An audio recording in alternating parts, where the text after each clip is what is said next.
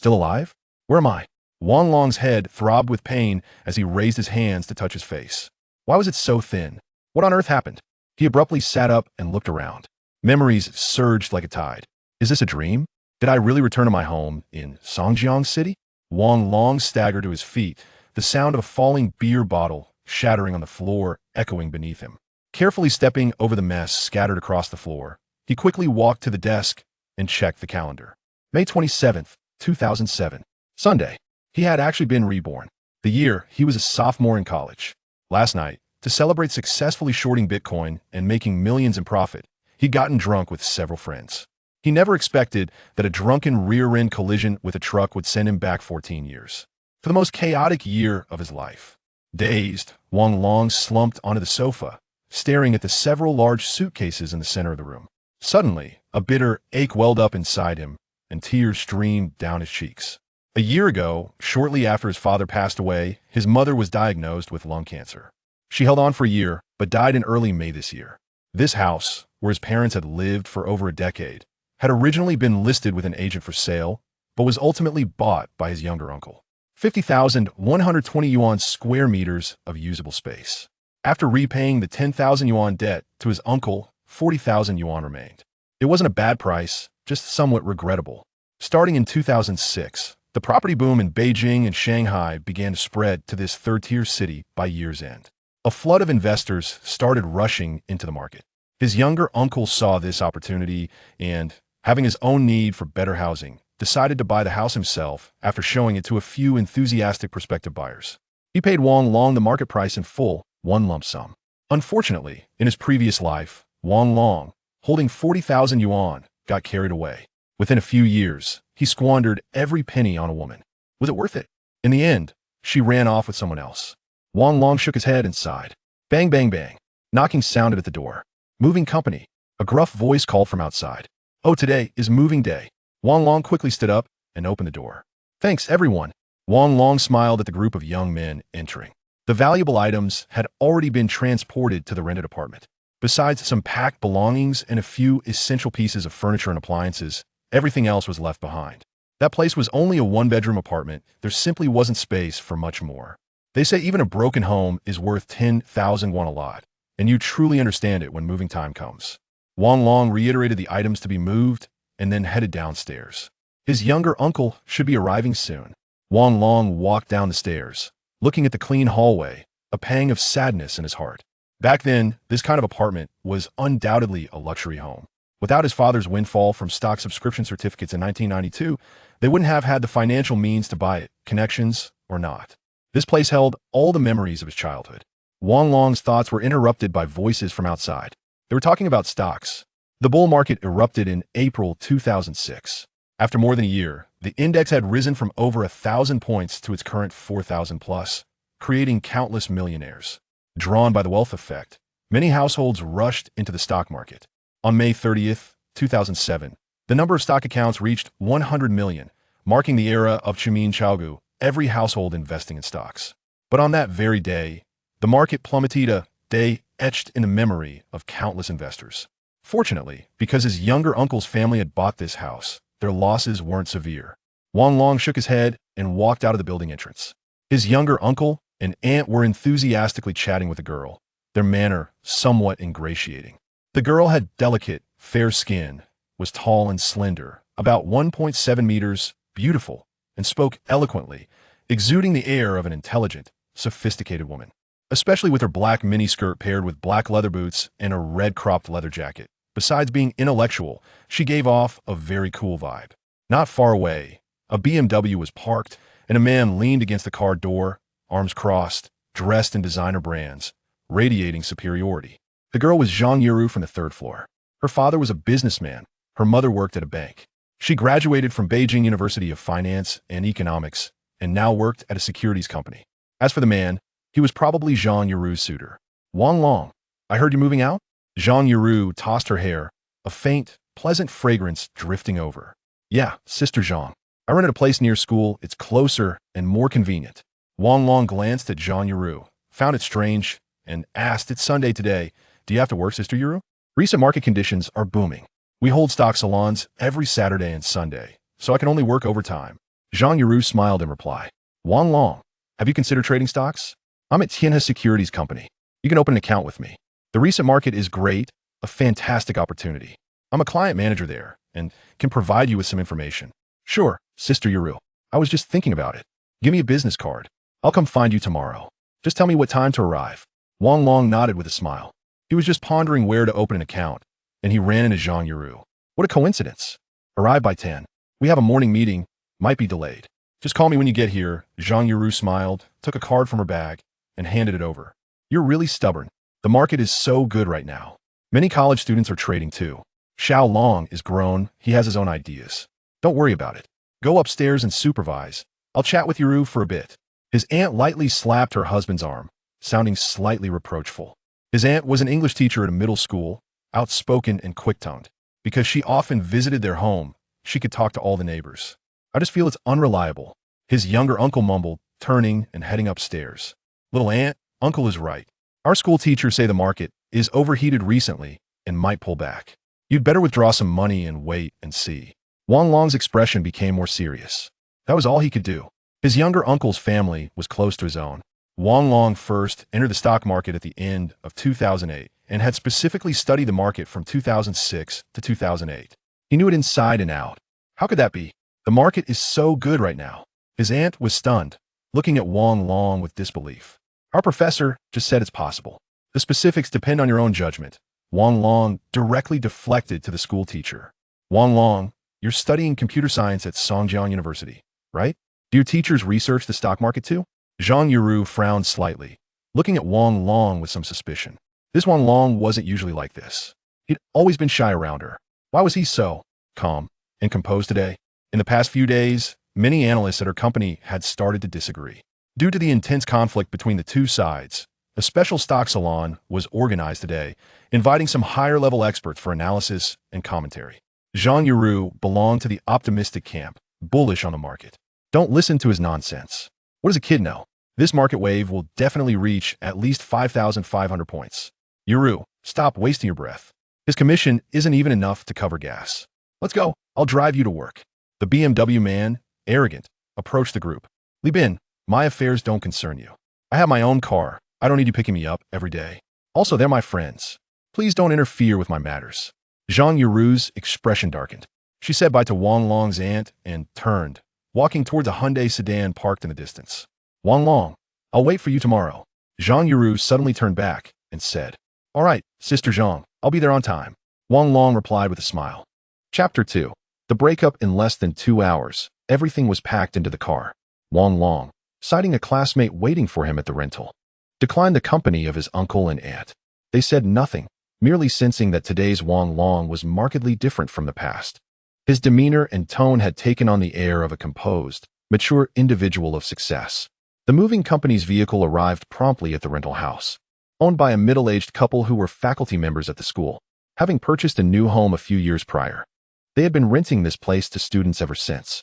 Initially, his uncle and aunt had hoped Wang Long would consider purchasing another property, but for reasons unknown to them, he firmly disagreed, and the matter was thus set aside. Master, the door on the left of the second floor, Wang Long instructed, stepping out from the passenger seat. As he ascended the stairs, a sense of nausea washed over him. He reflected on how, in his previous life, it was sheer folly that had led him to be enamored with a woman like Zhang Yao. Zhang Yao hailed from a county in the southern region, a student of the English department and one of the few southern girls on campus. He knocked on the door, and the sound of high heels echoed before the door swung open. Wang Long, Xiao Yao is in the bathroom getting ready. We're going out for lunch soon. So hurry them up. Yao Shi, why aren't you with your boyfriend? What brings you here? Wang Long shot a disdainful glance at the girl. Truly, like attracts like. Yao Shi was Zhang Yao's close friend from the same dormitory, also a high-achieving student in the English department, with long flowing hair and a charming appearance. My boyfriend is hosting a party tonight, and I want to take Xiao Yao along to broaden her horizons. Yao Shi turned, casting a triumphant glance at Wang Long, and then condescendingly remarked, Xiao Yao is quite unfortunate to be with you.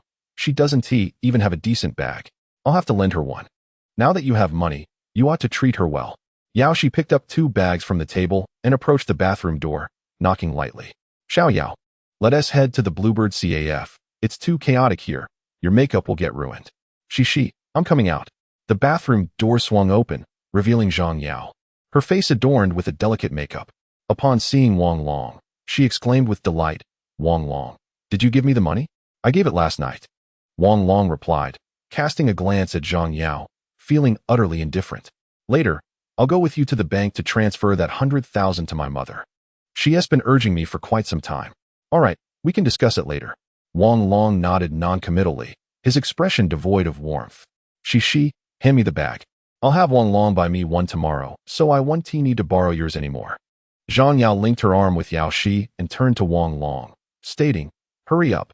We'll be waiting for you at the CAF." "Okay, I understand." Wang Long waved his hand and approached the door, receiving a boxy computer from a worker. The workers continued to carry items upstairs, placing them in designated spots. And within an hour, they were finished and departed. It was time to part ways with this woman. Indeed, he must retrieve the keys. Wang Long surveyed his surroundings, picked up his laptop bag, and headed toward the CAF. The CAF was merely 50 meters from his residence, nestled within the university's housing area, and he seldom visited.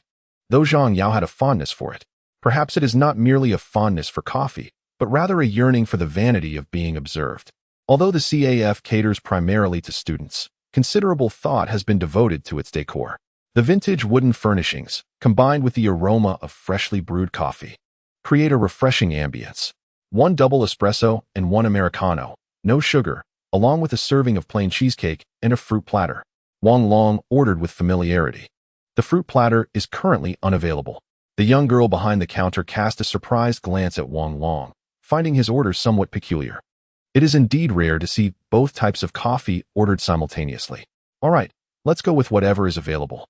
Wang Long rubbed his forehead, feeling a bit foolish, as he had mistakenly assumed he was in the CAF situated below his studio. The girl nodded, seemingly awed by Wang Long's commanding presence, and busied herself. "Wang Long, over here." Zhang Yao waved her hand. Wang Long glanced over, momentarily taken aback. Yao Shi's boyfriend, Lu Yu, was also present.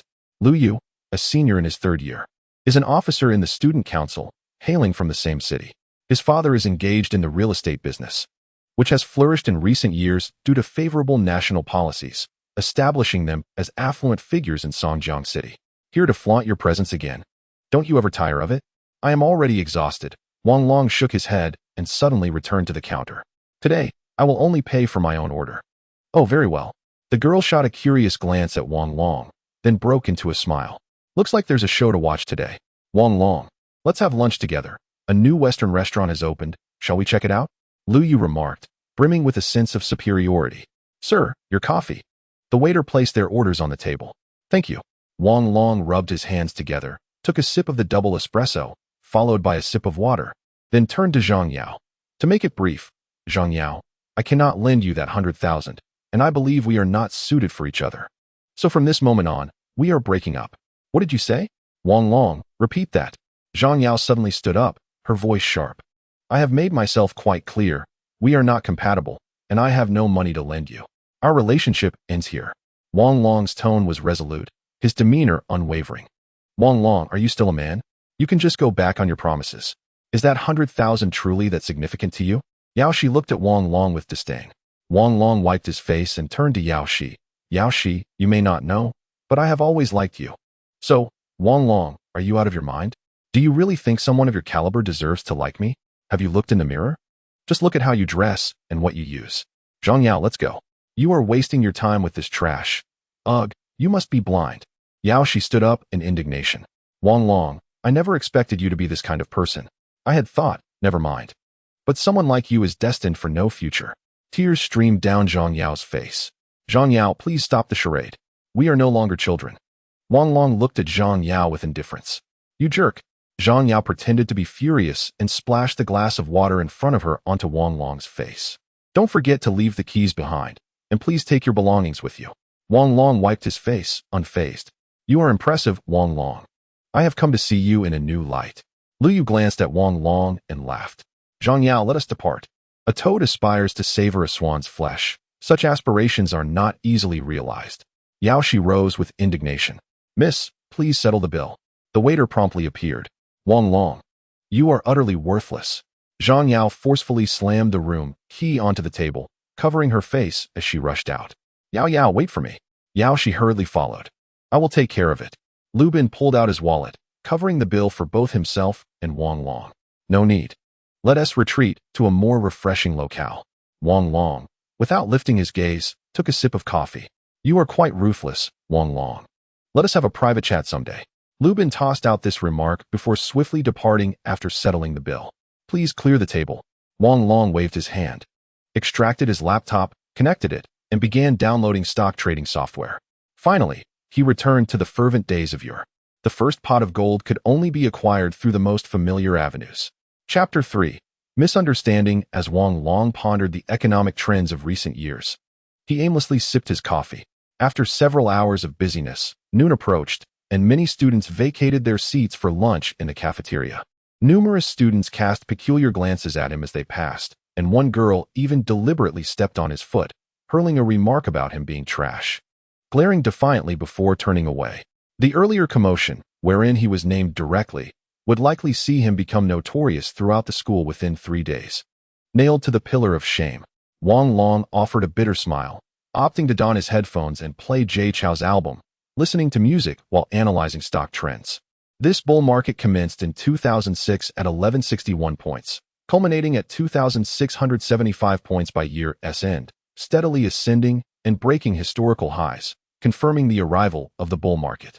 In early 2007, over the course of 5 months, it soared past 4,000 points, with only one significant fluctuation post-Spring Festival, nearly devoid of any substantial corrections, propelling the stock market's wealth-generating myth to its zenith. Stocks like Panhai Construction and Jilin Aodong exhibited 5-fold increases in 2006, while numerous stocks doubled. By 2007, the myth of wealth creation continued unabated, with vast amounts of social capital flooding into the stock market, with some audaciously claiming that the market could reach 10,000 points. Truly, these were frenzied times. However, I must act even more audaciously than they. Wang Long removed his headphones, grasped his coffee, and suddenly froze. His instructor, Zhao Yinran, approached and seated herself across from him. Zhao Yinran stood approximately 1.7 meters tall, possessed an exquisite figure, and exhibited a gentle demeanor. At 25 years old, she had completed her undergraduate studies at Songjiang University and continued her education there, pursuing a graduate degree in economic management, ultimately becoming an instructor in the computer science department. Widely regarded as the most beautiful woman at Songjiang University. Have you resolved your family matters? Do you need to rest a bit longer? Zhao Yinran inquired with a hint of concern in her eyes. Pretty much. I had intended to request leave from you tomorrow, but encountering you today eliminates that need for an additional trip. Wang Long tidied the table, smiling as he spoke. Zhao Yinran paused momentarily, taken aback by his use of Sister Yinran, a stark contrast to the usual formal address of Teacher Zhao. It seemed that after experiencing certain events, one could indeed become more tactful. The original Wang Long was quite shy, often blending into the background wherever he went. Now that matters had been settled, it was time to catch up on the missed classes. After all, we are a 211 institution, and the management is stringent. We must avoid failing and jeopardizing our graduation. She had heard about Wang Long's family circumstances, which filled her with sympathy. Seeing him in the CAF, having just broken up with his girlfriend, she approached to offer comfort and encourage him to focus on his studies. Not a problem, Sister Yinran. Rest assured, I will not cause you any worry. Well, you must also manage your personal affairs. I witnessed your situation with Zhang Yao from the 2nd floor. Let us avoid causing a scene. This is university. It's best to handle matters gently. As Zhao Yinran spoke, she suddenly gasped, her gaze fixed in shock behind Wang Long. Wu Yin, what are you doing here? You actually followed me. Wang Long swiftly turned around to find a man standing behind him. Zhao Yinran, you claim breaking up with me has nothing to do with anyone else. Who is he? Let me confront him. A young man, perhaps in his mid-20s, circled to the side of the table, his face contorted with rage as he pointed at Wang Long, his malevolence evident. What are you babbling about? He is my student. Let us discuss this outside. Zhao Yinran abruptly rose, pulling Wu Yin in an attempt to leave. Feeling guilty, are we? Zhao Yinran, why are you meeting a student on a Sunday? What issues warrant resolution on a weekend? You certainly have a flair for fabrication. Do students even engage in stock trading? The man suddenly seized Wang Long's laptop, turning it towards Zhao Yinran. Look, you're deceiving me. With that, He violently hurled the laptop to the ground. Bang! The laptop shattered into pieces. A crowd quickly gathered around them. Zhao Yinran stood frozen in disbelief. Wu Yin, please stop harassing me. We have broken up. Leave now, or I will call the police. Her voice grew increasingly frantic, eventually becoming hoarse. Sir, he is Professor Zhao's student. It was merely a chance encounter. A waiter interjected.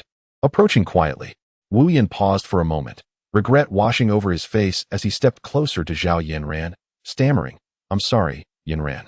I was just overly concerned about you. Please forgive me. Zhao Yinran silently retreated 2 steps, her face betraying her disgust. Wang Long stood up, feeling a deep sense of injustice for her. Once a man's suspicion arises, it tends to grow uncontrollably, making it exceedingly difficult to rein in.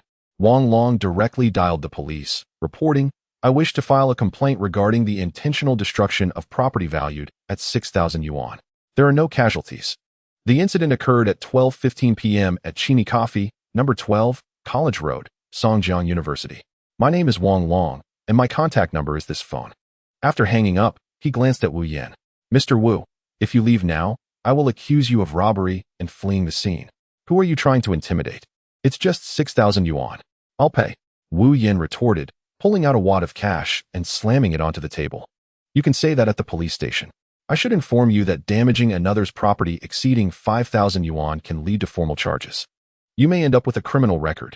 Do not intimidate me. My uncle works at the municipal police station. Despite the presence of witnesses, your father's connections at the police are of no consequence here. I hope you consider your words carefully. Wang Long, let him go. I will compensate you for the computer. Zhao Yinran appeared utterly drained, her eyes reflecting a plea.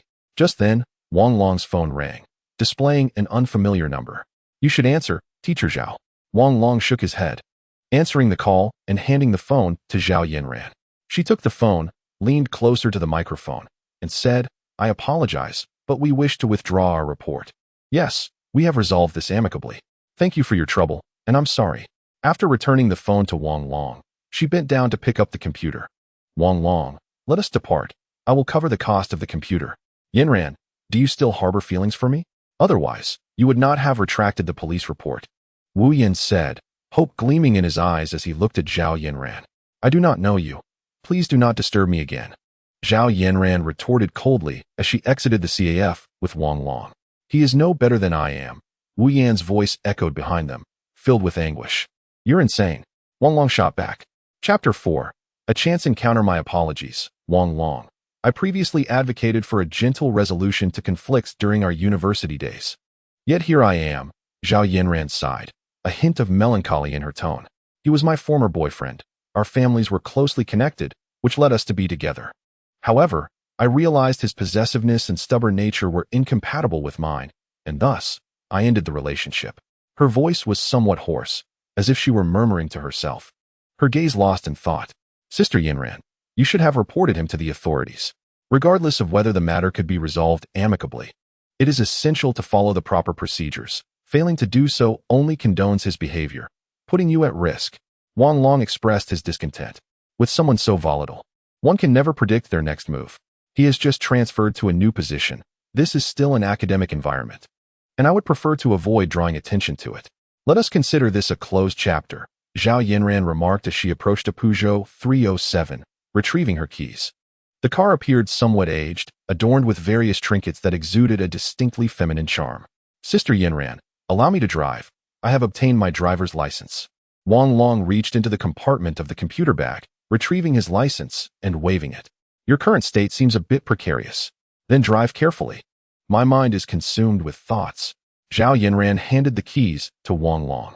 He accepted them, momentarily lost in reverie. In a previous life, his first car had been of this brand, accompanying him for 5 years. Wang Long opened the door, settled into the driver's seat, adjusted the position and height, fine-tuned the mirrors, inserted the key, and started the engine. Zhao Yinran, seated in the passenger seat, gazed at Wang Long in astonishment, perceiving a transformation in him. He exuded an earnest focus as he took charge. Sister Yinran, what motivated you to become a counselor? Wang Long inquired as he shifted gears, smoothly gliding onto the road. My family wished for me to ease into society gradually, and university is the perfect intermediary, close to the halls of power, yet still connected to the world outside. Zhao Yinren finally relaxed, responding softly. An excellent strategy. Wang Long accelerated, merging onto the main thoroughfare. In the year 2007, the city of Matsue, it boasted a scarcity of automobile-owning households, resulting in remarkably smooth traffic and convenient parking. Within less than half an hour, they arrived at the largest computer mall in the area. Wang Long parked the car, and Zhao Yinren emerged, clutching her computer. Yinren, what a coincidence. I was just looking for you. A Mercedes-Benz 600 glided to a stop beside them. Before the engine had even ceased to hum, a woman stepped out, elegantly opening the door. With short hair and a tall, well-proportioned figure, she appeared to be of a similar age to Zhao Yinren. Her attire, while understated, comprised subtle luxury pieces, with a C-line handbag being the sole high-end accessory. Exquisite, an embodiment of refinement from within, was Wang Long's appraisal of the woman. Qian, is that you? When did you return? Did Jiang Tao come back with you? Zhao Yinren exclaimed, rushing forward to embrace the woman. A man emerged from the passenger seat, casting a glance at Wang Long before turning his gaze to the two embracing women, his smile tranquil and warm. The man, in his early 30s, bore a few strands of gray in his hair, stood approximately 6 feet tall, and was dressed in casual attire, denim jeans, a white shirt, and a black jacket draped over his arm, projecting an air of simplicity and freshness. Yinren, it's been ages, he said, circling to the driver's side to turn off the engine, withdraw the key, and step out beside the two women. Jiang Tao, it's great to see you. Let me introduce you to my student, Wang Long. I accidentally broke my computer, and I brought him along to purchase a new one, Zhao Yinren said, stepping back from the embrace and smiling. Hello, Wang Long. I'm Jiang Tao, and this is my girlfriend, Huang Qian. She is a close friend of Yinren's. I hope I didn't startle you, the man said, extending his hand with a friendly grin. Pleasure to meet you, Mr. Jiang, Wang Long replied, shaking his hand. The bond of sisterhood is truly enviable. Their hands clasped together warmly. Jiang Tao paused, casting a curious glance at Wang Long, before playfully patting his shoulder and turning to Huang Qian. How about we all have lunch together with Yinren? It's a celebratory day? Absolutely. After we buy the computer, we can go.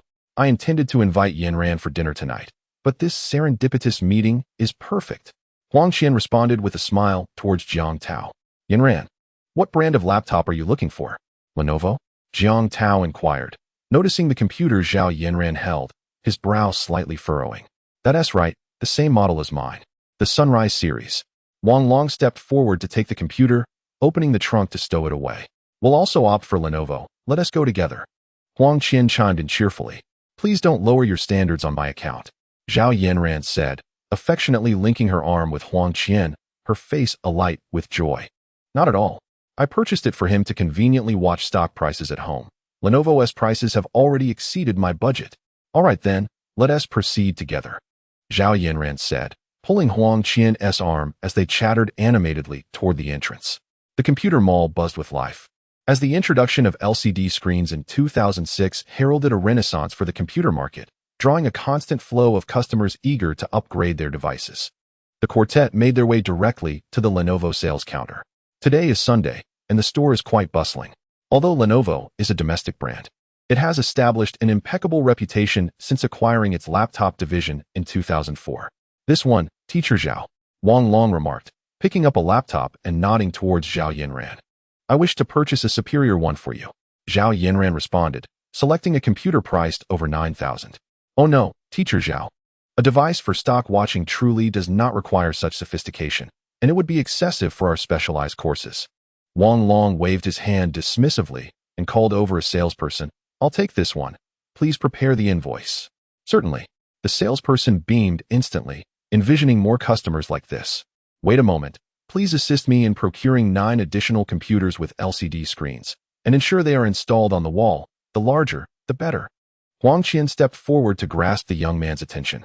Absolutely. You can rest assured. No problem at all. The salesperson grinned widely. Wang Long cast a surprised glance at Huang Qian, then turned to see Jiang Tao standing by the entrance, hesitating to enter. He couldn't help but murmur to himself. This doesn't seem like mere pretense. They must be quite skilled. After a moment of contemplation, Wang Long spoke up. Please arrange for 5 more computers, matching her specifications, to be installed by 3 o'clock tomorrow afternoon. Ensure a professional technician is assigned. I require 1 mouse to control all screens. Wang Long, what do you need so many computers for? That's quite a sum.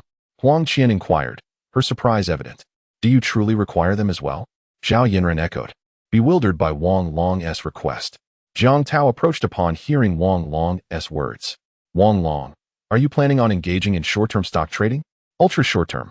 Wang Long replied with a smile. But surely 5 computers will not suffice, Jiang Tao observed intently.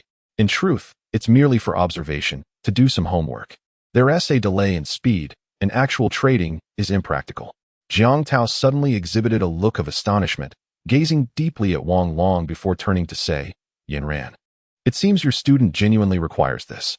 Huang Qian, let us indulge in a fine lunch today. I wish to converse with Wang Long. Jiang Tao continued.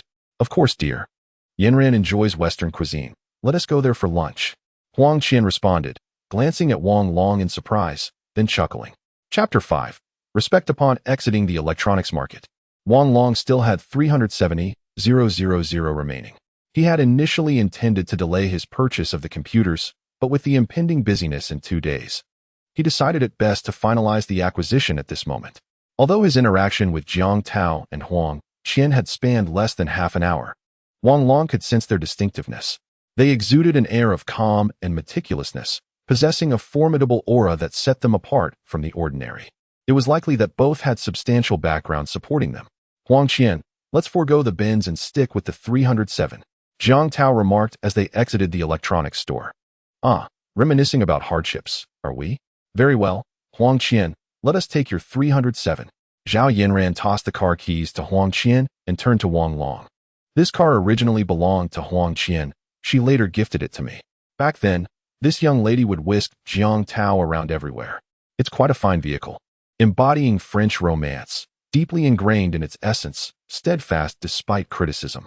Wang Long smiled faintly, responding with a subtle air of indifference. Wang Long, with just your words. I shall regard you as my younger brother.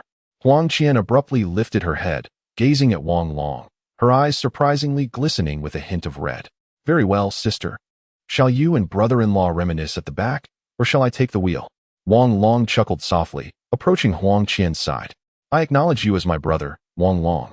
Huang Qian handed the keys to Wang Long, pulling Jiang Tao into the back seat. Zhao Yinran looked on in astonishment at Wang Long and Huang Qian, unable to fathom why her dear friend had chosen Wang Long and even recognized him as a brother.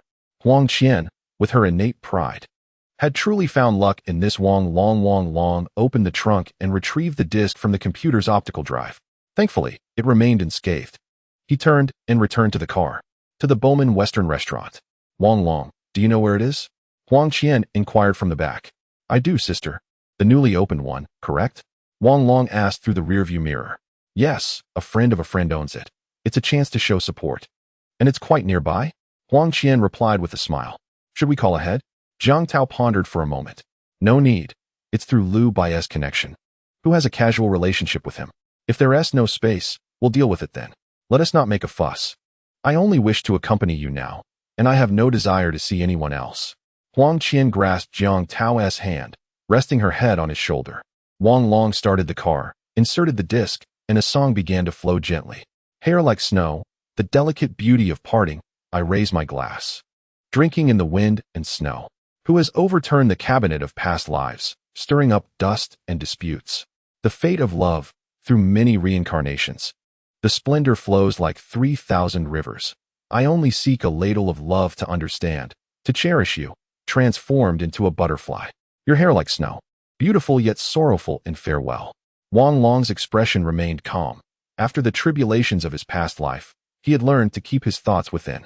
Jiang Tao's face was equally stoic, yet Huang Qian and Zhao Yinran were stirred with emotion, tears streaming down their cheeks.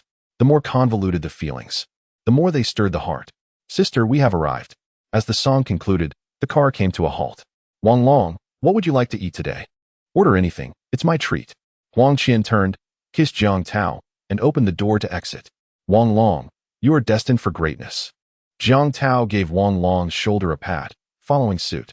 Wang Long, I am tempted to recognize you as my brother. Zhao Yinran softly remarked, wiping her eyes.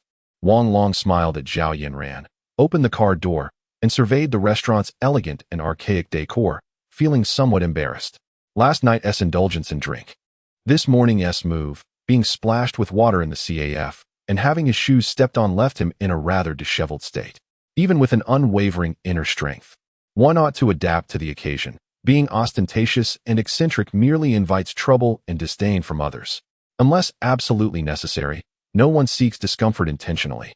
He could afford another set of clothes. Courtesy is indeed a form of respect. Brother-in-law, you all go ahead. I will join you shortly. Wang Long turned, clutching the car keys as he walked aside. What do you think he is up to?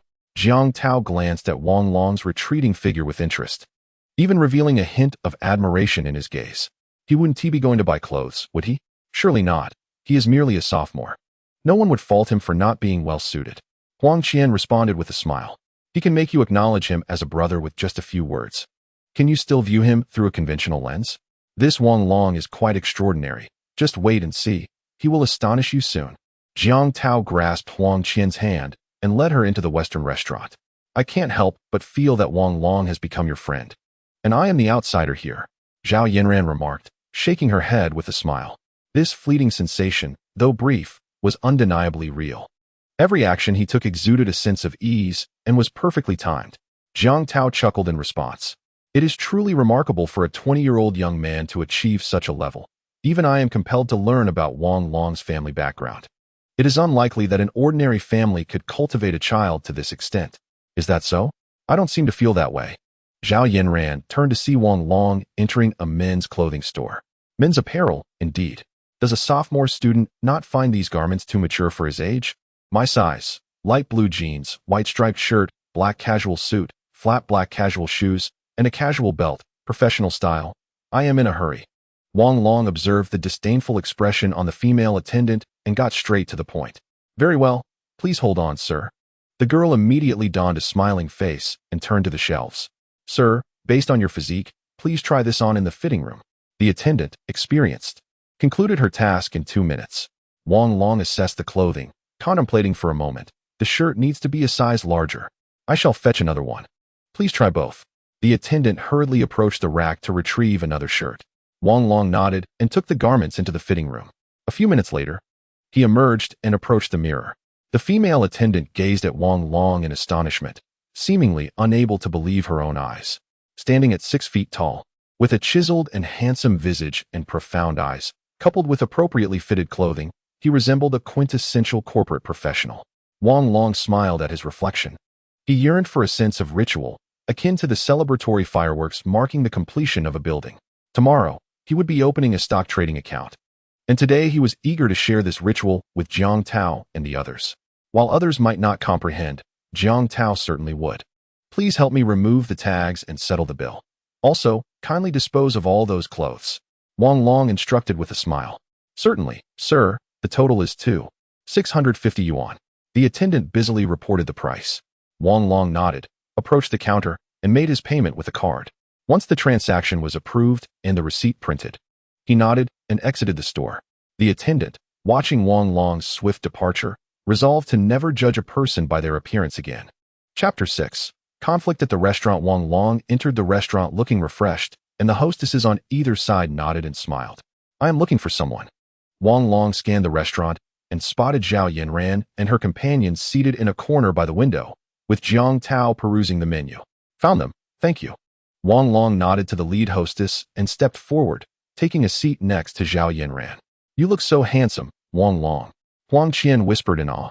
Zhao Yanran turned her head and was taken aback by Wang Long's attire. The transformation was so significant that he hardly resembled a sophomore. Jiang Tao looked up and chuckled. Are you finished with the stock market today? Planning to have lunch? I'll be dining on the boxed meals from the VIP room if I don't go downstairs at noon. Wang Long replied with a smile. Oh, where is this VIP room you speak of? You seem quite affluent, Jiang Tao remarked, casting a surprised glance at Wang Long before bursting into laughter. Not at the moment, but I intend to open one tomorrow, Wang Long said as he picked up a warm towel that had been delivered and wiped his hands before placing it back on the tray. Wang Long, do you know how much it costs to enter a VIP room these days? Jiang Tao asked. His interest peaked as he set down the menu. Between 1 million to 6 million. I imagine that's the standard for opening an account at Tiana Securities, Wang Long responded with a grin. Is that a challenge? Jiang Tao's expression turned serious, suggesting he was contemplating extending assistance. It's not a major hurdle. Although I can only contribute 350,000, I'm confident they will agree. Wang Long chuckled, unfolding the napkin from his plate and tucking a corner beneath it.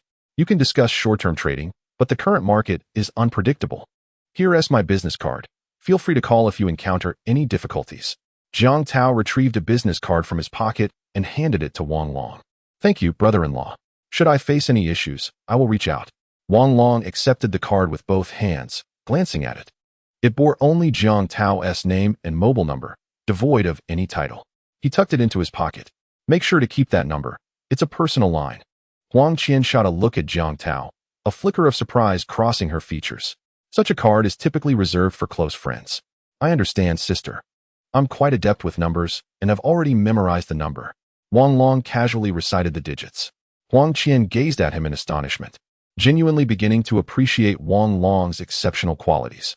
The number was one she had purchased for Jiang Tao years prior, containing their birthdays, not a special sequence. And Wang Long's ability to recall it at a glance was indeed remarkable. I told you not to view him with ordinary eyes. Now you see, don't you? Jiang Tao laughed, glancing at Huang Qian before turning to Wang Long and handing him the menu. Choose whatever you like. I'll have the same. I have a hard time deciding as a Libra. Brother-in-law, I prefer simple dishes. Wang Long took the menu, scanning it quickly. In his previous life, he had frequented this restaurant after its opening, often due to Zhang Yao's fondness for it, and he was quite familiar with the offerings. It's all right, for me. Dining at a Western restaurant is more about the ambience. Jiang Tao replied with a carefree smile. All right, brother-in-law, I will order for myself. If you don't fancy it, perhaps the waiter can suggest something for you. Wang Long said, placing the menu down and addressing the waiter. I'll have a siphon coffee, a medium rare black pepper steak, and a French baguette. That will be all. The nearby waiter quickly took note. I'll have the same as him. Jiang Tao added. The waiter nodded and swiftly departed. By the way, Yanran, what were we discussing before Wang Long arrived? Jiang Tao cast a glance at Zhao Yanran, his eyes filled with enigmatic intrigue. She recounted how Wang Long had parted ways with his girlfriend, only to coincidentally encounter him at a CAF. Eventually, his ex-boyfriend shattered Wang Long's computer, leading to a series of events that unfolded. Yanran, confess honestly, is there truly something between you and Wang Long? Huang Qian's gaze flitted between Zhao Yanran and Wang Long, appearing to find them quite well matched. Yanran, we are sisters. You need not be shy. Teacher-student romances are becoming more common. Huang Qian wore a gossipy expression. Qian, what nonsense are you spouting? There is absolutely nothing between us, Zhao Yanran replied, her face flushed as she pondered her words. Unexpectedly, a woman approached briskly from the side. Wang Long, you ended our relationship for another woman? Have you no shame? It turned out to be Zhang Yao, who promptly burst into tears. Look at you, dressed like that. Did you sell your house and take tens of thousands to latch onto a wealthy woman? Ah, teacher Zhao Hao. How could it be you? Yao, she exclaimed, her barrage of accusations momentarily halted as she turned to Zhao Yanran in disbelief. Zhao Yanran stood frozen, staring blankly at the two unruly girls, as if her worldview had been entirely upended. The coincidence was astounding, resembling a scene from a novel. Even Wang Long was taken aback by the unexpected turn of events. This morning, Lu Yu had mentioned the opening of a Western restaurant, and it turned out to be this very place. The commencement of his work had indeed turned out to be rather extraordinary. Teacher Zhao, you are an idol in our hearts. How could you engage in such behavior? I will report you at school. Zhang Yao, shedding her innocent facade, pointed an accusatory finger at Zhao Yanran. Zhang Yao, you have misunderstood. Zhao Yanran rose, her face burning as she attempted to clarify. Misunderstood? The car outside, a 307, belongs to you, driven by Wang Long. What more do I need to say about your relationship? You have a boyfriend. You are truly revolting. Zhang Yao's voice grew increasingly loud, culminating in foul language that drew the attention of many nearby. Be quiet. Huang Qian abruptly stood, seizing her cup and splashing water across Zhang Yao's face. Such foul language. And you dare call yourself a university student? Zhang Yao screamed in shock and stepped back, only to recover quickly and charge forward, disheveled. Slap. Wang Long raised his arm and delivered a resounding slap. Zhang Yao, we have broken up. Kindly refrain from creating a scene here. Wang Long stood firm, frowning at Zhang Yao. You dare to strike me? Lu Yu. Lu Yu. Yao, she shrieked in alarm. Silence. Lu Yu approached and forcefully pulled Yao Shi aside. Lu Yu, Are you out of your mind? Why are you dragging me? Yao Shi looked at Lu Yu in astonishment, momentarily caught off guard. I apologize, Teacher Zhao, I apologize. Aunt Huang, we shall leave at once. You may continue your meal. Lu Yu bowed apologetically. Take your woman and leave. Spare us the disgrace. Huang Qian frowned, waving her hand dismissively as if swatting away a fly. All right, Aunt Huang, we will depart immediately. Lu Yu hastily pulled Yao Shi and Zhang Yao away, fear evident in his demeanor. Chapter 7. The mysterious Huang Qian. The group settled back into their seats, murmurs of discussion resonating around them, and even some condescending remarks floated through the air. Huang Qian glanced at her helpless friend, Yin Ran, and suddenly smiled. Although I have resolved your issue, I can't help but feel somewhat guilty. If it's not true, then it can only be described as an extraordinary coincidence. Really, it's not. Yin Ran replied. Do you not know who I am? I didn't consult the almanac today. How unfortunate. Tears nearly brimmed in Zhao Yinran's eyes. Wang Long observed Zhao Yinran's pitiful expression, sighed, and took a sip of water, eager to conclude the meal and return home.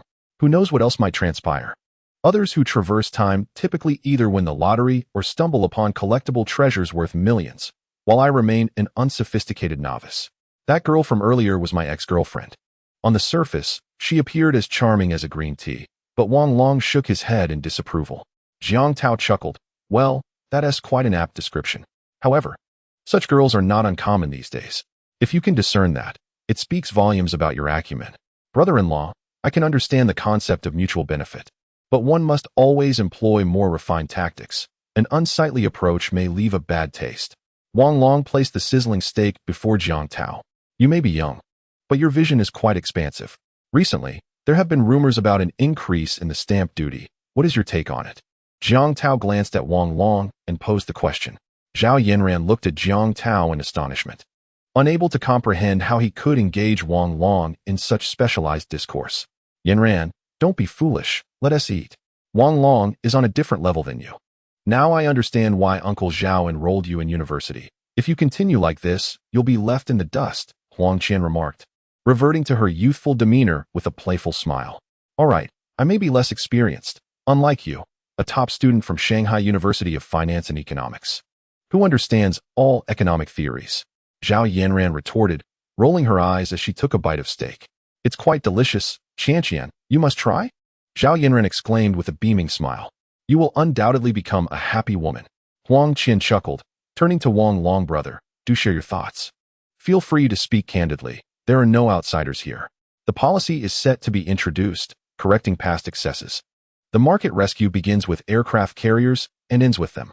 Wang Long poured the coffee into his cup, closing his eyes to savor the flavor. Reminiscent of his previous life, the situation had already deviated from the expected path. The scene before him was uncharted territory from his past existence, and he would ultimately have to integrate into this world and strive to succeed. Wang Long opened his eyes, meeting Jiang Tao's gaze, and in that moment, he exuded a presence that rivaled Jiang Tao's. Jiang Tao and Huang Qian exchanged a glance, both displaying expressions of astonishment. With their substantial backgrounds, they were privy to the impending policy news, having already minimized their holdings in anticipation of a strategic reentry. However, they understood that such knowledge was not universally shared. Aside from a select few influential capitalists, most were merely speculating based on whispers. Yet, Wang Long's tone conveyed an unwavering conviction. Officials have publicly refuted the rumors. How can you be so certain the policy will be enacted? Huang Qian sipped her coffee, dabbed her mouth with a napkin, and feigned nonchalance in her inquiry. The stock market is overheated. Even the cleaning aunties are trading stocks. Wang Long pointed out the window at a cleaner engrossed in stock trading on his phone, chuckling as he remarked, So, you still wish to venture into the stock market?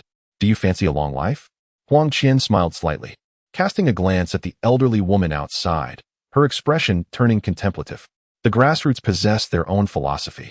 Perhaps this is the fundamental reason why many individuals manage to carve out a niche with limited capital. Wang Long, do you genuinely believe there will be such significant fluctuations? Is there even a need for market intervention? Will anyone step in?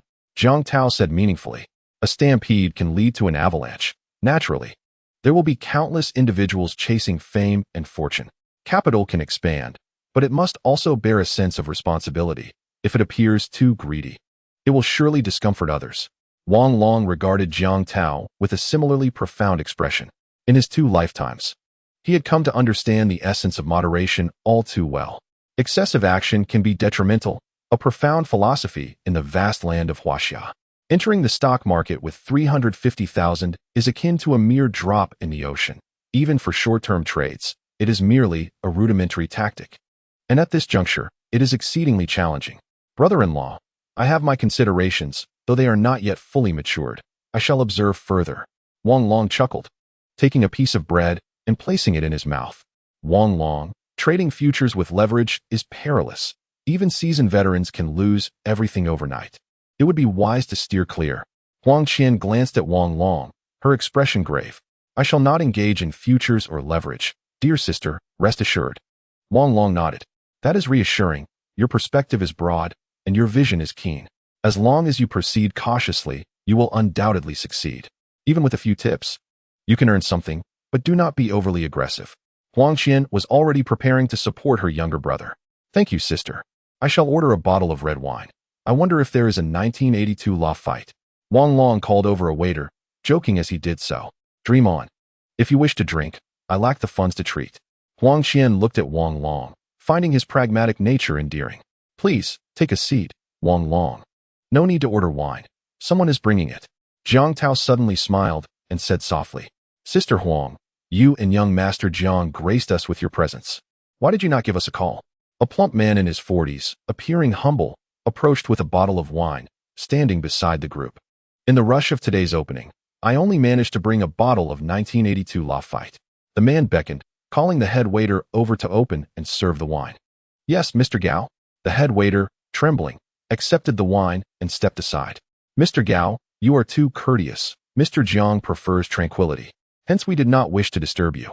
Huang Qian stood up. This is my best friend, Zhao Yanran, and this is my newly recognized younger brother, Wang Long.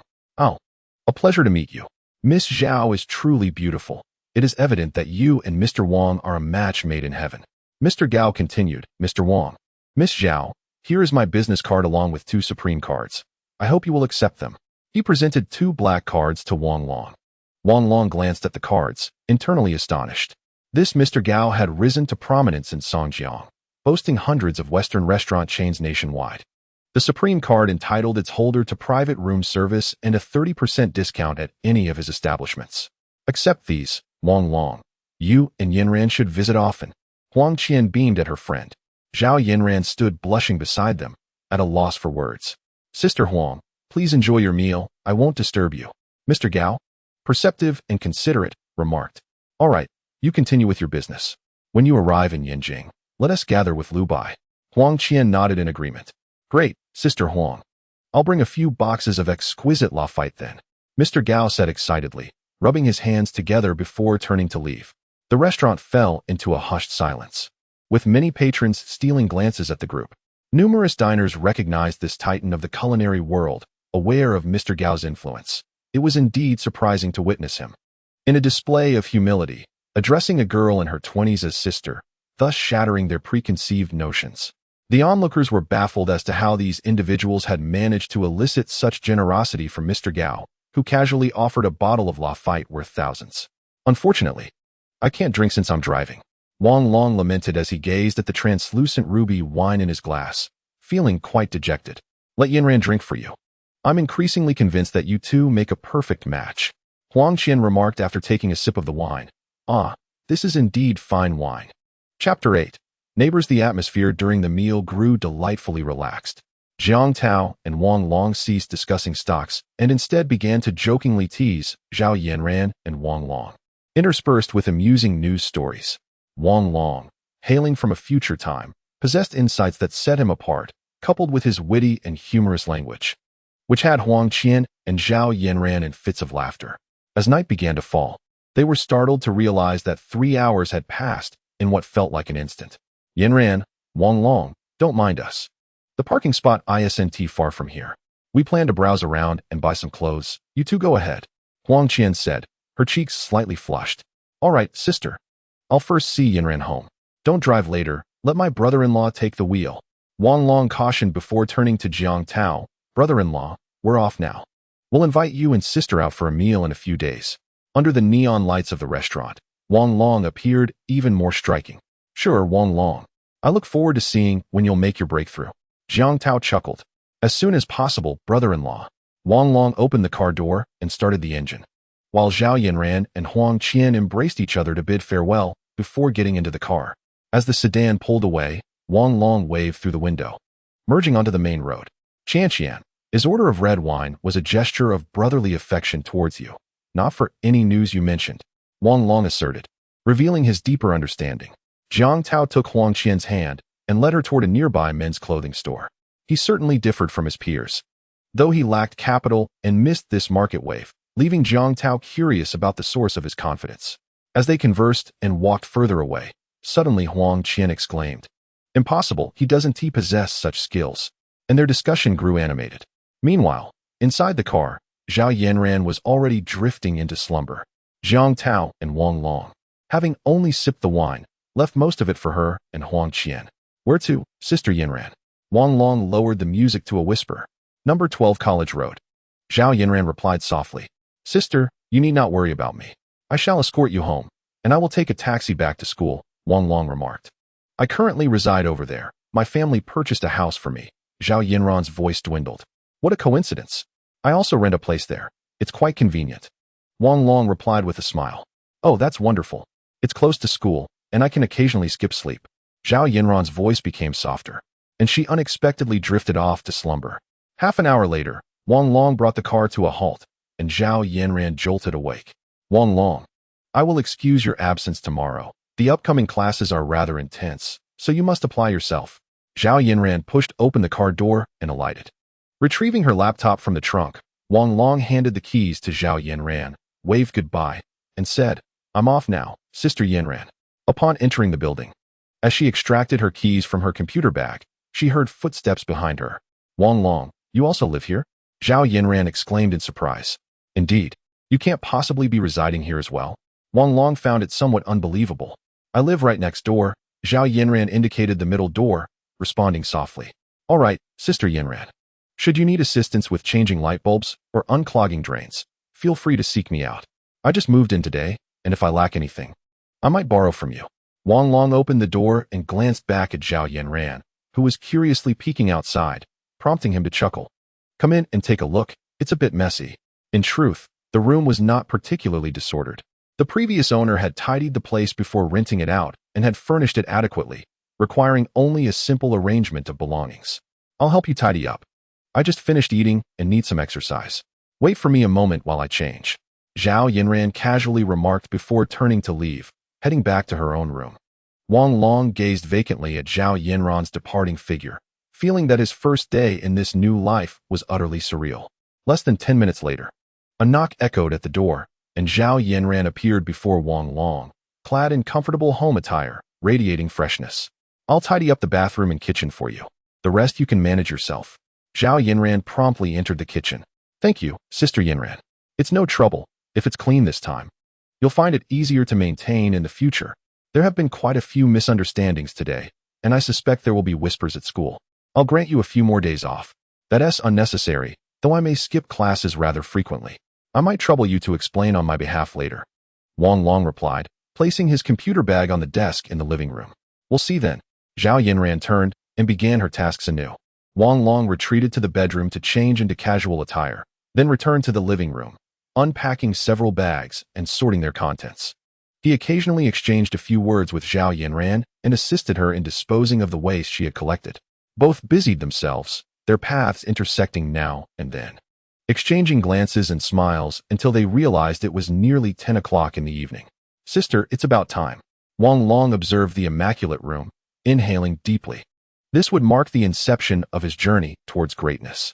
Zhao Yanran removed her gloves, accepting the cola Wang Long handed her, momentarily lost in thought. A few hours ago, she had unexpectedly felt happiness. "I'm heading back now. You should rest early." Zhao Yanran removed her apron and set it aside. "All right, Sister Yanran, take care," Wang Long said with a smile. "By the way, Wang Long, I want to learn how to trade stocks. The things I learned in school are utterly useless. Could you teach me?" Wang Long paused, glanced at Zhao Yanran, and seeing her serious expression, nodded in agreement. "Sure, come over tomorrow afternoon." After I install the computer, I'll teach you a few things. The market is quite favorable right now. I'll lend you 50,000 yuan to start with. You can help me out. And once I've improved my skills, you can pay me back. Don't worry, if there are losses, I'll take the hit. If there are profits, we'll split them evenly. Zhao Yinran spoke softly. Sister Yinran, you really trust me. All right, I'll go open an account tomorrow. Please transfer the money to my bank card in the morning. I'll give you the card number. Wang Long went inside, retrieved his bank card, and returned to the living room, placing the card on the desk. Zhao Yinran quickly noted it down. Okay, Wang Long, I'm heading back now.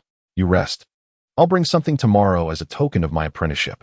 With a light step, Zhao Yinran left, the door closing behind her. What a surreal day. Wang Long sat down, opened his computer, and continued downloading software. The room was silent. He pulled out a notebook and jotted down some memories in shorthand, encircling the numbers 512 and 1127 in red. By the time Wang Long lay down, it was already 1 in the morning. That night, he dreamt of a door closing behind him, with a vast blue ocean stretching out before him. Chapter 9. Intrigues in the office ding. The alarm on his mobile phone rang punctually at 8 o'clock. Wang Long turned over, picked up his phone, and turned off the alarm, experiencing a moment of disorientation. It seemed he had truly been reborn. The Nokia 6680 in his hand felt like a relic of an era, familiar yet foreign. In 2007, the Nokia brand still shone brightly in the mobile market. No one could have anticipated its acquisition by Apple for $71 billion a few years later. That year, Apple's first-generation phone had been released, criticized for its non-removable battery, yet it would soon become an industry standard. Wang Long got up, quickly washed up, and looked into the mirror. His physique was well-proportioned, with six-pack abs defined and exuding the vigor of youth. A knock echoed from the door, followed by the sound of high heels. There was a moment of hesitation at Wang Long's door before the sound of footsteps descended the stairs. At 8:30, Wang Long descended promptly, ordered wontons and 2 potato pancakes at the school cafeteria, and left with an impassive expression, despite the stares from some onlookers. Thankfully, he did not encounter his dorm mates. Otherwise, they would undoubtedly have bombarded him with questions. He hailed a taxi and climbed in. Inside the car, an expert was discussing predictions for the stock market, while the taxi driver wore a beaming smile, clearly in high spirits. Zhongshan Road, Tianhe Securities. Wang Long instructed. All right. The driver glanced at Wang Long through the rearview mirror and smiled, remarking on the thriving market. Even university students were dabbling in stocks. But do mind the risks. Young man, he cautioned. Thank you. With a modest capital of around 10 to 20,000 yuan, if I incur losses, I'll just consider it tuition. Wang Long chuckled, his phone in his pocket suddenly ringing. He retrieved it. Wang Long, I've transferred 50,000 yuan to your account. Please check with the brokerage. Zhao Yinran's voice was gentle on the other end. All right, Sister Yinran. I'll call you once the computer is set up. There was a brief pause from Zhao Yinran, as if she wished to say more, but ultimately, she simply said, then I'll hang up now. Okay, see you in the afternoon. Wang Long ended the call. Here we are, 10 yuan. The driver announced. Scan with WeChat. Oh no, here is your cash. Wang Long fumbled through his backpack to retrieve his wallet, handing over the 10 yuan. Wishing you profits, young man, the driver said with a smile before speeding away. The front of the brokerage was bustling with people, with cheers occasionally erupting. Groups of retail investors congregated outside, engaged in animated discussions about the stock market. It was now 9:40 a.m., with 20 minutes until 10. Wang Long purchased a financial newspaper, stepping into a nearby KFC to enjoy a cup of coffee. The optimistic voices in the newspaper dominated, and after quickly skimming through it, he finished his coffee and took out his phone. 5 minutes to 10, he noted, exhibiting a somewhat obsessive fixation on time. Sister Yaru, this is Wang Long. I've arrived. His voice lowered. Head straight to the 3rd floor. I'll be waiting at the elevator. The background noise suggested Zhang Yaru was moving swiftly, greeting others as she walked. All right, I'm on my way. Wang Long folded the newspaper, exited KFC, and entered the brokerage. Upon entering, there were 2 halls on either side, showcasing stocks from the Shanghai and Shenzhen stock exchanges. Everyone was fervently focused on the large screen, which displayed a sea of red. Today's market was expected to soar nearly 100 points. Wang Long, expressionless, approached the elevator and pressed the button to ascend. Ding! The elevator doors opened to reveal Zhang Yaru in professional attire. Wang Long, there are many opening accounts today. I just finished up. Come to my office. Sure, Sister Yaru. If you're busy, I can wait. I have quite a few questions. Wang Long followed Zhang Yaru into an office. The office was spacious, undoubtedly superior to those of other account managers. Wang Long surveyed the individuals present, all impeccably dressed with an air of arrogance. These individuals clearly belonged to a formal establishment. Unlike the client managers hired from the streets, they were akin to nobles with connections. Yaru, your skills in attracting clients seem to be waning. Even a university student has made it into your roster.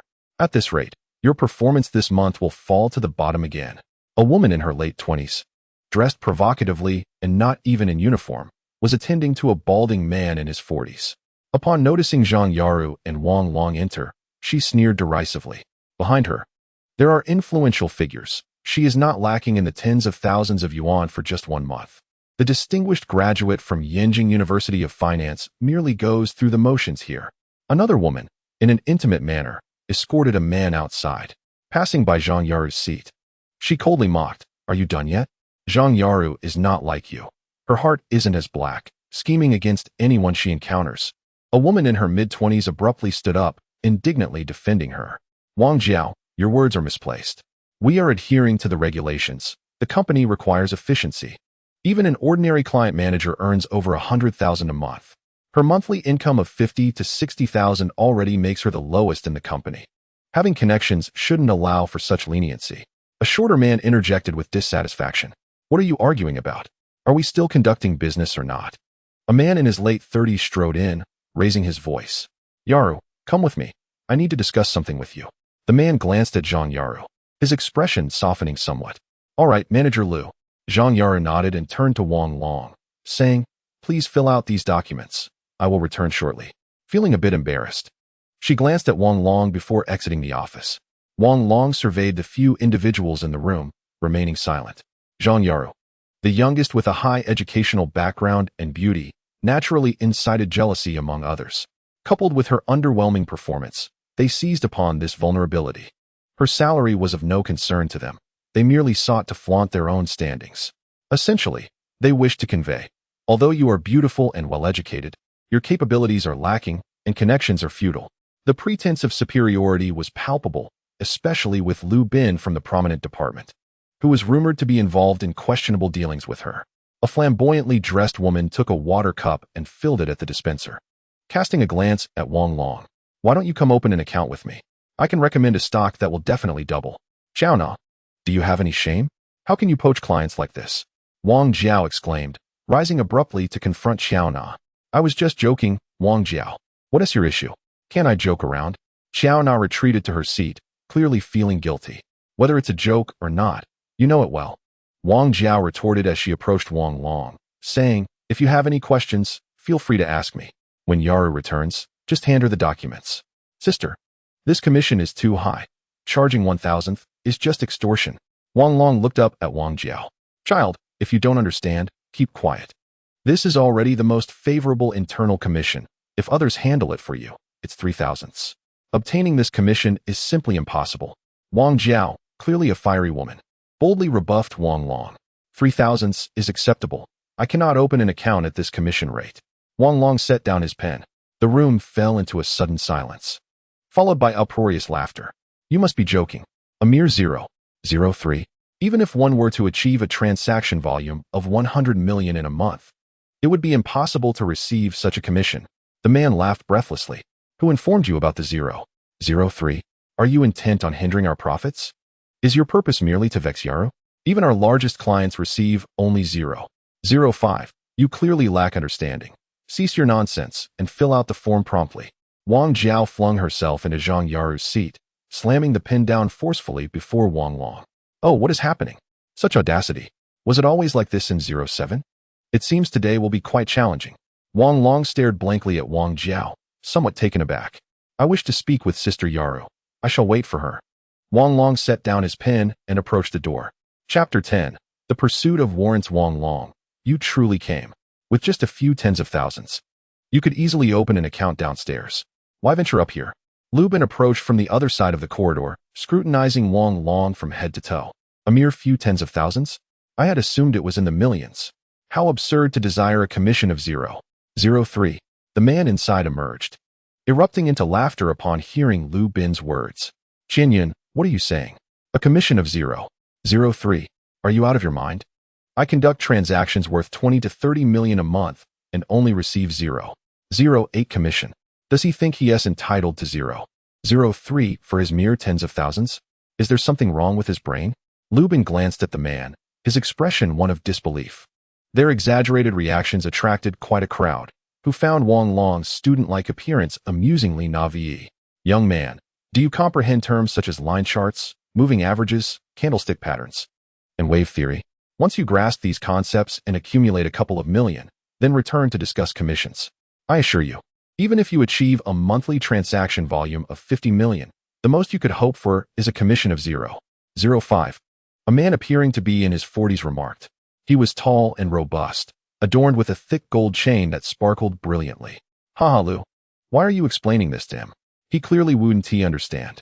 I suspect he doesn't even know what one means. Qian Yun interjected with a mocking grin. Oh, Lu, why are you out here? Another limit up, perhaps? Congratulations. The market is thriving.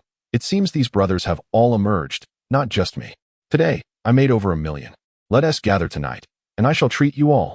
The imposing Lu declared, waving his hand with an air of self-satisfaction. Very well, after the market closes. Let us discuss where to go. Lately, the profits have been overwhelming. Lubin cast a derisive glance at Wang Long. Gentlemen, why is everyone out? Is it another limit up? Manager Lu and Zhang Yaru approached, their faces adorned with smiles. Thanks to Manager Lu, I made a small profit.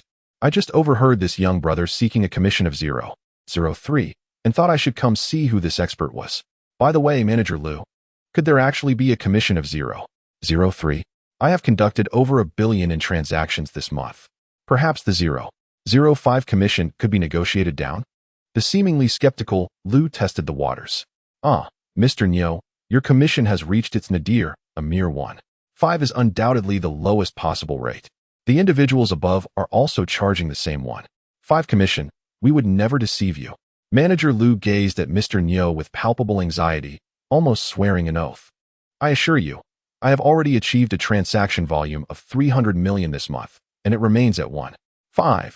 Who is requesting a commission of 0.3? I would like to see this remarkable individual. A lean man, approximately 36 or 37 years old, descended the stairs, his fingers stained with nicotine. Mr. Jiang, it is indeed rare to see a figure of your stature descend. It is this young brother here, haha. Mr. Nyo pointed to Wang Long and laughed heartily. Today has been rather unfruitful. I needed to vent. Mr. Jiang approached the crowd, casting a glance at Wang Long, and realized he was merely a student, hence his audacious remarks. Young brother, pray tell, what gives you the audacity to demand a commission of 0.3? Surely you jest. Whose client might this be? Mr. Jiang. He is my client. Zhang Yaru stepped forward, addressing Mr. Jiang with great deference. Yaru, he is your client? How much does he intend to deposit? I have never heard of a commission as low as 0.3. Mr. Jiang's tone softened somewhat. He is the younger brother of my neighbor. He cannot deposit much. I merely wish for him to profit from the market conditions. I will guide him on the technical aspects. Zhang Yaru replied with a smile. Sister Zhang, I plan to deposit 400,000. I have brought the money with me. However, a commission of 0.1 is excessively high. I must achieve at least 100 million in transaction volume each month. And this is merely the beginning, Wang Long stated gravely. Laughter erupted around them.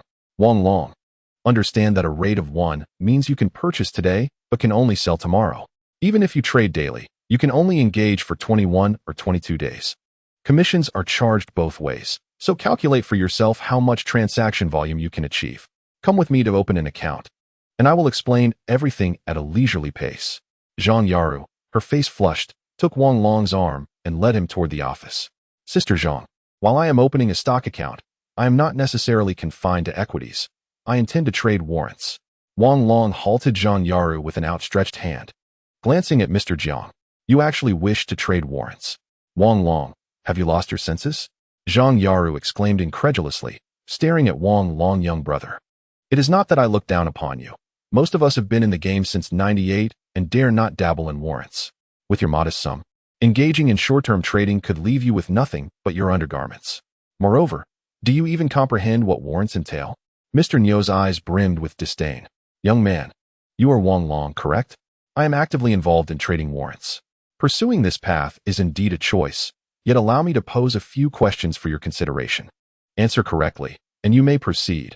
Otherwise, it would be wiser to refrain from trading altogether and simply invest in stocks. Mr. Jiang, every trader has their own methods. Thus, your inquiries may not apply to my situation. I have two conditions for my presence here. First, a commission of 0.3 on transactions. Second, a dedicated trading room equipped for a single user, necessitating at least 5 computers, 3 for monitoring and 2 for executing trades. Otherwise, I shall choose to open my account in the Magic City, where I shall not encounter issues of information delay. After Wang Long finished speaking, he turned to Manager Liu and said, I can conduct a trial trading, but the commission must not exceed 0.05, and the maximum trial period is 1 month. Although the large account room must be guaranteed. At that moment, Wang Long's demeanor was solemn, entirely devoid of any jest, leaving everyone present in a state of astonishment. Wang Long, do you really expect to occupy a large account room by yourself? Have you lost your mind? Do you even have 6 million? We are all sharing rooms among 3 or 4 people, and you wish to have a private space. Even if you manage to squeeze out 40,000, that would only yield a trading volume of 1 or 2 billion. Are you out of your mind? Lubin looked at him as if he were mad. He needed to avoid losses and execute at least 10 trades daily to achieve over 2 billion. How could that be feasible? It would be lost within 2 days. Mr. Neo laughed heartily. Wang Long, I am curious about how you know about the information delay, but you don't seem like a novice. Why not ask Manager Liu how he intends to proceed? Mr. Zhang's curiosity was piqued as he turned to the securities company's Manager Liu. Wang Long, since you are a friend of Euro, I would like to offer you a trial trading opportunity. However, all the large account rooms are currently full, and there is only one special account room available, which requires the president's decision. I lack the authority to grant it. Manager Liu regarded Wang Long with contemplation, his years of experience suggesting that Wang Long was no ordinary individual. Then please consult your president, Manager Liu. If it's not feasible, I shall leave immediately and open an account elsewhere. Wang Long frowned slightly, exuding a sense of entitlement. Mr. Wang, may I inquire about the primary technical indicators you use for trading? Of course, this is inconsequential. I merely fear it might be difficult to respond if the president inquires. Manager Liu began to tread carefully. The company was in dire need of experts in trading warrants. 1 million in stock trading and warrant trading could yield vastly different volumes. Moreover, there were hardly any warrant experts in the northern region, with each private gathering often met with derision from their southern counterparts. I utilized the technique of chasing. Focusing on 1-minute and 5-minute charts, Wang Long replied nonchalantly. Haha, are you perhaps considering yourself a member of the Shanghai death squad? There is a closely guarded secret. Mr. Neo chuckled again. Mr. Wang, please hold on. I will consult immediately. Manager Liu was taken aback, looking at Wang Long in astonishment, his expression one of surprise. If Wang Long's claims were accurate, it would imply that he would engage in ultra-short trading, and with solid skills. Achieving a monthly turnover of 5 billion would be quite possible. All right, I await your news. Wang Long turned and entered Zhang Yuro's office, taking a seat. Chapter 11. Ignorance of the rules. As more and more people gathered in the corridor, the market today was abuzz, with many stocks hitting there. Hearing the commotion outside, they all began to emerge. Wang Long's words quickly spread throughout the floor housing the large account room, provoking waves of ridicule. Zhang Yuro looked at Wang Long with some discontent, perceiving him as rather naive. Have a sip of water, Wang Long. Zhang Yuro sighed, turning to fill a disposable cup with water and placing it in front of Wang Long. Wang Long. Warrants are divided into put warrants and call warrants, both of which carry significant risks and are time-sensitive. Particularly, put warrants entail even greater risks. For instance, the put warrant for Salt Lake Potash is set to expire on June 22nd. According to the current market conditions, it may plummet to an exercise price of 0.01 yuan. Are you confident in your ability to operate under such circumstances? Heed my advice and focus on stocks instead. They can all be managed within the same account. Why gamble? Zhang Yaru softly remarked. Sister, the put warrant for Salt Lake Potash will not reach an exercise price of 0.01 yuan. Wang Long replied with a smile. Yaru, you must swiftly send him away. He is on the verge of becoming the laughingstock of the entire Songjiang. In this market, which put warrant ISNT closing at 0.01 yuan. Wang Long, you must have a screw loose. Wang Jiao interjected, leaping forward and exclaiming. Their conversation was overheard by Lu Bin outside, who promptly relayed Wang Long's words, resulting in a burst of laughter from the crowd. Yaru, allow him to stick with stocks. He doesn't even understand the rules. How can he manage warrants? 40,000 could vanish in the blink of an eye, General Jiang stated as he approached Zhang Yaru. His expression grave. All right, General Jiang, I understand. He is too young and eager to make money, completely oblivious to these rules. Zhang Yaru looked at Wang Long with a troubled expression, wishing she could silence him. General Jiang, have you considered that if the stamp duty increases, warrants, which are exempt from such tax, will surge dramatically? Wang Long suddenly interjected. What did you say? General Jiang pivoted sharply to gaze at Wang Long. With that single statement, he realized that Wang Long possessed an intricate understanding of warrants. In a bull market, one trades calls. In a bear market, one trades puts. In Huaxia, that notion is laughable, General Jiang. I believe you can appreciate that, Wang Long remarked, sipping water and glancing at the documents on the table. Given the current market, the exercise price of the potash warrant at 0.01 yuan is a certainty. General Jiang looked at Wang Long with curiosity, perplexed as to how he could fail to grasp such a simple principle. This cup is priced at 0.10 yuan, yet I insist on purchasing it for 0.20 yuan. Even if I were to discard it, I wouldn't feel remorse. Can you fathom the reason? Wang Long drank the water from the cup and then tossed it into the trash bin. That is simply the folly of the wealthy. Wang Long. How could such individuals possibly exist? Wang Jiao laughed, responding from the side. There exists another possibility. The seller acquired the cup for 1 yuan, suffering substantial losses. I cannot bear to watch, Wang Long said with a smile, as if this were a matter of course. And what does that signify? A charitable disposition? Such philanthropists may exist in ordinary life, but in the stock market, especially within the warrant market, such notions are absurd. Have you read too many novels? Wang Jiao looked at Wang Long in astonishment, utterly failing to comprehend this line of thinking.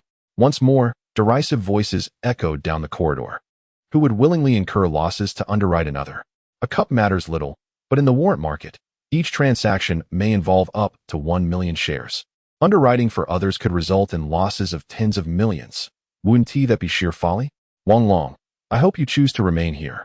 General Jiang mused thoughtfully as he patted Wang Long on the shoulder and turned to leave.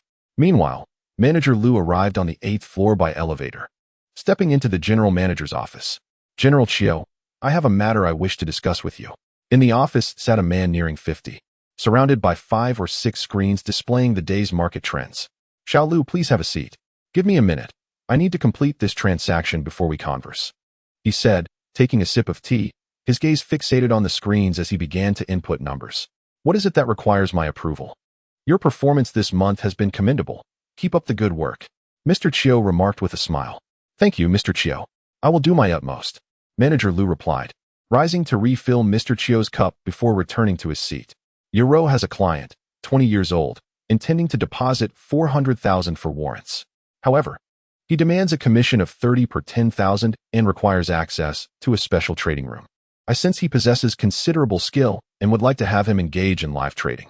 Recently, Yaro's performance has been mediocre, and I wish to bolster her results. Quite the bold claim. What is his name? Is he from the industry? Mr. Qiu initially appeared displeased, but his expression softened upon hearing the client was associated with Zhang Yaro. His name is Wang Long. I haven't heard of him. He likely isn't from our field. The trading strategies he mentioned seem reminiscent of those used by Su Yang and his daring crew, and his demeanor somewhat aligns with that, Manager Lu pondered aloud. Oh, is he truly that impressive? Mr. Qiu, who usually admired Manager Lu's astuteness, looked at him in surprise, disbelief evident upon his face. Mr. Qiu, it's merely a feeling. I fear I might inadvertently let slip a significant player, and then you might chastise me. Thus, I sought your advice on whether the special trading room could be borrowed for a few days for Wang Long to try out, Manager Lu said, his tone tinged with apprehension. Are you really that anxious now?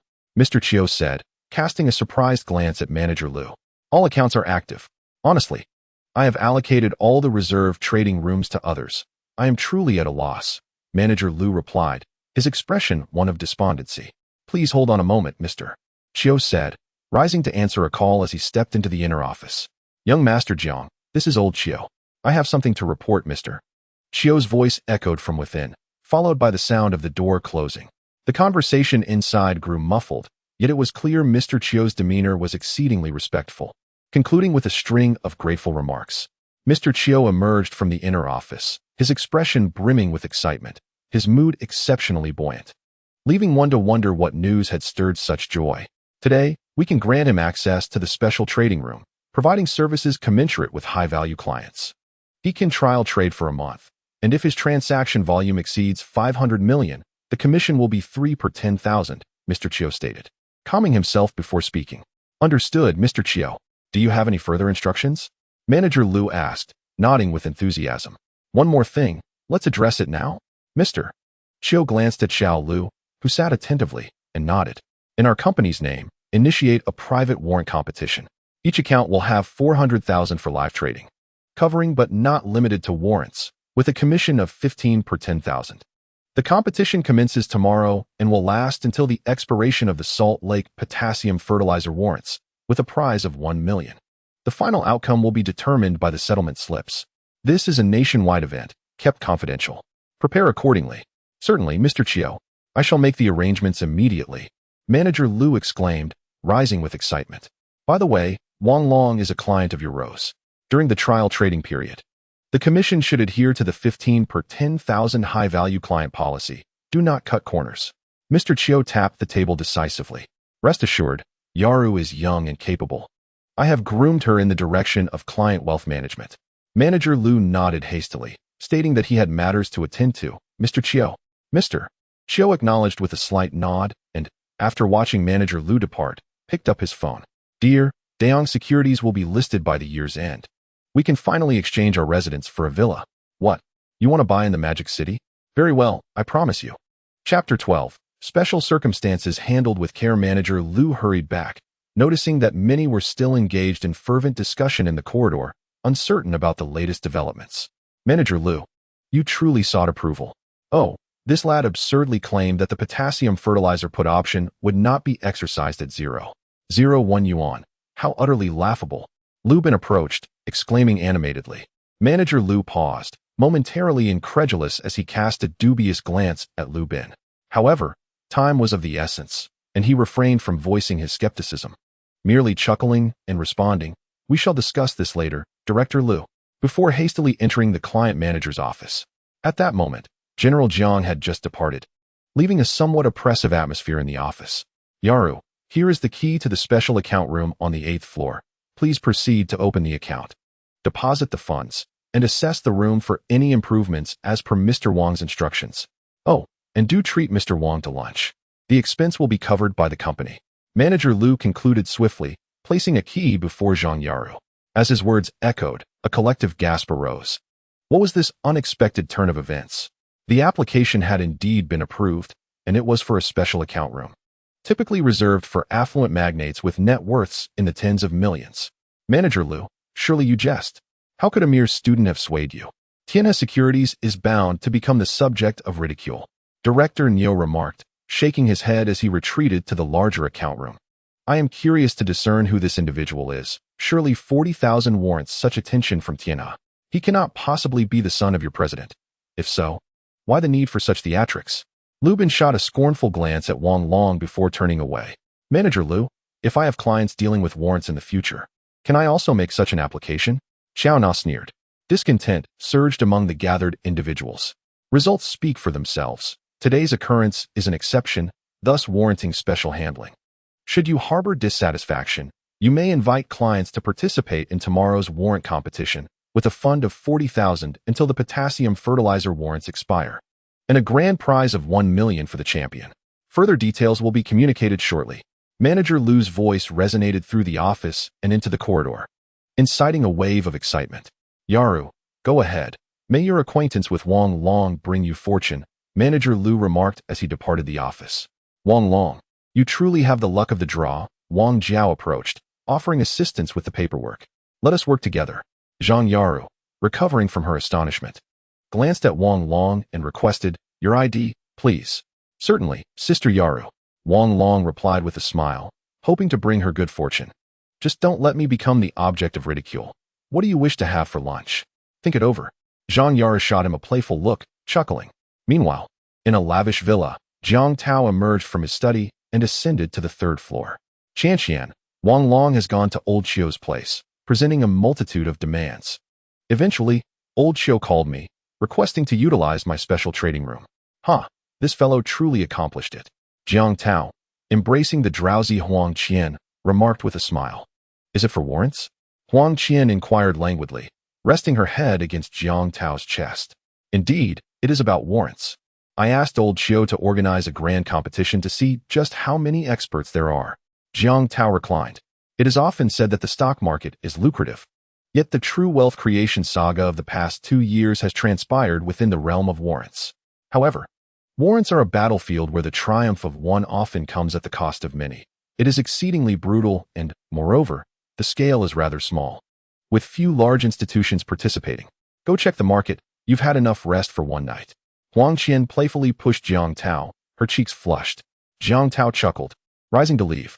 In the meantime, I'll ask Old Qiu to send over Wang Long's delivery orders. I am curious to see what confidence he has in seeking a trading room. 3 days' worth of delivery orders will reveal a lot. However, you should advise Wang Long that pursuing warrants is rather limited in scope. The true financial titans dwell within the stock market. He continued. His temperament seems quite similar to Su Yang's. By the way, your birthday is on June 15th. I've invited some friends over, including several experts from the Shanghai faction, so I can introduce Wang Long to them. That sounds good. Let us see how he has been performing lately. Those proud individuals from Su Yang's circle might find it challenging to engage with Wang Long. By the way, how is Wei Chang's health these days? Huang Qian rose, donning her thick pajamas. His condition has been deteriorating. I am still contemplating whether to inform him, Jiang Tao replied, shaking his head. Just consider it, dear husband. It's merely a one-night gathering. A small get-together is inconsequential. By the way, don't bother with Jia Ting. He seems rather unfocused. Has his financial report been released? Surely there are issues. Jiang Tao stood up, opened the door, and turned to exit. Huang Qian smiled, picked up her phone from the bedside, and dialed. Yan. My birthday is on the 15th of next month, and I'm inviting some friends from the financial sector. You and Wang Long should join us. What? You should inform him first, and then I'll let him know closer to the date. All right then, goodbye. Huang Qian hung up and stepped out of the room. Unbeknownst to Wang Long, the employees of the securities firm suddenly became quite busy. The account opening has been completed, the bank card successfully linked to the securities firm, and 400,000 in deposits transferred to his stock account. Now, it was time to observe the battlefield. The special trading room was located at the end of the 7th floor, a serene oasis compared to the clamor below. Zhang Yaru opened the door, astonished by the lavish decor within. The reception area, gym, studio, bedroom, bathroom, and shower room were all present. The floor was adorned with thick carpets, and the furnishings were crafted from solid wood, exuding a subtle fragrance. This was the first time she had encountered such an opulent trading room. Wang Long also seemed taken aback by the grandeur, stepping into the studio where 9 computers were arranged in a semicircle on a curved desk. He casually powered on one of the computers, surveying the surroundings, his heart brimming with awe.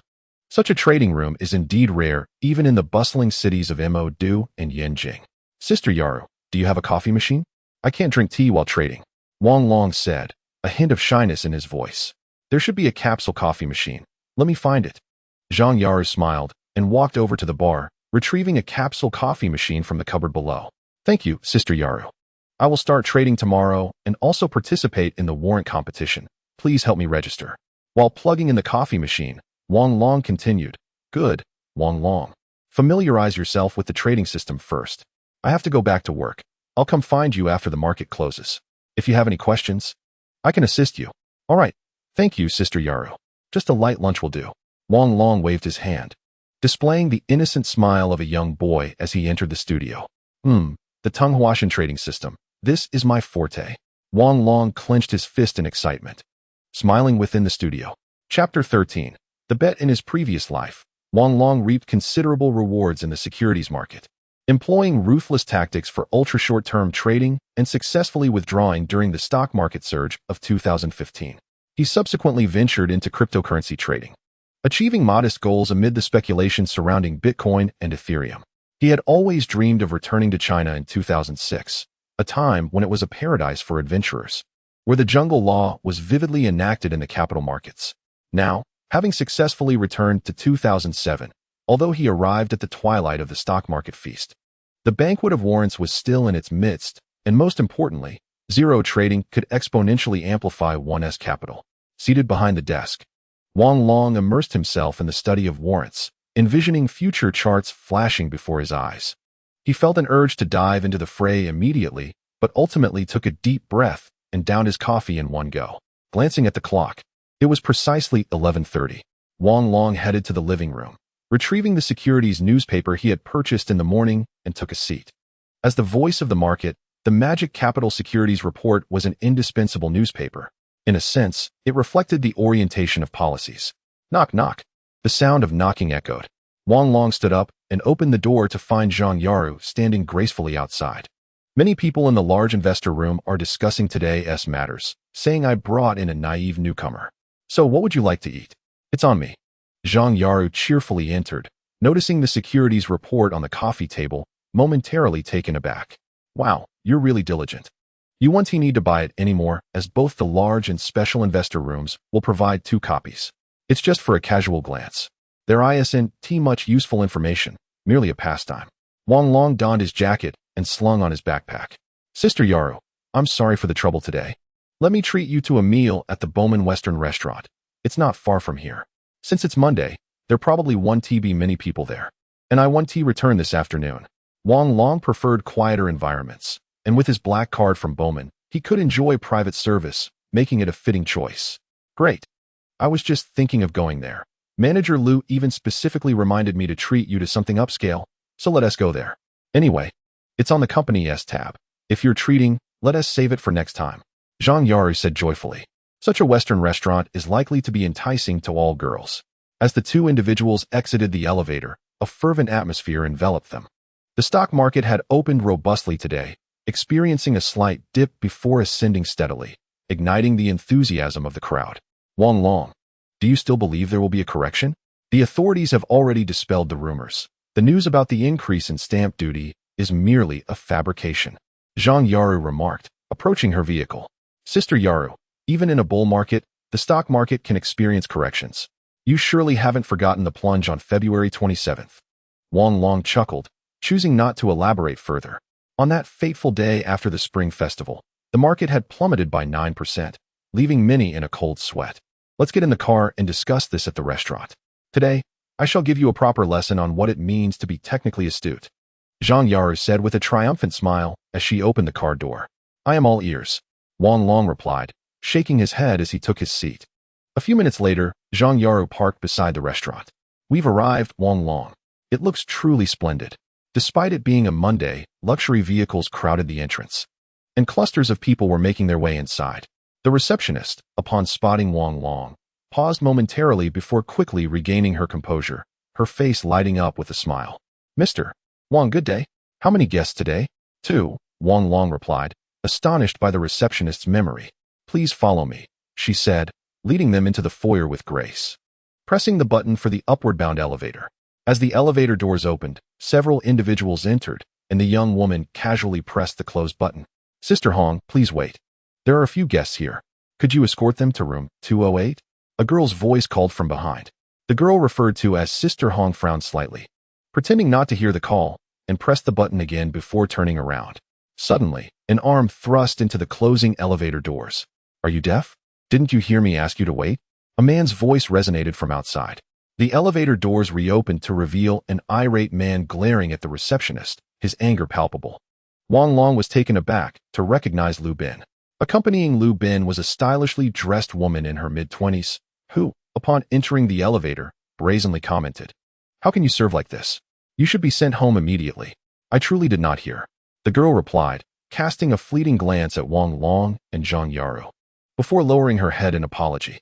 As the girl entered, 2 more individuals joined the elevator, one of whom was a tall man with a gold chain swinging around his neck, none other than General Niu. To Wang Long's astonishment, the woman accompanying General Niu was Zhang Yao. Oh, isn't this Wang Long? What a coincidence. Miss Zhang is here too. Haha. It seems Tiana Securities really regards you as a VIP, hosting a meal in such an upscale place. General Niu exclaimed, his surprise evident as he scrutinized the 2 in the elevator, his tone laced with displeasure. After uttering this, General Niu sensed a shift in the atmosphere. Lu Bin looked awkwardly at Zhang Yaru, while the woman beside him leaned against him, making a show of intimidation towards Zhang Yaru. And Zhang Yao next to Wang Long seemed evasive. The focus on the receptionist's potential rudeness dissipated, and the air in the elevator thickened with palpable tension. Lu Bin could hardly contain his frustration, wishing he could slap himself for his own audacity. What was he thinking, extending his hand like that? Wasn't he that rather foolish? In truth, he was entirely unaware that the etiquette attendant had done nothing wrong. The hotel's policy aimed to prevent two groups of guests from sharing the same elevator to avoid such awkward encounters. Zhang Yao, is this your boyfriend? You broke up yesterday, and today you found someone new? How fast you move. Wang Long remarked with a smirk as he glanced at Zhang Yao. The secret that had plagued him for over a decade finally surfaced at that moment. Ding! The elevator arrived, and the crowd poured out. Wang Long, this is my boyfriend. Niu Lin, the general manager of a real estate company. Zhang Yao lifted her head to meet Wang Long's gaze, her expression returning to normal. Darling, this is my ex-boyfriend I mentioned to you. I'm so fortunate to have met you and left him, Zhang Yao said, her voice trembling. Scoundrel, Wang Long teased, looking at Zhang Yao with a grin. Yes, those are the words. He was flirting with a teacher from our school yesterday, and today he is out with another woman. How shameless. Zhang Yao cast a tearful glance at Zhang Yajun before rushing into Niu Lin's embrace. Don't cry, sweetheart. I'll take you to buy a car this afternoon. You love BMWs, right? I'll get you a BMW 3 Series. We'll go right after dinner. Niu Lin held Zhang Yao tightly, his face filled with tenderness. Thank you, darling. You are the only one who truly cares for me. I promise to cherish you from now on. Zhang Yao beamed with happiness, turning to glance at Wang Long Liyun. What a coincidence. How has work been lately? Is Vice President Li doing well? Zhang Yajun calmly addressed the woman by Lu Bin's side, smiling. Yajun, what is going on with your manager Lu? Why arrange such a client?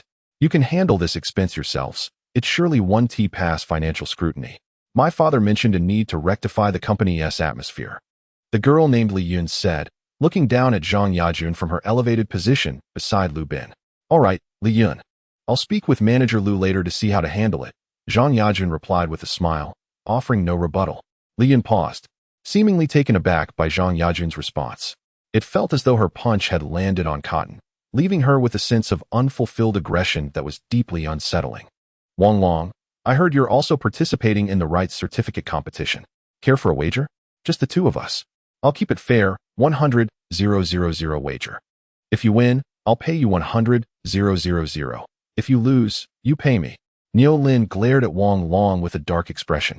Wang Long, didn't you say potassium fertilizer options wouldn't be at 0.01? Would you like to bet? Same stakes, 100,000. If you win, I'll pay you. If you lose, you owe me. Lu Bin's demeanor had also returned to normal, glaring fiercely at Wang Long. Darling, P.S. just a pauper. That money he has was earned by his parents' demise, and he sold their house to get it. He's south currently renting his place. He wouldn't dare to gamble. Zhang Yao chimed in from the side, stirring the pot. Mr. Niu, Mr. Lu, I'll cover Wang Long's bet. I'll put up 200,000 on his behalf.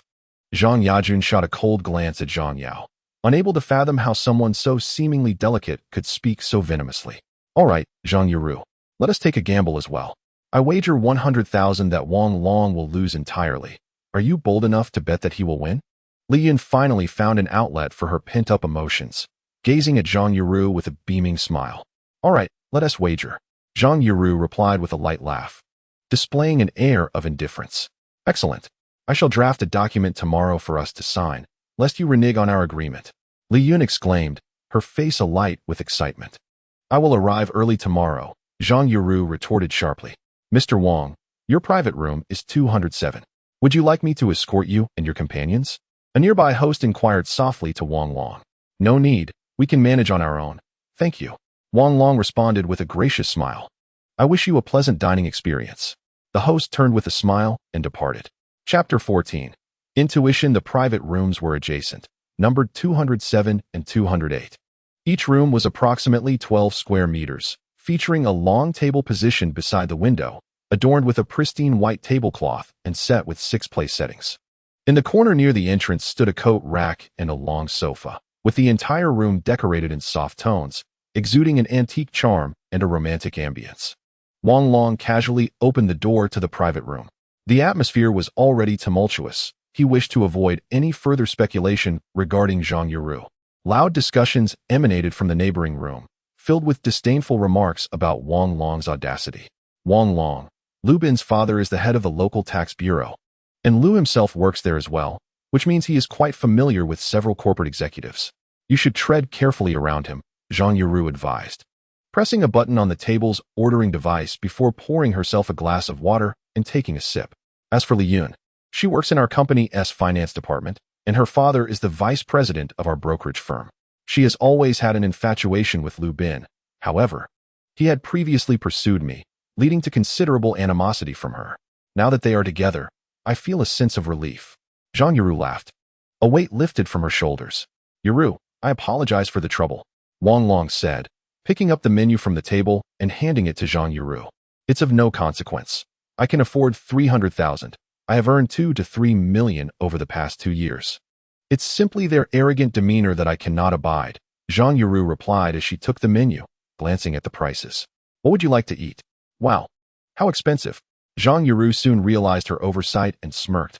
I forgot that I am treating. Please feel free to order anything, Wang Long Yiru. Just order a little for me. I would like a pot of coffee, a piece of bread, and a steak. I don't desire anything else. I chose this place primarily to help you unwind. The pressure at the brokerage firm has been immense, Wang Long remarked, glancing towards the door where the service staff stood waiting. Very well. I shall take advantage of your generosity today, Zhang Yiru replied with a smile, placing Wang Long's order and then adding her own, a pot of coffee, a steak, a portion of foie gras, a fruit dish, and a dessert. Wang Long, to be honest, you startled me today. I did not expect you to secure a commission of 15,000 and that special account. Zhang Yiru glanced at the open door of the room, contemplating whether to close it. Yiru, let us keep the door open. Lu Bin has already made several rounds, Wang Long suggested.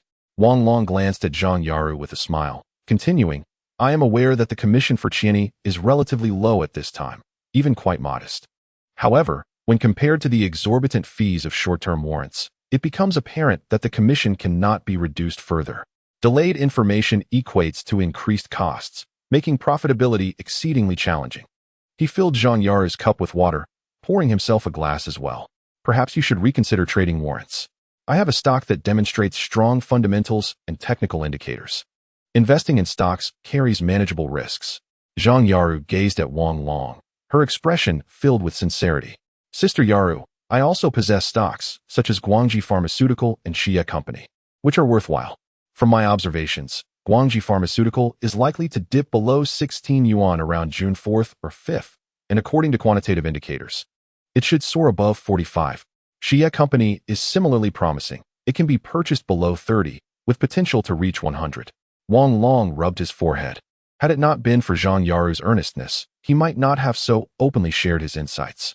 Wang Long, I was precisely going to recommend Guangji Pharmaceutical to you. How did you come to know about this stock? Zhang Yiru exclaimed, her eyes wide with surprise as she retrieved her stock trading phone from her pocket. China aluminum is also a viable option, with a minimum target of 55, Wang Long reiterated emphatically. Do you have insider information, Wang Long? How did I overlook Xie Company? Zhang Yiru murmured. Sister Yiru, this surge has been too fierce, necessitating a correction and a shift in strategy. The next wave will predominantly feature large-cap stocks. If you wish to avoid risks, bank stocks are a safe bet, but they lack the explosive potential of Guangji Pharmaceutical and Xie Company. Most stocks are nearing their finale. Wang Long accepted the coffee that the waiter brought, pouring himself a cup. Wang Long, do you believe in intuition? Zhang Yiru asked, gazing at him in awe as the young man before her grew increasingly enigmatic. Old Ba once said, you may doubt theories, but you must trust your instincts. Intuition is the light of the divine, Wang Long replied with a smile. Indeed, the moment I agreed to the wager, I had a strong intuition that you would win. I believe in you. Zhang Yiru stood up from across the long table, affectionately ruffling Wang Long's hair and smiling. Tomorrow, I will liquidate half of my position and wait to purchase some shares of Xie Company. My intuition tells me this stock will perform well. It is a feeling I have not experienced in quite some time. Zhang Yiru's slender, fair arms exuded a faint fragrance, complemented by the scent of her Dior perfume, causing Wang Long to feel a rush of blood to his face. Thank you for your trust, Sister Yiru. He clenched his fist, suppressing the surge of emotions within. The sound of greetings interrupted the moment, and Wang Long frowned slightly, recognizing the voices of Lu Yu and Yao Shi approaching. "Sister Yaru, let me close the door," he said, standing to shut it. He anticipated Lu Yu's familiarity with Huang Qian and preferred to avoid unnecessary explanations. Moreover, he was unaware of Huang Qian's background. With no leverage in hand, knowing Huang Qian's connections was of little consequence. He had no intention of shamelessly wielding influence he did not possess. The half-truth of acknowledging their sibling relationship merely provided you with a stepping stone. Whether you possess the ability to ascend it and maintain your footing, as well as to attain a voice, ultimately hinges upon your own capabilities. Very well, there is no need for you to concern yourself with their opinions. Zhang Yaru, perceiving Wang Long's indignation towards the mocking remarks nearby, endeavored to console him. Suddenly, the phone in Wang Long's pocket rang. He rose, retrieved his mobile device, and answered the call, a male voice resonating from the receiver. "Mr. Wang, good day. I am from Lenovo's after-sales service. Would it be possible to install the computer a bit earlier? How does 2 o'clock to 2:30 sound?" The man on the other end was quite courteous. "Oh, that works. Thank you for your assistance. I will be home before 2. Wang Long responded with equal politeness. As they spoke, 2 service personnel knocked and entered the room, placing the ordered items on the table one by one. "Sister Yaru, thank you for your hospitality. Next time, it shall be my treat. Let us toast with water in lieu of wine." Wang Long raised his glass, smiling at Zhang Yaru. "Oh, certainly." Zhang Yaru quickly lifted her cup, feeling a touch of fluster at the sight of the handsome young man before her. In that moment, Wang Long exuded the aura of a successful man. "Wang Long, is it truly because of your ambiguous relationship with the teacher that you broke up with your girlfriend?" Zhang Yaru gently inquired after setting her cup down. "This matter is somewhat complex. Allow me to explain," Wang Long said, taking a bite of steak before recounting yesterday's events in detail. "What a coincidence. Your teacher must be quite beautiful. How does she compare to me?" Zhang Yaru casually asked, popping a piece of fruit into her mouth. "About the same. Each has her own merits. I didn't pay much attention, but they all seem lovely," Wang Long remarked, slowly chewing a piece of bread. "Does she trade stocks? Could you introduce me? I would like her to open an account with us," Zhang Yaru inquired with a smile. "Sure, Sister Yaru. It seems our instructor indeed has such intentions. I will have her reach out to you in a couple of days." "All right, this foie gras is delightful. Do try it." Zhang Yaru placed a piece of foie gras onto Wang Long's plate. "Thank you, Sister Yaru." Wang Long casually tasted it. It is indeed quite good. When will you invite me next?" Zhang Yaru felt her heart racing, her cheeks slightly flushed, unable to suppress the urge to tease Wang Long. "Let us conclude the matter of the competition," Wang Long replied nonchalantly. "Then it is settled. We shall dine here on the evening of June 22nd. "Very well." Wang Long nodded, already feeling a thrill run through him. How peculiar the thought processes of women are, yet he was relieved he could manage it. Chapter 15. Dinner lunch concluded at 1:30, the total bill after a discount amounting to less than 200 yuan, which filled Zhang Yaru with immense joy. It wasn't the savings for the company that thrilled her, but rather the prospect of having such a card to utilize for her future expenditures. Zhang Yaru drove Wang Long back to campus, and as they entered, the warmth of their shared meal surged forth like a tidal wave. She longed to revisit the university, to bask in the sunlit mornings and the crimson-hued dusks. "See you tomorrow, Wang Long." "See you tomorrow, Sister Yaru." Wang Long pushed open the car door and ascended directly to the second floor. Zhang Yaru silently observed Wang Long's silhouette before driving a lap around the campus and heading towards the company. At 2:30, the Lenovo after-sales team arrived punctually. The installation of the computer proceeded exceptionally smoothly, and by 5 o'clock, everything had been installed and debugged. Wang Long tidied the room once more and commenced downloading the system. Half an hour later, the download was complete, and Wang Long took out his phone to call Zhao Yanran. "Sister Yanran, I've finished here. Are you coming over now or after dinner?" "I just clocked out, so I'll head over now. Just wait for me." Zhao Yanran's hurried footsteps and high heels resonated through the receiver. In less than 10 minutes, there was a knock at the door. Wang Long opened it to find Zhao Yanran, laden with bags. "Wang Long, lend me a hand." "Sister Yanran, why did you buy so much? The school has a cafeteria. I could just go eat there." Wang Long gazed at the numerous plastic bags, questioning how she managed to carry them. "You promised to teach me stock trading, so I had to show my appreciation. First, put everything in the fridge. I'll change my clothes at home." Zhao Yanran piled the items on the floor and turned to open her front door. All right then, Sister Yinran. Wang Long lifted the bags and carried them to the kitchen, placing each item into the refrigerator. After half an hour, Zhao Yinran returned, now dressed casually, holding a bottle of red wine and 2 bottles of beer. They've been sitting for a while. I don't drink, so they're for you. She casually set the drinks on the dining table in the living room. Sister Yinran, please have a seat. I'll whip something up for us while you check the market. Do you know how to cook? Let me help. Zhao Yinran stood and walked into the kitchen, asking, what should I do? I'll help you with the vegetables. Red sausage fried with eggs and stewed green beans. These 2 dishes are quick. Sister Yinran, you can help me with the green beans while I prepare the sausage and eggs. As Wang Long spoke, he took out the ingredients and placed them on the counter. No need to rush. I'm not that hungry, Zhao Yinran replied, accepting the bag of green beans. Was the account opening smooth today? It went well, with a few hiccups, but everything was resolved. Wang Long turned back to the living room and inserted a J-Cho CD into his laptop. After adjusting the volume, he returned to the kitchen and briefly recounted the events of the morning. You're impressive. You managed to get a commission of 1.5% in such a luxurious account. Congratulations, Wang Long. Zhao Yinran glanced at him, her eyes sparkling with genuine joy. I didn't expect to be so fortunate. I suspect that client manager has some connections at their firm. Wang Long turned around and slipped on an apron. Sister Yuru, could you do me a favor and tie this for me? Wang Long, can you manage? Perhaps I should do it, Zhang Yuru said, a bit shyly. Sister Yuru, do you, a refined lady untouched by manual labor, really know how to do this? Wang Long teased, smiling at Zhao Yinran. Fine, you cook today, and I'll do it tomorrow, or rather, next time I'll take over. Zhao Yinran said as she moved behind Wang Long and tied the apron into a neat bow. As the holiday approaches, I anticipate a plethora of opportunities.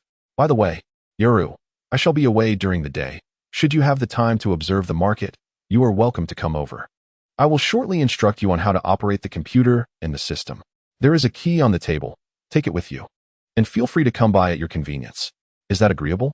In the event that you acquire a new girlfriend. What girlfriend? After graduation, I intend to move to Yanjing or Modu, and I have no intention of lingering in Songjiang. Hence I shall not seek a girlfriend here. There are still 2 years to go, and who can predict the future? Zhao Yinyan smiled lightly, approached the table, took the key, and placed it in her pocket. I shall hold on to it for now. Just inform me when it becomes inconvenient. All right, Yinyan, though I doubt that such a scenario will arise. Am I not well acquainted with my own affairs? How does that client manager appear? Would you like me to offer my counsel? I need to open a stock account, and I could do so with her assistance. Zhao Yinyan broke a green bean in half, glancing at Wang Long as she inquired. Not a chance. She cannot compare to your beauty. I advise you to pass on that, for if it were the case, I might as well be with you. Wang Long inadvertently knocked an egg into the trash bin, discarding the shell into the bowl. With me? Zhao Yinyan shot a glance at Wang Long, opened the refrigerator, and retrieved another egg, handing it to him. It's nothing, Yinyan. Has that Weiyin been bothering you these days? Wang Long deftly diverted the conversation. I have blocked his number. I haven't seen him these past few days. Zhao Yinyan furrowed her brow, seemingly reluctant to discuss the matter. Does he know you reside here? I fear he may continue to harass you. Wang Long began skillfully whisking the eggs. I am uncertain. This house belonged to a relative, and after they moved away, my parents purchased it. I have only been here for 2 months, so Wu Yin is unaware of my residence. Zhao Yinyan took a small piece of meat from the refrigerator, gesturing towards Wang Long. Is this amount of meat sufficient for the beans? That will suffice. Just slice it thinly. Wang Long retrieved a cutting board and placed it on the countertop, then handed her a small knife. Take your time. Be careful not to injure yourself. I am not that fragile. Zhao Yinyan chuckled as she laid the meat on the cutting board. Yinyan, are your parents not in Songjiang? Wang Long cautiously inquired, glancing at her. My father works at the Chongling city government, while my mother was transferred to Yanjing last year, so for now, I am here alone. Zhao Yinyan's eyes were filled with a hint of melancholy. Well, you could also consider transferring to Yanjing. Opportunities in larger cities are often more promising. Wang Long tossed the eggs and diced sausage into the pan. Yinyan, let us prepare some rice. My parents also hope I can develop my career in Yanjing, as my relatives on my mother's side reside there and could be of assistance. Nevertheless, it remains uncertain. We will take it one step at a time. Zhao Yinyan placed the chopped meat into a small bowl and then asked, will you be having breakfast at home tomorrow? If so, I will prepare a larger portion. I shall have breakfast at home, let us make 2 bowls of rice.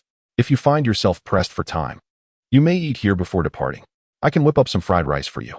It seems you can only manage scrambled eggs. Zhao Yinyan laughed, picking up a basin and moving to the rice bag. Very well, I shall prepare 3 bowls of rice, as I must leave early in the morning. I will come over to finish cooking for you before heading to work. Zhao Yanran, her face flushed, exclaimed, "That's wonderful, Sister Yanran." Wang Long waved his arm, smiling in response. Chapter 16. Nowhere to Hide dinner could hardly be described as exquisite. It barely reached the standard of a home-cooked meal. Nonetheless, the two felt an extraordinary sense of satisfaction. When Zhao Yanran placed 2 bowls of rice on the dining table, a fleeting illusion of home enveloped them. The atmosphere was somewhat ambiguous, yet both maintained a semblance of rationality, deliberately seeking topics to discuss. Wang Long initially contemplated inquiring about Huang Qian and Jiang Tao's relationship, but ultimately refrained from voicing his thoughts. Once everything was tidied up, they settled at the study desk, entering the realm of instruction. Sister Yanran, Wang Long began. I primarily engage in short-term trading, often referred to as chasing highs and cutting losses. However, my approach centers around the limit-up strategy. Once you grasp it, please refrain from discussing it with others, as it encompasses numerous critical insights. Wang Long, is it difficult? I lack a solid foundation. Zhao Yanran expressed her concern, sensing the gravity in his tone. Not at all, he reassured her. As long as you establish the right rules and capture the surging volume ratios, pursuing strong stocks will suffice. Initially, your success rate may be low, but gradually, you'll develop an instinct for it. Wang Long smiled, adjusted the mouse, and selected a stock. Let me first explain what types of stocks are suitable for long-term investment. This stock, Guizhou Matai, is among the best candidates for long-term investment. If held for 15 years, it could potentially rise to 2,000 yuan per share. However, I refrain from trading such stocks because I cannot hold them for a decade. As Warren Buffett once stated, if you cannot hold a stock for 10 years using fundamental analysis, you might as well not hold it for even a second. There is another stock, which is also an excellent long-term investment, perhaps even superior to Guizhou Matai, Changchun Gaoxing, while it has not seen significant growth in this bull market. From a fundamental analysis perspective, it is likely to reach at least 500 yuan over the next 15 years. If you're interested, consider entering below 6 yuan and selling at 666 yuan. Wang Long then accessed another computer to display the stock information for Changchun Gaoxing. As you are studying economic management, you can delve into the analysis of these 2 stocks. By the way, there's also Pianzai Huang, he added, pulling up the stock chart for it as well. Now, let me explain the essential rules of short-term trading. Wang Long held the mouse in his left hand while gripping a pen in his right, scribbling on a stack of paper. To enhance his argument, he frequently referenced daily, 5-minute, 15-minute, and 30-minute charts, coupled with volume comparisons. Soon, dozens of pages were filled with various diagrams. In essence, the crux of stock trading lies in mastering a method that suits you. A single effective strategy can yield great success. Through continuous exploration and learning, you will find your rhythm. However, establishing a stop-loss line is a non-negotiable requirement. Wang Long set down his pen, organized the stack of papers, and handed them to Zhao Yanran. Keep these in a secure place and do not share them with others. Tomorrow, I will explain the practical applications of several technical indicators and the industry trends for the next decade. Taking a deep breath, Wang Long rose from his seat. Wang Long, do you truly believe that Guizhou Matai, Changchun Gaoxing, and Pianzai Huang will rise to such heights? Zhao Yanran gazed at Wang Long with admiration. With her undergraduate and graduate studies in economic management, she was well aware of the depth of Wang Long's discourse. Over the course of 2 hours, she was thoroughly captivated by him. I assure you, Wang Long declared as he retrieved a bottle of beer from the refrigerator, opened it, and took a sip. During the economic crisis of 2008, certain stocks began to rise steadily after hitting their lowest points in November, rarely looking back. Coupled with dividends and stock splits, by 2020, they yielded profits in the hundreds of times. For instance, although the current price of Guizhou Matai exceeds 100 yuan, it appears exorbitant.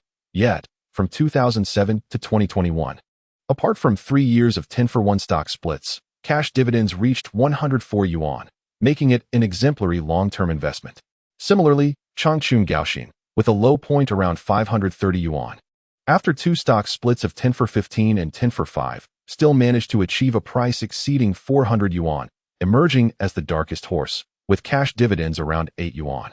I shall join you for a bottle, Zhao Yinran declared as she retrieved 2 glasses and another bottle of beer, along with a bag of peanuts and chips, placing them on the dining table.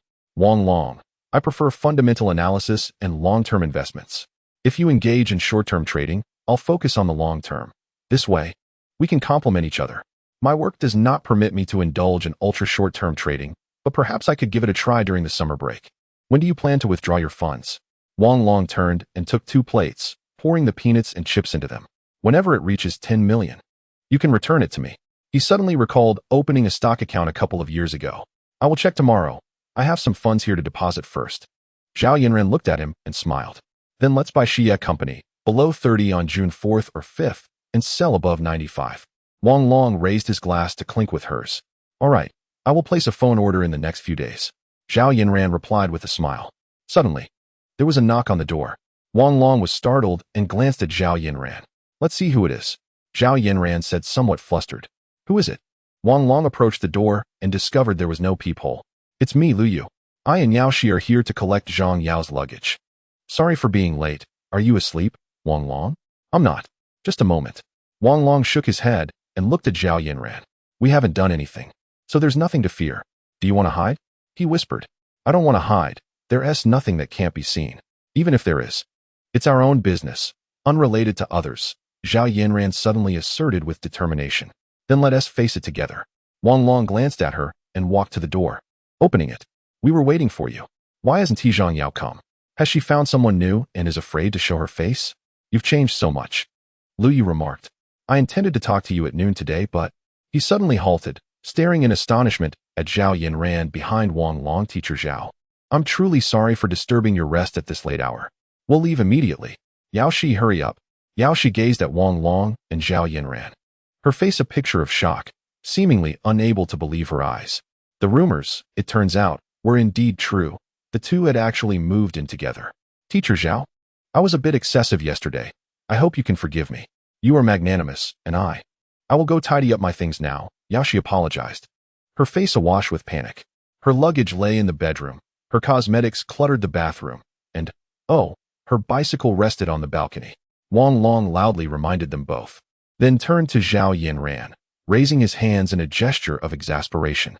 Sister Yinran, there's nowhere to hide. The house is too small. Perhaps we should buy a villa in the future for you to retreat to. Wang Long seated himself at the desk, staring blankly at the screen.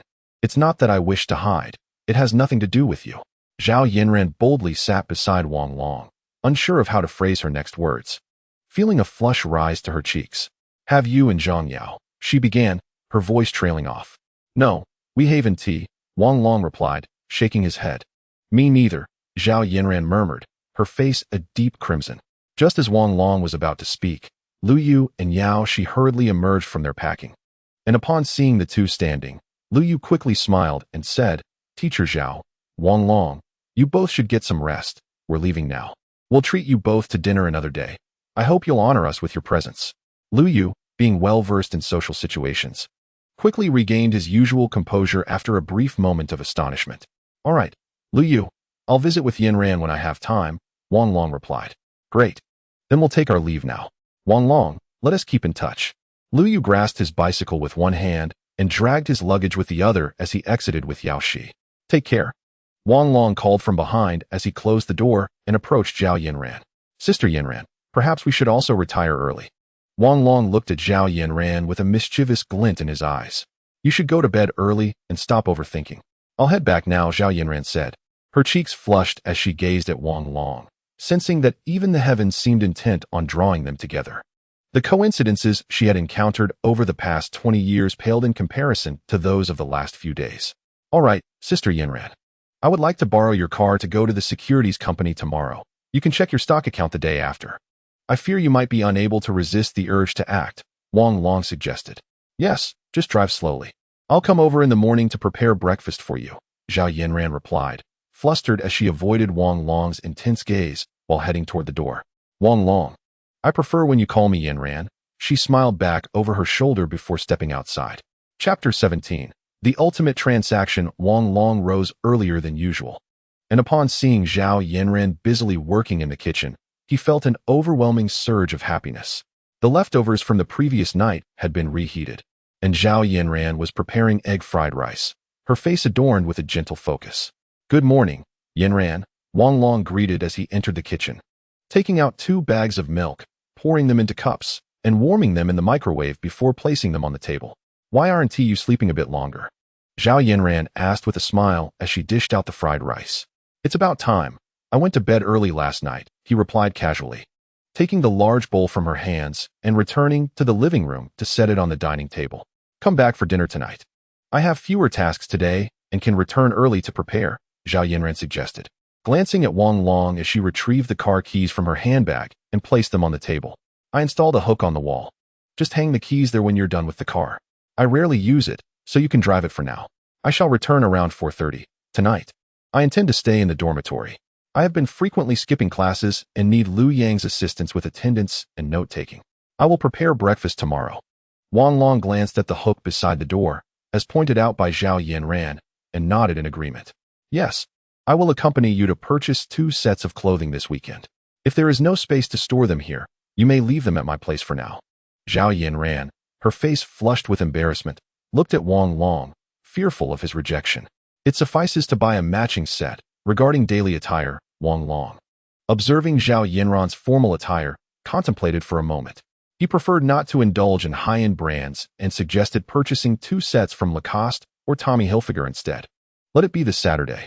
By the way, the 15th of next month marks Huang Qian's birthday. She has invited us both, and I suspect she will notify you in due course. Will you be available?" Zhao Yanran took a sip of milk, noting it was a private gathering, seemingly comprised of individuals from the finance sector, thus not requiring excessive concern. "I should have time. Gatherings in the finance realm tend to be quite casual, allowing for varied attire, so one need not fret over appearances. Being modest will suffice." Wang Long nodded, retrieving a napkin to gently wipe the white smudge from the corner of Zhao Yanran's mouth. Zhao Yanran momentarily froze, her face growing even redder, and softly replied, "You may decide as you wish. I merely wish to buy you 2 sets of clothing, not because of Huang Qian's birthday." Zhao Yanran evidently possessed a delicate sensibility, anxious that Wang Long might misinterpret her intentions. "I understand, Yanran. You may proceed to work. I shall tidy up, and we can address Huang Jia's matter later." Wang Long replied with a smile. "I shall take my leave then. My car is downstairs." Zhao Yanran picked up her backpack, approached the door, then suddenly turned around and said, "Do not feel overly pressured. Whether you incur losses or gains is inconsequential to me. I truly will not mind." With that, Zhao Yanran opened the door and left, almost in flight. "What extraordinary luck!" Wang Long exclaimed, raising his arm in excitement as he turned and entered the restroom. At 8:30, Wang Long descended promptly, driving towards the securities company, where a private warrant competition would take place, marking the commencement of his wealth accumulation journey. 10 minutes shy of 9, Wang Long parked in front of the securities company. Despite the market not opening for another 40 minutes, the lobby buzzed with activity as individuals animatedly discussed market trends. Wang Long took the elevator directly to the 7th floor, retrieved the keys from his backpack, and unlocked the door to the special client room. On the coffee table lay 2 financial newspapers, and the window was ajar. The late mayor in Songjiang still held a slight chill. Wang Long casually closed one window and proceeded to the coffee machine to brew coffee. The coffee was prepared swiftly, and he took the paper bag into the restroom. 5 minutes later, Wang Long emerged, dressed in professional attire, locked the door behind him, and entered the studio. 9 computers were powered on, with the 2 closest to him set to trading mode, one for buying and the other for selling. The 1-minute and 5-minute charts had already been configured the previous day, with 5 put warrant graphs displayed on different computers. Additionally, 2 other computers showcased the performance of various securities markets. Yesterday, the Shanghai Composite Index surged by over 90 points, and today it is poised to continue its ascent by more than 60 points. Amidst the jubilant atmosphere, an imminent and severe market correction awaits. At 9:15, the pre-market trading commenced, and Wang Long deftly tapped away at his computer, noticing that numerous stocks had gapped up. Taking a deep breath and flexing his fingers, he downed his coffee and focused intently on the movement of the Salt Lake Potash put warrant. The Salt Lake Potash put warrant 038008 had remained relatively stable over the past 2 days. Yet it was destined to shine as the star between May 30th and June 4th. With a closing price of 834 yuan yesterday. It was expected to fluctuate around 844 yuan today. As the clock inched closer to 9:30, the market suddenly sprang to life. The 1-minute chart began to reveal its patterns. Wang Long's left hand began to fly across the keyboard with remarkable speed. 0380080. 821 yuan, buying 400,000 units. Just as he completed the input with his left hand, his right hand swiftly hammered down the numbers. 0380080. 832 yuan, selling 400,000 units. The sounds of two enter keys echoed almost simultaneously. At that moment, the warrant competition officially commenced, with skilled traders from various exchanges dedicating themselves to the fray. 0380080. 812 yuan, buying 400,000 units. 0380080. 825 yuan, selling 400,000 units. The keystrokes resounded once more in rapid succession. Wang Long's gaze remained intense, fixated on the market screen, while his hands flew over two keyboards, executing trades with remarkable speed. He felt as though he were tethered to a rapidly spinning and vibrating top, requiring immense patience and resolve to maintain clarity of thought. As time slipped away, an hour passed in the blink of an eye, and Wang Long appeared as a tireless machine, his hands still racing across the keyboard. Meanwhile, the jubilant cheers from the stock trading hall below echoed incessantly, as dozens of stocks reached their daily limits, igniting the enthusiasm of every investor present. In stark contrast to the cacophony below, the large investor room maintained an air of relative tranquility, with many participants fixated on the market, striving to increase their trading frequency and maximize their profits. In the client manager's office, the hustle and bustle continued unabated. As a steady stream of new clients entered the brokerage firm, friends of client managers alongside individual investors arriving discreetly. With a deep breath, Wang Long exhaled. The final trade of the morning was executed. 0380080. 836 yuan, selling 600,000 units. Wang Long sprang up swiftly, dashing toward the restroom. Having refrained from leaving his seat for 2 hours, all in the name of maintaining cognitive continuity in trading. In the realm of warrant trading, a trip to the restroom is considered a grave misstep. One must at least liquidate all warrants before stepping away, lest tens of thousands of yuan vanish in an instant. In the general manager's office, the phone rang for General Chiu. General Chiu, Wang Long executed 60 trades this morning, averaging one trade every 2 minutes. His initial 400,000 has soared to 560,000, yielding a remarkable 40% profit, with total transactions exceeding 40 million. Lu Manager's excited voice resonated over the line. What? That's impressive. Send me his delivery order after the market closes this afternoon. We've struck gold this time. General Chiu laughed heartily in the office. Chapter 18. Doubling the capital. Knock, knock. A sound echoed from outside the special client room. Wang Long glanced at his watch. It was 11:15. It must be the complimentary lunch boxes for the major clients, he mused. Upon opening the door, he found Zhang Yaru standing there, holding 2 lunch boxes, one large and one small. Wang Long, you look incredibly handsome, Zhang Yaru exclaimed upon seeing him in his professional attire. Just average. Ranked 3rd in the nation. Wang Long chuckled, accepting the lunch boxes from her and placing them on the manager's desk. What do we have today? It should be 2 meat dishes and 2 vegetable dishes. In 2006 and 2007, the stock market was booming, and it had become customary for the major and middle client rooms to receive lunch boxes with 2 meat and 2 vegetable dishes. The special client room, however, received 3 of each. The larger one is yours, and the smaller one is mine. We'll have lunch together today, Zhang Yaru said as she entered the room, glancing at the computer inside. How are you feeling today? Is everything going smoothly? Quite well, actually, a small profit. Wang Long replied with a smile as he opened the lunchbox. This is indeed quite lavish. There's even sweet and sour pork and fish-flavored shredded pork. Originally, it was supposed to be 2 meat and 2 vegetable dishes. I wonder why they suddenly arranged it according to the special client room standards, Zhang Yaru remarked, seating herself opposite Wang Long and opening her own box. The disparity is astonishing. Compared to your meal, the employee lunch is rather lacking. Her lunchbox contained 1 meat and 2 vegetable dishes, appearing somewhat simplistic, reminiscent of the complimentary lunches provided to major clients back in 2008. During the economic crisis of 2008, the Chinese stock market suffered greatly, resulting in extremely low trading volumes. At that time, the standards for complimentary meals in the major and middle client rooms were reduced to 1 meat and 2 vegetables. However, many individuals, opting not to trade, frequented the securities company solely for the free meals at noon, prompting many firms to stipulate that only those with monthly commissions exceeding 600 yuan would receive complimentary lunchboxes. With your monthly income exceeding 100,000, you can afford to part with that box. Why not swap? You can have mine, Wang Long insisted, pushing the lunchbox toward Zhang Yaru. I'll be trading this afternoon and hardly eat at noon. It seems wasteful to let all this go to waste. That's unnecessary. You're at a vital growth stage. Just give me 2 pieces of sweet and sour pork, Zhang Yaru replied, grinning as she placed several pieces of meat into her box. I'll make you a cup of coffee. By the way, how did the wager turn out? Did Li Yin approach you again? Wang Long rose and moved to the bar counter. She came looking for me early this morning. We had several parties sign, and manager Lu acted as the notary. Zhang Yaru said, removing her black jacket to reveal a red silk short-sleeve shirt. Her slender, fair arms appeared even more luminous against the vibrant red backdrop. Wang Long placed the coffee in front of Zhang Yaru, and a line of poetry suddenly flashed through his mind. The person beside the Lu is like jade, with a wrist gleaming like frost and snow.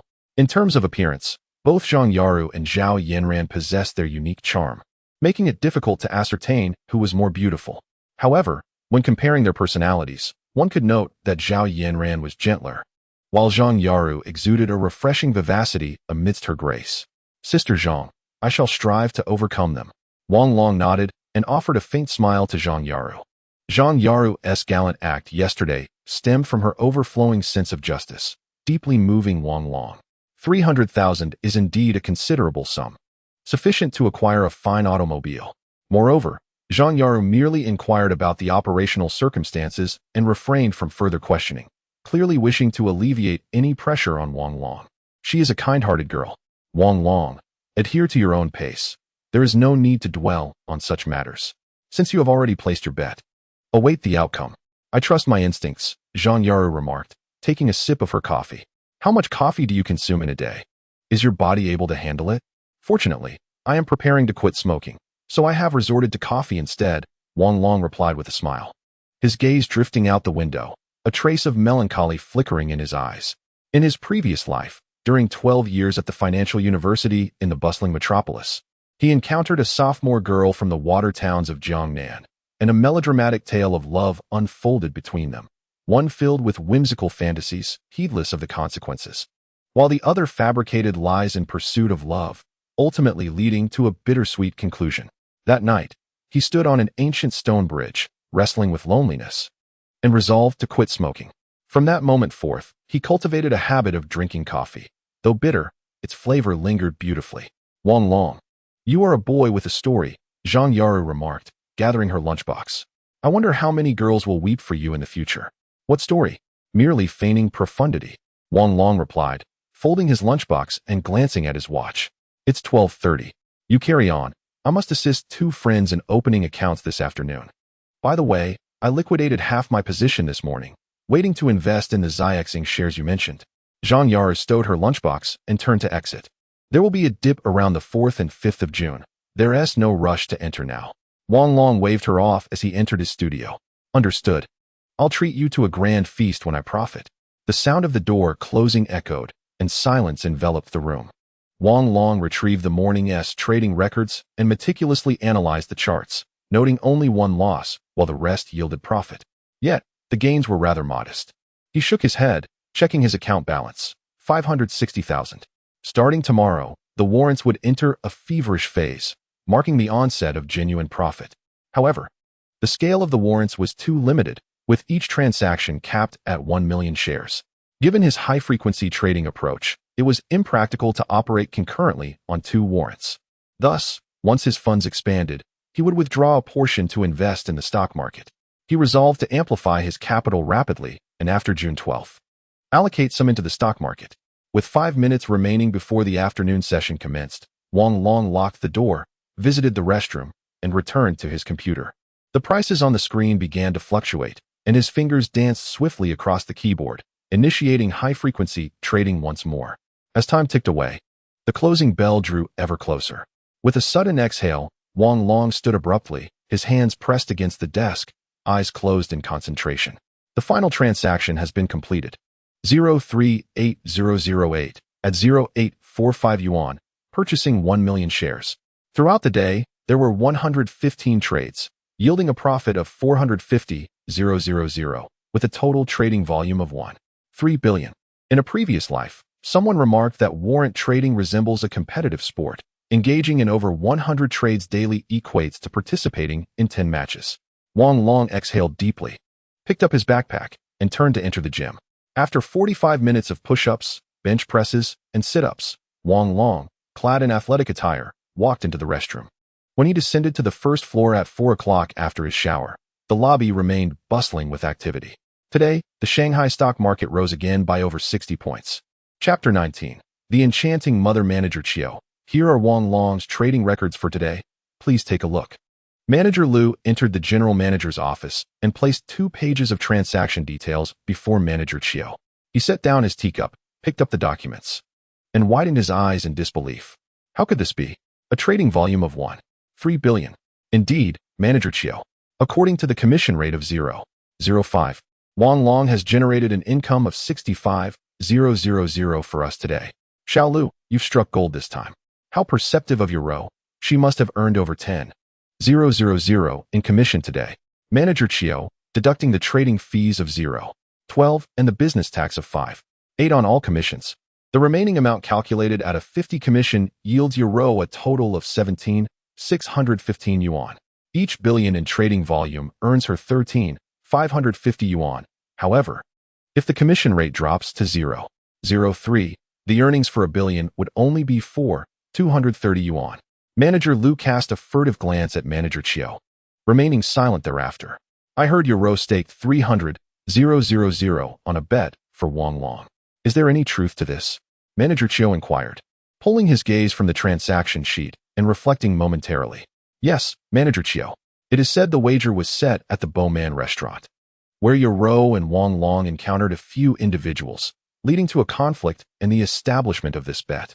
However, I believe your row only aimed to defend Wang Long and was unaware of his prowess, Manager Liu softly recounted. Indeed, had I not seen the trading details myself, I would not have imagined his capabilities. Over 100 trades with only 3 losses. I still cannot believe my own eyes. Manager Chiu once again examined the documents, exclaiming, remarkable. Truly remarkable. His capital doubled in a single day. Haha, it seems Tiana Securities will gain notoriety from this. Yes. I spent an hour in the office analyzing it and deemed it impossible. Yet here lies the undeniable truth. Wang Long is undeniably a true master. Manager Chiu, we must retain such talent. It is not solely a matter of commissions, Manager Liu enthused.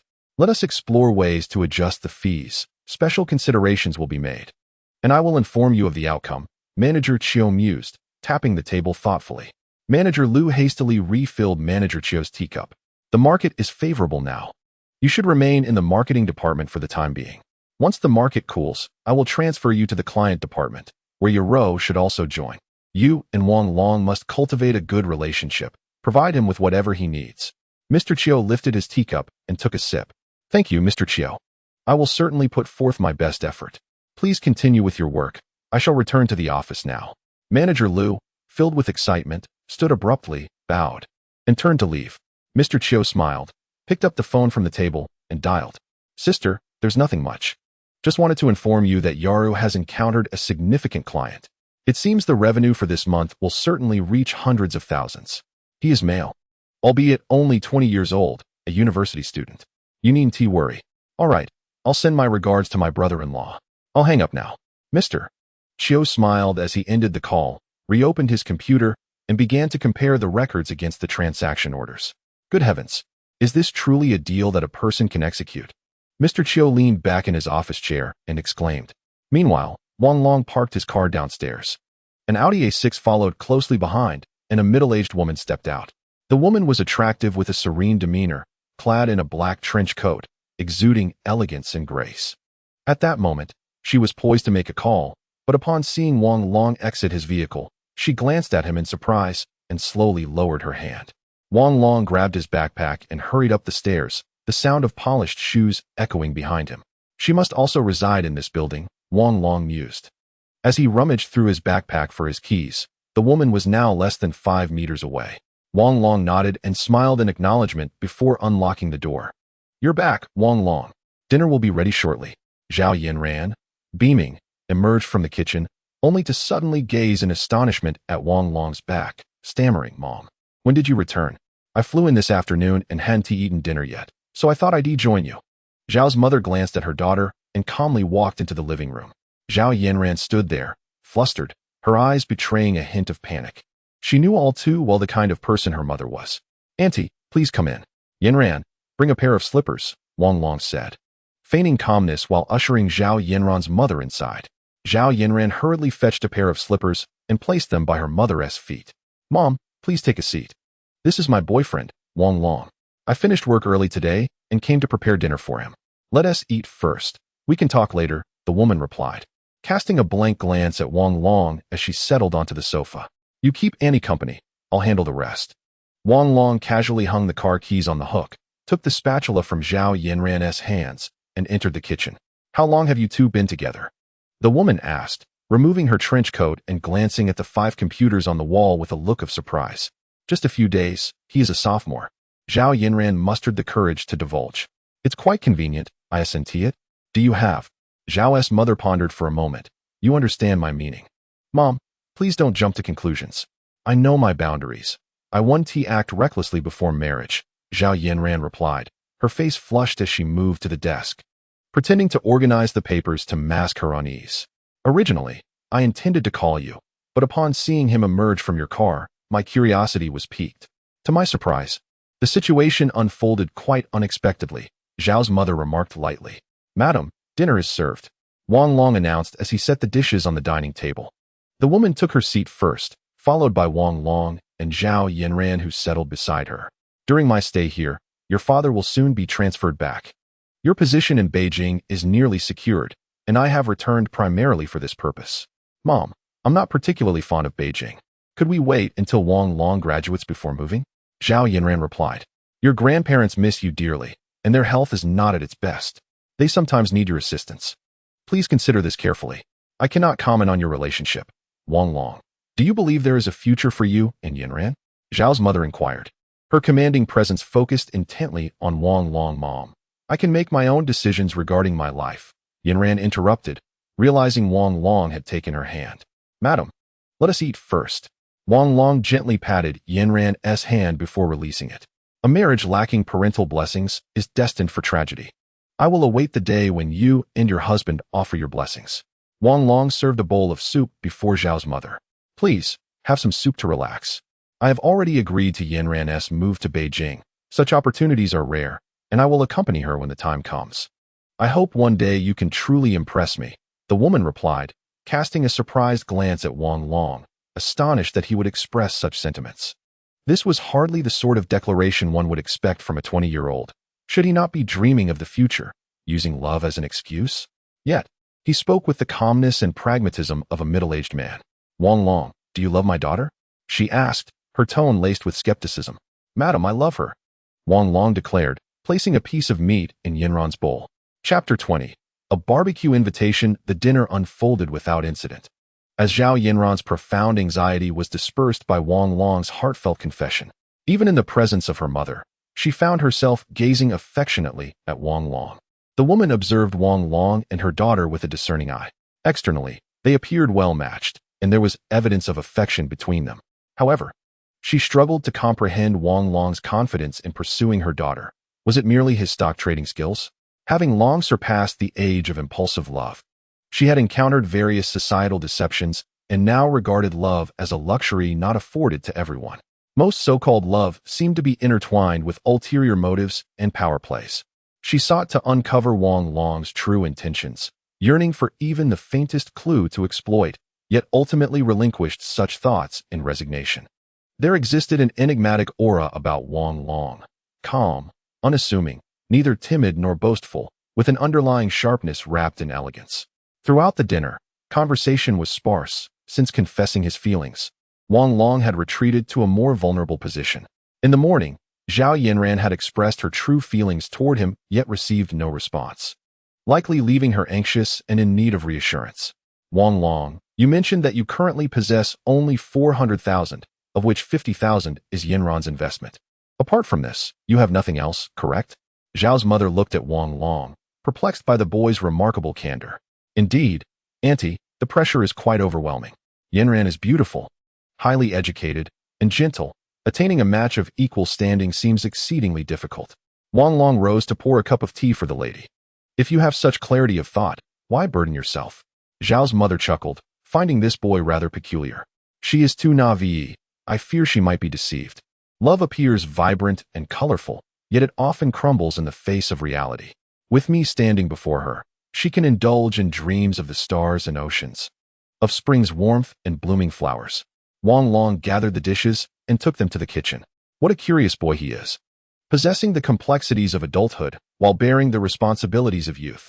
Such young men are becoming increasingly rare.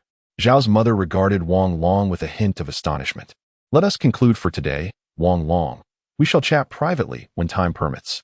The woman shook her head, deciding to wrap up the day's discussion. This Wang Long is undoubtedly captivating.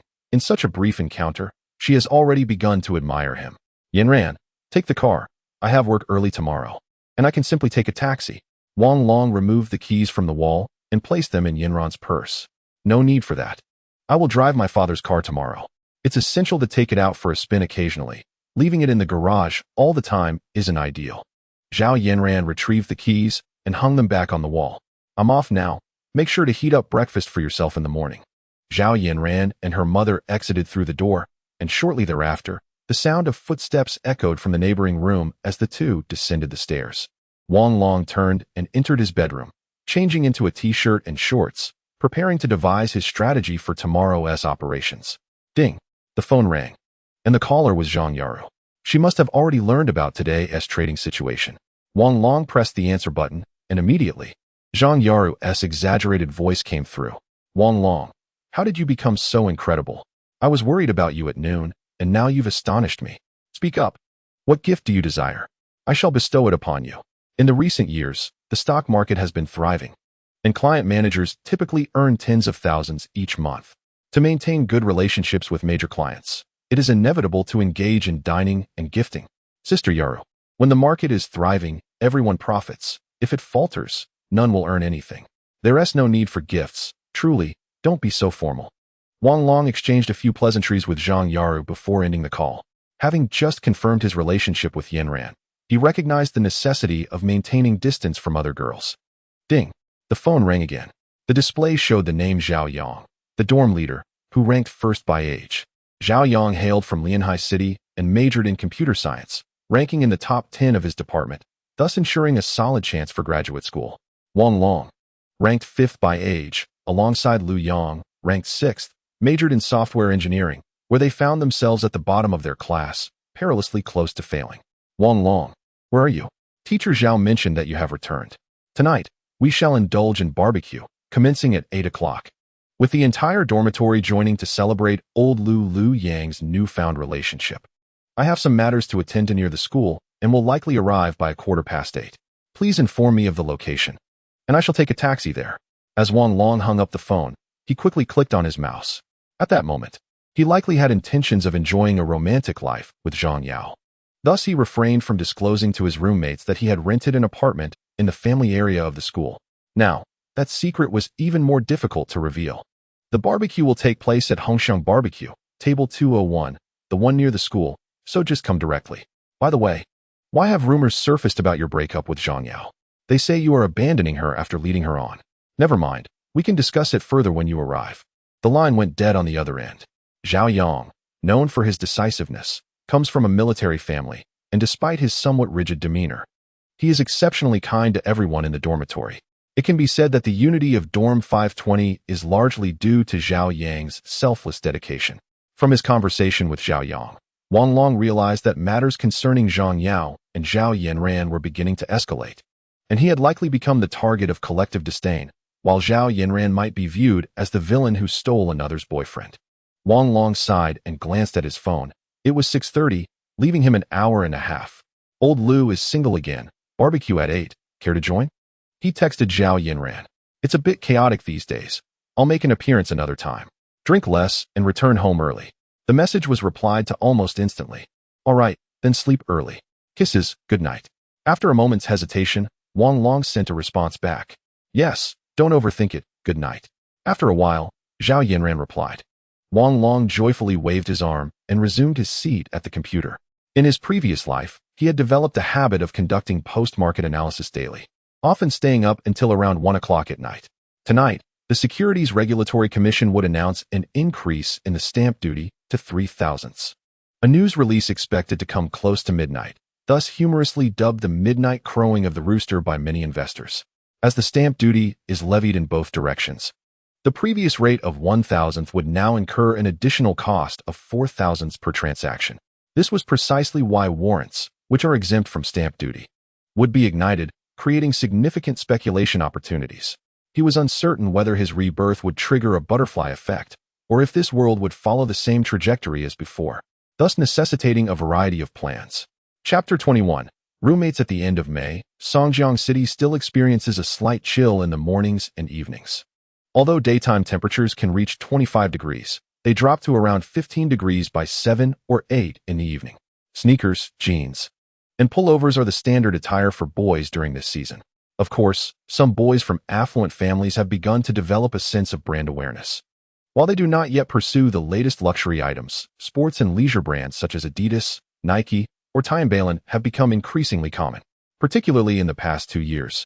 The booming stock market has created a multitude of wealthy families, thus amplifying the effects of wealth and the tendency for comparison, which has become increasingly prevalent, even within university settings. Certainly, the sentiments echoing from future generations, such as preferring to weep in a BMW rather than laugh on a bicycle, find little resonance in the present moment. University students continue to harbor aspirations for the future, diligently striving for a promising career. The resurgence of the internet in 2007 propelled the computer science discipline to the forefront of employment opportunities, with average salaries nearing approximately 4,000 yuan. Coupled with the burgeoning myths of internet wealth, numerous students, fueled by grand ambitions, sought admission into prestigious computer science programs, thereby elevating admission scores. Thus, individuals like Wang Long, a quintessential science and engineering student, find themselves in demand, with many young women eager to engage with them. Indeed, even the financially challenged Lu Yang has found companionship. As Wang Long exited the campus, he arrived at the renowned Hongxiang Barbecue across the street, right at 8 o'clock. Hongxiang Barbecue is a sprawling and opulent establishment, featuring semi-enclosed dining areas. Originally opened near Songjiang University to attract students, its booming business led to the establishment of several branches near various universities, making it a celebrated locale in Songjiang City, frequented by many locals. The atmosphere within the barbecue restaurant was vibrant, filled with the clamor of voices, bottles of beer being consumed with fervor, and cigarette smoke swirling through the air, casting a bluish haze. Some inebriated patrons, bearing their arms, boisterously proclaimed their tattoos as symbols of social status. Wang Long furrowed his brow. He was not particularly fond of such an environment, not merely due to the noise, but rather because alcohol often incites conflicts, posing a considerable risk to students. In his previous life, he had witnessed numerous altercations stemming from trivial remarks, leading to severe consequences. Navigating through the raucous hall, Wang Long ascended the wooden staircase to the second floor. The upper level was equally boisterous, with partitions of approximately 1 meter separating tables. Wang Long, over here, Zhao Yang called out, waving. The staircase was centrally located, with room 201 on the left side, nestled in the corner of the hall. The layout formed a rectangular pattern around the hall, which also featured scattered tables in the center. Wang Long waved back and made his way over. The room was spacious, housing about 10 individuals, both male and female, who, over the past few months, had surprisingly found partners. Wang Long, you've become quite notorious these past few days. Do share the story. By the way, this is my girlfriend Fang Qian, from the English department. I heard about your situation from her. A well-spoken young man stood up to greet Wang Long. His name was Qian, the second in their dormitory, hailing from Jimu City, where his father ran a substantial timber business in Russia. It's just a breakup, nothing much to discuss. Hello, Fang Qian, I'm Wang Long. He nodded toward the girl. Huang Qian possessed a captivating charm, being both graceful and serene, reminiscent of a delicate flower. Hello, Wang Long. I didn't realize you and Qian were dorm mates. Had I known, I wouldn't have mentioned it, she replied with a smile as she stood. It's all right. At least I've made a name for myself. If I were to shout my name on campus now, half the people would surely recognize me. Wang Long chuckled, waved his hand at Huang Qian, and took a seat. Where is Miss Lu from your family? He inquired curiously upon noticing Zhao Yang sitting alone. Wang Long, please refrain from asking. We parted ways. The boss is feeling rather down. He claims he wishes to help me find a partner, but in truth, he simply desires to indulge in some drinks. Lu Yang remarked as he stood up, filling Wang Long's glass. This is my girlfriend, Lu Jiao, a major in accounting from the Department of Management. Lu Yang hails from Chia City, where his family struggles financially. He enjoys sports and possesses a robust physique. Lu Jiao, on the other hand, is petite and appears delicate, resembling a gentle southern girl. Hello, Wang Long. I've heard that you've won the heart of our goddess. Teacher Zhao, congratulations. Lu Jiao's voice was melodious, imbued with the soft, gentle tones of Jiangnan, making it exceptionally pleasant to the ear. I shall bring her to meet everyone next time, Wang Long stated, placing his glass before him, maintaining an unperturbed demeanor. Goodness, Wang Long, could it possibly be true? I thought it was merely a rumor. You are incredibly fortunate. How could such a fine catch be taken by someone like you? Exclaimed Sun Lei, brimming with excitement. Sun Lei, from Menghu City, comes from a family engaged in small business. He possesses a sharp tongue, yet has a good heart. During Wang Long's most challenging times in the bustling metropolis, Sun Lei unhesitatingly lent him 10,000 yuan. Sun Lei, Wang Long is indeed remarkable. We should celebrate his fortune. Li Haitao, the fourth member of their group, chimed in with a smile. Li Haitao is adept at handling matters and possesses keen insight into others' emotions. He is from Huit City, where it is said his father works in a security department. After graduating, he pursued civil service examinations, eventually joining the local security bureau. Not to worry, Haitao. Sun Lei is simply expressing his joy, albeit in his own way. Wang Long waved his hand dismissively, chuckling lightly. Wang Long, do not hold it against Sun Lei. That's just how he speaks. I've told him countless times, remarked the girl beside Sun Lei, as she placed a few skewers of lamb onto Wang Long's plate. Try this, Wang Long, it tastes quite good. The girl, named Lu Ting, is a spirited individual who has known Sun Lei since middle school and high school. They are childhood sweethearts, now studying in the journalism department at Songjiang University. After graduation, they moved directly to the metropolis, eventually marrying after a whirlwind romance. She has shown considerable care for Wang Long. Thank you, sister-in-law. I am well aware of what third brother is like. No need for explanations, Wang Long replied, his eyes misting slightly as he gazed upon these familiar faces, evoking a profound sense of nostalgia that flooded him with memories of the bittersweet past. Lu Ting paused, sensing a distinct change in Wang Long, as if he had transformed from her previous understanding into someone imbued with a newfound gentleness. Wang Long, you seem different. I hope you haven't encountered any distress. Nonetheless, you appear quite well now, the girl beside Li Haitao, named Niu Min, softly observed, having noticed the change. Niu Min is strikingly beautiful, hailing from the local area, with parents involved in the textile business. She studies graphic design, particularly excelling in animation aesthetics. After parting ways with Li Haitao, she sought opportunities in Yanjing. Niu Min, one does not gain wisdom without experience. We all grow in time. Wang Long raised his glass, gazing at everyone. As the last to arrive, let us toast to wealth and friendship, to careers and love. In this moment, Wang Long finally relinquished his critical perspective of the world, fully immersing himself in it, returning to the exuberance and recklessness befitting his age. Well said, Wang Long. For the sake of wealth and camaraderie, for career and love, let us raise our glasses. The crowd cheered, toasting and drinking heartily. Chapter 22. Guardianship. The northern folk are renowned for their love of barbecues. As evening descends, even slightly better barbecue establishments are often packed to capacity. In the summer, tables spill onto the streets, where many gather under the open sky, calling friends and indulging until intoxication takes hold. Most students at Songjiang University hail from various cities in the north, having been steeped in the culinary culture of their homeland since childhood. Thus they can easily consume 3 or 4 bottles of beer, with some girls leisurely downing a bottle as well. Consequently, at Wang Long's table of 10. They polished off nearly an entire case of beer within the span of an hour.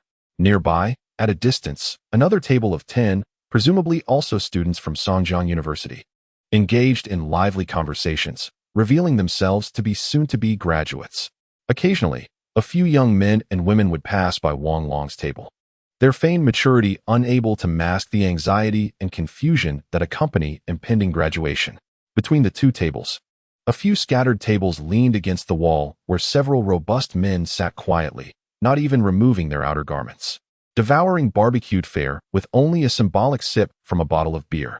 The 202 room, adjacent to 201, faced the stairs. It initially accommodated 7 diners. But after 2 couples departed, only 3 men remained, drinking and consuming skewers. Wang Long himself did not drink excessively. From 8 to 10, he had barely managed to consume 2 bottles of beer. Though a northerner, he flushed red all over when he drank, akin to an allergic reaction, which led him to abstain from heavy drinking.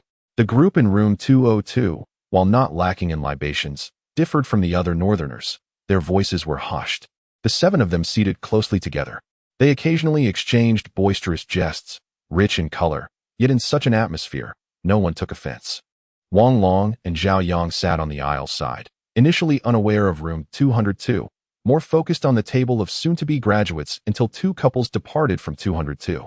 One man, adorned with tattoos on his hand, cast furtive, lecherous glances at Li Haitao's girlfriend, Niu Min, which piqued Wang Long's vigilance. The man's gaze bore a fierce intensity, his complexion pale and wan. In an instant, Wang Long recalled the peculiar behaviors of that table, feeling a surge of unease. These individuals were likely not to be trifled with. Niu Min stood up and, along with Lu Ting, headed to the restroom. After a short while, as they emerged, the tattooed man stood and approached Niu Min and Lu Ting. Chong, don't cause trouble, spoke a scarred man seated at the back in a low voice. Bro, it's just for fun, nothing serious. The tattooed man replied nonchalantly. Meng, call your brother back, the scarred man instructed, glancing at a younger companion beside him. All right, brother, the young man responded, rising without a care and sauntering over. Wang Long furrowed his brow, rose to his feet, and feigned an unsteady gait as he trailed behind the young man. Suddenly, the man named Chong pretended to be unable to evade a collision with Niu Min, causing his phone to tumble to the ground. As he lost his footing, he instinctively grasped Niu Min. What are you doing? Niu Min exclaimed, caught off guard, and instinctively pushed the man away, leading him to fall to the ground. Ouch, my arm is broken. The man revealed a tattoo on his arm, a blue scorpion. I'm sorry, I didn't mean to. Niu Min hesitated upon seeing the man's predicament, but ultimately helped him up. My phone is shattered, and my arm is broken. You'll have to take me to the hospital, and you will cover the medical expenses, the man whined. Oh dear, my apologies, brother. It was my friend who accidentally bumped into you. I'll compensate you. Is 1,000 yuan sufficient for the phone? Wang Long produced 1,000 yuan from his pocket and glanced back at Niu Min and Lu Ting. Sister-in-law, you and Niu Min should head back first. Lu Ting, already rattled by the man before her, felt a chill from her woman's intuition, sensing the underlying danger. It's not that easy to leave. My second brother's matter isn't settled yet. Meng grinned mischievously at Niu Min and Lu Ting. Brother, take this 1,000 yuan. How about I accompany you to the hospital? I'll settle your tab, Wang Long said, bowing and smiling. Get lost, what does it have to do with you? Meng shoved Wang Long and delivered a sharp slap across his face, his expression menacing. Sun Lei and Lu Yang, hearing the commotion, approached and saw Wang Long nearly toppled over and slapped. Sun Lei rushed forward. What gives you the right to hit someone? Just as Sun Lei reached Chong kicked him hard in the abdomen. Meng seized a beer bottle from a nearby table and smashed it over Sun Lei's head. Sun Lei collapsed to the ground, convulsing. Damn it, I'll take you on. Lu Yang, with rage in his eyes, charged at Chong, tackling him to the ground. You're courting death. Meng swiftly picked up another beer bottle and hurled it at Lu Yang. Bang! Meng staggered, blood trickling down his forehead. You bastard. I'll kill you. Meng turned to glare at Li Haitao, who had thrown the bottle at him. The bottle flew toward Li Haitao's head. Li Haitao instinctively dodged, and the bottle shattered on the ground, scattering beer and glass shards everywhere. Zhao Yang and Qian rushed in. Zhao Yang brought his empty bottle down hard on Meng's head, causing him to sway drunkenly before collapsing onto a nearby table, convulsing. Qian Wen tackled Chong, who was still atop Lu Yang, and they began to grapple fiercely. The sounds of screams filled the air, while Niu Min and Lu Ting cried out in terror, completely taken aback by the chaos unfolding before them. In mere minutes, the ground was awash with blood and shattered glass. Meanwhile, the man from room 202 silently approached Zhao Yang from behind, brandishing a sharp knife. "Watch out, Zhao Yang!" Lu Jiao and Fang Qing's piercing cries echoed, followed by their helpless collapse onto the ground. The last vestiges of their reason and composure were utterly shattered by the glint of a sharp blade. Bang! The man swayed slightly. A bottle of liquor, wielded by Wang Long's right hand, struck his head, causing beer to cascade down, obscuring the man's vision. Bang! The bottle in Wang Long's left hand again met the man's skull. The scarred man finally fell to the ground. Bang! A third bottle crashed onto the man's knife-wielding right hand, sending the blade flying. Wang Long swiftly kicked the knife away, seized 2 more bottles of liquor, and approached the 2 men, smashing them down with great force. Liquid splattered everywhere, shards of glass flying amidst the rising cacophony of screams. Wang Long observed the 4 men quietly enjoying their skewers as the sound of handcuffs clinked in his left hand and a gun in his right. "Why did you take so long to arrive? If only you had shown up sooner, everything would have been resolved." Wang Long staggered to a table nearby and sat down. The patrons at that table gasped at the sight of him. "What are you afraid of? The police are handling the situation." Wang Long picked up a bottle of mineral water from the table, washing away the blood and glass from his hands, cursing inwardly. "Is it that desperate? Why go looking for women in a barbecue joint?" Taking a deep breath, he stood up and approached the 4 men. "My uncle is the captain of the criminal police in the city. I am Wang Long. Wang Long. What are you doing here?" came the panicked voice of his uncle from behind. Chapter 23. The powerful man. This unexpected brawl, from its onset to conclusion, lasted barely 10 minutes, abruptly ceasing. It was only when the scarred man brandished his knife that true fear permeated the second floor, shifting the crowd's initial curiosity to a stark realization of the potential danger. Many recognized the murderous glint in the scarred man's eyes and understood that misfortune could befall anyone. If one could not resolve the situation swiftly, death was the only alternative. When Wang Long emerged, using a bottle to thwart the scarred man's assault, the crowd erupted in cheers. However, as the second bottle shattered, a profound silence enveloped the area. When the third bottle struck the scarred man's hand, gasps filled the air. This calm-faced youth was dismantling his opponent's combat capability with ruthless efficiency, reminiscent of the fantastical tales many had once read. In the eyes of all present, Wang Long had transformed into a merciless instrument of destruction. After he brought down the man who had been on top of Lu Yang with 2 bottles, a chill coursed through many hearts. Truly, one must be as merciless as autumn winds sweeping away fallen leaves when confronting an adversary. Many had quietly descended the stairs, and a significant number resolved never to dine in such places again, whether due to the scarred man's ferocity or Wang Long's emotionless brutality. Anyone could boast, but when it came to escaping such a perilous environment, it ultimately tested one's mental fortitude. The shattering bottles would undoubtedly haunt the dreams of many. Sun Lei had regained consciousness, likely suffering from a mild concussion. Lu Yang's nasal bridge was fractured, and he was expected to require several days of rest. The others, aside from some minor wounds on their hands and feelings of fatigue, were largely unscathed. An ambulance arrived with a wail at the entrance of the barbecue restaurant, and Wang Long made sure to settle the bill before boarding. What began as a civil dispute had escalated into a criminal case. A group of men, having fled after a brawl that left 3 dead and 4 injured 3 months prior, was apprehended in this very establishment in Songjiang City. Fortunately, there were no further casualties, which brought a sigh of relief to Wang Long's uncle, Wang Weitao. The group was transported to the public security hospital for treatment, with all expenses covered by Wang Weitao. During this time, Wang Long called his aunt, advising her not to sell stocks amidst the anticipated market downturn the following day, but rather to liquidate her holdings during an expected rebound, and to consider investing in Guangji Pharmaceutical or Xie shares before the market closed on June 5th. Though his aunt was somewhat skeptical, she ultimately heeded Wang Long's counsel, believing that she could simply wait a day to observe the market's movements. Representatives from both the security and academic affairs offices arrived at the hospital, and even Zhao Yanran received a notification to come. Sun Lei needed to rest, while Lu Yang's nasal bone had been reset. Given that the perpetrators were desperate criminals, compensation seemed unlikely. However, the actions of the group could be classified as acts of bravery, and there was hope to apply for recognition from the school. Several girls surrounded Zhao Yinran, chattering excitedly about the events, seemingly regarding her as Wang Long's girlfriend, their praises eliciting a mix of concern and a subtle pride within her.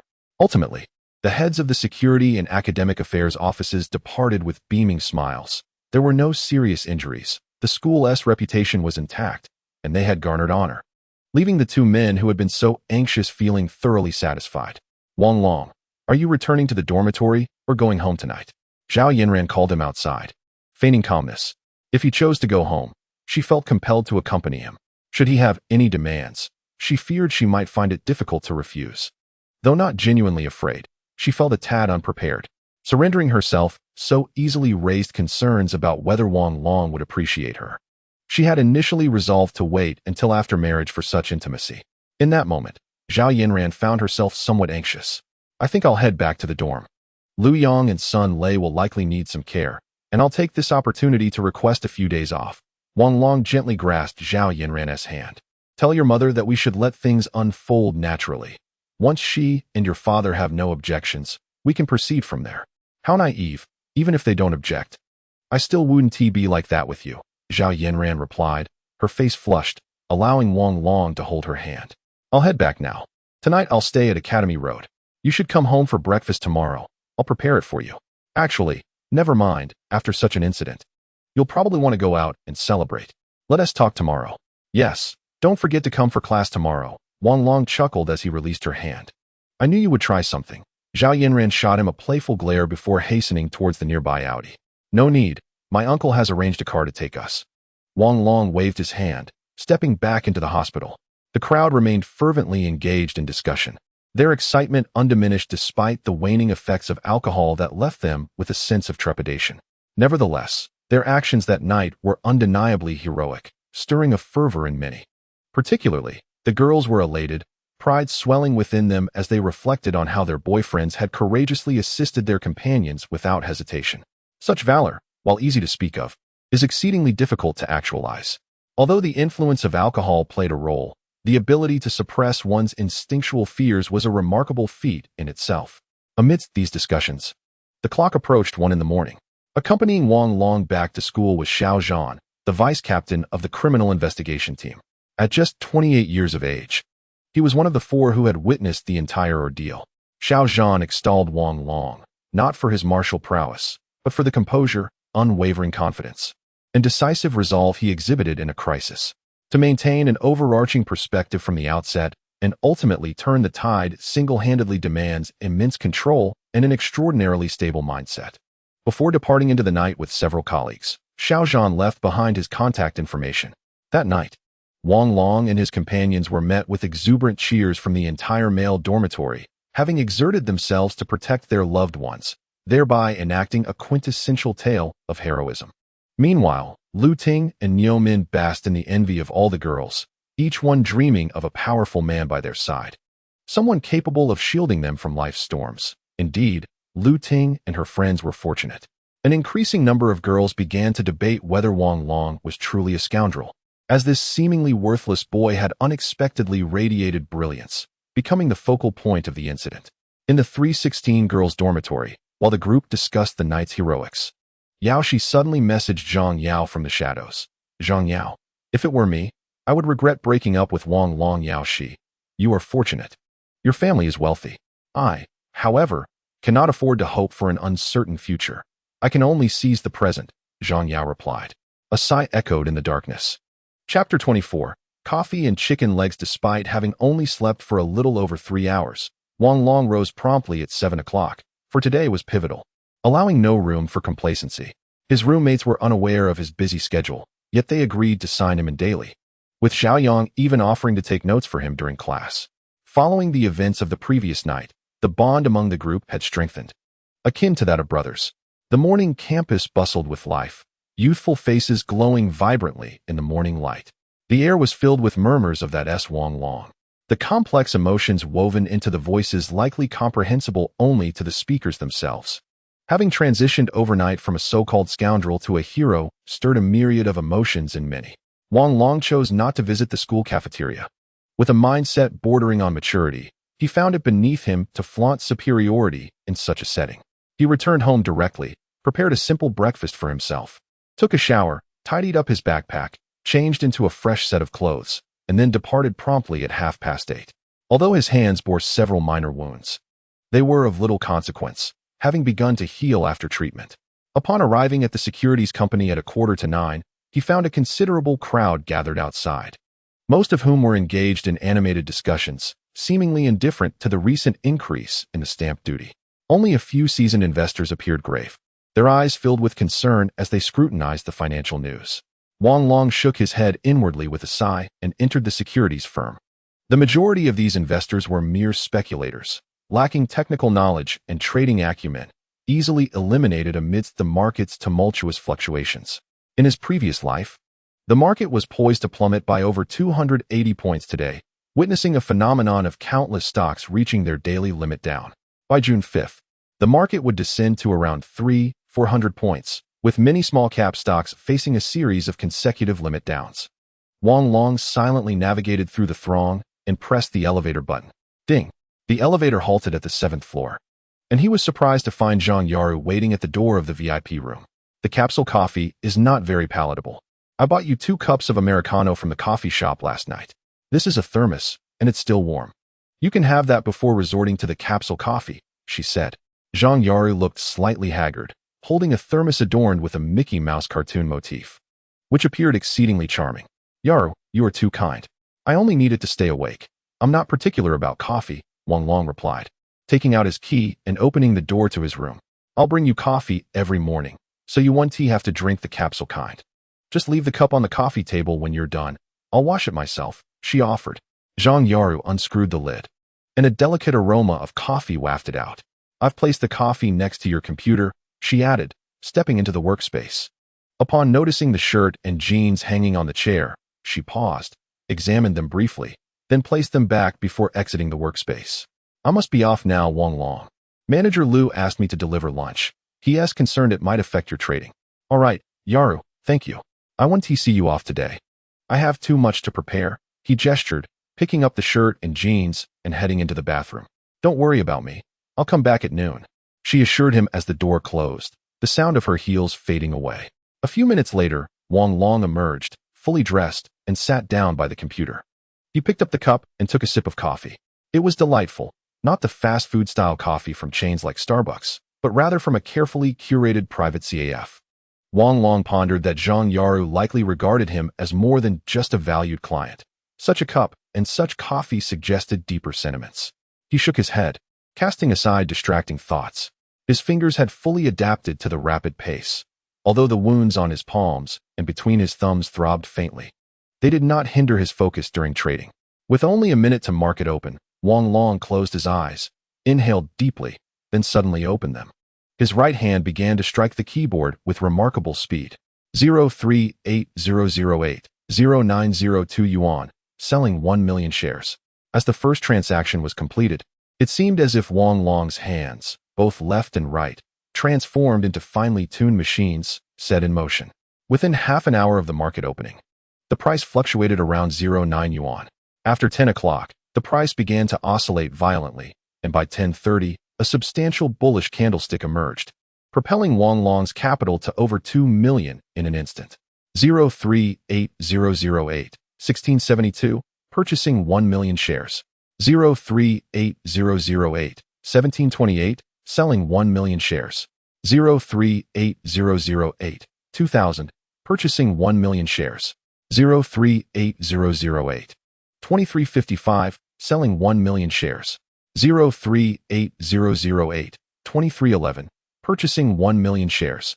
038008, 2200, selling 1 million shares. Wang Long gazed at his final transaction of the morning, shaking his head. The pain in his hands, compounded by nearly a sleepless night, led to a mistake during the morning's trading. With 75 trades completed in a single morning, a remarkable feat, his account already boasted over 4 million. Regrettably, the maximum he could purchase at any one time was 1 million shares, preventing him from fully utilizing his capital. Wang Long glanced at the stock market on the computer screen adjacent to him. Aside from a dozen small-cap stocks hitting their upper limits, the majority of stocks were languishing at their lower limits, a dismal sight. For short-term traders, there might be some who would venture in today, hoping for a rebound tomorrow. However, in such a favorable market, few had the resources to take the plunge. Should he encourage Yanran to take a risk? After a moment's contemplation, he shook his head, dismissing the thought. Yanran did not favor short-term trading. It was not worth it for the meager gains. Unfortunately, the funds in his account needed to remain until tomorrow. Otherwise, he might have considered making a move. Perhaps Zhang Yuru could. Knock, knock. The sound of a doorbell echoed. Wang Long rose to open the door, and Zhang Yuru entered, carrying a meal box. Wang Long, you are truly impressive. Although I suspected that the increase in stamp duty would have an impact, I never anticipated it would be so severe. Had I known, I would have sold everything, she said, placing the meal box on the table and glancing at Wang Long. I bought you 2 chicken legs. The meat is shredded and still warm. Hurry up and eat. A slight blush crept onto Zhang Yuru's cheeks, as if even she was unaware of why she had gone to such lengths. How did you know I liked chicken legs? Wang Long immediately regretted his words after speaking. He opened the small box on the table, offering half to her. I just felt you would like them, so I bought them, she replied, opening their meal boxes. By the way, don't drink coffee for lunch. Let me get you a glass of water. Zhang Yuru turned to the water dispenser, filling a disposable cup with warm water and placing it before Wang Long. This kind of trading will wear you out physically. I have never seen someone as fervent as you. The market is favorable, so I engage in more trades. By the way, how much do you have left in your account? Please don't misunderstand. I'm not asking to borrow money. Wang Long felt his words were somewhat abrupt and paused. There's still over 1 million. If you need it, I can transfer it to you this afternoon, Zhang Yuru said, glancing at Wang Long and handing him a tissue. It turns out you are quite affluent. I do not require it. I merely wish to inform you that after a low opening tomorrow, there may be an opportunity to seize a rebound. Selling your remaining stocks today could mitigate some costs. Wang Long took the tissue and dabbed his mouth. All right. I shall execute this plan tomorrow. If I profit, I shall treat you to a grand feast. Zhang Yuru glanced at Wang Long, questioning whether he truly did not need the money. How many trades did you execute this morning? I genuinely do not need the funds, Sister Yuru. I completed over 70 trades, Wang Long replied, feeling the awkwardness of his own words. Are you out of your mind? You actually did that?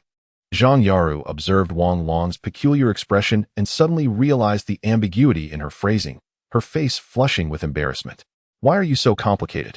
She playfully punched Wang Long's shoulder, her cheeks reddening as she lowered her head to eat. Half an hour later, as Zhang Yuru departed, Wang Long returned to his computer desk. Chapter 25. Turmoil and upsurge in the forums of his previous life. The Salt Lake Potash Fertilizer put options were affectionately referred to as Fat Ant, with many seasoned traders profiting immensely from this option. Due to Wang Long's profound familiarity with the market trends post 5:30, coupled with his exceptional short-term insight, he maneuvered through the trades with remarkable ease. In the afternoon, the price of Fat Ant fluctuated wildly, and Wang Long continued to make significant buy and sell transactions. As the market approached closing, he decided to hold on to Fat Ant overnight. Many advised against holding options overnight, but this was evidently not applicable in recent days. At a price of 28,082, he purchased 1 million shares. At 2,28440, he acquired another million shares. By the end of the trading day, Wang Long held a total of 6 million shares of Fat Ant, utilizing nearly 14 million yuan, and with his remaining funds, his total capital approached 15 million yuan. In just 2 days, his capital surged from 400,000 to 15 million, leaving Wang Long with a sense of satisfaction mingled with exhaustion. He had executed 140 trades today, shattering his previous record. The total transaction amount reached an astonishing 600 million. Wang Long finished his last sip of coffee and entered the gym. Despite the injury to his hand, he needed to maintain his vitality. After a quick shower, he changed into fresh attire and placed the charming coffee cup on the coffee table. Just as he was about to leave, familiar footsteps echoed outside the door. Opening it, he found Zhang Yuru stepping inside. You will exhaust yourself with such trading. Let me escort you back, Zhang Yuru said, entering the room and picking up the cup to place it in her handbag. Sister Yuru, I can drive, Wang Long smiled. Oh, did you borrow it from a friend? Let us head downstairs together, Zhang Yuru replied, a hint of disappointment in her gaze. The two swiftly descended to the first floor, where the hall was filled with complaints, many deeming the sudden increase in stamp duty at midnight as absurd. After all, just days prior, a rumor had been debunked, only for such a policy to emerge, raising doubts about the credibility of the Securities Regulatory Commission. I invested over $1 million before the market closed. Tomorrow, I will sell after the rebound. If it weren't for you, I would likely be left exposed, Wang Long. Thank you. Zhang Yaru expressed her gratitude with evident sincerity. You have indeed profited. Yet observe that individual. Merely 2 days ago, he opened an account in your office alongside me, and now he is left battered and bruised. They entered this merciless market unarmed, devoid of the means to safeguard themselves. Whether this is folly or bravery remains uncertain. Wang Long shook his head and proceeded towards his vehicle. Yaru, in just 2 days, has become part of a pair. Truly, it seems like love at first sight. What is it about this fellow that warrants your incessant comings and goings? Lu Bin stood beside his car, an expression of jealousy etched upon his face. Lu Bin, since when did my affairs become your concern? My movements are my own prerogative, retorted Zhang Yaru without hesitation. Yaru, let me caution you. This fellow is quite the womanizer. Just glance at his car, and you shall understand. Lu Bin pointed at the neighboring 307, a gleam of schadenfreude in his eyes. Lu Bin, are you not weary? I am well aware of Wang Long's relationship status. Is it necessary for you to meddle? Zhang Yaru glared at Lu Bin. Her teeth clenched. That is fine. I merely wish to ensure you are not deceived. Ah, here comes Li Yun. I must take my leave. Lu Bin waved at Li Yun as she descended the steps, and then turned to Wang Long. By the way, how have you fared these past few days? I heard the warrants have risen. You truly have stumbled upon good fortune. However, it is said that General Nio's warrants have doubled in value. How comical that your betting funds rely on a woman. You are hardly a man. Li Yun approached, casting a glance at Zhang Yaru and Wang Long, snorted disdainfully, and entered her BMW, driving off in a flourish. Wang Long, I have some matters to attend to at my company. I shall head upstairs now. Please drive cautiously. Zhang Yaru's gaze lingered on the trinkets adorning the dashboard, her expression complex. I would like to invite you and your girlfriend to dine with me. By the way, is she the instructor you mentioned previously? Indeed, Sister Yaru. We have just confirmed our relationship. Her name is Zhao Yinran. We would love to invite you when the opportunity arises. Wang Long noticed Zhang Yaru's mood seemed to have dimmed. Oh, very well. I shall take my leave now. Until tomorrow. Zhang Yaru smiled as she turned, her footsteps heavy as if laden with lead. Wang Long, my purchasing of coffee and chicken legs for you is merely a service requirement for a valued client. Please do not misconstrue it, and ensure your girlfriend does not misinterpret my intentions. I harbor no romantic interest in you, so do not overthink it. Zhang Yaru turned once more, smiling as she hurriedly ascended the steps. Wang Long could only manage a wry smile as he started the car and slowly exited the parking space. Just as he was about to turn right, a BMW screeched to a halt before him, the tires screeching against the asphalt, sparks flying. Wang Long, do you still insist that I have misunderstood? You've taken Zhao Yinran's car. You two are quite the couple. A man leapt from the vehicle, rushing to Wang Long's side. His face was filled with rage. It was Wu Yan, who had vanished for several days. Wang Long met Wu Yan's frenzied gaze, feeling a chill run through him. This man was not only obsessive but dangerously unstable. Wu Yan, Zhao Yinran has the liberty to choose her friends. You are no longer together. So I implore you not to intrude upon her freedom or disrupt the lives of others. Wang Long opened his car door and stepped out. Wang Long, your words are quite enchanting. But let me tell you, what I cannot possess, no one else shall obtain. Wu Yan jabbed Wang Long's shoulder and, noticing the ever-growing crowd around them, suddenly shouted, "Get the hell out of my way. If you obstruct me, I will run you down." He jumped into his car, neglecting to fasten his seatbelt, and abruptly sped off. The people on either side gasped and scattered. Crazy. Wang Long muttered under his breath as he returned to his vehicle and restarted the engine. Another red BMW 3 Series slowly approached and halted in front of him. Inside, a beautiful woman was on the phone with a brand new first-generation iPhone. "Honey, I'm here, come down." Wang Long sighed, exited the car once more, and approached the woman. "Zhang Yao, you needn't flaunt your BMW like this. Could you please move forward?" "Oh, Wang Long, what a coincidence. I haven't quite mastered parking yet. So I'm afraid you will have to wait a moment," Zhang Yao replied, casting a glance at him, her expression devoid of emotion. Wang Long glanced at her, then turned and returned to his car, putting on a CD to listen to music. Niu Lin emerged from the securities hall, his expression somewhat grim. Upon seeing Zhang Yao, he forced a smile and approached the passenger side, where he noticed Wang Long inside the car and shot him a cold glance before getting in. "Honey, I brought you a drink," Zhang Yao said, handing a bottle of green tea to Niu Lin as she buckled her seatbelt, preparing to leave. Suddenly, a Land Rover zoomed up and positioned itself in front of the BMW. A robust woman dashed to Zhang Yao's side, yanked the car door open, and pulled Zhang Yao out. "You filthy slut, daring to tempt my man. I'll tear your face apart." The air filled with screams and curses as more people gathered around. Wang Long rolled up his window, exited the car, locked it, and hailed a taxi at the roadside. "Driver, to Songjiang University, College Road." "Oh my, little brother, what a coincidence," the driver exclaimed dramatically. "Indeed, what a remarkable coincidence," Wang Long silently grumbled to himself. Chapter 26. Divine Operations. From the 27th to the 30th, Wang Long engaged in the stock market for merely 2 days, escalating his initial capital of 400,000 to an astonishing 15 million. Though arduous, the sense of accomplishment was overwhelming. By his estimations, by the 12th, he should possess at least 500 million in funds, allowing him a brief respite. Of course, should his account be monitored or temporarily suspended, it might only affect the short-term gains, leaving the fixed holdings largely unscathed. While Wang Long calculated meticulously in his car, he remained oblivious to the jubilant antics of President Xiao in the office. Shaolu, nearly 2,000 people have registered for the private event nationwide. As of now, I cannot fathom anyone surpassing Wang Long. Achieving 15 million in just 2 days is unparalleled. Even those daredevils can't compare. Everything must remain confidential. No one is permitted to access Wang Long's trading data. I have already informed all departments. Your side must not leak a word. President Xiao rubbed his hands together, his face illuminated with anticipation. It is truly remarkable, almost miraculous, a staggering trading volume of 600 million in a single day. Yoro has indeed summoned a deity back to us. As an uncle, I must sincerely express my gratitude to him. General Manager Qiao, what shall we do about the special client room? For a super client like Wang Long, I genuinely find myself at a loss regarding where to assign him.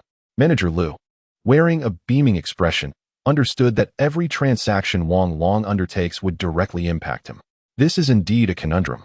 Perhaps I could temporarily relinquish my general manager's office for him, although the conditions here do not quite match those of the special client room. Oh, this is quite a dilemma. General Manager Qiao appeared genuinely troubled. General Manager Qiao, would it not be prudent to call him and inquire if we could extend our time? We should renovate another special client room, as we must retain Wang Long. He is not only formidable in terms of his rights certificates, I sense he possesses strength in other areas as well. General Manager Qiao, he is a true powerhouse. If he ever ventures into private equity or venture capital, merely following his lead could yield hundreds of thousands to millions in revenue. Manager Liu stood up and filled General Manager Qiao's teacup. The most critical aspect is that he is right here with us. Establishing connections will be exceedingly simple, Manager Liu added softly. Well, I shall contemplate this. You may return for now. By the way, I have heard whispers of doubts surrounding your Rose performance. I wonder who these individuals are. Is this not a blatant attempt to undermine the unity of our company? General Manager Qiao's countenance darkened slightly. Rest assured, General Manager Qiao, I am well aware of who they are. I have taken note of them. I will account for this matter meticulously, Manager Liu asserted. Very well, you may leave now. General Manager Qiao lifted his teacup and took a sip. Understood, General Manager Qiao. I shall take my leave. Manager Liu stood and turned to depart.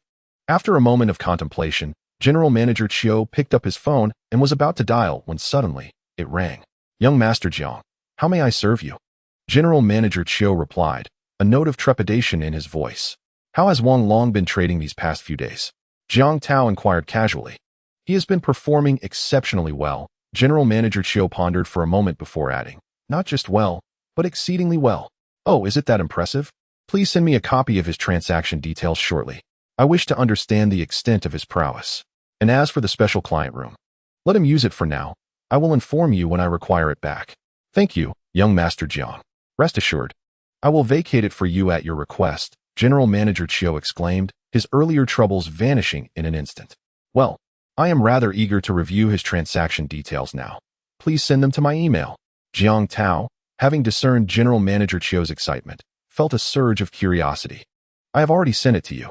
General Manager Chiu clicked to send the email, confirming its dispatch. Very well, we shall discuss later. Jiang Tao ended the call, opening his email to find a transaction detail sheet before him. My goodness, how incredible. Qian, come and see this deity. Jiang Tao called out to Huang Qian, who was busy in the kitchen. Huang Qian washed her hands and entered the study. Could this possibly be Wang Long's doing? Is he not risking his life? What an extraordinary intellect this requires. Huang Qian exclaimed as she studied the transaction details, quickly bringing up the charts from Fei Gu, astonished. Your younger brother has truly committed to this. I am at a loss as to how such techniques are executed. Could it be that his left hand possesses the same dexterity as his right? Jiang Tao marveled while gesturing with his left hand on the keyboard, realizing that he could never match the speed of his right. I shall give Yinran a call to see if she has encountered Wang Long these past few days. One must ensure that the spoils do not fall into foreign hands. Huang Qian excitedly took out her phone and dialed Zhao Yinran. Yinran, why is it so noisy over there? What are you up to? I'm cooking for Wang Long. And I forgot to mention that I am now his girlfriend. Wow, Yinran, you are indeed swift. I was just about to remind you to act quickly. Has Wang Long not returned yet? Not yet. He seems to be delayed by some matters. The stock market has plummeted today, so I dared not call him. His mood might not be too pleasant. Fortunately, he has my 50,000 yuan. If he loses it, I shall not mind. Are you saying that not only have you captured his heart, but you've also given him 50,000 yuan for stock trading? You too aren't involved in that way, are you? Qian, we have not reached that point yet. You know I am quite conservative. And don't call me foolish. I simply could not resist doing this. I find joy in spending on him. Let us go shopping together on Saturday or Sunday. We should invite Wang Long as well. I plan to buy him clothes on Saturday, so let us go together then. Sounds good. I wonder how Wang Long is faring with the stocks. Huang Qian feigned ignorance. Don't inquire about him, Huang Qian, nor mention what my parents do, or your family circumstances. Understood, Yinran. It seems you are quite deeply in love this time. Rest assured, if your parents disapprove, I shall assist you. That is what you said, Huang Qian. Do not go back on your word. When have I ever gone back on my word? By the way, should you ask Wang Long how his stocks are doing, especially with such a disastrous market today? No need to ask, he is surely lost. Well, I must go now. Wang Long has returned. Zhao Yinran hastily ended the call and moved to the door, opening it. Wang Long, you're back. Oh no, close the door. Bang. The door shut behind Wang Long as the two locked into a fervent kiss. Dinner between Wang Long and Zhao Yinran was an arduous affair, a conflict between youthful passion and the restraint of reason. They found themselves teetering on the brink of losing control several times, yet ultimately managed to uphold their boundaries. The intensity of their affection led them to become more casual, occasionally referring to each other as husband and wife. Their tumultuous emotions finally settled after dinner, transitioning into a more academic discourse. The principles of the stock market are well understood by many, and even seasoned retail investors can articulate them eloquently. But only those who have truly engaged in trading comprehend the challenges involved. Today, Wang Long focused on future industry developments, delivering insights that were nothing short of pearls of wisdom. A lesson of this caliber could easily command a hefty fee in certain circles, and Zhao Yinran clearly recognized this, her expression reflecting profound astonishment. As a high-achieving student of economics and management, she was keenly aware of the immense opportunities that lay within. Finding the right rhythm on the track often leads to extraordinary results with minimal effort. Wang Long, today I deposited 100,000 yuan into the stock market, intending to engage in long-term investment. Do you need any funds? I still have 50,000 here. Don't touch that money. I still have over 27,000 in cash left. I'll keep 7,000 for personal expenses and leave the remaining 20,000 with you. If I run short, I shall ask you for more.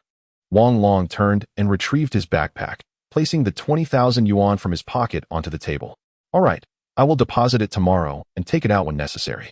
Zhao Yinran gleefully gathered the money into her bag, her expression resembling that of a delighted housekeeper. Chapter 27. Just want to treat you better. By the time they arrived at the securities company, it was already 9 o'clock. Following yesterday's widespread stock market crash, the atmosphere in the trading hall was palpably oppressive, with many investors' eyes filled with anxiety. Wang Long sighed inwardly and took the elevator to the 7th floor, only to find Zhang Yaru waiting at the door, holding a thermos in her left hand and a large black plastic bag in her right. Her complexion appeared somewhat haggard. I bought you 2 sets of clothes. Try them on and see if they fit. Zhang Yaru followed Wang Long into the room, placing the thermos on the coffee table. From the plastic bag, she produced a dedicated carrying bag. Don't overthink it. We often gift clothes to our major clients. It's still early, so you have time to try them on. I washed that outfit for you and brought it over. Zhang Yaru entered the studio, retrieved the original outfit, folded the belt, and placed it into the plastic bag. Sister Yaru, really, there's no need for this. Just take it back in a couple of days. Yanran will accompany me to buy clothes. You shouldn't spend so much. Wang Long glanced at the table and noticed a complete assortment of garments, from outerwear to undergarments, including 2 pairs of shoes. Only a fool would believe these items were intended for clients. Please try them on. They are meant for you to wear here. You don't need to take them home. If you find them inconvenient, you can discard them. Otherwise, I can call your girlfriend to explain. Zhang Yaru offered a faint smile, though her expression betrayed her unease. Sister Yaru, let us leave it at this for now. Please don't buy anything else next time. Honestly, I don't deserve such generosity from you. Wang Long took a pair of jeans and a shirt into the restroom. A few minutes later, he emerged wearing a sleek black short-sleeve shirt and light blue jeans, looking both sharp and refined. Once this month's commission is out, I will buy you a watch. Zhang Yaru remarked softly, glancing at Wang Long's wrist. He wore a Casio sports watch, which indeed felt somewhat mismatched with his attire. Sister Yaru, I have my eye on a Lang perpetual calendar worth over 2 million. Would you buy it for me? If I can't afford that, I can gift you a Lang one. Wang Long was momentarily taken aback.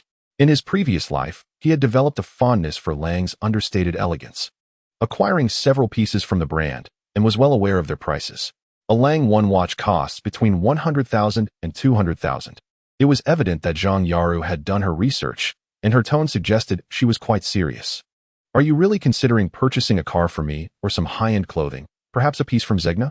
Do you presume I am affluent and wish to play on my emotions to jeopardize my relationship with my girlfriend? Wang Long's tone sharpened instantly. I never intended such things. I simply thought that I had no desire for your commission and was indifferent to your financial status. My family is not lacking in wealth. I merely wish to show you kindness. How could you think so poorly of me? Zhang Yaru suddenly burst into tears. The relentless tossing and turning of the past few days had exhausted her, and Wang Long's words finally released a torrent of pent-up grievances. Then refrain from purchasing those frivolous items. This cup of coffee is worth more than anything. Wang Long gathered the items from the table and placed them in the cupboard. Well, I have gifted clients Tizot watches. Let me buy one for you. Zhang Yaru ceased her weeping, looking at Wang Long, her spirits lifting instantly. Oh, by the way, I spoke with General Manager Jiang about your transaction. He wishes to invite us both to dinner tonight. Are you available? He is the one dealing with the warrants. What does he want to dine with us for? Am I so renowned now? Wang Long glanced curiously at Zhang Yaru, noticing the remnants of tears on her face, and casually handed her a napkin. Uffed. Zhang Yaru chuckled. You are hardly famous. General Manager Jiang opened an account with 20,000 for warrants and has now amassed over 60 million. She accepted the napkin, casting a playful glare at Wang Long. Zhang Yaru's expressive eyes and captivating demeanor momentarily stunned Wang Long. How could her mood shift so swiftly? Ask General Manager Jiang what he enjoys eating. He is a senior figure. Allow me to treat him. Please reserve a place for us, but let us avoid that Western restaurant. There are always complications when we go there. Wang Long pondered for a moment, gazing into Zhang Yaru's hopeful eyes, and nodded. I shall treat him tonight. I will go ask him now. Zhang Yaru stepped outside with a lightness in her stride. Strange, why is she suddenly so cheerful? Did I imply something? She seems unfazed by such harsh words. It truly is perplexing. Wang Long shook his head, bewildered by Zhang Yaru's thoughts. Locking the door, he caught a glimpse of himself in the mirror and nodded in satisfaction. He indeed looked better than he had anticipated. Entering the studio, Wang Long immersed himself in trading as the market opened at 9:30. The stock of Feigu experienced a general rise, swiftly surpassing 6 yuan shortly after the opening. Wang Long promptly sold all 600,000 shares. The funds in his account surged to 40 million, leading to a frenzy of transactions in the millions. By the time the morning session closed, he had executed 60 trades, with total funds reaching 60 million. At noon, Zhang Yaru returned with chicken legs, and they refrained from discussing any sensitive topics. They chatted briefly about dinner before she quietly gathered her trash and departed. The afternoon market remained favorable for trading, with the stock market rebounding, much to the delight of investors. This optimistic sentiment seemed to resonate with Wang Long, who, with remarkable vigor, executed over 60 trades that afternoon. By the close of trading, he had purchased 14 million shares of Feigu at an average price of 4,901 yuan, amassing a total capital of 72 million yuan and achieving nearly 1.2 billion in transaction volume. As arranged, Wang Long was set to meet General Jiang at the restaurant at 5 o'clock. He sent a message to Zhao Yinran, informing her that he would not be returning for dinner, and then commenced his end-of-day analysis. In the special trading room, silence reigned. While in the villa of Huang Qian and Jiang Tao, there was an air of admiration. Darling, I now understand that Yinran is indeed a fortunate person.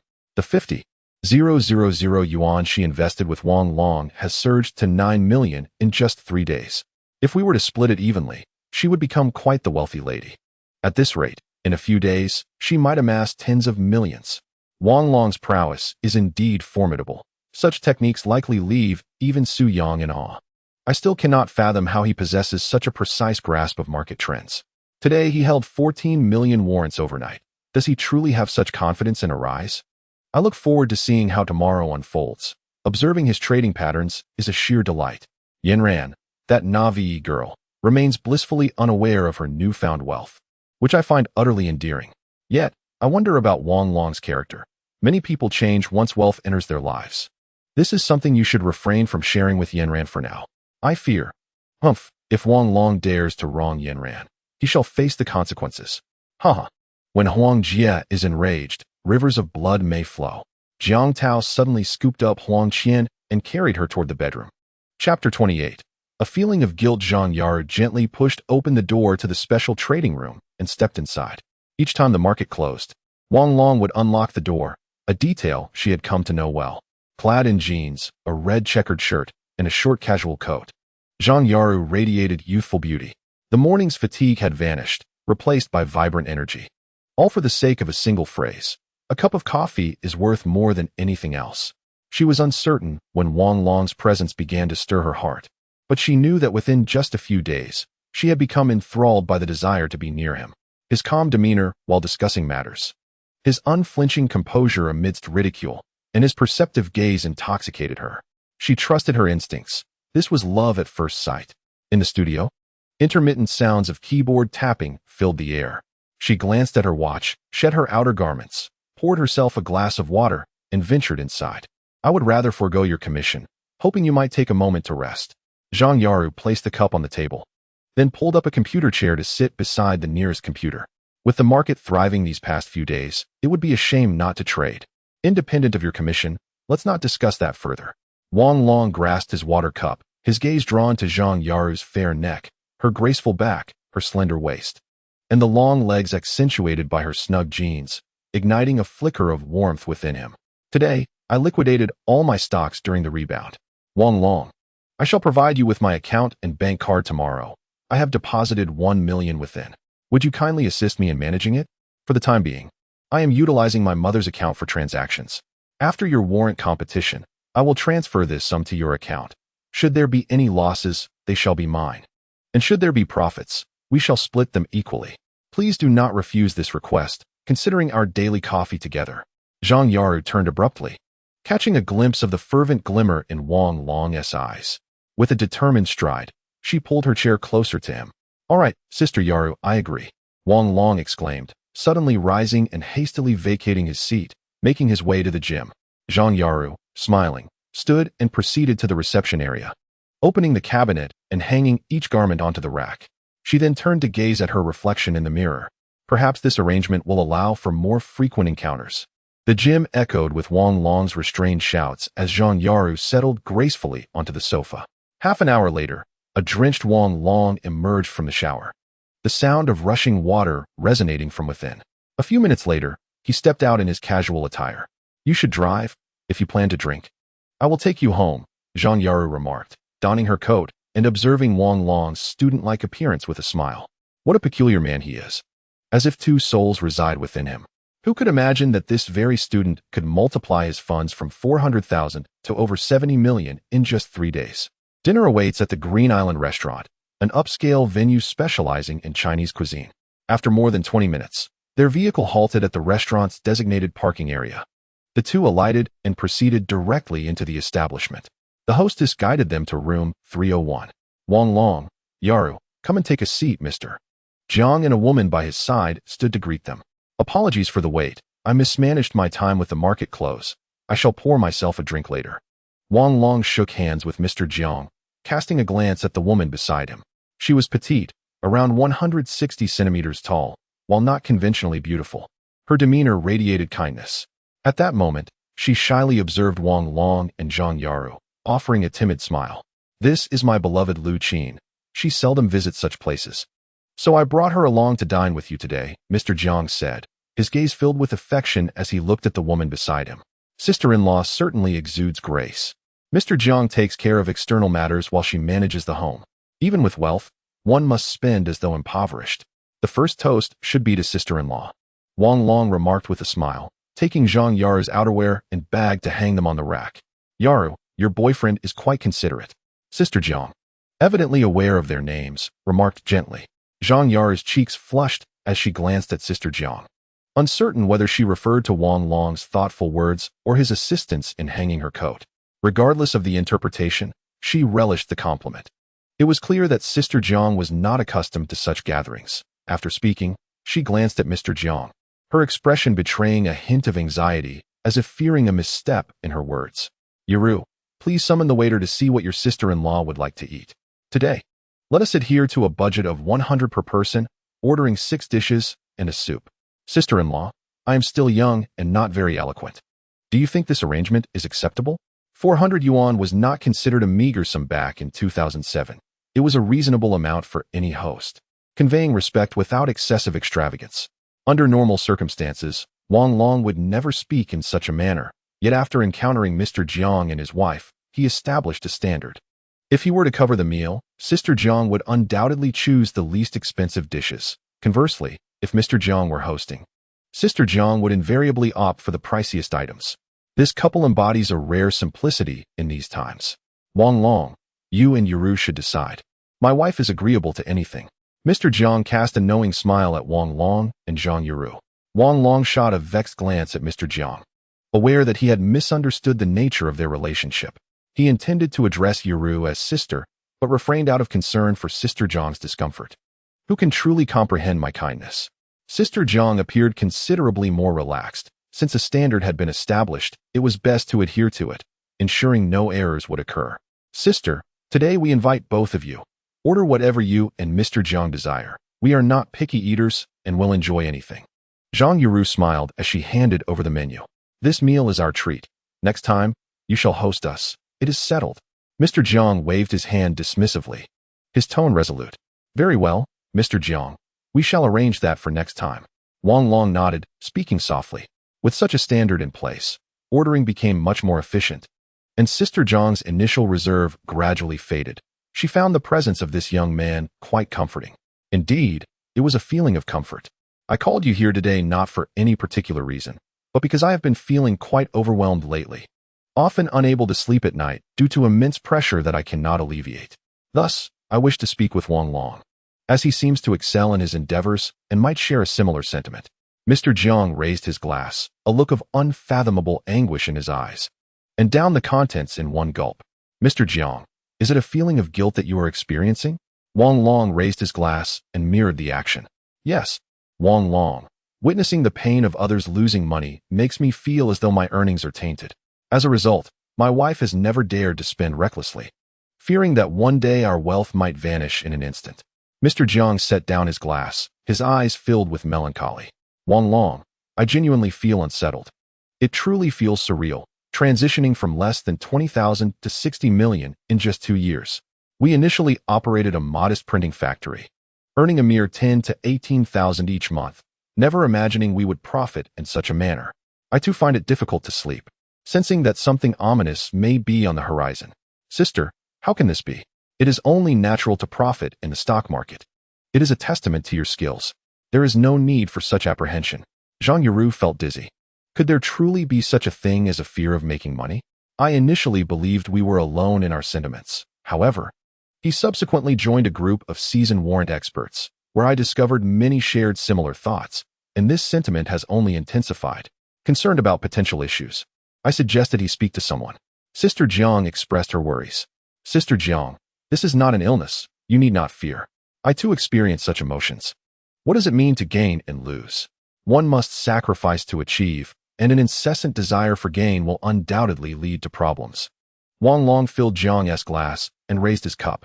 Yuru, let us toast to sister. Chapter 29. Joining the group during dinner, Wang Long spoke little, with Jiang primarily expressing himself. He recounted his journey from the initial euphoria of profit to the recent feelings of guilt and remorse, sharing intermittently for nearly an hour. Zhang Yuru found it difficult to fully grasp Jiang's feelings. Nevertheless, she nodded in agreement to show her understanding. Though it was evident she lacked the depth of insight that Wang Long possessed, prompting frequent nods and smiles from Jiang. Wang Long, here's my business card.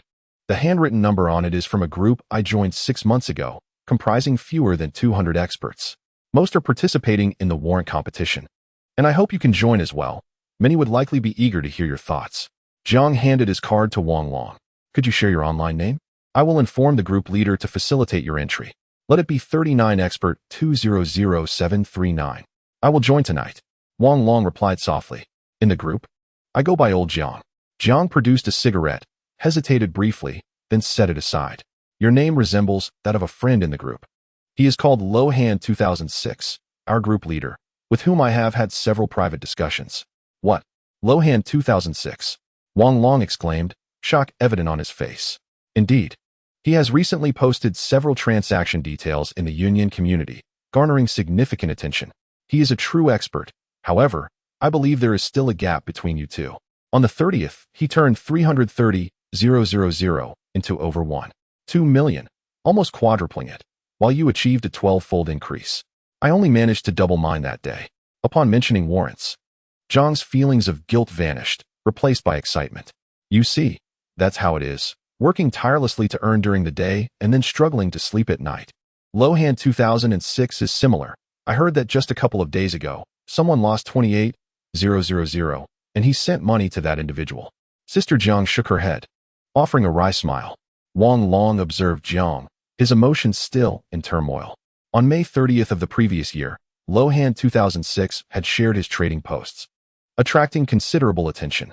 At that time, many dismissed it as mere speculation, but after extensive study, Wang Long became convinced that these transactions were entirely authentic. It can be said that the trading records posted by Lohan 2006 significantly propelled Wang Long's journey toward becoming a short-term trading expert. Much of his recent trading activity is founded upon the remarkable works of this master from years past.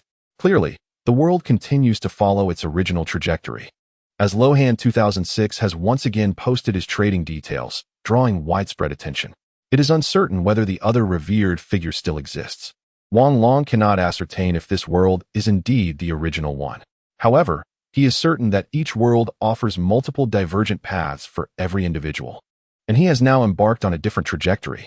Is there truly such a person? Zhang Yuru exclaimed in astonishment.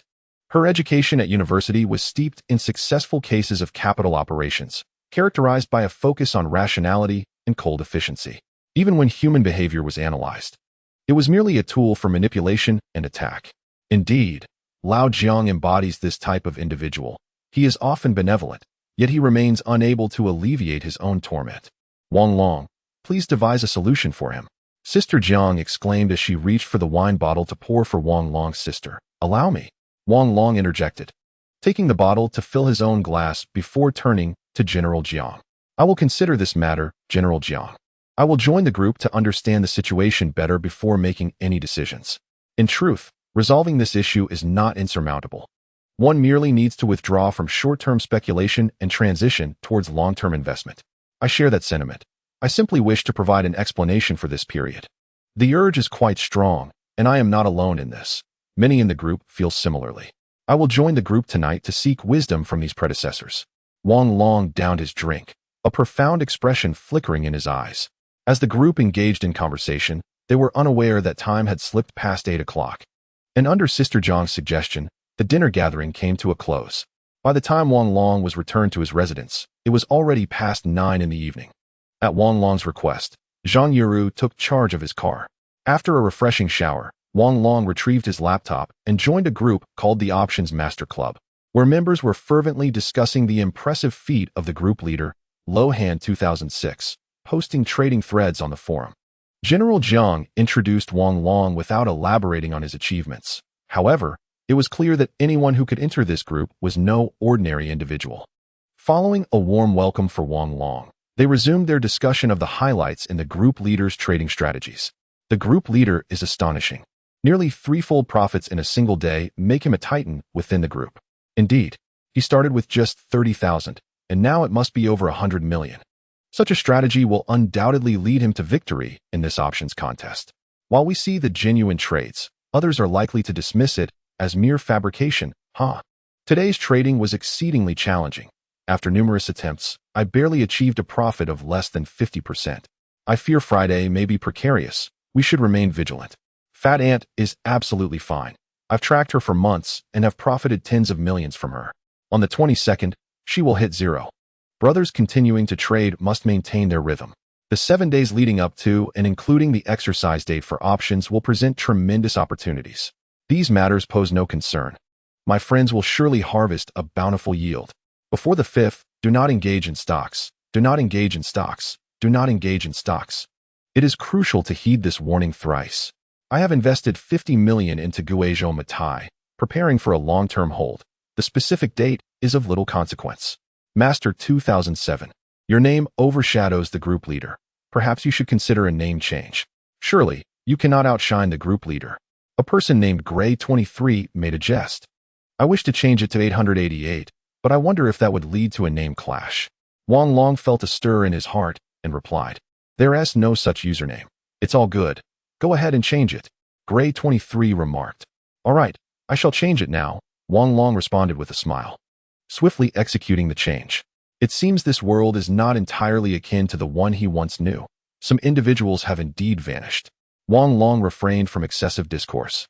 To speak candidly, the remarkable growth of his capital stemmed from his understanding of the prevailing trends. If assessed purely from a technical standpoint, he might not necessarily outshine everyone here. At the very least, the group leader, Lohan 2006, could certainly hold his ground against him. Not to mention perhaps other formidable individuals lurking in silence. That day, the group was fervent and spirited, engaging in animated discussions until past midnight when they gradually quieted down. Chapter 30. Signing the contract early the next morning, Zhang Yaru delivered the bank card, also sharing the account and password with him. Wang Long gazed at the unexpectedly added 1 million with a wry smile, feeling the relationship with Zhang Yaru growing increasingly intricate. One is a client, another a client manager. One an investor, one a trader, one who loves you, and one who refuses to be loved. Shortly after the market opened, 14 million shares of Feigu were all sold off around 68 yuan, with the highest price reaching 705 yuan. Zhang Yaru's 1 million was directly used by Wang Long to place an order for 1 million shares of 580,997 Bank of Communications put warrants at an average price of 700 yuan. Given that each individual could only maintain one account, and considering it was during a competition, operations had to be conducted separately. This account could only engage in short-term trades, as he simply lacked the bandwidth for high-frequency trading. The day's trading proved exceedingly arduous. Utilizing 7 million for short trades, he executed fewer than 80 transactions throughout the day, yielding a profit of 10 million. Coupled with the morning's gains, the total capital reached approximately 1 billion. Before the afternoon market closed, Wang Long successively purchased 20 million shares of Feigu at an average price of 500 yuan, intending to hold them until Monday for sale. After the market closed, Zhang Yaru returned to the special account room, sitting beside him to observe the stocks. "Sister Yaru, please help me print 2 copies of the contract."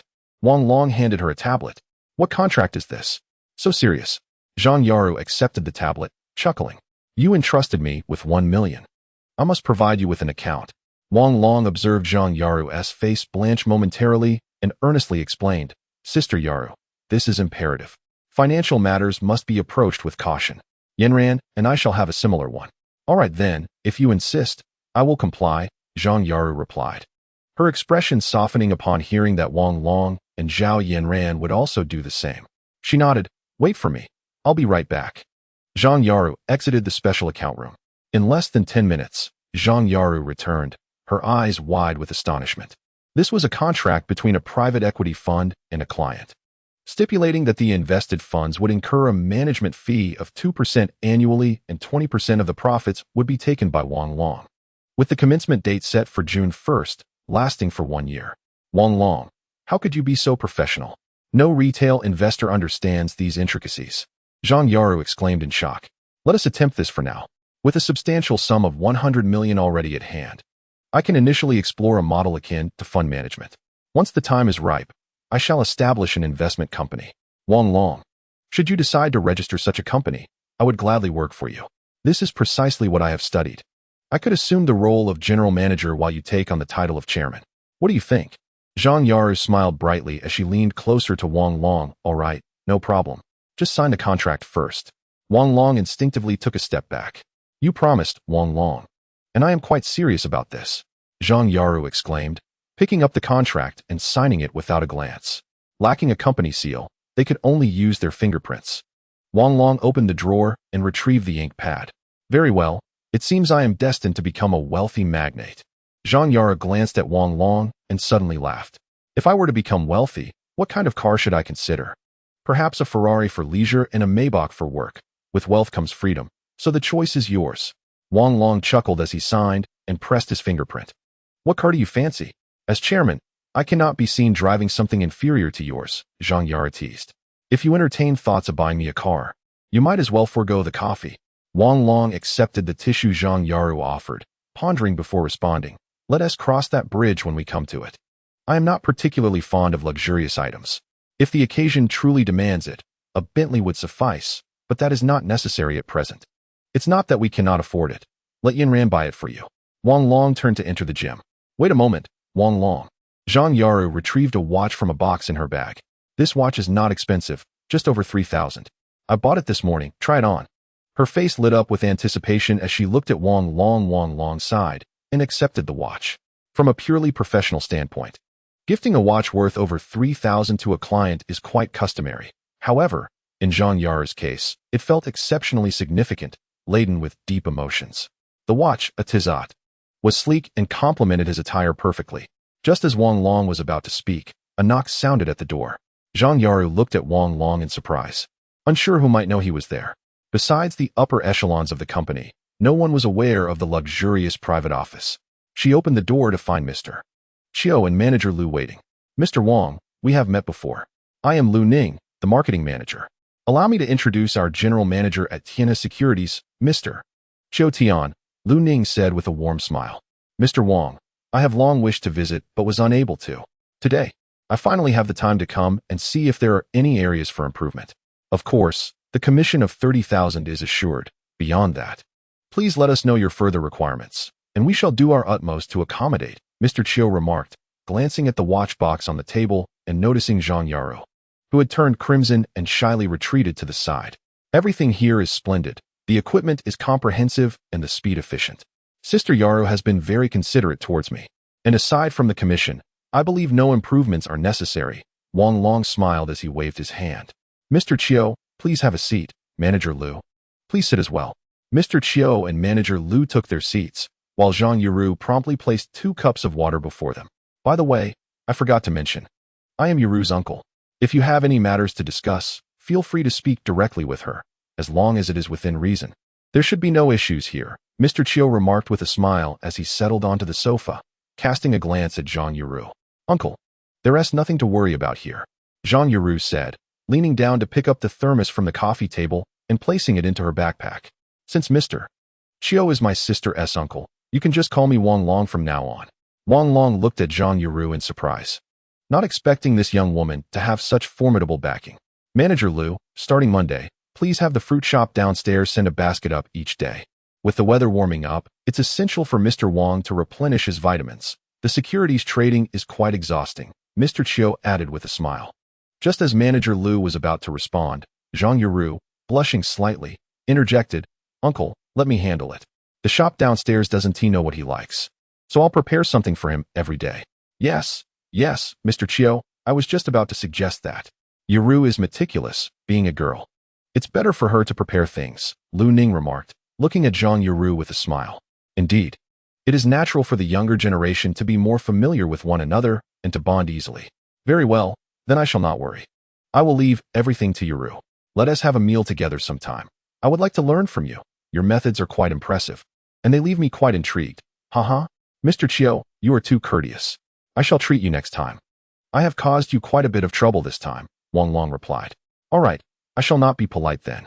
Whenever it's convenient, have Yuru inform me, Mr. Chiu said, rising to his feet. He glanced at Zhang Yuru, smiled, shook hands with Wang Long, and turned to leave with manager Liu. Wang Long, I'll bring you some fruit on Monday.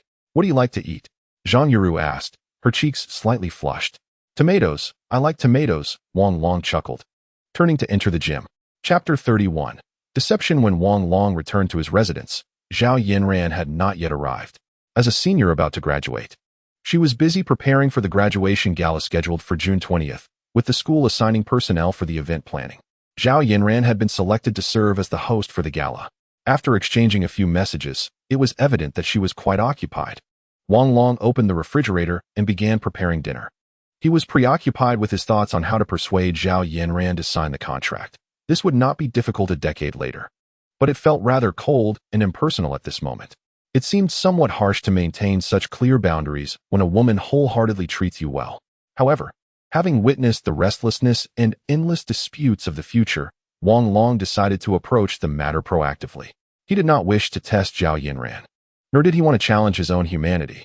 The foundation for a lasting partnership goes beyond love. It encompasses respect and balance, especially considering they had only just entered the fervor of romance. The two contracts are distinctly different. In Zhang Yara's contract, the total investment amounts to 73 million, commencing on June 1st, while Zhao Yinran's contract stipulates an investment of 400,000, starting on May 28th. He is reluctant to alarm Zhao Yinran and wishes to spare her from the sudden shock of wealth. He harbors a slight concern that, should the investment of over 70 million be initiated, Zhao Yinran would need to contribute approximately 7 million. Such figures would undoubtedly complicate her signing process, and Wang Long's explanations would become exceedingly arduous. If mishandled, Zhao Yinran might impulsively withdraw the funds to purchase a luxury vehicle for him. Amidst this contemplation, Wang Long placed 4 small dishes on the table. The sound of the door lock turning signaled Zhao Yinran's entrance, her presence lively and charming. Wang Long took her backpack and embraced her warmly. After a few minutes, they parted. Zhao Yinran, her cheeks flushed, removed her outerwear and shoes, retreating to the restroom. My dad returns tomorrow, and the day after we have a family dinner. My mom wants you to come too, she said, her words muffled as she washed her hands and face. All right, though I wonder if I can withstand the pressure, Wang Long responded, moving behind her to gather her hair. Don't worry, I'm here for you, Zhao Yinran said, wiping her face before turning to plant a kiss on Wang Long. She then took a seat at the dining table. By the way, Huang Qian and the others are coming to pick us up tomorrow to go shopping. I get to decide what we buy, so don't feel obligated to comment. She deftly stripped the meat from a chicken leg and placed it in Wang Long's bowl. Okay, Yinran, but they are wealthier than us. Please don't buy me extravagant luxuries just for appearances. I have no place to store them, and I'm still a student. Wang Long casually remarked as he retrieved a wet wipe to clean Yinran's hands. I've been thinking, this place is too small. Once the lease expires next year, you should move in with me to save some money, Zhao Yinran said, her face slightly flushed. If you transfer to Beijing, it might become inconvenient. This place is quite nice.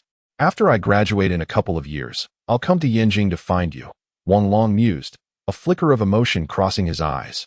Realizing Zhao Yinran's unwavering devotion, my mom mentioned that the organization for my internship has been secured.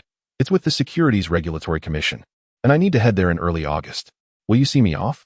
Zhao Yinran's expression turned sorrowful as she looked at Wang Long, her anxiety palpable.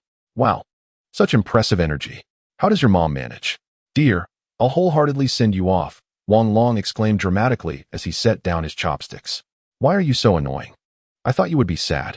Zhao Yinran playfully slapped Wang Long's shoulder, tears welling in her eyes. If love can endure, does it truly matter if we are together every moment? Yinran, would I keep you here without considering your future? Opportunities are fleeting. We must seize them. Wang Long stood, enveloping Zhao Yinran in his embrace. Yanjing isn't far, just a few hours by train. You know I enjoy skipping class. I'll come to accompany you. When you return home in the evening, dinner will be on the table, and I'll be in bed. What is the difference from now? Wang Long said nonchalantly. You just talk nonsense. Before I leave, I'll give you everything, so you'll think of me, Zhao Yanran whispered softly. Today, is it possible? I can hardly bear it any longer. Wang Long bowed slightly, his body's reaction filling him with displeasure. No, I've been incredibly busy these past couple of days. I'll address it after the holiday. Zhao Yanran immediately pushed Zhao Long aside, casting a glance at him, her face flushed with embarrassment. Wang Long, let us stroll through the campus. After living here for so many years, I find it difficult to part with it. Zhao Yanran tidied up the items on the table, a melancholic expression gracing her features. There are still 2 months left. Wang Long took the bowl and chopsticks from Yanran's hands and placed them in the sink. In about 10 minutes, we can head down. I have something that requires your assistance. Wang Long turned back to the living room, retrieved the contract, and placed it on the desk. My client manager wishes to invest a few thousand and seeks my help with financial management. However, she is somewhat apprehensive, thus requesting I draft a document. I informed her of our agreement, and she has asked to see it tomorrow. You merely need to sign and affix your fingerprint. This appears to be a contract for the issuance of a fund with the client. They typically deal in hundreds of millions. And here you are with a mere few hundred thousand. Truly an over-elaboration. Zhao Yanran perused the document, noting that the client indeed trusts you. Given the current unfavorable market conditions, she still seeks your assistance with financial management. Wang Long, could it be that she has an interest in you? Zhao Yanran glanced at Wang Long with a hint of caution. What interest? If there were any, would she allow me to handle this? She values my expertise, not my character. It's merely a precaution against my potential departure. Wang Long feigned calmness and shook his head. Just sign quickly. We need to get this done, as this period is crucial for profit. Wang Long handed the pen to Zhao Yanran and retrieved the ink pad from his bag. Very well. Such a contract poses no detriment to you. Manage her investments well. Consider any losses as mere lessons learned. Several thousand is not excessive. If things go awry, you can always cut your losses and exit. Zhao Yanran swiftly signed and then pressed her fingerprint. I am currently managing my finances in accordance with the private equity fund model. Once I earn a profit, I will purchase a grand residence for you, allowing you to indulge to your heart's content. Wang Long also began to sign and affix his fingerprint. The contract was prepared in duplicate, each party retaining a copy. Wang Long exhaled, feeling a sense of relief. There is no rush to buy a house. You still have 2 years until graduation. I will also earn money. Tomorrow I will ask Huang Qian to invest an additional 100,000 for you. Just focus on your efforts. Zhao Yanran's cheeks flushed as she spoke softly. Yanran, there's no need for that. They are more capable than I am. Moreover, this endeavor carries risks. Minor ventures are manageable, but with larger sums comes greater pressure. Wang Long tucked his copy of the contract into his pocket and pulled Zhao Yanran into an embrace. Yanran, I will provide you with a limitless sky, allowing you to go wherever your heart desires. I believe in you, Wang Long. From the moment I laid eyes on you, I knew you were an extraordinary man. Zhao Yanran expressed blissfully. Chapter 32. Confession. In early June, the twilight of Songjiang City descends only after 7 o'clock. At this moment, it is just past 6. With the setting sun casting a crimson glow across the distant sky, the afterglow filters through the gaps between the leaves, showering the tree-lined path in golden light. The streets are bustling with people, from bookworms hastily heading to the study room with their backpacks to couples strolling hand in hand after dinner, as well as men and women lingering in the small shops lining the roadside. University life resembles a kaleidoscope, distilling complexities and presenting them in myriad acceptable forms, permeating the essence of every individual. Perhaps sensing her imminent departure from Songjiang University, Zhao Yanran exuded an air of grace, entwining her arm with Wang Long's. Unabashedly disregarding the multitude of astonished gazes, her face radiating a blissful smile. Ignoring the whispers and unperturbed by the uncertainties of the future might indeed be another manifestation of profound affection. Zhang Yao has been hospitalized. Do you wish to pay her a visit? Zhao Yanran inquired softly. There's no need. It is all in the past. We inhabit different worlds, destined to remain parallel lines. Wang Long replied, gazing at the setting sun, shaking his head. Wang Long, you have changed so much since last semester. It's as if you've transformed into an entirely different person. Zhao Yanran remarked, turning to him, her hand gently brushing his face, a faint smile gracing her lips. I'll show you the girls' dormitory where I once resided, room 706. It was a 6-person dorm, quite lacking in amenities. At one point, I almost withdrew from school, she said, pivoting towards a side path that led to her former residence. Even now, I believe that university life is the most beautiful period, though tinged with naivety. It is endlessly nostalgic, filled with daily anticipation for the future and dreams bustling about the campus.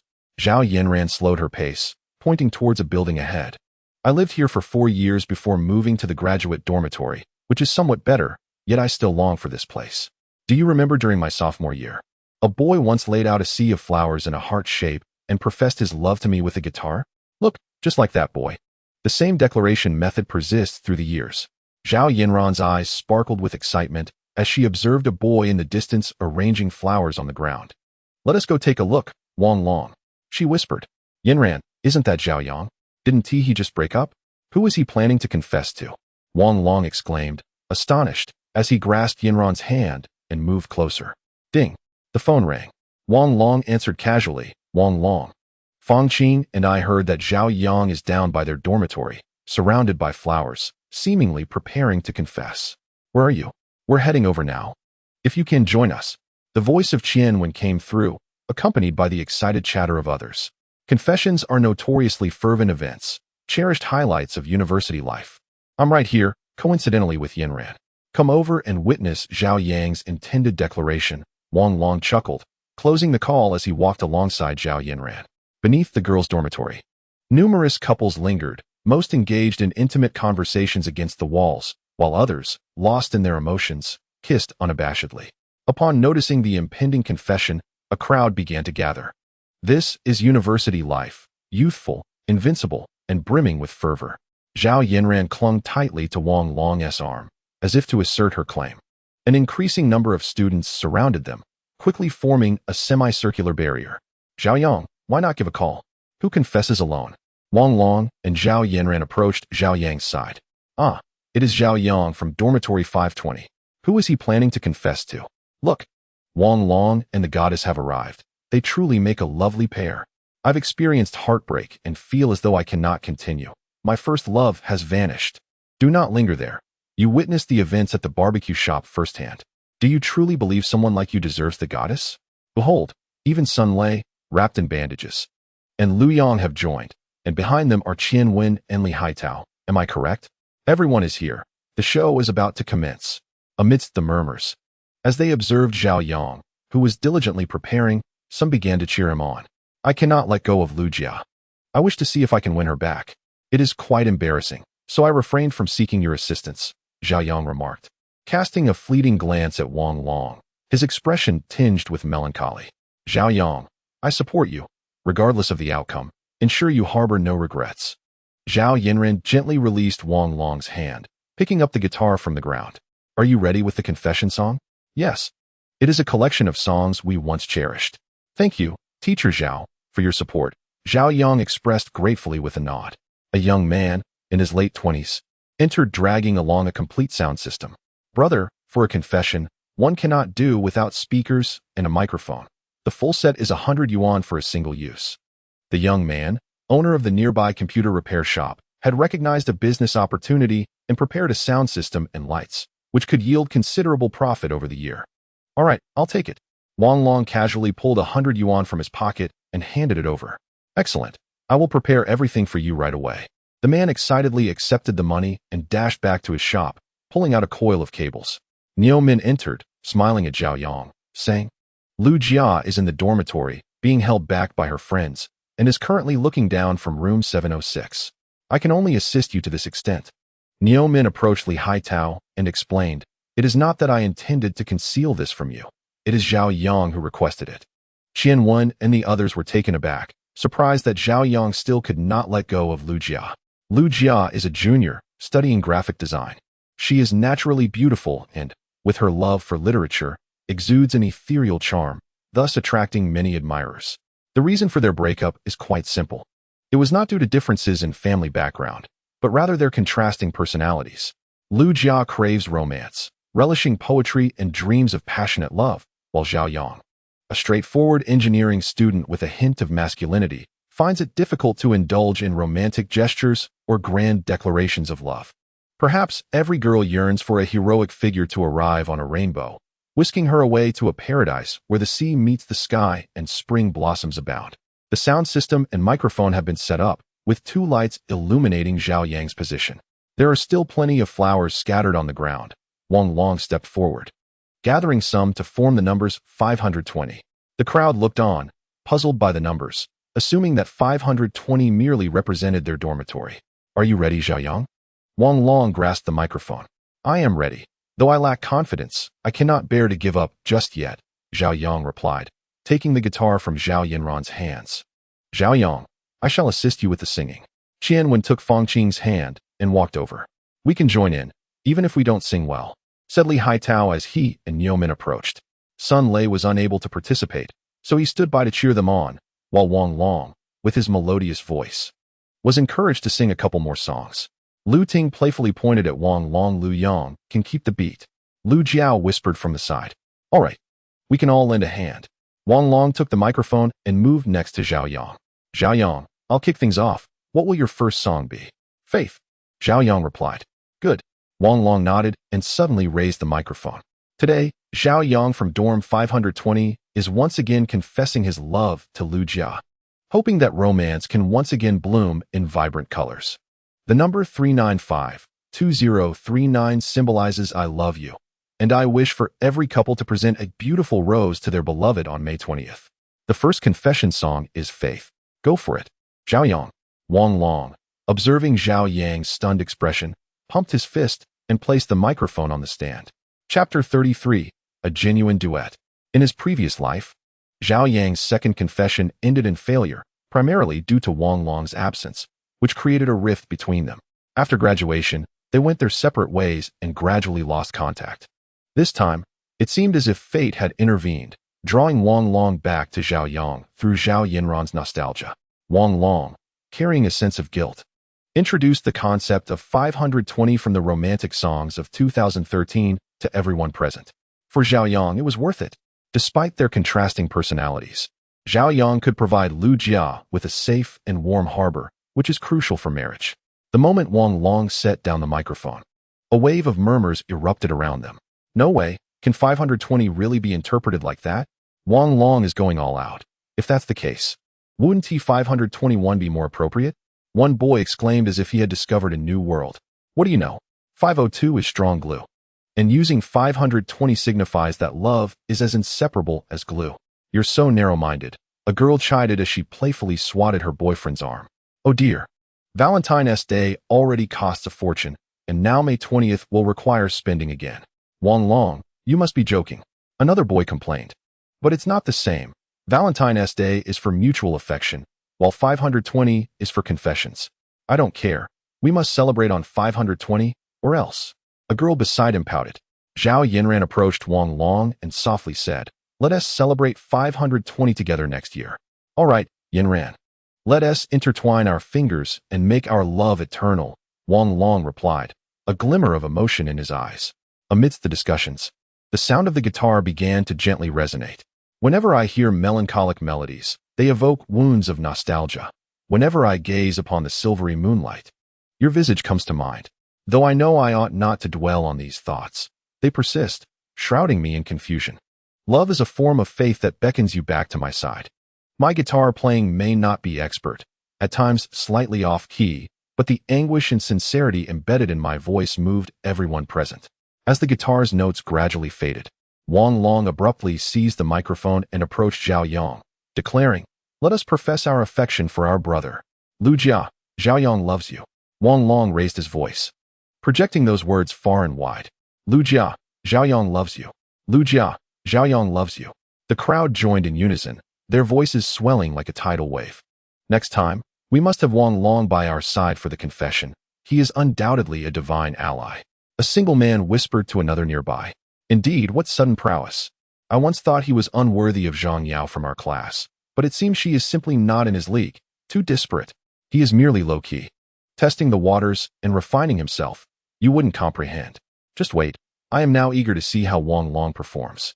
A girl nearby cast a dismissive glance at the two boys, turning her focus eagerly towards Wang Long.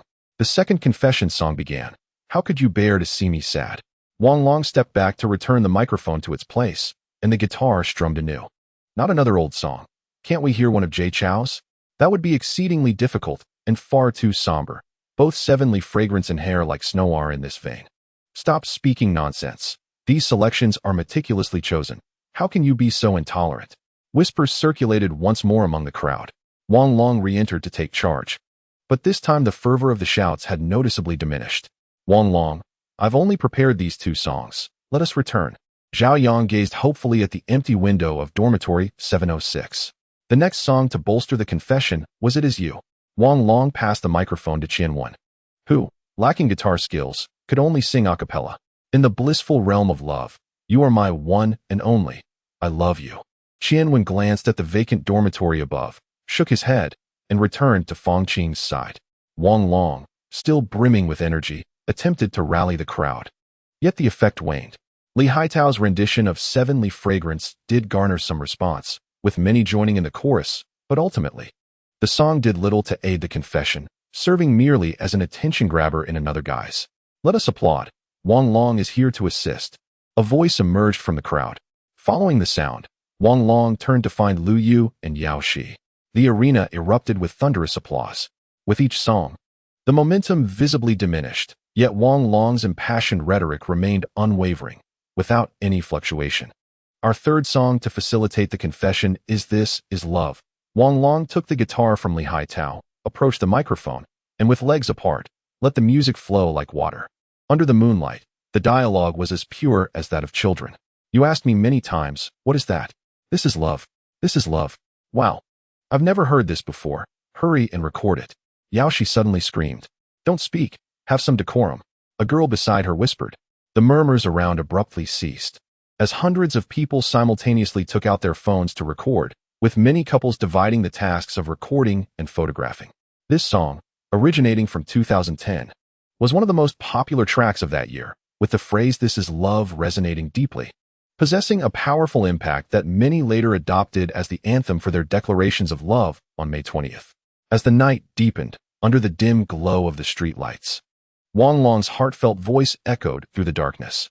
The strumming of the guitar gradually faded.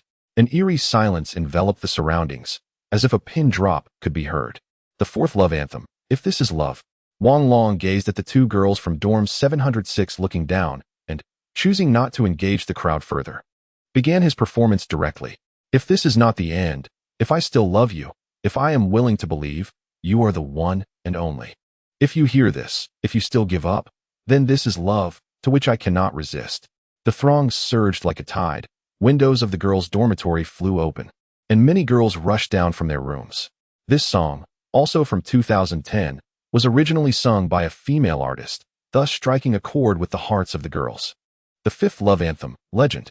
Wang Long's voice soared suddenly, the guitar slung behind him. Though an old song, it was reinterpreted magnificently in 2010. The absence of the guitar's accompaniment transformed the voice into a spirit of the night, swirling and drifting through the air. It was just because I caught a glimpse of you in the crowd that I could never forget your visage. When I think of you, you are in the distance. When I think of you, you are before my eyes. When I think of you, you dwell in my mind. When I think of you, you reside in my heart. As his voice gently descended, Wang Long, under the fervent gazes of countless onlookers, grasped the microphone. Lu Jia, Zhao Yang loves you, and hopes you will give him another chance. The shout soared to the heavens. All that could be done had been done. The outcome was now left to fate. A hush fell over the crowd, all eyes fixed on dorm 706, unmoving. Zhao Yang. Lu Jia wants you to wait for her tomorrow morning at 7 at the student canteen. A synchronized shout suddenly erupted from the window of dorm 706. Zhao Yang leaped up, overwhelmed with joy. Wang Long waved his arm, disappearing into the night amidst the fervent cheers. Chapter 34. The Cemetery Operation years later. Many would reminisce about that evening, considering it one of the most exquisite moments of their lives. A group of passionate youths, striving to help a friend reclaim a lost love, staged a heartfelt confession on a tranquil early summer night, breathing new life into that love. Some have remarked that during the latter part of a confession, individuals find themselves in a state of soul-stirring tremors. A boy named Wang Long, with his remarkably unpredictable voice and dazzling vocal techniques, transported everyone into a vibrant world from which they could not extricate themselves. His eventual departure resembled that of a knight, quietly retreating after a thunderous strike, embodying the essence of leaving without a trace, concealing both merit and fame. Amidst this profound resonance, students from Songjiang University began to share snippets of that heartfelt confession through various platforms, such as the Kuga Music Forum, Music Stone, Qingfeng Music Forum, and Yunyan Forum. Wang Long's 3 songs were uploaded in their entirety to several major forums, garnering an immense number of clicks and replies within hours, even capturing the attention of certain entertainment companies. The posts on the forums were diverse, yet unanimously praised the first 2 songs, while the final piece, though unable to match the ethereal quality of teacher Li Jian's work, became a striking highlight in that particular setting. The discussions evolved from fervent praise of the songs to heated debates about the significance of the 520-day. However, the originator of it all, Wang Long, remained blissfully unaware of these developments. After bidding farewell to Zhao Yanran, he returned to his residence to continue his research. A phone call interrupted his thoughts. It was Zhao Yang. "Thank you, Wang Long. I thought all was lost, but unexpectedly, there's a turn of events. I won't say more, but I'll treat the whole dormitory to dinner next week." Zhao Yang's excitement was palpable even through the receiver. "All right, just call me when you're ready. And I'll bring Yanran along," Wang Long replied with a smile. "That would be wonderful. By the way, Lu Jia is curious about where you found those 2 songs. She wants to download them." Zhao Yang inquired somewhat shyly. "I composed them myself, and unfortunately, there's south no place to download them. I originally intended to sing them for Yanran, but I never expected they would be used here." Wang Long confessed without any qualms about the originality of his work. "No way, Wang Long. How did you suddenly become so talented? I didn't realize I owed you such a huge favor. Haha, but since you can compose, why not write another piece for teacher Zhao to cheer her up?" Zhao Yang said, a touch of embarrassment in his tone. "I'm actually in the process of writing one. Just as you called, my inspiration vanished." Wang Long joked as he opened his notes. "All right then, I won't disturb you further. Get to writing." Zhao Yang chuckled in response, sensing the lightheartedness in Wang Long's tone. After hanging up, Wang Long intended to check what was being discussed in the rights group when a text from Zhao Yanran arrived. "Wang Long, I hope you will gift me a song just like you did tonight." Zhao Yanran's message carried a hint of playfulness. "I am contemplating that, Yanran, but I'm unsure of the appropriate setting to deliver it. I can't very well confess to you beneath your building, can I? If you wish, I could come tomorrow night." Wang Long typed swiftly. "That's unnecessary. I merely mentioned it. I enjoy when you sing to me, and I was truly moved by your performance tonight. Those 2 songs were indeed your own composition, right? Just look at the Kuga Music Forum. It has exploded. It is I who penned these words, and as I reflect upon them, I ponder what song I might compose for you. Take your time to contemplate, for I shall retire for the night. Good night, my dear. I love you. Good night, my beloved. I love you too. Until we meet again." Wang Long set his phone aside and entered the options trading group. Unlike previous trading days, today, many lamented the difficulty of the market. "I executed over 50 trades today, yet only managed to earn a mere 200,000. It is quite infuriating," remarked Grayscale 23. "You are fortunate. I conducted more than 70 trades, each amounting to millions, and I barely earned 50,000, Shark commented. "I made over $1 million today, also through $1 million trades," announced Chionyo. Group leader, "How did you fare today?" he inquired with a string of question marks. "My performance was mediocre. I traded 1.22 million and netted less than 800,000. Responded Lohan 2006. 888. "Did you trade today? How did it go?" Orchid Finger inquired. "Through $1 million trades, I garnered 10 million, with over 80 transactions." Wang Long casually typed and sent. "Bro, that must be a fabrication. In today's market, doubling your capital is exceedingly challenging." Orchid Finger typed, followed by multiple astonished emojis. Wang Long chuckled softly and promptly shared the details of his trades from today. "Goodness, come and witness the master at work. It is astonishing. Over 100 million invested in options." Orchid Finger became instantly animated. The group erupted with excitement. They did not admire others. They revered those who could technically outperform them. Many analyzed their trades against the intraday charts, expressing their awe. "I am astounded. I thought I was a master. Yet there exists one even more supreme," Mickey Mouse expressed with a regretful emoji. "What was your initial capital? How long have you been trading options? Are you participating in this competition?" Qingyun Zhishang inquired. Wang Long decided to share all his trading records from the 29th until today. The group was immediately abuzz. "Brother, Are you planning to exhaust all the money in options trading? If you double your funds again, you could engage in arbitrage, ensuring a profit without risk. Mickey Mouse exclaimed with a sigh emoji. Arbitrage requires substantial capital and is prone to scrutiny. Do not heed his words, brother, Lohan 2006 typed. Arbitrage is a speculative strategy employed by those with significant funds in options trading, often deemed a foolproof method. For instance, if the current price is 6, a person with ample funds could swiftly consume some orders between 6 and 6.1, creating a false illusion of an increase, and then place sell orders between 6.1 and 6.2. Given the minuscule transaction fee, even a 1-cent increase yields profit. Brother, you are the most formidable options trader I have ever encountered. Without exception, your performance in this competition is likely to secure you the first place. Crocodile expressed in admiration. Brother, do you not feel any guilt for earning so much? Can you sleep at night? Most here suffer from insomnia. Do not be misled by their facade of normalcy. They endure much at night. Orchid Finger remarked languidly. Today, a friend from the trading room shattered his keyboard, incurring a loss exceeding 1 million. At that moment, I felt an overwhelming sense of distress, as though that sum were mine to bear. The snail expressed a sorrowful emoticon. I contemplated withdrawing from the warrants. After Fat Ant exercises her rights, I shall no longer engage in warrant trading. The anguish weighs heavily upon me. As many have suffered losses, including numerous friends of mine, I genuinely wish to do something, to seek some semblance of psychological solace. Even if it meant investing 1 million, I would willingly oblige. The snail conveyed an extended string of thoughts. 1 million is but a trifling amount. I could invest 2 million. Yet, what purpose would it serve? Who can tell? Perhaps my 2 million would simply be devoured by 888. Does he comprehend that I am attempting to do good? Does he understand my contrition? Don shared a message. If you believe in my expertise, I shall ensure our actions are known, perhaps not revealing your true identities, yet making it clear to all warrant traders and even those within the stock market that there exists a group with principles and morals rather than bloodthirsty leeches. Wang Long articulated a lengthy statement. I trust in your skills. I shall contribute 1 million. You direct the course. The snail was the first to lend support. I shall provide 2 million. Don promptly responded. I will contribute 1 million. Old Ginger chimed in. I shall invest 2 million. Lohan 2006 expressed excitement. In an instant, like a chain reaction, even the usually silent participants voiced their support. With 188 members in the group, each contributed no less than 1 million.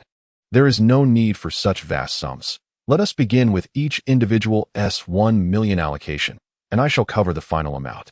My aim is to elevate Fat Ant's exercise price above 10 cents, not to a mere 0.01 or 0.001. Wang Long sent a smiling emoticon. That would entail a loss of several million. My brother, we shall reimburse you. As the group leader, I possess some credibility. Lohan 2006 also sent a smiling emoticon. This matter is confidential. It must not be disclosed. I shall individually contact each of you. On the 22nd, I will send you details. This operation shall be named the Benevolent Fund Initiative. Wang Long continued typing. A splendid name, prioritizing righteousness, a collective endeavor. Haha, I am in awe. My goodness. If we achieve an exercise price above 10 cents for Fat Ant, it would be unprecedented. 888. We are all behind you. Direct us as you see fit. I had considered leaving the group, but should we succeed, I will remain here. Should any issues arise in the future, count on me. I shall not falter. Haha. I can already envision the closing of the market on the 22nd, and I find myself, surprisingly, shedding tears. Orchid Finger expressed a crying emoticon. So do I. I can finally rest peacefully. The snail concurred beside me. I wholeheartedly support 888's decision. On the 22nd, I shall follow his directives with unwavering commitment. Morning Glory shared a fist-clasping emoticon. In that moment, everyone was fervently expressing their support for Wang Long's decision, nearly overwhelming the screen with messages. Very well. I appreciate everyone's cooperation and support. I shall now prepare for the day of exercising rights. Please await my message. Good night. Wang Long bid farewell and closed the conversation. Chapter 35.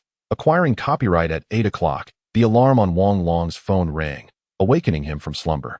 The sounds of Zhao Yanran bustling about in the kitchen reached his ears, and he turned over, a wave of happiness washing over him. A woman who can cherish love above wealth and future, devoted solely to being by your side. deserves to be held tenderly in one's palm. You have gained quite a reputation. This morning, dozens of people greeted me, extolling your prowess and proclaiming my happiness. Zhao Yinran did not drive today. Instead, she took a taxi to the market near the residential area to purchase groceries. As they walked, numerous students greeted her, praising Wang Long, and in turn, she basked in their commendations. Indeed, one must consider who I am. I am no ordinary person. Wang Long wrapped his arms around Zhao Yinran's waist from behind, drawing her close to his chest. Wang Long, I am 5 years your senior. Will you come to resent me in the future? At times, I feel I might not be worthy of you, Zhao Yinran said, a flicker of concern in her eyes. You think too much. Perhaps we should find a time to register our union, Wang Long mused. Wait, registration requires one to be 22 years old. After a moment of contemplation, he added, or perhaps we could simply proceed with having a child. Surely, that would not preclude registration. Stop jesting. Let us discuss this after you graduate. I can wait 2 years. Zhao Yinran exclaimed.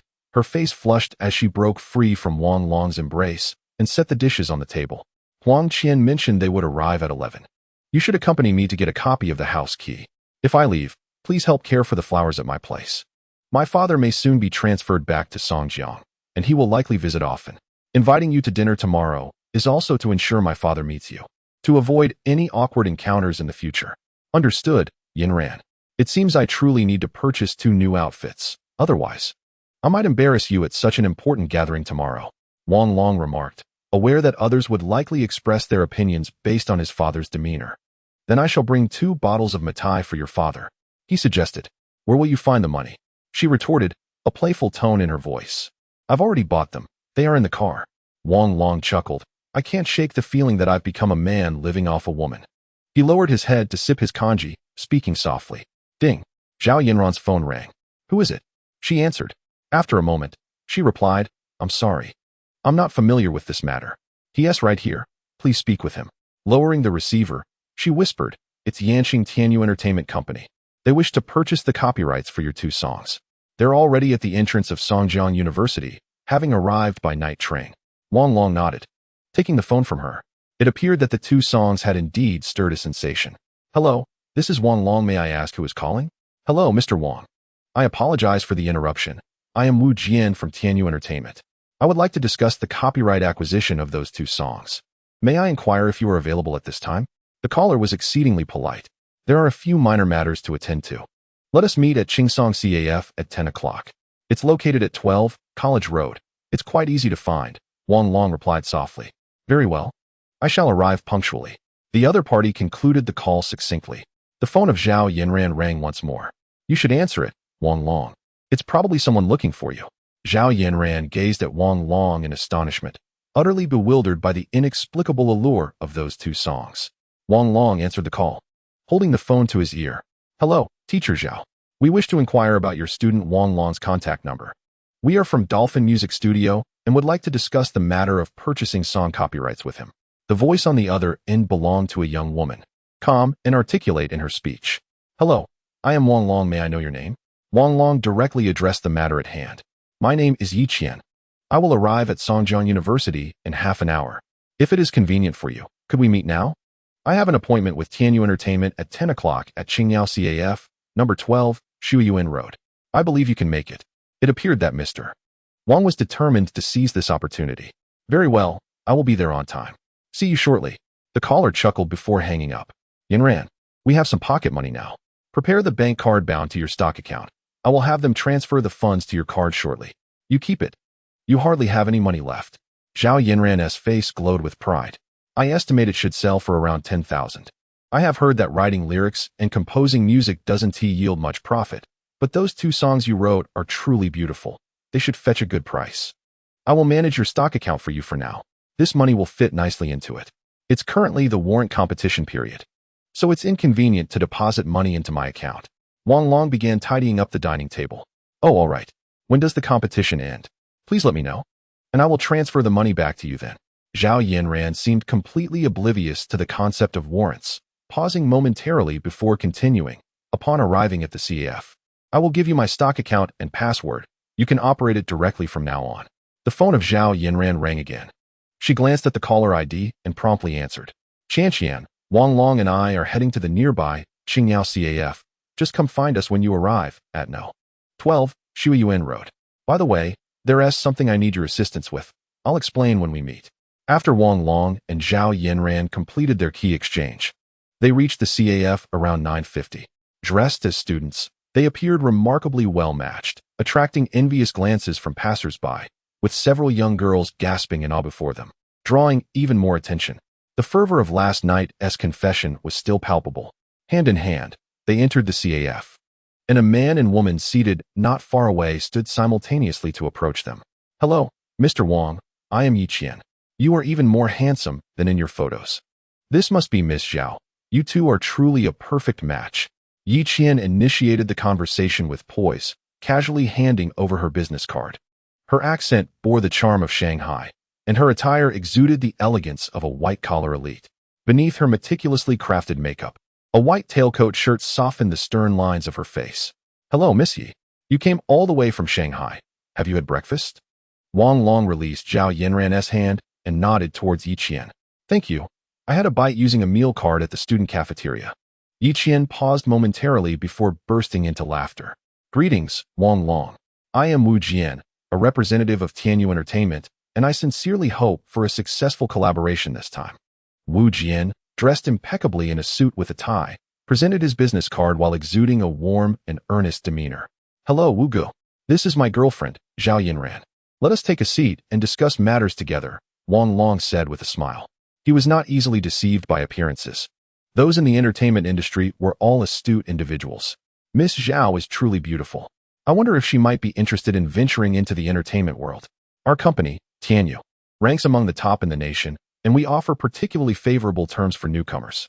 With Miss Zhao's striking image, even if her singing skills are somewhat lacking, she could easily achieve fame," Wu Jian praised with a grin. "Mr. Wu, at present, I have no intentions of pursuing a career in the entertainment industry." "Thank you for your kind invitation," Zhao Yanran replied with a smile, her face radiating purity. "What a pity." Wu Jian expressed a look of regret before turning to Yi Qian. "I have met Miss Yi a few times as well. Miss Yi, shall we discuss this together? You do not mind, do you?" In just a few sentences, Wu Jian demonstrated remarkable control over the situation, flattering Zhao Yanran while highlighting the company's status in China, simultaneously placing Yi Qian in a position of slight discomfort. "I have no objections. Let us sit down and converse. Although Dolphin Studio was established recently, we highly value the wealth of creators and believe we can better promote these two songs, thereby enhancing Mr. Wang's standing and reputation in the industry," Yi Qian said, a flicker of unease flashing in her eyes as she forced herself to speak. Chapter 36. Selling the rights. At that moment, it was just 10 o'clock, and the CAF had only a few scattered patrons. When Wang Long and Zhao Yanran entered, they immediately captured everyone's attention, especially that young server, whose eyes sparkled with admiration. Since his stunning debut on the 27th, news about this young man had been relentless, featuring tales of heroic rescues and romantic serenades, rendering him the epitome of the perfect man that many young women aspired to. The group settled at a relatively large table and ordered several cups of coffee, with Wu Jian speaking first. "Mr. Wang, I rushed here overnight, and you can surely see our company's sincerity. Typically, a good set of lyrics and music might fetch a maximum of 5,000 yuan, but we are willing to offer 20,000 yuan to acquire these two songs. As for the subsequent promotion, you can rest assured, Tianyu's status and reputation in the industry are incomparable to those of smaller firms." He had sensed Wang Long's uniqueness and thus raised the offer, eager to finalize the deal swiftly. "Mr. Wang, we are prepared to offer 30,000 yuan for the outright purchase of the rights to these two songs." Yi Qian breathed a sigh of relief. The situation was more favorable than she had anticipated. "Mr. Wu, Miss Yi, our discussion does not imply any intention for you both to engage in a bidding war. Allow me to share my thoughts for your consideration," Wang Long interjected. "Of course, Mr. Wang is the creator of these two songs, so let us first hear his perspective before discussing further," Wu Jian replied cheerfully, taking a sip of his coffee. A sense of foreboding washed over him. Acquiring the rights to these songs might prove to be more challenging than he had anticipated. In Wang Long's eyes, there exists no desire, only reason. Yi Qian has evidently noticed this, and upon a glance at Wang Long and Zhao Yanran, she feels a certain peculiarity. Zhao Yanran's anticipation is starkly apparent. Yet, How is it that Wang Long, the creator, exhibits no emotional fluctuation whatsoever? My proposition is to sell these two songs separately. The first, This Is Love, to Tianyu Company, and the second, If This Is Love, to Dolphin Studio, at a price of 250,000 each. Wang Long lifted his cup and took a sip of coffee. Oh, I almost forgot to mention, this is my bottom line. Then there is nothing to discuss, Mr. Wang. We are prepared to withdraw. You may not be well-versed in this industry. The most renowned lyricists typically receive around 50 to 60,000 for a song, and the upper limit for composition is similarly modest. Moreover, we must account for post-production arrangements and mastering. Your price is exorbitantly high. Surely, apart from the lyrics, you possess neither a complete score nor a polished composition. Wu Jian sighed, believing Wang Long to be excessively demanding. Mr. Wang, to speak candidly, I indeed came here primarily for the second song, yet your pricing far exceeds my expectations and is simply unacceptable. Yi Qian felt that the initiative was firmly in her grasp. She had never encountered a situation where songs were sold separately, without competitors, and at such inflated prices. In truth, you must recognize the potential of these two songs. Their current popularity across major music forums has already attested to their vitality. I could easily seek out a studio, handle the recording, arrangement, and mastering myself, and then find a distribution company to leverage online traffic. The future revenue would undoubtedly multiply by dozens or even hundreds of times, especially as the concept of 520 will inevitably be tied to these songs, holding unparalleled commercial value.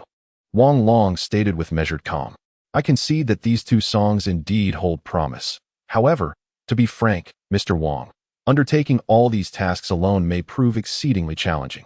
Such songs require exceptionally mature vocalists to convey their essence fully, Yi Qian remarked with a smile. She too recognized the fresh perceptions brought about by 520. Hence, I wish to part with these two songs. I believe the owner of Dolphin Studio is far more suited for this music, Wang Long said, tapping the table lightly with a smile. Do you know who our boss is? Yi Qian gazed at Wang Long in astonishment, her disbelief evident. I have always admired Miss Zhang Liang's songs. This one seems tailor-made for her, Wang Long replied with a smile. Please hold on a moment, Mr. Wang. I need to make a phone call. Yi Qian stood up, somewhat uncertain, and walked toward the CAF's entrance. Mr. Wang truly possesses a silver tongue. Miss Yi, being an industry elite, has evidently been swayed by him. It appears Mr. Wang has come well prepared, Wu Jian observed, captivated by Wang Long's composure. Your company is currently negotiating matters with Mr. Zhang Jie regarding the transfer. I believe this song would suit him splendidly, Wang Long remarked with a smile, refraining from elaborating further and instead unveiling the secret. How do you know? Wu Jian suddenly looked up, shock evident in his expression. Mr. Wang, I too need to make a phone call. Please hold on. Wu Jian slowly stood and made his way toward the door. Zhao Yinran's phone rang. Qian, I'm coming to get you. I'm right here, just a moment. Zhao Yinran stood up, her face a portrait of confusion, still unable to believe the situation was real. Qian and Jiang Tao have arrived. I'll go greet them. You can chat with them in the meantime. All right, Yinran. The outcome will be clear soon. It won't take long. Wow, your way of conversing is truly impressive, Zhao Yinran said, casting an admiring glance at Wang Long as she walked towards the CAF's entrance. Before long, Zhao Yinran entered, beaming with the radiant presence of Huang Qian and Jiang Tao. The powerful aura they exuded immediately captivated everyone in the CAF. Today is indeed a special day. A CAF within a university is unexpectedly welcoming business professionals one after another. Brother, I have a newfound respect for you. You casually penned a couple of songs and managed to attract Tianyu Company.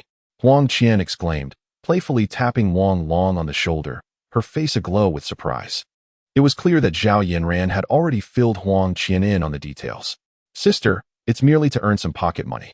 You and brother-in-law take a seat. I should be done shortly. Wang Long smiled as he noticed Yi Qian returning. Mr. Wang, our boss has agreed to your price. I hope we can sign the contract now. Do you prefer a check or a cash transfer? Yi Qian feigned calmness as she regarded Wang Long, seemingly still in disbelief that her boss would accept such terms. Cash transfer, Wang Long replied, moving towards Zhao Yinran. Yinran, could you hand me your card? Oh, certainly. Zhao Yinran hurriedly retrieved her wallet and handed her bank card to Wang Long. Wu Jian returned from outside and approached Wang Long. Congratulations, Mr. Wang. You have successfully persuaded us. We agree to purchase your first song for 250,000. I hope we can sign the contract now, the sooner the better. The three of them resumed their seats, the contract laid out on the table, merely awaiting procedural completion. An hour later, Yi Qian and Wu Jian rose simultaneously. Mr. Wang, we have opted for a swift transfer. Miss Zhao can verify if the funds have arrived now, as I need to return to the company this afternoon. I hope we have further opportunities to collaborate. Yi Qian was the first to stand. Wang Long, the transfer has been completed. Both transactions have gone through. Zhao Yinran softly remarked from the side. I too need to hurry back to the company. Mr. Wang, it was a pleasure meeting you. I look forward to working together again. Wu Jian followed suit and stood. Once the contract was signed, all pleasantries turned formal. Safe travels to both of you. Wang Long shook hands with them, his smile serene yet sincere. Chapter 37. With heartfelt efforts having sold 2 songs for a total of 500,000, Wang Long finally felt a sense of relief. Although his account housed over 100 million in funds, it was effectively locked due to being managed under a fund model, not to be liberated until June 1st of the following year. Thus, his daily expenses would rely solely on the 500,000. The excitement in Zhao Yinran's eyes was unmistakable. Earning 500,000 in just 2 days felt like a dream for someone as disciplined as her. Even though she had little desire for wealth or material possessions, she could certainly appreciate the magnitude of 500,000. Wang Long settled beside Yinran. Wang Long, you truly have soared to great heights, breaking through the encirclement so swiftly. Jiang Tao remarked with a smile, referring to Wang Long's extraordinary performance in stock operations. Brother, you have indeed impressed us all. Even earning a substantial amount of pocket money with such flair, Huang Qian's eyes sparkled with astonishment. By the way, Yinran, what assistance do you require from me? Huang Qian gazed at Zhao Yinran, inwardly lamenting the folly of the woman who remained oblivious to the fact that her boyfriend had become a billionaire. Qian, would you be able to lend Wang Long 100,000 for investment? He is exceptionally professional. Zhao Yinran was resolute in her support for her boyfriend. 100,000? Huang Qian shot a startled glance at Zhao Yinran, nearly spitting out her coffee. He casually earns 500,000 from writing a couple of songs, and his investments have ballooned to over 100 million in mere days. Asking for 100,000 is quite demeaning to Wang Long. Look, this is the contract he intends to show to someone else. Zhao Yinran was prepared, producing the signed contract without hesitation. Huang Qian silently took the document, flipping through it in disbelief. She cast a deep glance at Wang Long, who sipped his coffee nonchalantly, before handing the contract back to Zhao Yinran. Wang Long, you truly have put in a great deal of effort. But isn't this exhausting? Though somewhat tiring, it is certainly worth it, Wang Long replied with a smile. The two engaged in a conversation filled with words only Zhao Yinran could not comprehend. How about this? I have some spare funds. I will visit you in the special account office tomorrow morning, hand over the money directly, and then we can sign the contract. Huang Qian suggested with a nod towards Jiang Tao. Qian, you are wonderful. Just 100,000 will suffice. Let him practice a bit, Zhao Yinran exclaimed with excitement. Do not concern yourself. It is essentially just this amount. Huang Qian nearly burst out laughing. Practice? At this rate, there will be no future for anyone else. I will arrive at the special account office at 10 tomorrow morning, Wang Long affirmed. At that moment, patrons began to trickle into the CAF, nodding and smiling upon seeing Wang Long and Zhao Yinran. This pair, once embroiled in controversy, had finally gained widespread acceptance. Let us go shopping, Huang Qian exclaimed enthusiastically, rising to her feet. Yinran, you are now a little wealthy woman. Today, you shall treat us. Certainly. Today, I'll treat you to Chinese cuisine at that newly opened restaurant, Misty Jiangnan. Zhao Yinran hurried to the counter to pay. As the group exited the CAF, whispers followed them. The news of Wang Long selling 2 songs for 500,000 would likely spread rapidly throughout the school. Yinran, be vigilant. Other girls may come after him, Huang Qian cautioned as she pulled Yinran into the back seat. That's fine. I'll just have them massage my feet and back. Zhao Yinran replied cheerfully. Goodness, Zhao Yinran, it would be unjust if you weren't happy. But be careful not to spoil him, Huang Qian remarked, momentarily taken aback. Jiang Tao drove the Mercedes slowly towards the commercial district, while Wang Long sat in the passenger seat, admiring the scenery on either side of the street. At this moment, it was noon. Given that it was Saturday, there were few pedestrians and vehicles on the road. Qian, where are we headed? Jiang Tao inquired softly. To the grand metropolis. There is a wide array of brands there. Huang Qian replied with a smile. Yin Yin, shouldn't you consider purchasing a token of affection? Something to signify your relationship. She added playfully. Qian, could you assist me in deciding? I'm unsure what to buy, Zhao Yinyan murmured. Yin, I have already made up my mind.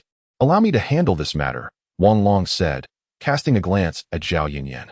Indeed, it's more reliable for Wang Long to take charge of this. You needn't worry. Huang Qian responded cheerfully.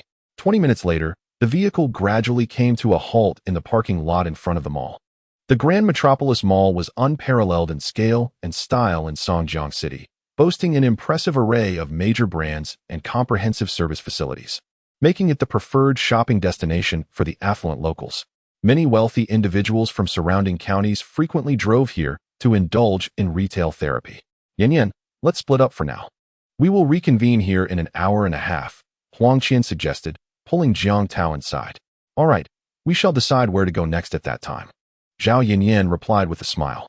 The four friends dispersed, with Zhao Yinyan and Wang Long heading towards the men's clothing section.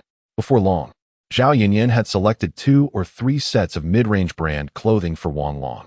After paying with a different credit card, they proceeded to the Cartier boutique, laden with bags, following Wang Long's suggestion. Wang Long, Cartier's items are excessively pricey. There's no need for such extravagance. You've just earned a bit of money. Shouldn't we save some? Zhao Yinyan hesitated at the entrance. Let's take a look inside.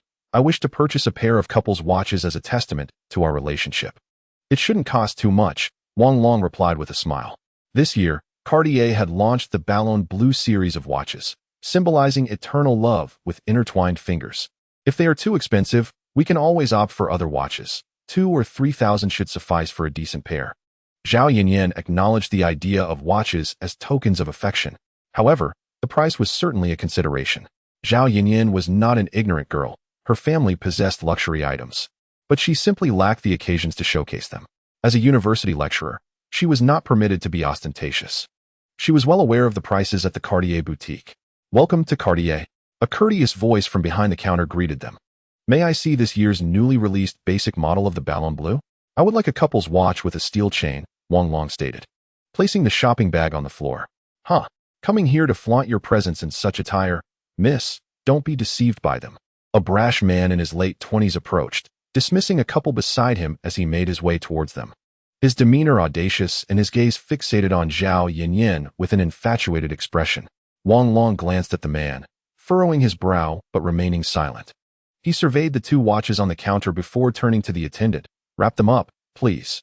I'll pay by card. Certainly, sir. Please follow me. The waiter respectfully accepted the bank card handed over by Wang Long and proceeded to the checkout. Wang Long followed closely behind. The man hesitated for a moment, still standing next to Zhao Yinran. Little sister, which school do you attend? Here is my business card. How about we get to know each other? The man produced a card from his pocket and extended it towards her. I'm sorry, I already have a boyfriend. Please keep your distance. Zhao Yinran responded coldly, casting a frosty glance at the man. Oh dear, young lady, you certainly have quite the temper. Do you even know who this is? The 39 Underground in Chongling City. The largest entertainment center belongs to his family. Go ask around in Chongling City. Everyone knows who Fan, the young master. 2 companions of the man approached from the checkout, one of whom eyed Zhao Yinran with an eager gaze. Little girl, your boyfriend is deceiving you. His card doesn't even work. He is just pretending to fool you with his ignorance. If you truly desire this watch, let my brother buy it for you, the man said with a smirk, glancing at Zhao Yinran. You understand my meaning, right? Yinran, this card's password is incorrect. Do you have another one? Wang Long approached, offering a resigned smile. What a shame to have become the subject of ridicule. The other cards are insufficient. I only have 1 credit card left. Zhao Yinran casually retrieved her wallet and produced a card. A credit card? How do you expect to use a credit card with a limit of over 90,000? Little girl, even if you could use it, could he afford it? Don't be foolish. The man named Hu Fan laughed heartily. Hello. This is my Miching Bank Diamond card, with a credit limit of 1 million. Let us see if it works. Zhao Yinran handed the card to the accompanying waiter. Certainly. Madam, this card will surely work. Please follow me. The waiter's demeanor shifted, revealing a newfound respect. Such diamond cards are notably rare in the store. They were issued in 2006 in Hangzhou, targeting business elites and high-ranking officials, with a minimum credit limit of 300,000. Anyone possessing such a card is undoubtedly remarkable. Wang Long was taken aback upon seeing this card. Although the Minxing Bank's diamond card does not compare to the black card issued in 2012, it nevertheless symbolizes status and identity at this time. The man named Hu Fan paused, seemingly realizing that Zhao Yanran was not from an ordinary background. His gaze growing more fervent. Buddy, let us be friends. I'm Hu Fan. How about lunch together? Don't say you're busy. I have a short temper. Hu Fan glared at Wang Long menacingly. Sorry, I'm busy, Wang Long replied coolly, directly refusing. How dare you say you're busy?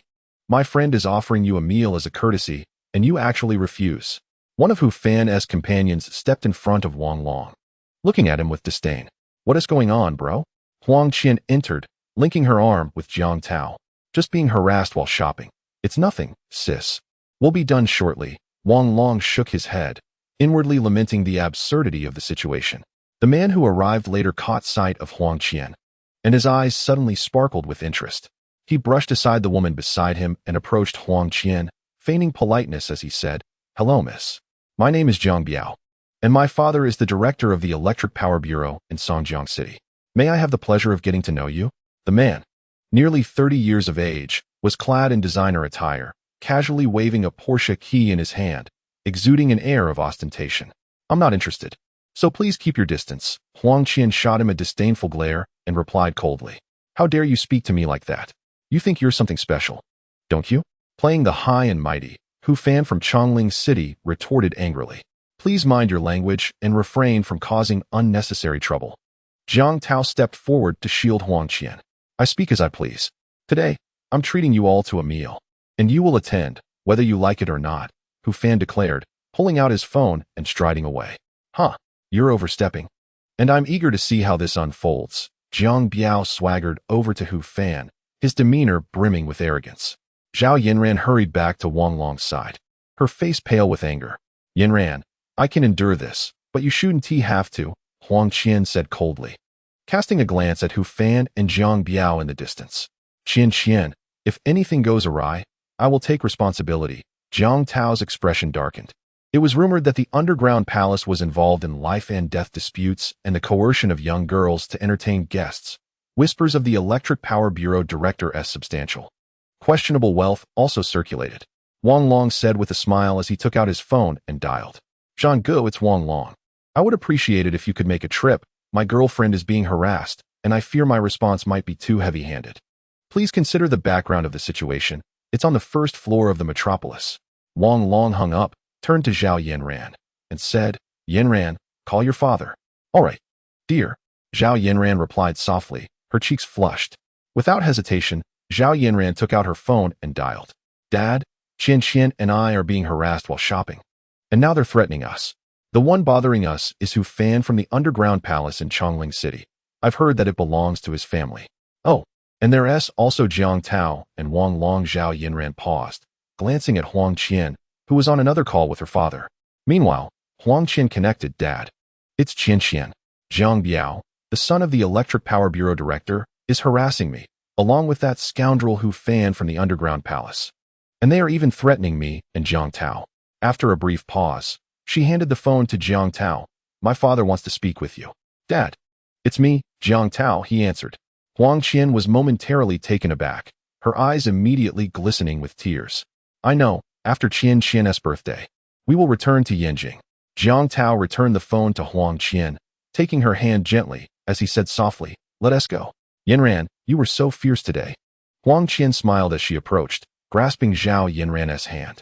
I regret ever mentioning what my father does, Zhao Yanran said, still blushing as she gazed adoringly at Wang Long. The group walked out without a care, when suddenly a menacing voice echoed behind them. You think leaving will be that easy? You have successfully incited my wrath. Prepare for the consequences upon your return home, Huang Qian coldly remarked. She casually intertwined her arm with Jiang Tao's and turned to Wang Long, inquiring, Brother, to what extent do you believe we should proceed? Simply uproot the weeds and clear the dirt, Wang Long replied with a smile, casting a glance at the two trailing behind him, displaying not an ounce of apprehension. You are truly ruthless. It would be a pity if you did not enter politics, Huang Qian remarked softly. Chapter 39. Overwhelmed, the group exited the shopping mall and approached a Mercedes-Benz. Hu Fan and Zhang Biao hastily approached, their expressions shifting upon spotting the Mercedes 350 adorned with a Yinjing license plate. Just then, a police car screeched to a halt beside them, and Xiao Zhan, accompanied by 3 colleagues, leapt down. Wang Long, what do you take me for? I consider you a friend, yet you have me weighing the pros and cons. Xiao Zhan stated as he stepped forward, nodding towards Zhao Yinran. Greetings, teacher Zhao. I was genuinely concerned that Wang Long might incapacitate the other party, so I rushed over. Thank you, Captain Xiao. I appreciate your efforts, Zhao Yinran replied with a smile. Suddenly, a dozen vehicles surged into the square, emitting piercing brake sounds as they encircled the group. Over 20 individuals disembarked, clamoring towards Hu Fan. Brother Fan, who is so oblivious as to provoke you? A burly man parted the crowd and advanced, only to freeze upon seeing Xiao Zhan. Hu Fan, you have truly betrayed me. The man turned to curse Hu Fan before greeting Xiao Zhan with a smile. Deputy Captain Xiao, it is all a misunderstanding. My friend has come from afar, and I merely came to extend my greetings. Xiao Zhan exhaled, about to respond when the blaring sirens of police cars reverberated throughout the street. Over 20 police vehicles stormed into the parking lot, encircling the external cars. Wang Long's uncle, Wang Weitao, led a contingent of 70 to 80 armed officers rushing in. Everyone, down, Wang Weitao commanded through a loudspeaker. The burly man, startled, raised his hand and shouted, quickly complying. Xiao Zhan, what brings you here? Wang Weitao questioned, astonished as he observed his subordinates, his mind racing. This was a trusted officer he had personally trained. If a mistake occurred, it would spell disaster for all involved. Captain, I received a report and rushed over. These 2 pose a threat to public safety. I suspect they are colluding with criminal elements, Xiao Zhan explained, standing there in bewilderment, utterly at a loss. The last time they apprehended 3 murderers, it had not been such a grand affair. Why was this situation escalating so dramatically? A sudden realization struck him as he covertly glanced at the individuals beside Wang Long. Goodness, this Wang Long is my lucky star. Teacher Zhao, I apologize for the fright you experienced. Wang Weitao strode towards them, nodding at Huang Qian and Jiang Tao before turning to Zhao Yinran. Captain Wang, thank you for your hard work, Zhao Yinran replied. Her face flushed as she gazed at Wang Long's uncle, stammering. Her hand remained clasped with Wang Long's, and she could hardly believe that his uncle had not noticed. Take them all away for questioning. The operation is concluded. Wang Weitao glanced at Wang Long, his eyes crinkling with mirth. In an instant, the surrounding officers surged forward, each pair tackling one individual, effectively restraining Hu Fan and Zhang Biao among others. Hu Fan and Zhang Biao were already ashen-faced with fear, while the woman beside Zhang Biao screamed and wept, embodying the essence of an apocalypse. I need to make a phone call, Zhang Biao exclaimed, struggling momentarily. I too require a phone call. Hu Fan trembled, his earlier bravado from the store now completely vanished. They finally comprehended that they had kicked against an impenetrable iron wall. You will be afforded the opportunity to make a phone call upon your return to the station. For now, it is not permissible, Wang Weitao stated coldly, waving his hand. Take them away. He then turned and led the way back to the police vehicle. All is well, Wang Long. I shall return to the station first, Xiao Zhan said, smiling as he patted Wang Long's shoulder before departing with his team. Wang Long nodded silently, not wishing to complicate matters with the throng surrounding them. Let us go. It has been a while since anything this exhilarating occurred. Huang Qian exclaimed cheerfully as she entered the car. Qian, let us stop by the Industrial and Commercial Bank first. I need to sort out my password. That card hasn't been used in years, and I seem to have misremembered the password. I should check it while I'm at it. Zhao Yinran expressed with a hint of regret. All right, we'll head there now. Huang Qian replied with a smile, giving Wang Long a playful pat on the shoulder. Bro, did that officer Xiao imply that you could incapacitate someone to the point of being unable to care for themselves? Is that an exaggeration, or are you truly that violent? Qian, I didn't mention this to you, but a few days ago, he and some classmates were enjoying barbecue when they coincidentally encountered the apprehension of a criminal. It was they who subdued the assailants, and Officer Xiao was overseeing the operation, Zhao Yinran said proudly, casting a glance at Wang Long. By the way, that Captain Wang from earlier is Wang Long's uncle. He was present at the scene as well. Wang Long, I never knew you had such a side to you. I thought you were solely a stock trader, Huang Qian remarked, smiling at him. He managed to knock out 2 individuals with 5 bottles. Truly a spirited youth. Had those individuals not been criminals, the aftermath would have been complicated, Jiang Tao said as he parked in front of the bank, glancing at Wang Long.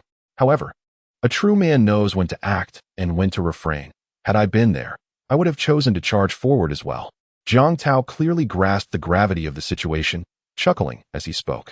I refrained from telling you, fearing it might frighten you. You can discover it on the campus network. Even I felt exhilarated upon reading it. Bro, I have only known you for a few days. Yet you are quite the whirlwind. Someone like you is destined for greatness. By the way, what is your zodiac sign? Huang Qian inquired with curiosity. His birthday is November 27th. He is a Sagittarius, Zhao Yanran answered with a grin, then stepped out of the car. Just wait for me here. Yanran, open another account and withdraw 100,000 yuan to repay the money spent on the watch earlier, Wang Long instructed as he rolled down the window. Understood. Zhao Yanran waved her hand, striding briskly into the bank. Bro, you're a Sagittarius, a sign brimming with passion. Huang Qian exclaimed with a grin, adding, but Yanran is an Aries. You two are quite the match. Sister, is that accurate? Wang Long smiled wryly and shook his head, discovering another facet of Huang Qian's character. Our relationship had experienced some turbulence, which led her to engage in considerable self-reflection and self-comfort. In recent years, she has become exceedingly busy, leaving little time for such thoughts. It was only upon meeting you and Yanran that she revealed this innocent side of herself. Jiang Tao chuckled softly, opened the car door, and stepped outside. Wang Long followed him, alighting from the vehicle and joining his side. Huang Qian will invest 20 million, while I will contribute 30 million. We will sign the contract tomorrow and the funds will be deposited the following morning, Jiang Tao murmured. All right. Wang Long nodded in agreement. Chapter 40. On venture capital in 2007, the phenomenon of long queues at banks remained prevalent. Although the advent of technology significantly alleviated the pressure on tellers, it was still woefully inadequate given the vast population of Huaxia. When Zhao Yanran emerged, it was already past 2 o'clock. Jiang Tao drove several of them to the most renowned restaurant in the area, Yinyu Jiangnan. The restaurant, located not far from the bank, was modestly sized with only 2 stories but was beautifully designed in the style of a Jiangnan garden, complete with lush bamboo, babbling brooks, and winding pathways. The tables within were arranged thoughtfully, each surrounded by picturesque views, ensuring both privacy and a refreshing ambience. As the clock approached 3, the lunch hour had long passed. In the south, restaurants would likely have been quiet due to the midday break, yet the northern dining customs kept the establishment bustling. They chose a 6-person table by the window. The menu was already placed before them, featuring primarily Sichuan cuisine with a selection of Huaiyang dishes, appealing to all palates regardless of spice tolerance. My mother quite enjoys this restaurant, Zhao Yanran remarked as she picked up the menu. She says the owner, a remarkable woman named Mulan, has established dozens of upscale restaurants and was even designated as the sole catering partner for the Olympics. Wang Long, do you have any insights about this restaurant? What do you think? Huang Qian inquired, gently sipping her tea. Qian, this is the realm of venture capital. How could Wang Long possibly know? Zhao Yanran said with a smile as she handed the order to the waiter. Yanran, you underestimate Wang Long. Huang Qian laughed. Turning to him, brother, feel free to share your thoughts. Sister, venture capital is essentially about waiting for a company to go public and then cashing out. However, this restaurant faces challenges in that regard. Authentic Chinese cuisine is difficult to standardize, making it incomparable to something like Little Sheep, and its scale is too small. With only a few dozen locations, making the prospect of going public quite daunting, Wang Long replied, glancing at Huang Qian, his words measured. He was acutely aware of the restaurant's future trajectory, having already been deemed a classic case study. He would not allow Huang Qian to invest in it. In the previous life, in 2008, Kong Hui Venture Capital invested 300 million to gain a stake in Misty Jiangnan, signing a series of agreements that granted them a 10.5 share.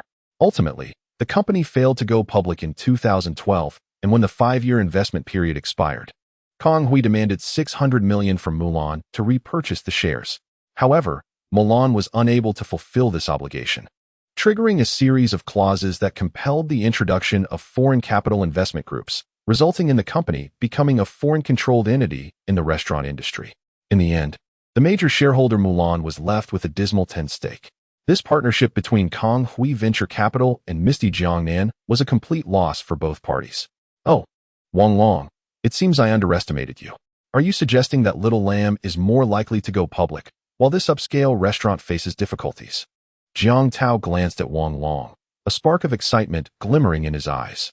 Jiang Tao had invested in Little Lamb, and Wang Long's words were music to his ears. Huang Qian smiled and remarked, "Congratulations, brother-in-law. It seems Little Lamb is set to be listed in the port city rather than on the stock market. It is exceedingly challenging for restaurants to list on the stock market.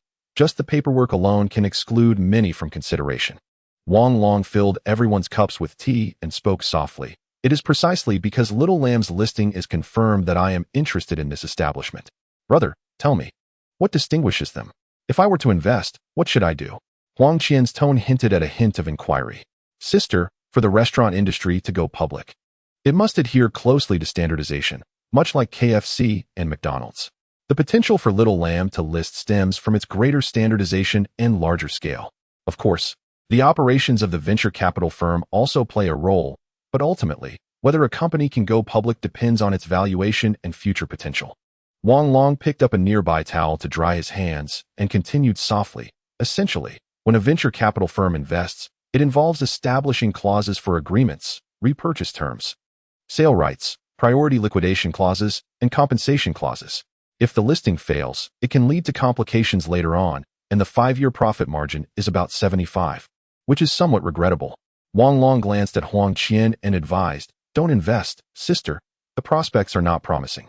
Wang Long's reasoning resonated, and it seemed prudent to hold off for the time being. Mulan appeared somewhat anxious, and Jiang Tao shared the sentiment that the project was mediocre. He patted Huang Qian's arm and said, "Brother, I am truly impressed by you. At only 20 years old, you already possess the acumen of a seasoned veteran, even grasping the intricacies of our venture capital world." Huang Qian looked at Wang Long in disbelief, her eyes wide with surprise. Capital can be brutally indifferent, yet it is an unstoppable force. Countless promising enterprises have been acquired by foreign entities and subsequently shelved, such as Chuanfu Cola and Shifu Batteries. It is truly unfortunate. Wang Long gazed out the window with a sigh. "When I have wealth, I will strive to prevent such occurrences." "Wang Long, do you possess such grand aspirations? Is this a manifestation of national pride?" Jiang Tao inquired, a glimmer of intensity in his gaze. "Brother-in-law, I do not wish to portray myself as a saint, but witnessing so many enterprises fall under foreign control genuinely troubles me. I hope that one day, Chinese capital can command a greater share of foreign enterprises, gaining more influence in the capital markets. Is this the reason you are so fervently pursuing wealth?" Huang Qian gazed at Wang Long, then turned to Yan Ran, saying, "You have found an extraordinary boyfriend. I can't help but feel envious." Yan Ran, with a hint of emotion in her eyes, glanced at Wang Long and subtly clasped his hand. "Sister, I speak from the heart. The reason for making money is born out of poverty. To provide a good life for myself and my beloved, I must strive relentlessly." Wang Long placed a piece of spicy beef lung into his mouth, savoring it. "Delicious. Brother-in-law, you must try this. Wang Long, when you find the time, let us collaborate on some projects. By the way, has Yan Ran informed you about Qian Qian's birthday on the 15th? Jiang Tao casually picked up a piece and popped it into his mouth. "Indeed, it's quite good. Qian Qian, do eat quickly. She did mention it. We will go together," Wang Long replied as he placed the rice brought by the waiter in front of Jiang Tao. "We're all friends here. There's no need for formality. Just come early and keep it casual. However, some individuals can be rather arrogant and difficult to deal with. But haha, with your skills, you should confront them without concern for my reputation. Especially that Su Yang fellow. As you said, he has an unsightly way of eating. Is he from the Ninghai faction?" Wang Long asked, startled. "Yes, these are friends I made years ago, most of whom are involved in stocks and private equity. In recent years, I have shifted my focus more toward venture capital. Qian has been assisting me with the stock-based private equity fund. So I've maintained contact with these friends," Jiang Tao explained leisurely. "All right, brother-in-law, Yan Ran and I will arrive early," Wang Long nodded. The group continued their conversation in a harmonious atmosphere, and before they knew it, evening approached. The events at the Metropolitan Mall were not mentioned again, as if they were trivial matters to them. Yet, for Songjiang City and Chongling City, it was undoubtedly a seismic event, prompting the provincial leaders to personally order a thorough investigation, causing many officials to tremble in fear. After dinner, they returned to the Metropolitan Mall to have the watch's strap adjusted to the perfect size before heading back to Songjiang University. Although Zhao Yin ran feigned indifference to the mall's events at the dining table, she remained concerned about the unfolding situation. Despite not being in politics, her years of exposure allowed her to grasp the principle that a single thread can affect the entire tapestry. Thus, upon returning to Wang Long's home, she quickly organized her belongings and departed with the watch. As night approached, around 10 o'clock, Yin Ran sent a message. Dad is quite pleased, nothing much happening. Tomorrow I will accompany my parents shopping, so you can come directly to the Shangri-La Hotel at 6. I will be waiting for you there. They exchanged goodnights, and Wang Long felt a sense of relief. Chapter 41. Pressure upon waking early. Wang Long prepared a simple breakfast at home before driving Zhao Yanran's car to the securities company. The firm was bustling with activity for a salon event, and Zhang Yaru was absent, which relieved Wang Long. That young lady's assertiveness often left him at a loss. Jiang Tao and Huang Qian arrived as promised. This marked Wang Long's first private meeting with Jiang Tao and Huang Qian. Wang Long, I have conferred with Jiang Tao, and we have decided to calculate the management fee at 2% of the final market value, alongside granting you 20% of the profits. Though it has only been 5 months, I have faith in your abilities. Huang Qian took a sip of the coffee before her. Sister, let us adhere to the conventional methods of fund management, calculating daily by multiplying the market value by 2% and dividing by 365 days, then aggregating the daily totals. As for the profits, we shall maintain the extraction at 20%. That remains unchanged. Wang Long, typically gentle in demeanor, now appeared unusually serious. Managing 50 million in assets entrusted to him was a testament to his capabilities, and he knew he needed to remain grounded. Little brother, you truly are impressive. Your sister's husband mentioned you would not agree to this. Huang Qian chuckled. Jiang Tao, go ahead and sign the contract with Wang Long. You two seem to be on the same wavelength. After saying this, she wandered around the special account room, filled with sentiment for the space Jiang Tao had previously utilized. All right, I shall handle it, Jiang Tao said with a smile as he took a seat opposite Wang Long, commencing the signing process and affixing his fingerprint. Wang Long, when you register your investment company, do inform Huang Qian. Also, you can reach out to Yanran's mother. She is a professor at Yenjing University of Finance and Economics and can provide you with ample networking opportunities, Jiang Tao remarked casually. Wang Long paused, looking at Jiang Tao with a wry smile. Brother-in-law, the pressure is immense. Haha, now you feel the pressure. Without a certain level of energy, how could Yanran possibly enter the Securities Regulatory Commission? Jiang Tao chuckled, casting a glance at Wang Long. Perhaps it is both your good fortune and your intelligence that has led you here. After all, who else could amass over 100 million in assets within mere days? Huang Qian chimed in with a laugh, and such a passionate young man at that. Indeed, well matched.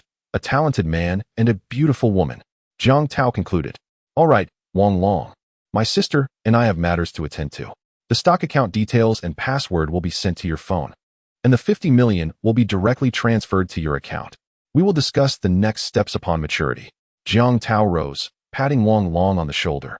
I hope you remain true to your original intentions. Money is a double-edged sword, so be sure to wield it wisely. Understood, brother-in-law. I will see you both out. Wang Long replied with a smile, escorting them to the door. Return safely, Wang Long.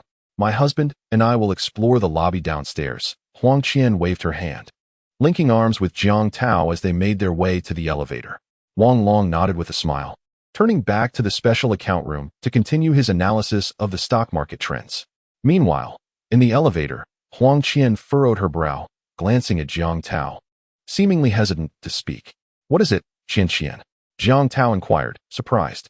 There is a scent of Dior perfume in the wardrobe, a fragrance typically worn by women. Fifth Avenue.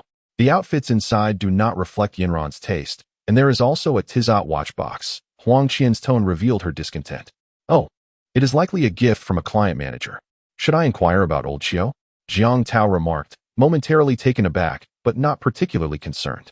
No need to ask about such things, Huang Qian sighed, let it be. Wang Long is only 20, even if he takes a few detours. It may not be a bad thing. Why are all men so fickle? Huang Qian exclaimed indignantly, attempting to release Jiang Tao's arm. Jiang Tao, however, swiftly clasped her hand, chuckling. Oh, you do worry over trifles. You've made conclusions about matters that aren't even established yet. All right. Hurry and buy a few bottles of wine for Dad. Yes, I've become quite anxious too, without my best friend by my side. I doubt I would be in this situation with you, Huang Qian replied, shaking her head as she exited the trading hall and entered the Mercedes. Darling, you drive. Jiang Tao smiled, taking the car keys with a playful, as you wish, my dear wife. The car gradually set off, merging into the flow of traffic. Unbeknownst to Wang Long, who was oblivious to Huang Qian and Jiang Tao's exchange, he departed the private room and returned to school at 1 in the afternoon. It was the peak lunchtime hour. Although the student cafeteria lacked the ambience of the new one, its delectable offerings and affordability drew in a multitude of students.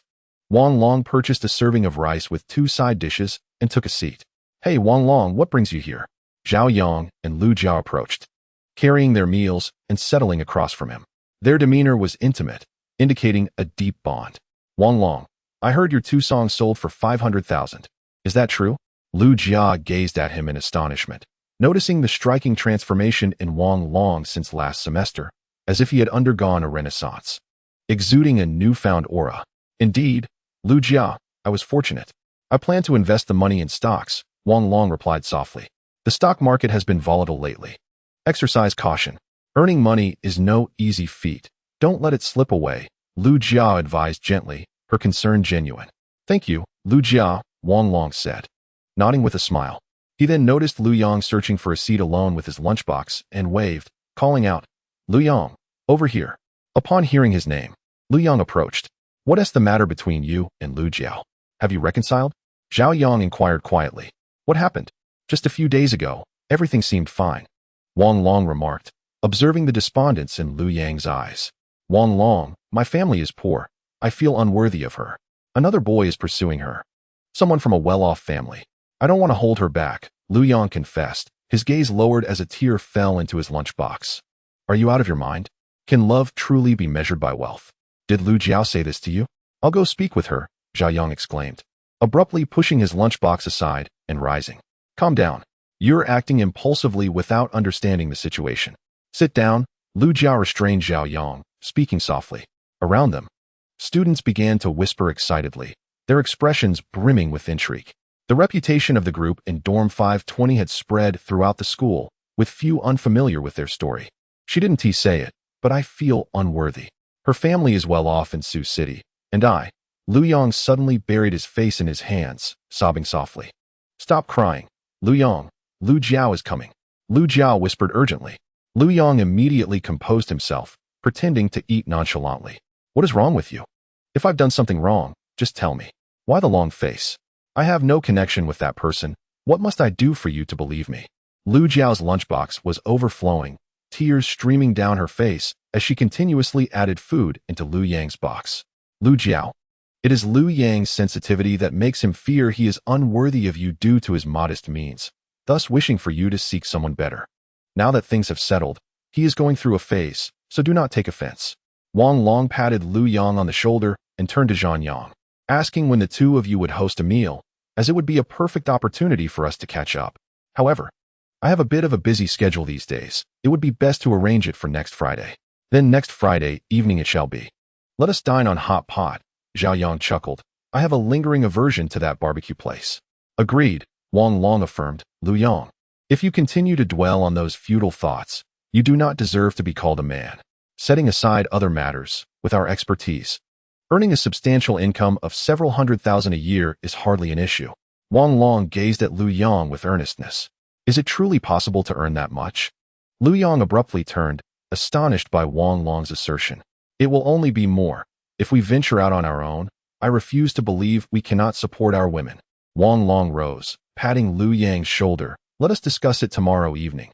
I have matters to attend to now, so you must ensure Lu Jiao is comforted. Wang Long strode out of the restaurant. Chapter 42. Predictions. The events at the student cafeteria were merely a vignette, yet they undeniably reflected the prevailing mindset of students at this age. The rapid advancement of the internet has ushered in an overwhelming influx of information, and the continual emergence of wealth myths, coupled with rising prices, has fostered a profound sense of anxiety regarding the wealth gap in life. Love, undoubtedly, necessitates financial stability, which holds significant importance. In his previous life, Lu Yang ultimately parted ways with Lu Jiao due to their impoverished circumstances, leading to drastic changes in temperament and resulting in endless quarrels and mistrust. The saying that a poor couple experiences endless sorrow holds a kernel of truth. Wang Long, having returned from the future, recognized this principle and thus did not concur with Zhao Yang's words. A decade later, the notion of marrying within one's social class had become deeply ingrained. From a pragmatic standpoint, Liu Yang's actions appeared more rational. While Wang Long was not privy to Zhao Yang's family background, a military lineage would inherently suggest a certain level of stability. Naturally, those operating from different strata contemplate issues from varying heights. It is better to teach someone to fish than to give them a fish. Wang Long was contemplating entering the realm of online gaming and decided to lead those around him into this venture. Given their shared background in computer science, what could be so difficult? As Wang Long pondered, he returned home, opened his computer, and gradually added everyone from the right certificate group to his private contacts. This task, while seemingly straightforward, was quite intricate in execution. 188 individuals represented 188 distinct perspectives. In the heat of the moment, everyone would be influenced by others, often leading to regret after making choices. Wang Long needed to privately communicate with each individual again to confirm how many would adhere to the original plan on June 22nd. With a sharp mind and swift fingers, Wang Long engaged in discussions with several individuals simultaneously, meticulously recording their varied demands. At this juncture, they had entered the phase of actual operation, leaving no room for ambiguity or indecision.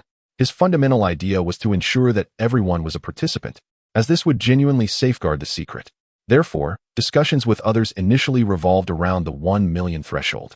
If 1 million was unattainable, then 500,000 would suffice. If that too was unfeasible, 300,000 would be the next alternative.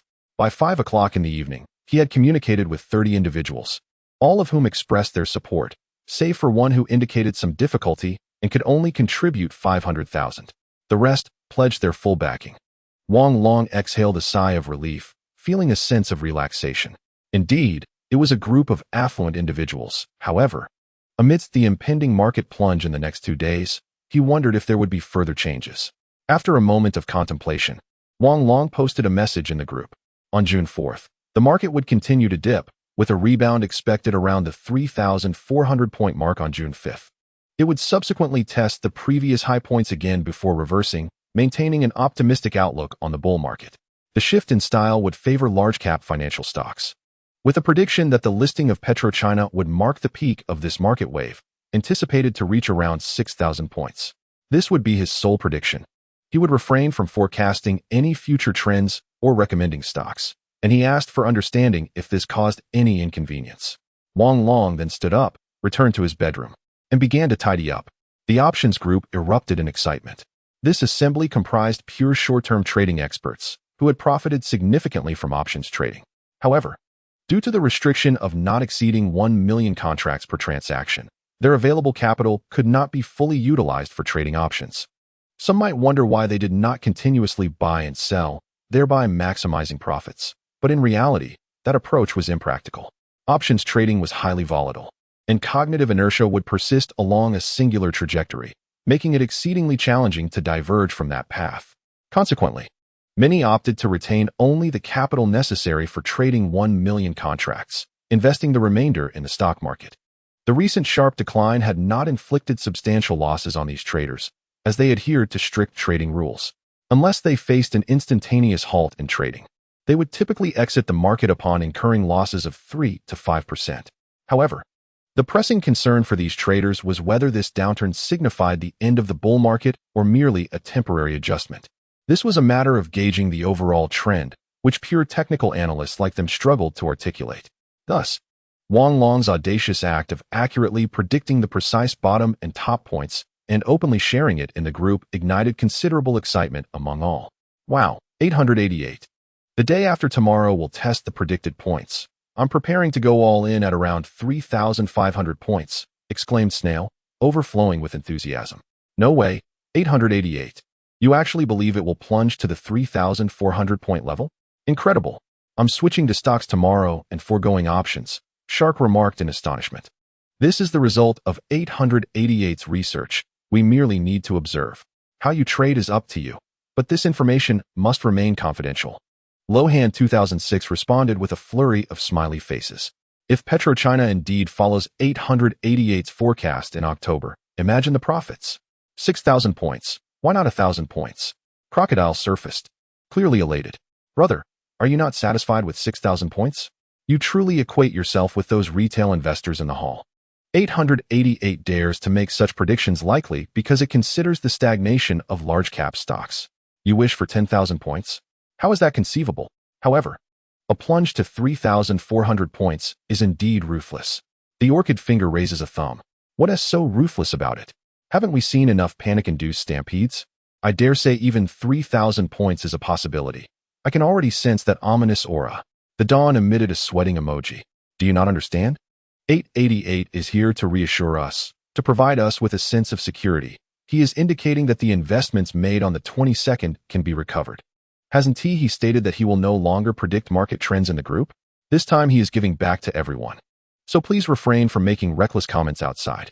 Lohan 2006 expressed a series of exclamation marks. Remarkable. Only 888 would dare to make such predictions. I have encountered numerous so-called experts, all of whom are ambiguous. Only 888 has the audacity to present precise figures. If he is correct this time, he shall be the boss, and I will heed his every word. Grayscale 23 sent a flurry of handshake emojis. Everyone, seize the short-term opportunities. I originally planned to fully invest at around 3,600 points for a rebound, and my fundamental idea remains unchanged. However, I intend to enter with 30% at 3,600 points, another 30% at 3,500 points, and fully commit at approximately 3,450 points. Peapod sent several fist emojis. Everyone, please maintain your original trading style. 888 is merely making a prediction. Just take a look and do not let it sway your trading habits. Old Ginger chimed in. Old Ginger, we are all seasoned veterans. We naturally understand this principle. Rest assured, who in this group isn't skilled fighter? Do not worry, we know 888 means well. Water Sky sent a kind smile. The group was abuzz with activity. Sunday is the most relaxing time for these individuals, having completed all their assignments, resulting in hundreds of messages within just a few minutes, with some even placing bets according to the predicted points. Wang Long had no time to respond to these messages.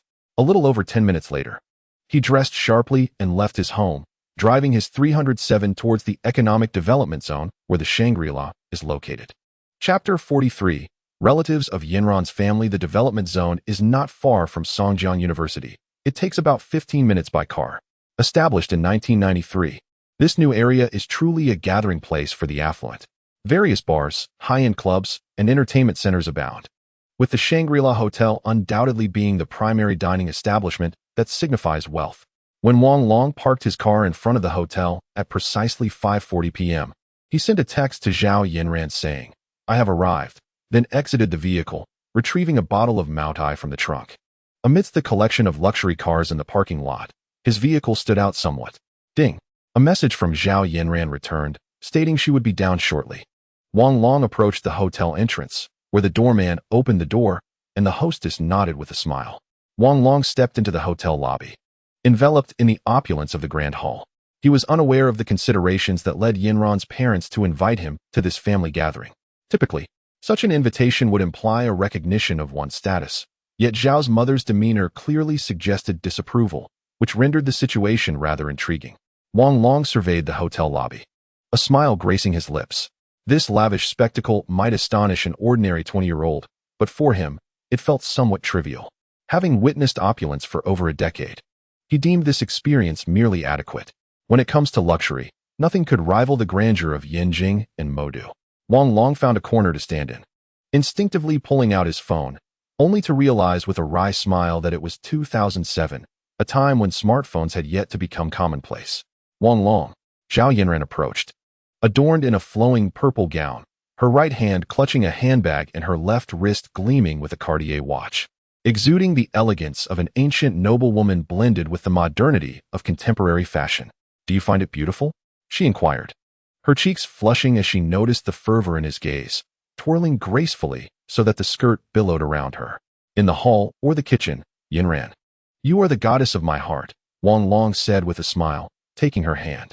"My mother insisted I dress this way, claiming that even family dinners require a semblance of decorum. Fortunately, it seems to suit you well," Zhao Yinran replied, glancing at Wang Long's watch with a smile. "Today, All the relatives from my father's side are here. My grandparents found it too noisy to attend. My father is the eldest, and both my second uncle and uncle's families are present, as well as my aunts. My father intends to assert his authority, but my mother's methods are even more impressive. Dressing me up like this certainly puts pressure on me, she teased. Wang Long chuckled, squeezing Zhao Yinran's hand. Could we keep the unspoken truths to ourselves, dear? She said softly, her face aglow with a blush. All right, I shall indulge with my father-in-law today. Wang Long replied with a grin. My father doesn't drink, he merely puts on a show. You should refrain from drinking too much in the future. Zhao Yinran remarked with a laugh, eyeing the liquor in Wang Long's hand. Zhao Yinran's demeanor and poise differed slightly from her school persona. She exuded less of an academic air and more of a mature composure. The couple ascended the elevator under the watchful eyes of the gathering crowd. In room 208. Listen closely, Wang Long. My second uncle is the head of orthopedics. My second aunt is the head of obstetrics and gynecology. My uncle is a chief engineer at a construction group. My aunt is a principal at a public high school. My aunt works as a financial director at a company in Jing'an, and my uncle-in-law is in real estate. Zhao Yanran relayed rapidly as they walked. Honey, doesn't it seem like my mother's family is more affluent? Wang Long paused, grinning as he glanced at Yanran. All my relatives are in Beijing, wouldn't you agree? Zhao Yanran replied softly. It appears I truly need to expedite my earning potential. Wang Long sighed, feeling the weight of pressure. I'm sharing this not to burden you, but to inform you about their professions, as we will inevitably meet them in the future, Zhao Yanran said, casting a shy glance at Wang Long. Indeed, what truly burdens you are their children. My uncle's son is enrolled in Shanghai Medical School, pursuing a continuous program of bachelor's, master's, and doctorate degrees. My aunt's daughter has just been admitted to Shanghai University of Technology for her master's degree, starting in September, and will be joining us shortly. My cousin from my aunt's family is also pursuing a continuous program at the prestigious Jiaodong University in the bustling metropolis. I have come to realize that our father holds a higher status. Here, have some wine. I shall return home now. Wang Long feigned turning away, ready to depart. Why the rush? Zhao Yinran quickly grasped Wang Long's hand. If there is pressure, I share it too. Although my father holds the highest position, I do not measure up to their children, which is why he often reminds me of this. Zhao Yinran, thinking Wang Long was serious, revealed a hint of urgency in her eyes as she fervently explained, they always speak of their children, and that is why I share this with you, to prepare you. Especially my aunt's family, who often brings up their son. A trace of melancholy flickered in Zhao Yinran's gaze. I am not so petty, just teasing you, Wang Long chuckled. Isn't this what relatives do? What is so surprising about it? Come, Yinran. Wang Long took Zhao Yinran's hand and turned a corner, nearly colliding with an approaching individual. They both paused and exclaimed simultaneously, Lu Yu, what a coincidence. Wang Long said with a smile. Wang Long, Teacher Zhao, you are also here for a meal? What a coincidence. Lu Yu's voice brimmed with delight. Today, we are having a family gathering, Zhao Yinran replied, regaining her composed demeanor as a teacher, speaking softly. Teacher Zhao, in which private room are you dining? Lu Yu glanced at Wang Long before turning back to Zhao Yinran. Lu Yu felt a twinge of apprehension around Wang Long, sensing a disquieting insight lurking beneath his calm exterior. In room 208, but today it is just family.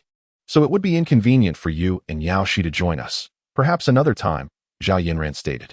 Wang Long nearly burst into laughter. Yinran was indeed quite straightforward. Teacher, we are also having a family meal. Yao Shi is not here, but we shall invite you both separately another day. Lu Yu awkwardly glanced at Wang Long, feeling as though his thoughts were laid bare before him. Very well, Lu Yu, we shall head in first. See you later. Zhao Yinran grasped Wang Long's hand and walked towards room 208.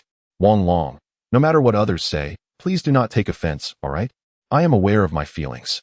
Since I put on this watch, I have committed to you. Zhao Yinran stood in the corridor adorned with mahogany walls, illuminated by the soft glow of wall sconces, her expression imbued with a vow-like determination. Yinran, rest assured, if my father laments that you do not measure up to other families' children, then allow me to take on that burden. Wang Long smiled gently and pressed a light kiss on Yinran's cheek. In that moment, Zhao Yinran filled Wang Long with profound emotion. Yes, I believe in you. I shall rely on you from now on, Zhao Yinran said, her cheeks flushed, taking a deep breath and tightly clasping Wang Long's hand as she pushed open the door. The cacophony within abruptly ceased. Chapter 44. Divine Assistance to be honest. Wang Long felt a tinge of nervousness. In his previous life, he had never experienced such a scenario. Although he had attended countless gatherings, this was his first time approaching the occasion with the sentiment of meeting the parents. Mom and Dad, Wang Long has arrived. Zhao Yinran maintained her composure, gently squeezing Wang Long's hand before releasing it. The room, spacious enough at 30 square meters, featured a large round table capable of accommodating 20 individuals. At the head of the table, directly opposite the entrance, sat a middle-aged man, presumably Yinran's father, Zhao Shuwen, with her mother, Zhai Ru, seated beside him. 8 individuals occupied 2/3 of the table, with Zhai Ru's sister-in-law and her family beside her, while Zhao Shuwen's brother and his family were likely positioned next to him. The table was adorned with an array of exquisite dishes, each elegantly presented on high-end platters. The subtle gestures between the two did not go unnoticed by the others. Zhao's father appeared inscrutable, while Zhao's mother furrowed her brow slightly, casting a heavy gaze at their wrists. The two uncles merely smiled without uttering a word, whereas the sister-in-law pursed her lips in apparent discontent. Wang Long, Yinran's boyfriend, was invited to join the meal. "Please, take a seat. There are no outsiders here. Feel free to order what you desire," Zhao Shuwen said in a gentle tone, giving Wang Long a brief glance before smiling. "Uncle, I brought you 2 bottles of matai. Perhaps you can enjoy a glass to unwind," Wang Long said unobtrusively, placing the matai on a side table near the entrance. With a bottle of matai already opened on the dining table, adding another would seem somewhat inappropriate. "Knowing you brought wine, we shall forego that bottle of matai," Zhao Shuwen remarked with a smile, glancing at Wang Long Yinran. "You and Wang Long should sit beside your aunt's family. Zhao Rong will join us shortly." This gathering also serves to celebrate her admission to Shanghai Polytechnic University for her postgraduate studies. Zhao Shuwen gestured with authority, a hint of his years in politics shining through. "Wang Long, come sit beside me. We shall enjoy a drink together later." Zhao's brother-in-law beckoned with a jovial pat on the adjacent seat. His slightly plump figure, dressed in a shirt and slacks, seemed somewhat mismatched with his demeanor, likely a conscious choice for the occasion with Zhao Shuwen. "Certainly, uncle," Wang Long replied, casting a glance at Yinran before moving to take a seat next to the gentleman. "My brother, Zhao Rong's university is quite average. Nothing compared to the schools that my brother and sister's children attend. I feel somewhat ashamed," Zhao's younger uncle remarked, exuding an air of literary sophistication, devoid of any pretense. "Third brother, while Shanghai Polytechnic may not rank among the top 985 institutions, it suffices. With a 985 undergraduate and a 985 postgraduate, you will carry weight wherever you go. So there is no reason for shame," Zhao's second uncle interjected, then looking at Wang Long, continued, "Wang Long, I understand you are studying locally. Is it at the Institute of Technology?" "Uncle, I attend Songjiang University, not the Institute of Technology," Wang Long replied with a calm smile, lifting his gaze to Yinran's second uncle. The latter paused, glancing at Zhao Shuwen, who remained silently smiling, leaving him momentarily at a loss for words. In this gathering, Songjiang University indeed felt somewhat less prestigious. Songjiang University is quite commendable, being a 211 institution. It provides a solid platform. Wang Long, strive diligently to gain admission to a more esteemed 985 university. It will serve you well in both business and politics in the future. Zhao's second aunt quickly seized the opportunity to change the subject, sensing her husband's awkwardness. Sister-in-law, Yinran is already 25, and by the time Wang Long graduates from graduate school, how old will Yinran be? The aunt abruptly set down her chopsticks, casting a discontented glance at her elder brother. "Little sister, let matters of the heart unfold naturally. This era is vastly different from our own," the third uncle gently interjected, glancing at his sister. "Yet, one must also take responsibility for the other, mustn't one? Can love truly serve as a shield to evade all issues?" "Yinran, listen to your aunt. Love requires mutual affection, but marriage demands stability and equilibrium." Wang Long, though you may not wish to hear this, Yinran is my niece, and I must consider her future. The aunt began to expound her wisdom with fervor. "Shuqing, perhaps you should speak less." The uncle placed a peeled shrimp onto the aunt's plate, then wiped his hands and turned to Wang Long, saying, "Wang Long, do not take offense. Your aunt has this temperament, and it is not directed at you. I understand, uncle. If I were in your place, I would hold the same view. Avoiding reality and acting frivolously are akin to one another. I have been contemplating this matter and will provide Yinran with a satisfactory response." Wang Long picked up a shrimp, deftly peeled it, and placed it onto Yinran's plate. From now on, you shall eat, and I shall peel, just like in your aunt's household. The aunt paused, glancing at her sister-in-law and then at her husband, before silently taking the shrimp and placing it into her mouth. Yinran smiled and nodded, her eyes glistening with a hint of moisture. Zhao Shuwen discreetly glanced at his wife and then turned to his younger brother, Zhao Shuqiang, saying, "Is Zhao Ru on her way? Should we give her a call? Girls can be quite worrisome. I just received a message, elder brother. She is downstairs." Zhao Shuqiang replied with a smile. "I have arrived, uncle. I just obtained my driver's license, so I drive slowly. I hope you don't mind." A tall girl burst in energetically and sat beside Zhao Yinran. "Calm down. Your manners are lacking. Have you greeted everyone?" The aunt admonished. Zhao Rong quickly stood up again, beaming as she said, "Greetings, aunt. Hello, second uncle and second aunt. And to you, my sister and brother-in-law. Ah, Wang Long, it's really you. You are indeed a couple with my sister. She is so fortunate." Zhao Rong exclaimed with excitement. Rong, your uncle is present. Could you not be so unruly? What is with all the fuss? Mother, are you all unaware?" Zhao Rong looked around in astonishment, patted her chest to calm her excitement, and declared, "He rescued the damsel in distress, sang love songs, and is young and affluent. He has truly become our idol." "Such exaggeration," Zhao Shuqiang chided, then turned to Zhao Shuwen and said, "Elder brother, this child is always like this. Please do not take offense. Father, what I say is the truth. I have even taken photos. Ask Wang Long if those two songs didn't sell 500,000 copies. 500,000. Just imagine the earnings. He made that in just 2 days." Zhao Rong stood, bringing her phone to her parents, flipping through photos while explaining. "This is news from the campus network about the hero saving the beauty. This is a discussion on the Qingfeng Music Forum regarding singing confessions. It involves 2 songs under a sales contract at a CAF. Rong, could you take this to uncle for him to review?" Zhao Shuqiang said. Glancing in surprise at Wang Long, Zhao Rong promptly approached Zhao Shuwen, presenting the photographs she had taken across various websites for uncle to peruse. After Zhao Shuwen finished looking, he handed the phone to his younger brother Zhao Shulin, who then passed it to Zhao Shiqi. "Wang Long, where were those 2 songs sold? Did they truly fetch 500,000? Yinran's mother finally spoke. "Auntie, the songs were sold to 2 companies. One is Tianyu Entertainment, and the other is Dolphin Entertainment. Each for 250,000, totaling 500,000, Wang Long replied with a nod, maintaining a nonchalant demeanor. "Sister, you are incredibly fortunate to have a man who can shield you from life's storms, one who can bring in wealth, and one who is so romantic." Suddenly, Zhao Rong excitedly lifted Yinran's wrist, exclaiming, "Is this the Cartier couple's watch released this year? Intertwined fingers, forever together. How romantic." 520, Wang Long. "How did you conceive such a romantic number?" Wang Long turned to Zhao Rong with a smile, responding, 520 is merely one of them. Their S also 1314, symbolizing a lifetime together. Zhao Rong stared at Wang Long in bewilderment, then grasped Zhao Yinran's hand in exasperation, saying, "Sister, why can't I encounter such a man?" Wang Long surveyed the blushing face of Zhao Yinran and the astonished expressions around the table, deciding to bestow this year's Best Support Award upon Zhao Rong. Chapter 45.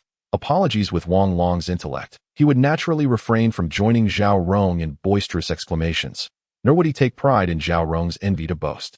He inherently possessed a low-key disposition, wishing that the world remained oblivious to him, allowing him to enjoy the scenery while observing the unfolding drama. However, this very tranquility drew the attention of Zhao Shuwen and his brothers. Wang Long's demeanor exuded maturity, not a forced modesty, but a genuine calmness. The news surrounding the photographs was already astonishing enough, yet it was this serene aura that truly captivated those present. The extent of one's journey is not dictated by fleeting fortune, but by the essence of one's character. There was a knock at the door. Zhao Rong swiftly stood and opened the private room door. "I am Lu Wanshan from Qianhe Real Estate, and this is my son Lu Yu, a student at Songjiang University. We've come to offer a toast to teacher Zhao and Wang Long." The voice of a man resonated from the entrance. Zhao Shuwen and the others exchanged glances, revealing expressions of shock. Lu Wanshan is a prominent figure in the real estate industry. "He is not here for you. Is he, brother?" Zhao Shuang whispered. "No, I don't recognize him." Zhao Shuwen shook his head. "Please come in." Zhao Rong, shedding her usual exuberance, politely ushered the guests into the private room. "Teacher Zhao, I apologize for interrupting your meal. Lu Wanshan glanced around, slightly taken aback. It seemed he had underestimated the situation. Having navigated the business world for many years and frequently interacting with government officials, he could discern the extraordinary presence of those gathered within. Mr. Lu, what brings you here? Suddenly, Yanran's uncle stood up, his eyes gleaming with surprise. I am Lu Kong from Balian Building Materials Company. We have been collaborating with your esteemed company. Had I known you were here, I would have raised a toast in your honor. The uncle lifted his glass, a hint of flattery in his demeanor. Oh dear, Mr. Lu, my apologies. My mind has been preoccupied with many matters lately. Please, come to the headquarters tomorrow, and we shall discuss the expansion of our collaboration. Lu Wanshan had swiftly weighed the situation and presented an enticing opportunity. That would be splendid. Thank you, Mr. Lu. I will arrive early tomorrow to toast you. Lu Kong exclaimed, his face alight with joy as he filled his glass to the brim. However, Mr. Lu, I must first toast to teacher Zhao and Wang Long. After I express my apologies, we shall drink together, Lu Wanshan remarked, casting a glance around the table, particularly at Zhao Shuwen and Zhai Ru, feeling even more astonished. Very well, please proceed, Lu Kong replied, casting a surprised glance at Wang Long and Zhao Yanran before promptly taking his seat. Lu Yu, fill the glasses. And let us offer our apologies to teacher Zhao and Wang Long. Lu Wanshan's expression turned serious as he addressed Lu Yu behind him. Lu Yu promptly lifted the bottle of liquor and filled the glasses. Teacher Zhao, Wang Long, I apologize for Lu Yu's previous offense at the restaurant. Today, my father and I wish to express our regrets. Let bygones be bygones. I shall down this drink, and you may partake at your leisure, Lu Wanshan declared, raising his glass high. As he glanced up, the glass was already empty. Next month, there will be a private gathering in the real estate sector, which I am organizing. I hope both of you can join if your schedules permit. Mr. Lu, that incident is behind us. We have not taken it to heart. As for the gathering, it is of no consequence. Given our acquaintance with Lu Yu, a private meeting would be far more enjoyable than attending such events. Wouldn't you agree? Wang Long stood, filling a smaller cup. I have a light tolerance for alcohol and cannot compare to you. Please bear with me. Just a sip will suffice, Wang Long. A private gathering sounds splendid, Lu Wanshan remarked excitedly. Lu Yu, do express your gratitude to teacher Zhao and Wang Long. Thank you, teacher Zhao. Thank you, Wang Long. Lu Yu, already having consumed a drink, poured another after expressing his gratitude. Yanran, you may forego this toast. Zhao Shuwen glanced at Wang Long, smiling as he spoke to his daughter. Just as Yanran was about to speak, Wang Long stepped forward. Mr. Lu, let us not burden Lu Yu with this toast. Allow me to introduce everyone present. He gestured, halting Lu Yu's actions. Very well, I am all ears, Lu Wanshan replied, invigorated, as he turned to Zhao Shuwen. This is teacher Zhao's father, Zhao Shuwen, and beside him is teacher Zhao's mother. Wang Long paused briefly. Oh, Mr. Zhao, I have long admired your reputation. No wonder you seemed familiar. I beg your pardon. Allow me to pour a drink for myself as penance. Lu Wanshan hastily filled his own glass. Mr. Lu, just a sip will do. Today is a family gathering. There is no need to overindulge. Wang Long, please fetch a smaller cup for Mr. Lu. Zhao Shuwen glanced at his uncle-in-law and then said, Shuqi, Lukong, you two should join in for a toast. All right, brother. Zhao Shuqi and Lukong promptly stood up, filling their cups to the brim.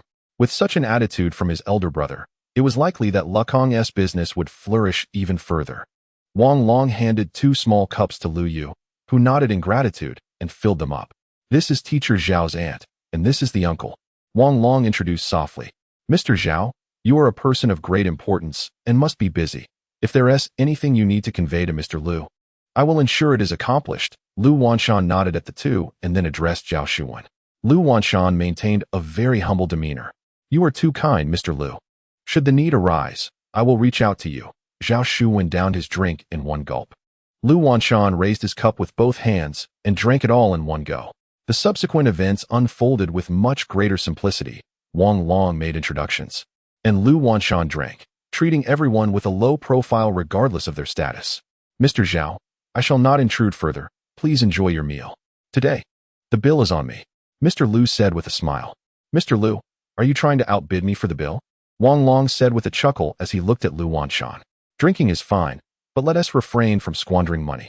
The connections between real estate developers and government officials are intricate, and there are many matters at hand. Yanran's father merely wishes to make an acquaintance. Whether to pursue further relations depends on necessity. Oh, Wang Long, look at me, stealing the spotlight. Next time, it's my treat, Mr. Liu exclaimed, pretending to have an epiphany as he slapped his forehead. Let me escort you two out. Wang Long turned to Lekong, who quickly stood and walked beside him. Wang Long stepped back, allowing Lekong to proceed ahead. The door closed behind them, leaving the remaining individuals in the private room exchanging glances. Brother, are you in need of an office director? Let Wang Long take the position, Zhao Shuqi said with a smile. Aunt, what are you joking about? He is only 20. How could he possibly handle such a role? Zhao Rong replied in astonishment. 20? Rong, if he were sold, he could help count the money. Zhao Rong's mother shook her head at her daughter. Ever since Lu Wanshan entered the private room, a grand performance had unfolded, with the pace being controlled by the mere 20-year-old Wang Long. This was a prodigy at 20. His every move was beyond the comprehension of his own daughter. Meanwhile, Lu Wanshan pulled Lu Yu into a corner and said softly, Son, remember to cultivate a good relationship with Wang Long. He is a true force to be reckoned with. Lu Wanshan patted Lu Yu on the shoulder, sighed, and said with a smile, You are fortunate, indeed. If you need money, just speak up. Lu Wanshan, holding the wine bottle, staggered toward the private room, suddenly bursting into laughter. Chapter 46. The Truth. The banquet continued. And thanks to Zhao Rong's earlier support and Lu Wanshan's subsequent apologies, the atmosphere had shifted significantly over the past half hour, with no one in the private room underestimating Wang Long any longer. Initially, it was thought that Lu Wanshan had come to apologize out of respect for Zhao Shuwen, but the outcome was surprisingly intriguing. A titan of the real estate industry apologizing to a student was nearly inconceivable, despite Wang Long's remarkable prowess. He is merely 20 years old and not yet on par with Lu Wanshan.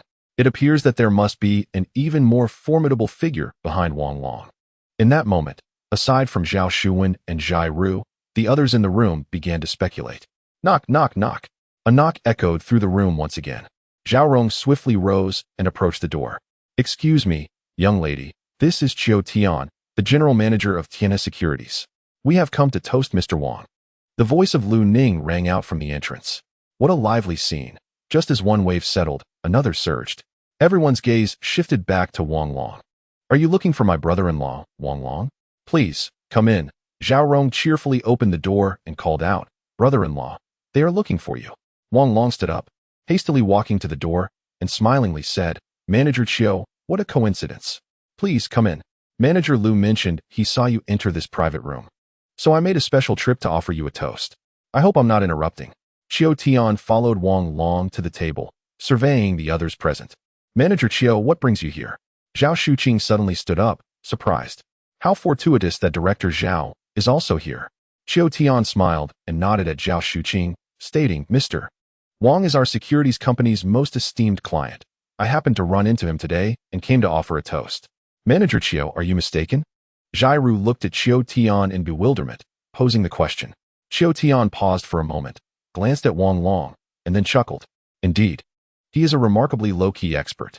Mr. Wang, I know you are busy today, so I will raise a glass with Manager Lu and not disturb you further. By the way, you can utilize that special trading room indefinitely. Next month, we will adjust your commission to 0.15 if you have any needs. Manager Lu will address them promptly. Qiu Tian raised his glass, clinked it with Wang Long's, and downed the contents in one go. Unbeknownst to him, Qiu Tian had already elevated Wang Long to heights of admiration. Mr. Wang, thank you for your support of our securities company. I express my gratitude on behalf of the marketing department. Lu Ning, holding a large cup, also drank it all in one gulp. Manager Qiu, Manager Lu, you are too kind.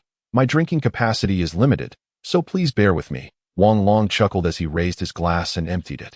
Mr. Wang, today's meal is on Manager Lu. Please do not think of us as overshadowing you. It is merely a token of our appreciation. Qiu Tian nodded to the others and turned to leave the private room. Once again, silence enveloped the room. Zhao Yanran looked at Wang Long with a puzzled expression, as if sensing something amiss. Initially, she had felt incredibly tense, but within just 2 hours, how had the situation turned on its head? Wang Long, what is your trading commission with the securities company? Zhai Ru inquired softly. She could not help but notice the flattery in Qiu Tian's gaze. This Wang Long had deceived everyone. Aunt, it's 0. 15. Wang Long replied calmly. You actually managed to secure a commission of 0. 15? How is that possible? Zhao Shuqing exclaimed in astonishment. Wang Long, come with me for a moment. Jiru set down her chopsticks and stood up. All right, Aunt. Wang Long rose and followed Jiru out of the private room.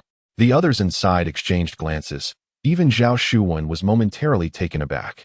Isn't this young man only holding 400,000 in the stock market? Among which, 50,000 was invested by his own daughter. How could he possibly be the largest client and possess a special account room? This is preposterous. Sister, your boyfriend seems rather enigmatic. Is he concealing something from you? Zhao Rong inquired with a puzzled expression. Impossible. He has merely 40,000 in the stock market. How could he be the largest client? There must be a mistake. Zhao Yanran replied in a hushed tone. Could it truly be an error?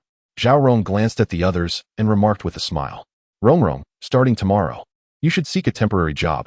By the way, little sister, have her promote insurance at your company. I suspect her education at a prestigious university may have been in vain, Zhao Shuqing said, shaking his head at his daughter. There is no way there could be a mistake. The marketing manager accompanied the general manager. If there were an error, the marketing manager would be out of a job. He continued. All right, Dad, let us do this. I'll first approach my sister and brother-in-law about insurance, then seek out my uncles and aunt. Wow, thinking about it this way, I could earn quite a bit. Aunt, I'll come to see you tomorrow. Zhao Rong exclaimed excitedly. You are going to drive us to despair.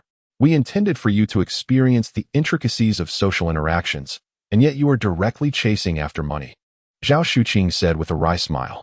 Third brother, Rong is still young. She will naturally grasp these nuances once she starts working. Let us enjoy our drinks now. Yanran, please have the waiter open the wine brought by Wang Long. We should celebrate today with a bit more. Zhao Shuwen glanced at his daughter and spoke cheerfully. Zhao Yanran nodded, stood up, and opened the door, only to encounter Wang Long entering. Wang Long, where is my mother? Zhao Yanran asked in surprise. Your mother went to the restroom. Wang Long replied with a smile. Are you looking for the waiter? I can call them for you. Father is opening wine, so drink a little less later. Yanran whispered, her face turning red. It is indeed an unbreakable truth that girls are extroverted. Wang Long waved his hand, and the waiter entered to uncork a bottle of matai. Wang Long took a seat and said with a grin, there was a mix-up, we share the same name. And I benefited from someone else's reputation. You see, I told you it was a misunderstanding.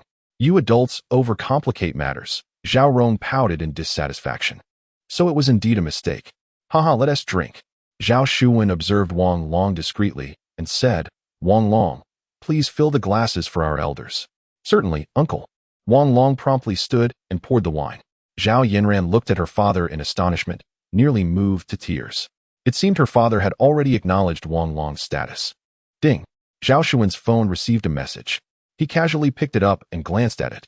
It was from his wife, Jiru. Wang Long opened an account on the 28th in the stock market with 400,000, and now his trading warrants have skyrocketed to 100 million.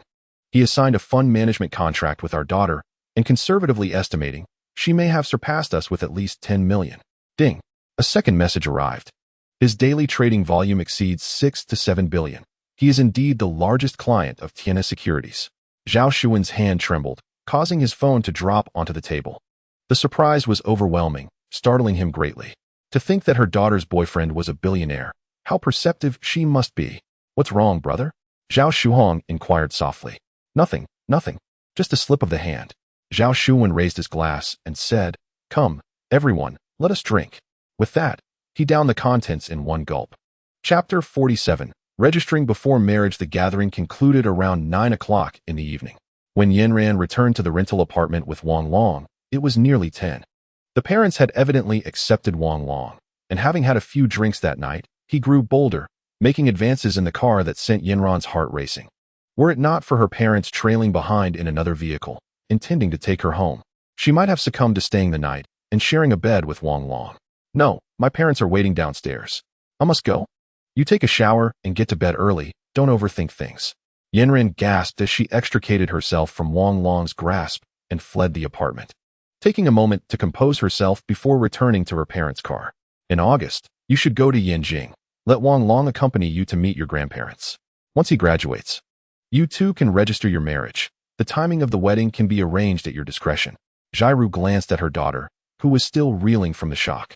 Wang Long's quiet declarations in the hallway had completely transformed her understanding. Had it merely been about stock trading techniques, she likely would not have paid much heed, as such matters can often seem elusive. What truly astonished her was Wang Long's insight into future business trends and his perspectives on technological innovation, which felt like an enlightening revelation. As a professor at Yinjing University of Finance and Economics, she had encountered many gifted students, yet compared to Wang Long, they all seemed rather ordinary. With her extensive connections and well-informed background, Jiru could discern the depth and logic in Wang Long's words, which prompted her urgency. A man of such caliber might only appear once in a lifetime. It would be a pity not to have her daughter seize this opportunity. Mom, isn't this too hasty? We haven't even begun to scratch the surface, and he's only 22 upon graduation. I fear he may not wish to marry so early. Zhao Yinran looked at her mother in astonishment, unsure what had prompted such a dramatic shift in her demeanor. He'll be 22, while you will be 27 by then. Are you planning to wait until 30 to consider marriage? Moreover, it's merely a matter of registration for now. The wedding can be discussed later. Jiru turned to her daughter and added, by the way, Wang Long mentioned he signed a contract with you. Where is it? Is it in your pocket? Let me see what it looks like. Mom, he only did it for show, to put on a facade. Zhao Yanran frowned, retrieving the contract from her pocket and handing it to Jiru. Jiru turned on the overhead light, quickly scanning the document before nodding with a smile. Let me keep it for now. I'll review it when I get home. Jiru promptly placed the contract into her bag. Yanran, we have 2 Audis at home, and since one is just sitting idle, why don't you let Wang Long use my Audi tomorrow? You can drive the 307 for now. I'll be able to switch back next month, and then I can drive your mother's car. Zhao Shuwen, slightly inebriated, gazed at his daughter with a smile and spoke. As the latter half of the gathering unfolded, his spirits were elevated, leading him to indulge in a few more drinks. He had long harbored regrets that his daughter was not as accomplished as the children of his siblings, yet now he felt a sense of fulfillment. Having a son-in-law who could compensate for his disappointments, Wang Long's performance was indeed commendable. Despite his high status, he was not immune to worldly thoughts. Children reflect their parents, and parents equally strive for their children. Dad, this seems inappropriate. He is still a student, and presenting a car is rather ostentatious. Zhao Yanran was utterly bewildered. What was happening? Why were her parents, one urging her to marry quickly while the other wished to gift a luxury car? Zhao Yanran stared at them, momentarily doubting her own ears. Having grown up in such a family, her social skills were exceptional, enabling her to discern that Wang Long's display tonight was indeed impressive. Yet it could not justify such a dramatic shift in her parents' demeanor. Initially, Zhao Yanran had prepared herself for a fierce resistance, which was why she had taken Wang Long's hand in front of everyone. However, it now felt as though her parents were eager to push her towards Wang Long. There is nothing inappropriate about it. It is settled. You shall bring the car over tomorrow, Zhao Shuwen declared, glancing at Jiru with an expression of admiration.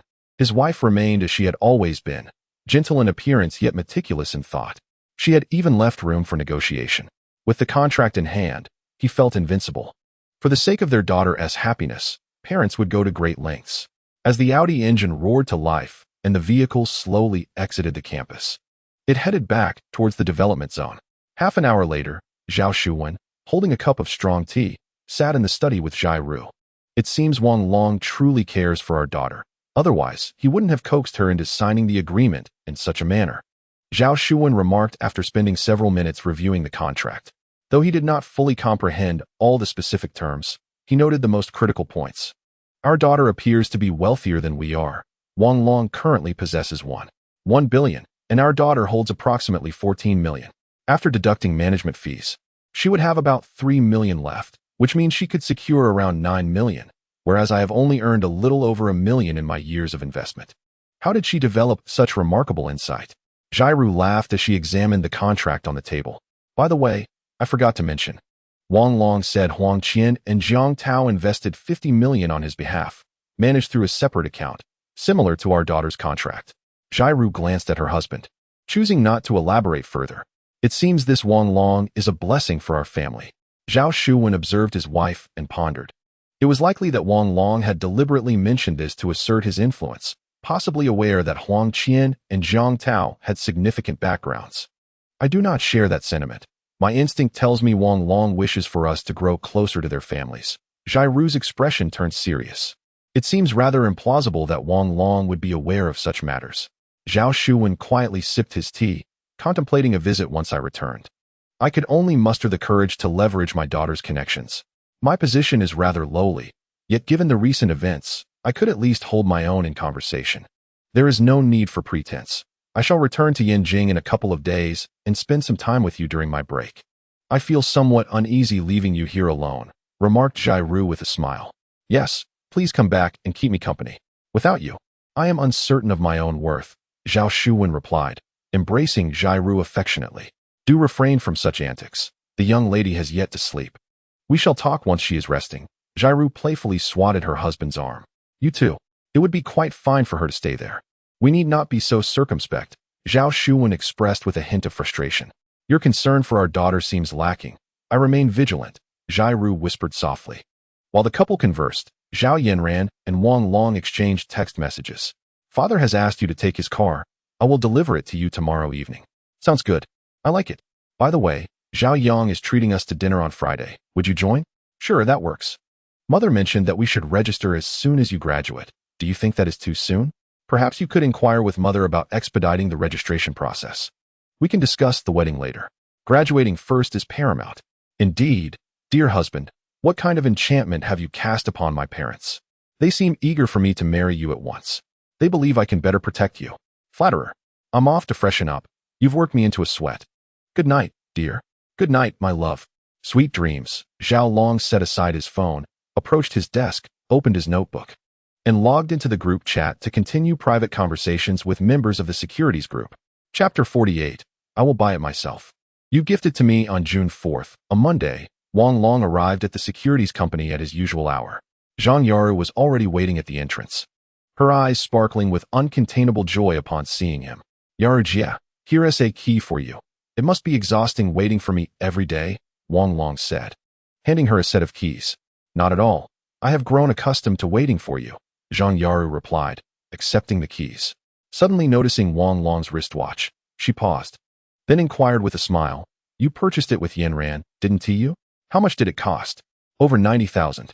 I bought a pair, Wang Long admitted, a touch of uncertainty in his voice. Oh, it's a mechanical watch from Blue Balloon. It carries a lovely meaning.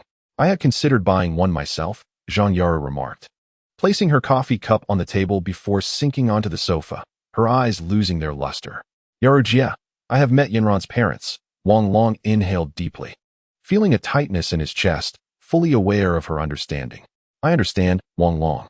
You should focus on your work, Zhang Yaru said mechanically, standing up and moving toward the door.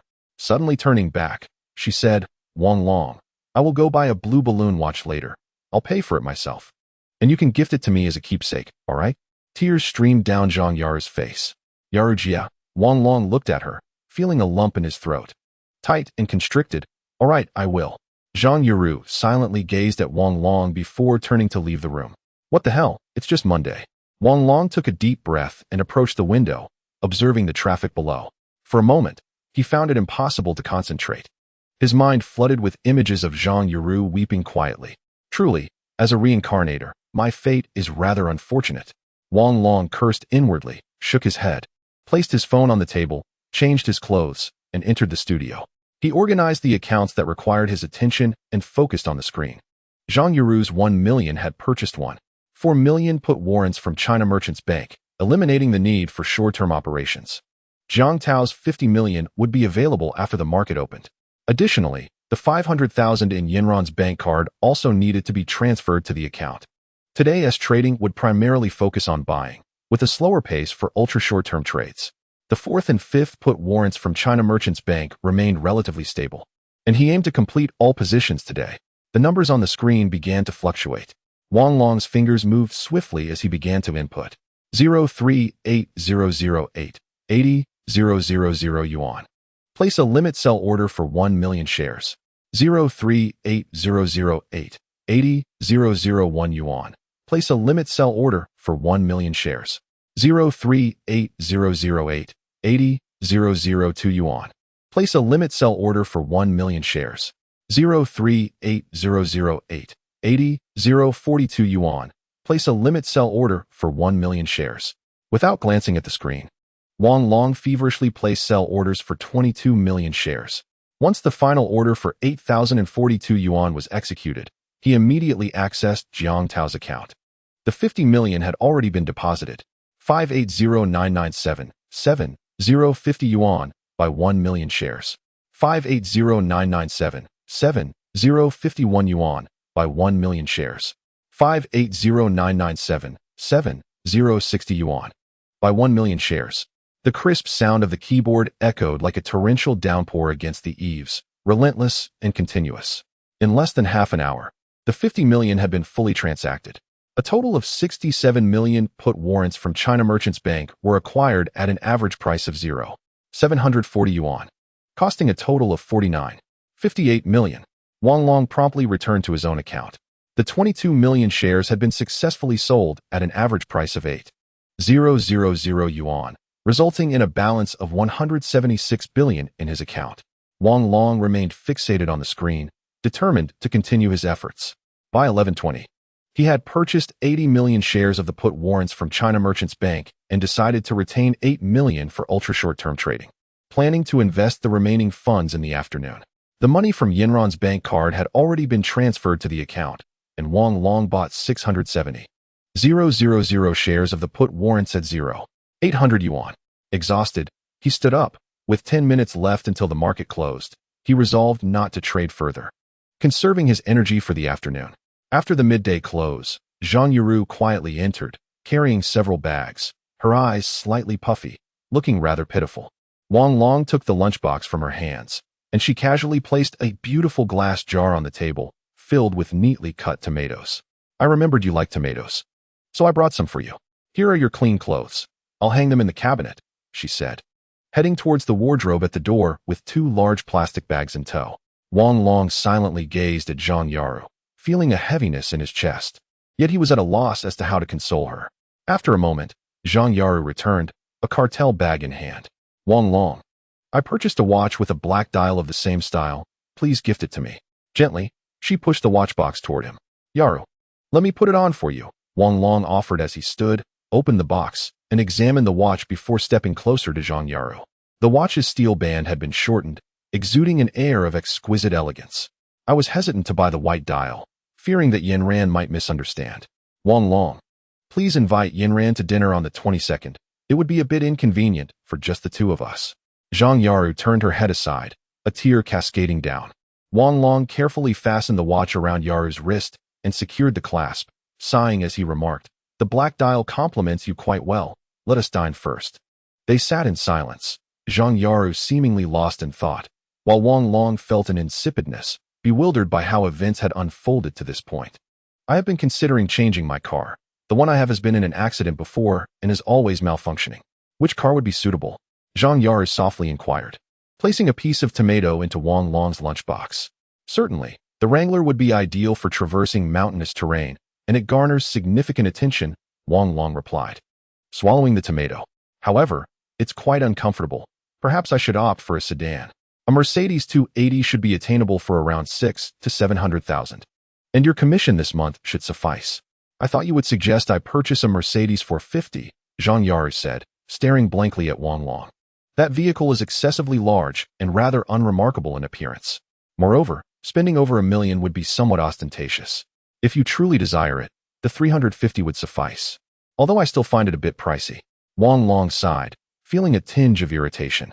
Let us settle on the 280 for now. It has a sporty flair that suits your temperament, and it will be adequate for business. If needed in the future, we can always acquire a Wrangler then.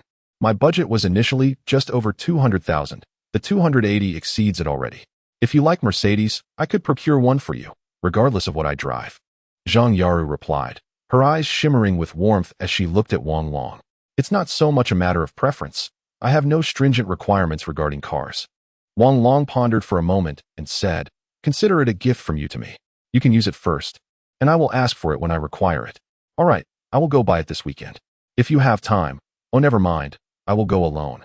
Zhang Yaru nodded softly. I'll accompany you if I am free. For now, let us eat. I will look up the car's details afterward.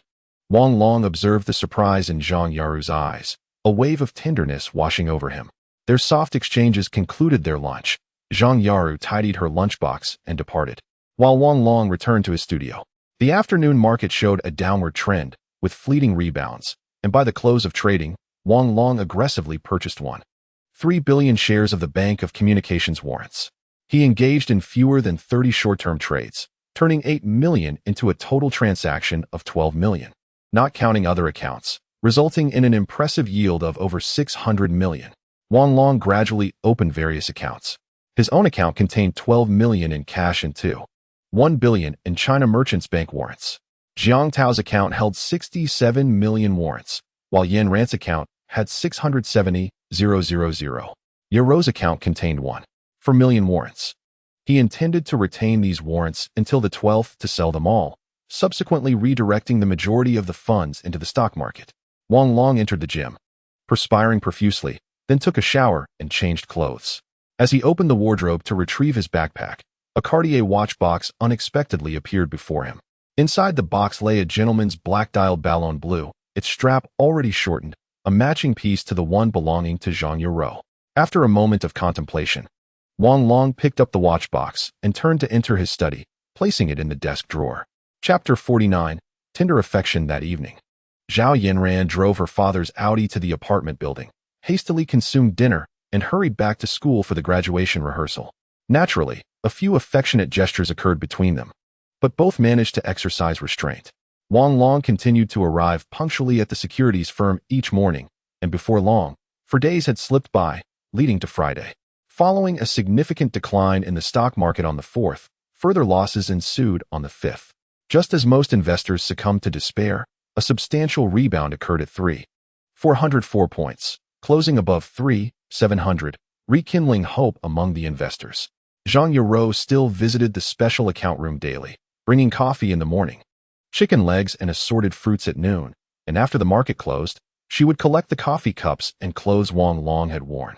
Occasionally, she would tidy up Wang Long's workspace, and despite the presence of a dedicated cleaner, her efforts felt entirely natural. Neither of them mentioned the watch again. Wang Long refrained from doing so as he was uncertain about how to navigate their relationship, while Zhang Yaro chose silence upon seeing the watch in the drawer. A quiet joy blossoming within her, tempered by the fear of that joy shattering, leading her to abstain from asking. In this delicate emotional landscape, the two reached a unique equilibrium, with Zhang Yaro regaining her playful spirit and laughter. On the 4th and 5th, both the potassium fertilizer warrants and the China Merchants Bank warrants exhibited a downward trend. Although the price of the warrants on the 5th was lower than those on the 4th, Wang Long's substantial purchases prompted him to conclude transactions early on the 4th. His trading activity on the 5th was infrequent, but starting on the 6th, Wang Long plunged back into the whirlwind of ultra-short-term trading, achieving a trading volume of 700 million on the 6th, 800 million on the 7th, and 900 million on the 8th. The capital originally allocated for ultra-short-term trading, amounting to 12 million, had soared to 85 million by the end of the 8th.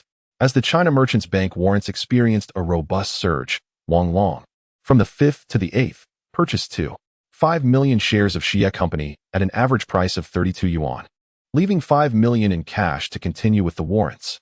At market close, Zhang Yaro arrived at the special account room, continuing to sit beside Wang Long as they monitored stocks. She had nearly entered Xie Company at the lowest point on the 5th, and with the account entrusted to Wang Long having multiplied 2 to 3 times, she began to develop a blind admiration for him. Yaro, I will come by at 9 tomorrow to accompany you in purchasing a car. Wang Long himself was unclear when he transitioned from calling her sister Yaru to simply Yaru. Perhaps you should take a day off. How much do you want to earn? Aren't you tired? Zhang Yaru stood up, approached Wang Long from behind, and gently supported his head. Don't move, allow me to massage you. She positioned his head against her chest and began to tenderly apply pressure with her fingers. Wang Long felt as though he was enveloped in softness, and a sense of drowsiness washed over him. Starting next week, the school will have exams one after another, so I may not come by every day. I also need to catch up on some subjects, and time is quite tight. With his eyes closed, Wang Long found the fragrance emanating from Zhang Yaru particularly pleasant. Only now do I realize you're still a student. It's curious that I've never felt this way when I'm with you. Zhang Yaru's voice, laced with amusement, drifted into Wang Long's ears. If you're unable to come, could you please let me know? I would hate to wait in vain, only to be disappointed. If it's inconvenient for you to call, Just leave me a message. I'll send you one every day regardless. Ever since Zhang Yaru added Wang Long to her contacts, she had been sending him a good-night message daily. Wang Long gradually grew accustomed to this routine, exchanging a few words with her each night before sleep. I'll inform you in advance, by the way. It would be wise to sell during this wave of rebound as it approaches the early highs. There will likely be a secondary dip, and a genuine rise should commence in early July. Although reluctant, Wang Long forced himself to leave Zhang Yaru's embrace. Wang Long, do you know? I truly wish I weren't a client manager. Then I wouldn't have to ponder over all these trivial matters. When I buy a watch for the man I adore, it's simply because I cherish him. When I purchase clothes for him, it's out of affection. Bringing him coffee, chicken legs, fruits, and doing his laundry all stem from my feelings for him. Zhang Yaru turned to face Wang Long, a smile gracing her lips. Yet tears began to glisten in her eyes.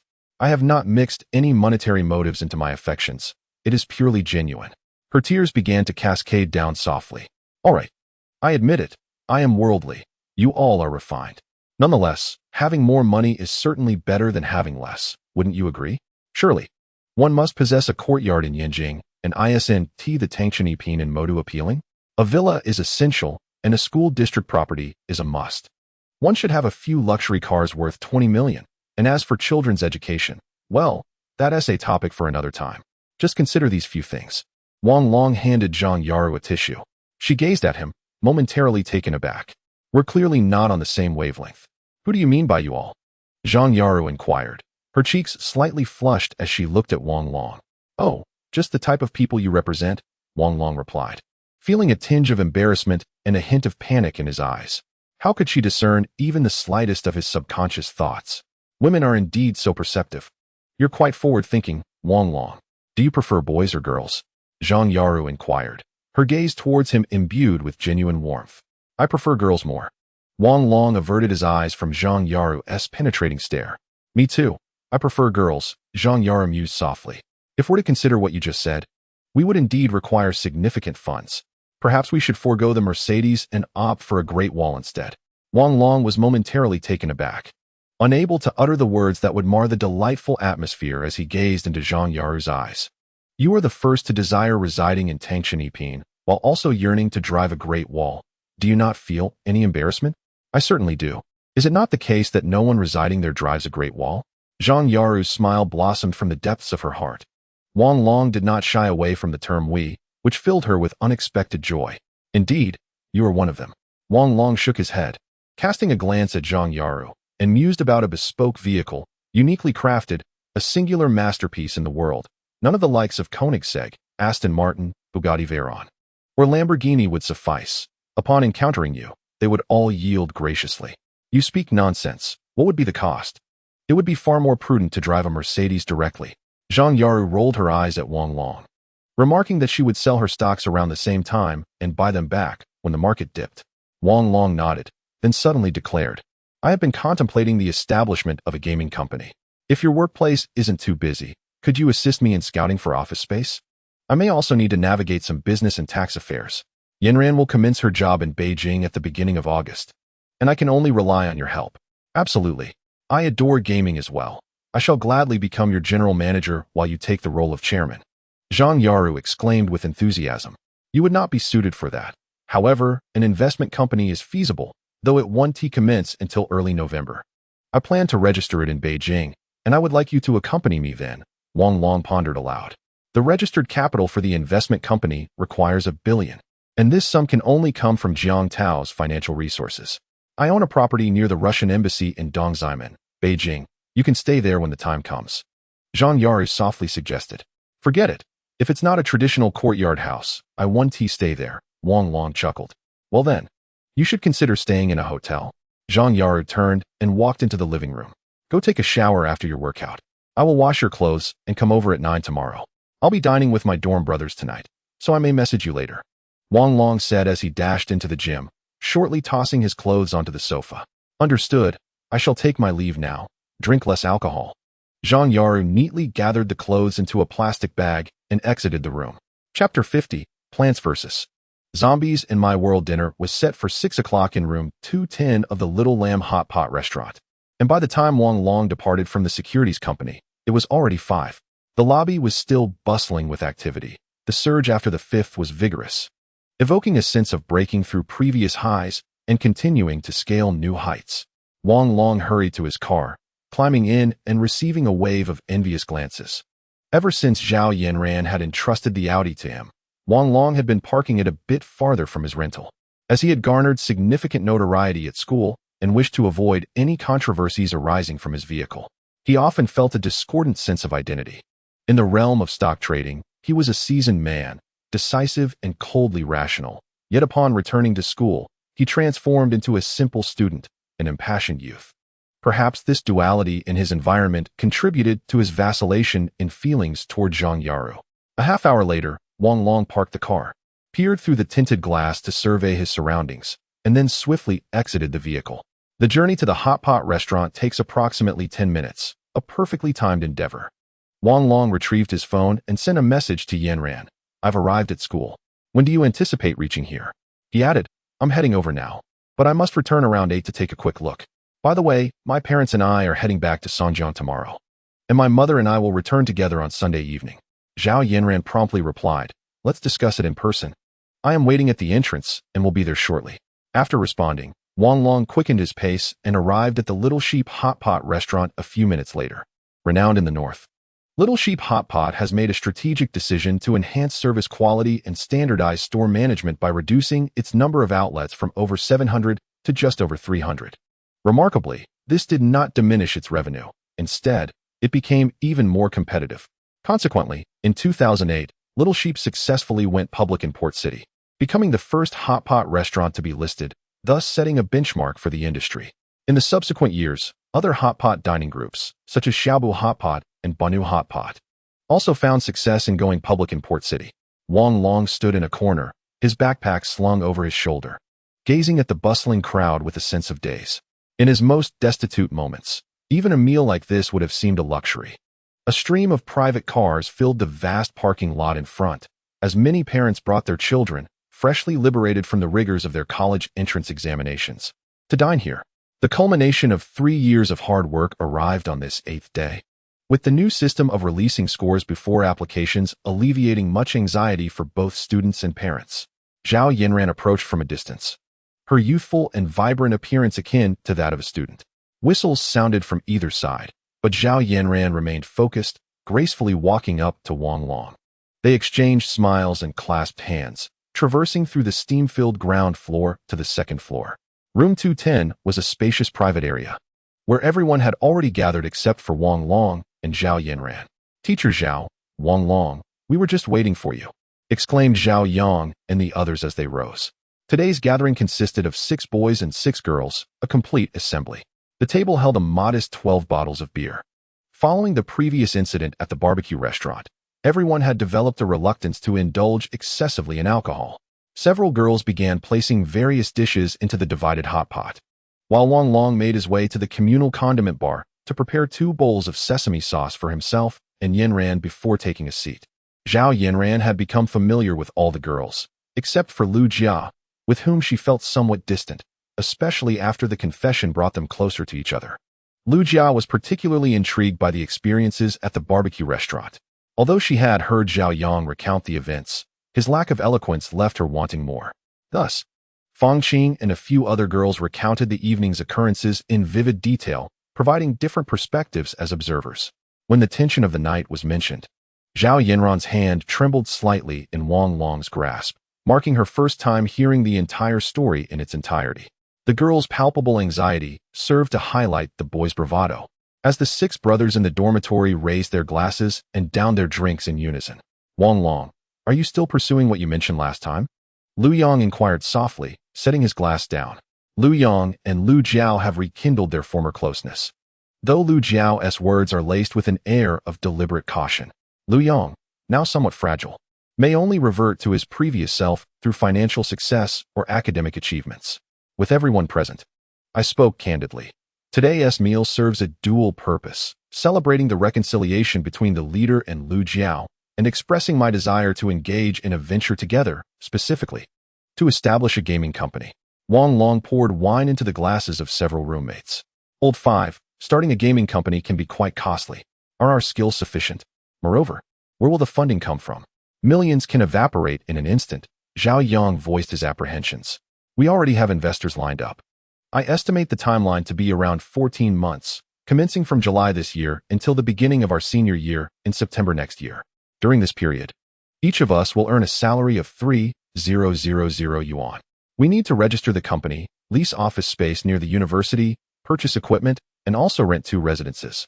Wang Long explained, exuding confidence that belied his student status. But what about classes during the day? Do you already have a solid project? Li Haitao pondered quietly. Furthermore, will this be a joint stock company? We will work on it in the evenings after classes. The investor will contribute 5 million yuan for a 20% stake in the company. I will hold 60%, and each of you will possess 4%.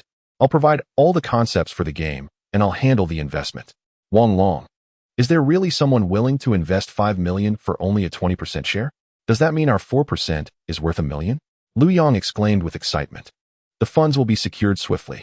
If you all wish to proceed, let us embark on this journey together. By the way, the company will initially have a short-term goal, and we may sell it along with the game. So we must strive to create something of value, Wang Long declared. Cheers. Even if there were no salary of 3,000 or 4% equity, we must take this opportunity. Such invaluable experience is rare, especially during our university years. I want to be going home for the holidays. Let us give it a shot, said Qian, leading the charge. Indeed, this is our field of study. While our experience with games may be limited, it's not overly challenging to grasp. Let us do it. Zhao Yang quickly agreed. Following suit, Sun Lei, Li Haitao, and Lu Yang all raised their hands in agreement. Excellent. I will find someone to register the company and draft the contract. By the way, we'll need 2 graphic designers, 1 English translator, 1 accountant, and 1 customer service representative, all with equal pay but no equity. Wang Long, I can handle graphic design. You want to find anyone better than me at Songjiang University? Lu Jiao volunteered. Wang Long, I also have a background in graphic design and some experience in gaming. Niu Min chimed in with a smile. I can take on the English translation. I'm in the top 10 of my major. Fang Qing raised her hand. I can manage the finances. Lu Jiao quickly offered. I can do customer service. Lu Ting shyly raised her hand, feeling somewhat out of her depth as a journalism major, but eager to learn. For now, it is just us. Initially, I will take charge of the main planning, system design, numerical strategy, special effects, and interfaces, while Zhao Yang will be the lead programmer. As for the remaining roles, such as cleaning staff, we will recruit from outside the school. Wang Long glanced at the people present and added, I will invite a friend to assist with the preliminary preparations. Once the company's structure is established, we can commence our work. By the way, once the company is operational, I will serve as the general manager and hold veto power. It is your company, so naturally, you have the final say, Zhao Yang remarked. Wang Long, what can I do? Zhao Yanran asked, slightly embarrassed. Yanran, there will be numerous tasks in development, operations, and sales. If you have time, please lend a hand, though it will be unpaid, Wang Long replied. What will the game be called? Have you decided? I intend to develop 2 games simultaneously, one titled Plants vs. Zombies and the other Minecraft, Wang Long declared, raising his glass and downing its contents in one go. Are you serious? Wang Long. Developing 2 games at the same time? Isn't that too much pressure? Sun Lei looked at Wang Long incredulously. I am confident they will be immensely successful, and I plan to sell them abroad, Wang Long stated, surveying the group. However, this matter must remain strictly confidential. No internal company information is to be disclosed externally. Wang Long, you can rest assured. We are not children anymore, Li Haitao said with a smile. Wang Long raised his glass, looking at everyone. Let us toast to Plants vs. Zombies in Minecraft. Cheers. The group exclaimed, raising their glasses with unusual solemnity. This was their first entrepreneurial venture, and the path ahead would require their own efforts. Chapter 51. A critical moment in my previous life. Plants vs. Zombies was a sensational hit, launched in 2009, developed by 3 students from an American university. They founded PopCap Games, initially creating board games and Bejeweled, but gained fame from this particular game. Eventually, PopCap was acquired for $7.5 billion, after which it began its decline. The acquired PopCap deviated from its original mission, embracing a pay-to-win model, particularly with Plants vs. Zombies 2, which incited outrage among Chinese players due to its different settings. Overnight, the game plummeted from a 5-star rating to a mere 2 stars. Although it later partnered with Tencent for distribution, it failed to recapture its former glory. Conversely, Minecraft was a remarkable success, developed single-handedly by one individual and released to the market in 2009, ultimately being acquired by Microsoft for an astounding $11.7 billion, becoming the highest-grossing game. Subsequently, Wang Zi facilitated the game's launch in China, incorporating numerous in-game purchases. However, due to its emphasis on social interaction, which set it apart from traditional games, it found itself in a precarious position in the Chinese market. Wang Long's motivation for launching these two games ahead of time stemmed from his deep affection for them, as well as a desire to capitalize on the American market. While games know no borders, nations do have boundaries. The atmosphere in the private room was charged with enthusiasm as the attendees passionately deliberated over strategies for the new company. Discussions even ventured into the realms of equity dilution and the complexities of dual-class shares. Zhao Yang magnanimously transferred 1% of his shares to Liu Jia without any expectation of compensation.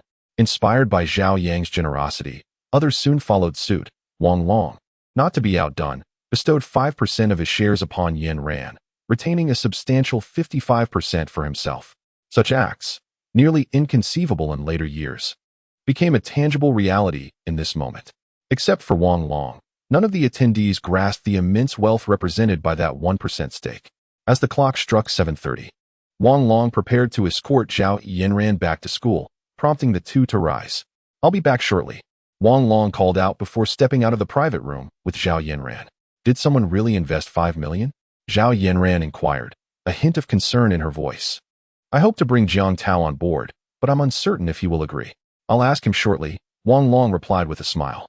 "If that doesn't work out, I might consult my mother, though I doubt she'll understand," Zhao Yinran remarked, furrowing her brow under the weight of pressure.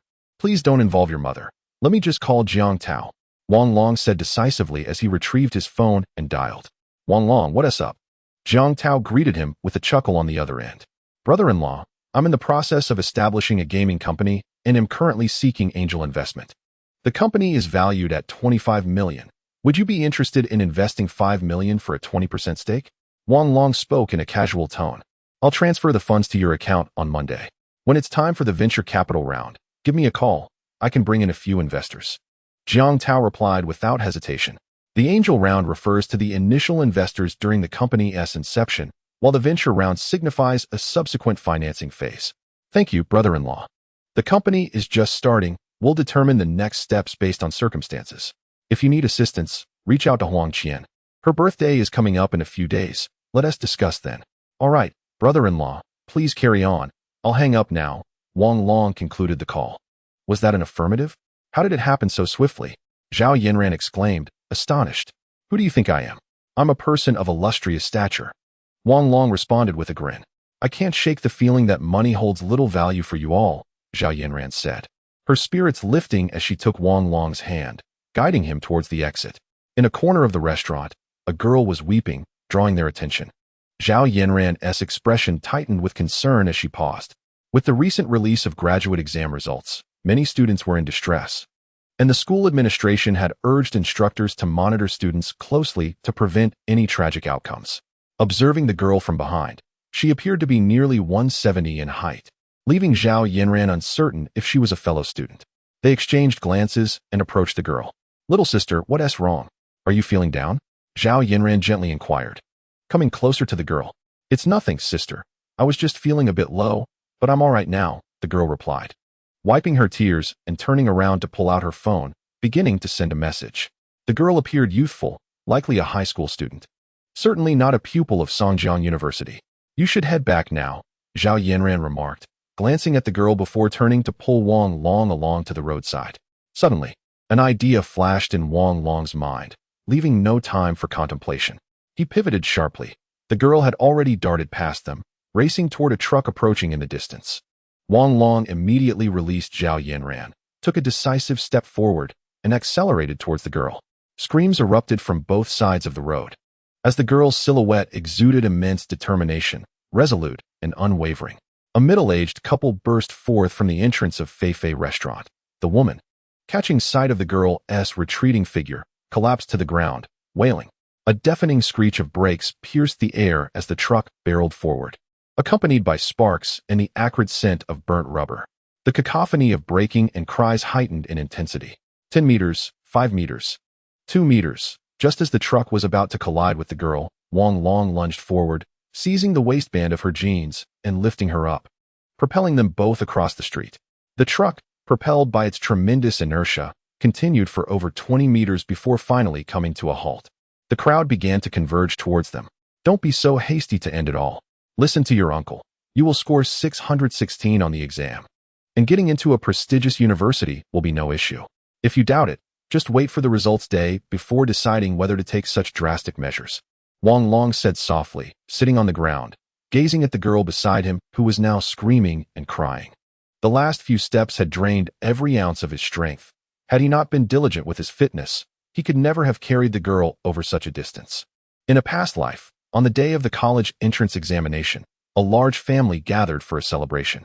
Among them were two cousins who had just taken the exam. The boy was academically outstanding, while the girl, though also a student at a prestigious high school, was comparatively less accomplished. Naturally, the conversation turned to the exam, as they had been pitted against each other for 3 years. Due to nerves, the girl had made several mistakes on relatively simple questions, leaving her in a foul mood. After being mocked by the boy, her father, feeling embarrassed, chastised her sharply, causing her emotional state to shatter and leading her to contemplate a tragic fate. Thus, a budding flower fell prematurely. When the scores were released 2 weeks later, she had achieved 616 points, igniting considerable discussion. Fei, your father was mistaken. Go and apologize to her. You terrified your mother. The girl's mother rushed over, embracing her and sobbing inconsolably. Fei, stay with your uncle in Chuanfu for a few days. We'll return once the scores are out. A man strode over to the girl's side, assisting her to her feet, then turned to Wang Long, saying, Thank you. I am Jiang Lei from the Chuanfu Military District. May I ask your name? Wang Long. I'm relieved the child is unharmed. No need for thanks, Wang Long replied. Zhao Yanran approached, helping him up. Jigang, make sure to get Mr. Wang's contact information. We should express our gratitude properly. Jiang Lei instructed a young man in his mid-20s standing nearby. A young man, slender like a javelin and dressed in modest attire, approached Mr. Wang upon hearing Jiang Lei's words. Thank you for saving my cousin, Mr. Wang. If it's not too much trouble, could you please leave us your contact number? It would be inconvenient to inquire otherwise. Wang Long glanced at the young man, nodded, and provided his phone number. As the phone rang, an unfamiliar number appeared. This is my number. I am Jiang Jigang, and Jiang Lei is my father. Should anything arise at Chuanfu in the future, please do not hesitate to call. As long as there are no issues, all is well, Wang Long replied, waving his hand as he led Zhao Yanran towards Songjiang University. Jiang Feng, you scoundrel! Came Jiang Lei's furious shout from behind. Chapter 52. A cast of characters. Wang Long felt somewhat unsteady on his feet. The tension had nearly depleted his energy reserves. You should head home to rest. There's no need to return to the hotel. I will call Zhao Yang. Zhao Yanran remained engulfed in immense fear. Had the distance been less than a meter, the girl would have been struck by the heavy truck. Zhao Yang, there was a minor incident earlier. Wang Long won't be returning. I've asked him to rest at home. After a brief pause, Zhao Yanran continued. Yes, it was Wang Long who saved her. He happened to be nearby and reacted swiftly, so he rescued the girl. It's nothing serious. Let's leave it at that. As Zhao Yanran hung up the phone, she turned to Wang Long. How did you react so quickly? I was still trying to comprehend the situation when you were already by that little girl's side. Trading stocks sharpens one's reflexes, Wang Long replied with a smile, taking Zhao Yanran's hand. Why not stay with me tonight to calm your nerves? No. I must finish preparations for the graduation party first. You should head home to rest. I will drive back shortly. Zhao Yanran blushed and turned to enter the auditorium. Wang Long chuckled as he peered into the auditorium, observing many individuals in professional attire bustling about, before turning to make his way to his rented apartment. The streets were still alive with activity. Friday evenings around 8 or 9 o'clock are typically vibrant, with students returning from study halls, couples strolling, and local parents arriving by car to fetch their children for the weekend. This confluence of energies imbued the entire campus with vitality. On this early June evening, a cool breeze lingered. Wang Long pulled the hood of his sweatshirt over his head, cloaking himself in shadows, finding comfort in anonymity. After a brief journey, he returned home, picked up his laptop from the table, and descended to the Qingyao CAF. Softly playing in the background was a melancholic English song, filling the CAF with a gentle sadness. Wang Long perceived himself as an oddity, someone who relished silence yet feared solitude, who embraced the avant-garde while being steeped in nostalgia, a paragon of rationality intertwined with deep emotion. Much like tonight, when he could have easily stayed home to surf the internet, yet felt an irresistible pull to this place. One Americano and a mixed muffin, please. He instructed the barista at the counter, before proceeding to a secluded corner on the second floor. The CAF was sparsely populated. As patrons were gradually making their way out at this hour, Wang Long settled down and entered the warrant group, continuing to converse privately with a few friends. It was Friday, and the atmosphere in the group was quite lively. The rise of warrants from the 6th to the 8th had filled the pockets of these short-term trading experts, and the anticipated rebound in the stock market had further enriched their substantial funds. 888 is truly remarkable. The predicted points are almost flawless. How does one analyze with such precision? The more I ponder, the more terrifying it seems. Could it be a major player behind it? Grayshade 23 exclaimed, a string of exclamation marks following. He probably made a fortune again these past few days. I have never been impressed by anyone, but I genuinely admire 888. Setting aside technicalities, even the way he converses makes one feel extraordinarily at ease. Morning Glory gave a thumbs up. I think we could consider establishing a private fund. With 888's technical prowess, manipulating a stock seems almost effortless. The Ninghai Death Squad is merely talk. Huang Qian rarely chimed in, but whenever he spoke, it was earth-shattering. Private funds are subject to regulation, with rules prohibiting purchases exceeding 10% of the issued amount for a stock, and similarly, no more than 10% of the stock's capital can be acquired. Thus, using private funds to manipulate a stock is unrealistic. Crocodile posted a smiley face.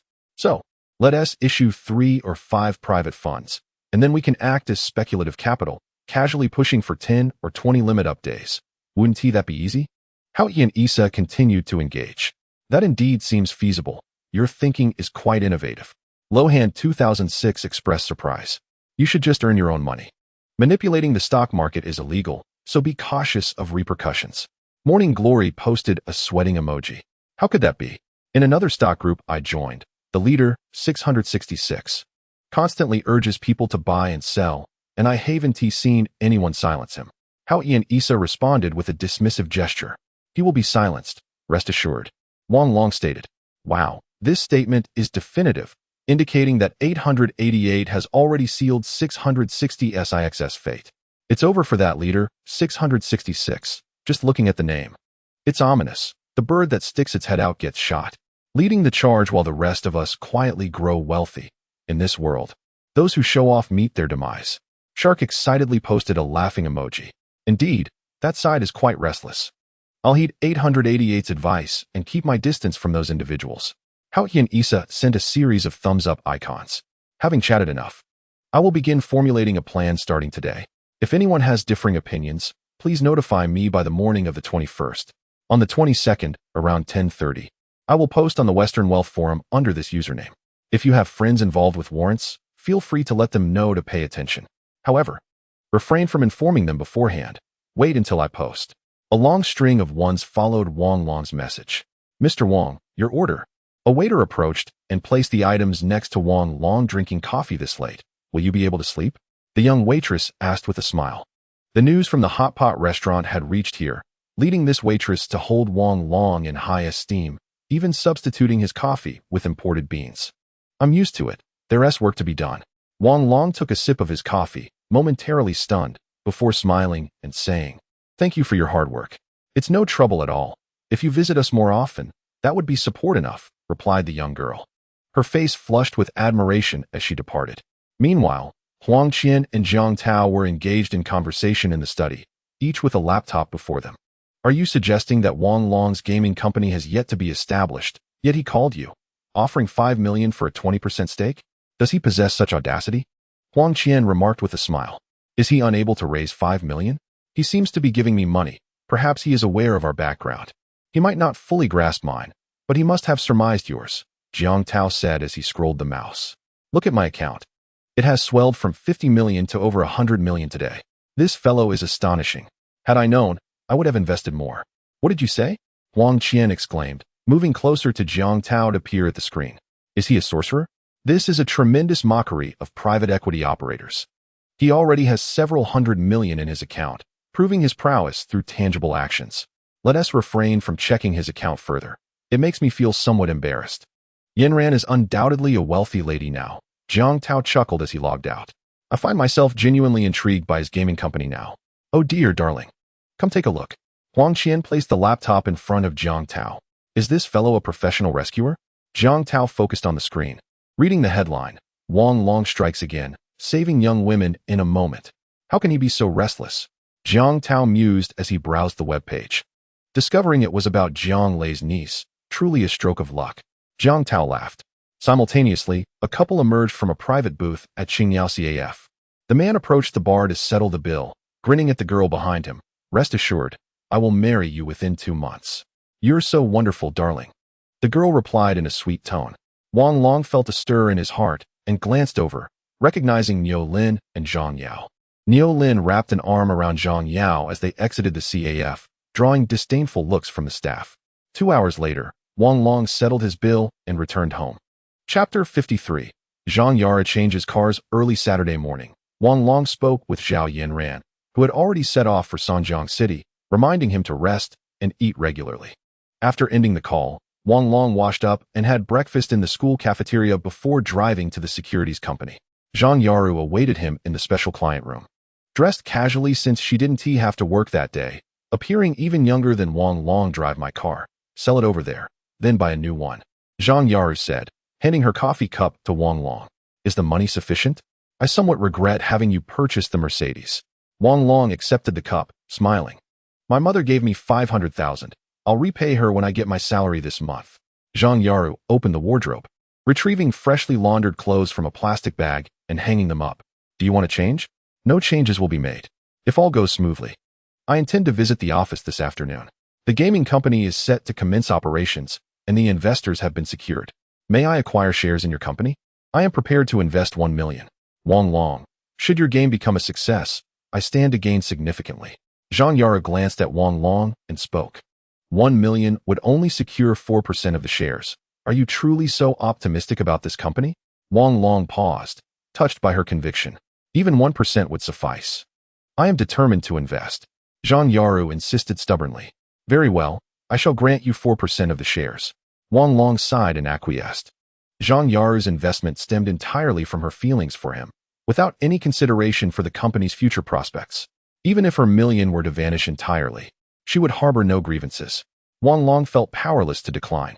Uncertain about the future, yet aware of it, he found himself even less capable of refusal. While money held significance for him, it paled in comparison to certain other matters.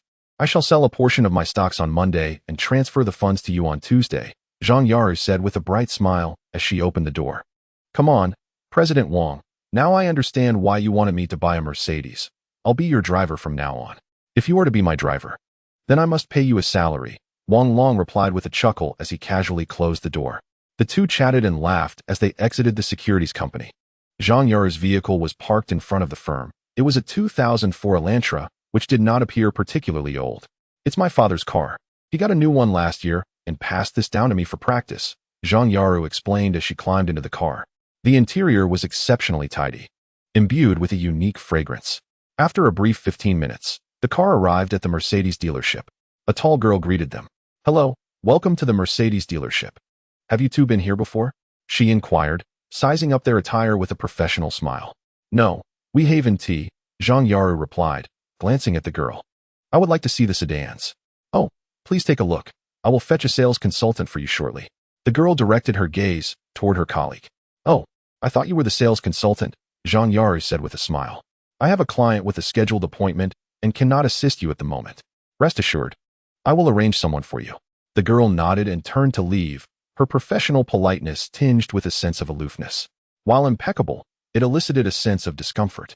Zhang Yaru stared at the girl in disbelief, her expression darkening. Had I arrived in an Audi, she might have displayed a different attitude, Wang Long chuckled. Stepping beside Zhang Yaru. Do not take it to heart. Such individuals are plentiful.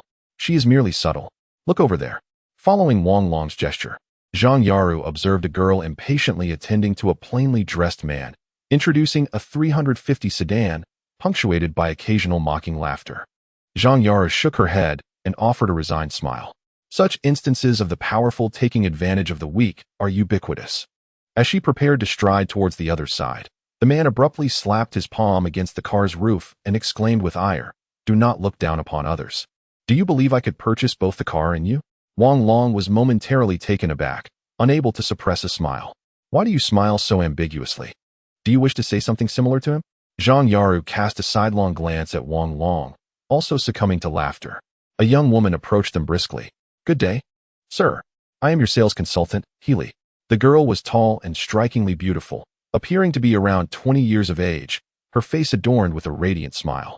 "We would like to examine the sedan models. Could you kindly assist us?" Zhang Yaru positioned herself in front of Wang Long, speaking softly. "Certainly, madam. I am new here and may be somewhat inexperienced, so I ask for your understanding," the girl replied, her expression betraying a hint of nervousness. "No worries. She calls the shots. We shall follow her lead," Wang Long remarked with a wry smile. Zhang Yaru seemed a bit overly cautious. "Please follow me. We have the 200 and 280 sedan models available. Let me first show you the 200 model," Healy said, turning to Zhang Yaru with a winning smile and guiding them to a 200 sedan, where she began her professional presentation. Wang Long observed Zhang Yaru's bewildered expression with amusement, remaining silent. How could Zhang Yaru comprehend the intricacies of engine displacement, torque, or whether it was a 6 or 8-cylinder? This salesperson truly lacked insight into women. Is that not Zhang Yaru? What brings her here to purchase a car? Oh my, she dares to consider vehicles in the 50 to 60,000 range. Can she not drop the pretense? A woman's voice interjected from nearby. Wang Long followed the sound and saw the saleswoman he had encountered earlier, accompanied by Li Yun and Lu Bin. Is that not Wang Long? A prominent figure in the special customer department. How could he possibly afford a car? Lu Bin sneered, casting a mocking glance at Wang Long. Wealthy? What a boast. If he had money, he would be looking at luxury cars, not these sedans. I say he is merely a fraud seeking attention, Li Yun remarked, her tone sharp and disdain evident on her face. Healy was taken aback. Such blunt assaults on others seemed only to exist in novels. "Ah, Mr. Liu, what a coincidence. Yaru insisted on accompanying me to select a car. Is Miss Li Yun also here to purchase one? I lack your shamelessness. I will buy a car for Li Yun today," Lu Bin retorted fiercely, feeling a knot in his chest. "Oh, Li Yun should be looking at luxury sedans. This area is for the elite," Wang Long said with a smile, pointing towards another section. "Of course, we intend to look at luxury sedans. Had it not been for your presence, we wouldn't have come here," Li Yun replied haughtily. "Miss Li, your vision is commendable. By the way, are you opting for a loan or a full payment?" I suggested Yara take a loan, with me covering the final payment, yet she insisted on paying in full, Wang Long said boastfully. "Who do you look down upon? We are certainly paying in full." Li Yun scoffed, turning and walking away with an air of superiority. Chapter 54. The car you cannot purchase. Wang Long gazed enviously at Li Yun and Lu Bin before approaching Zhang Yaru. "Yaru, shall we also take a look at the top-tier model?" Zhang Yaru chuckled softly, playfully swatting Wang Long's arm. "You are quite the rascal. They say it doesn't matter to me, but they believe you cannot handle it." Wang Long glanced at Zhang Yaru and replied softly, "Well, I feel the same." With a gaze as gentle as water, Zhang Yaru turned to He Li and remarked, "Miss He, your presentation is exceedingly professional. Perhaps you should converse with my boyfriend. He possesses a deeper understanding." "Oh, certainly, madam." He Li quickly approached Wang Long, her demeanor respectful as she said, "Sir, the vehicle beside us is the 280 model, featuring a 3.0-liter engine." He Li's pace slowed slightly as she continued. "Miss He, I apologize for the interruption. I have researched this car thoroughly. Please bring my girlfriend into the top-tier 280 model to experience it for herself. It would be ideal to play some music for her to listen to. You need not delve into overly technical details. We are essentially decided." With a smile, Wang Long turned to Zhang Yaru and encouraged, "Go and experience it. I believe you will adore this car." "Well, I am somewhat unaccustomed to automatic cars. You can drive when we register." Zhang Yaru spoke softly, her eyes brimming with tenderness. Wang Long nodded and walked over to Lu Bin and the others. The salesperson was animatedly introducing a model priced at 1.4 million to Lu Bin, who wore a gloomy expression, while Li Yun appeared exuberant. Wang Long circled the car, joining the group and giving a thumbs up. "What a splendid vehicle. Miss Li, your taste is impeccable." Li Yun cast a disdainful glance at Wang Long and retorted, "Have you made your decision?" If you find it too expensive, perhaps you should consider other options. We have opted for the top-tier 280 model. However, funds are insufficient for the higher tier. So we settled for the best within our range, Wang Long replied, casting a sidelong glance at the salesperson and nodding with a smile. The salesperson appeared momentarily taken aback, not anticipating such a swift decision from Wang Long and his companion. A flicker of regret crossed his eyes, prompting him to intensify his efforts in promoting the vehicle. Madam, this high-end 350 model truly offers exceptional value for money. You will undoubtedly turn heads on the road. What is the total cost? Li Yun eagerly inquired. Oh, this model has a suggested retail price of 1.39 million, with some room for negotiation. Including taxes and additional fees, it comes to just under 1.6 million. Given your esteemed status, there should be no financial strain, the salesperson remarked, eyeing Li Yun's designer attire with an air of flattery. Wang Long smiled subtly, shaking his head discreetly as he returned to Zhang Yaru's side. Healy was softly explaining various controls to Zhang Yaru, occasionally complimenting the pair's compatibility, which brought joy to Zhang Yaru. Wang Long observed Healy, sharing a knowing smile. From the moment Zhang Yaru obstructed Wang Long's view, Healy had adeptly adjusted her sales strategy. Seemingly dull, her skills far surpassed those of the first salesperson. How could the Mercedes dealership employ merely an inexperienced novice? A competent salesperson who relies solely on appearances demonstrates a lack of sophistication. Zhang Yaru exited the vehicle, her eyes sparkling with excitement. Wang Long, I adore this car. I have already reserved the black one. Then let's proceed with the payment. By the way, Miss He, could you please contact the scalper? We have a Hyundai Elantra outside that we wish to sell. Let's see how much they can offer. Wang Long turned to Healy. Our shop can appraise the vehicle, and the price will be very fair. We can also handle the transfer procedures directly. Please wait a moment while I summon someone. Healy retrieved her phone and made a call. Shortly after, a young man approached. Mr. Wang, just hand us the car keys. There is no need for you to worry about anything else. Please take a seat and enjoy a drink while we finalize the purchase contract. Healy said with a smile. Zhang Yaru took out the car keys and handed them to Healy. The group moved to a cozy area by the window and settled in. Nearby, a luxury sedan was parked, where Lu Bin and Li Yun were engaged in a heated debate. This sedan is too businesslike. Is it really necessary for a girl like you to drive such a formal car? Lu Bin shot a glance at Wang Long, his expression growing increasingly sullen. What makes it businesslike? You could drive it just as well, Li Yun retorted, visibly displeased. I myself just bought a BMW 3 Series. And you want to drive such a luxurious vehicle?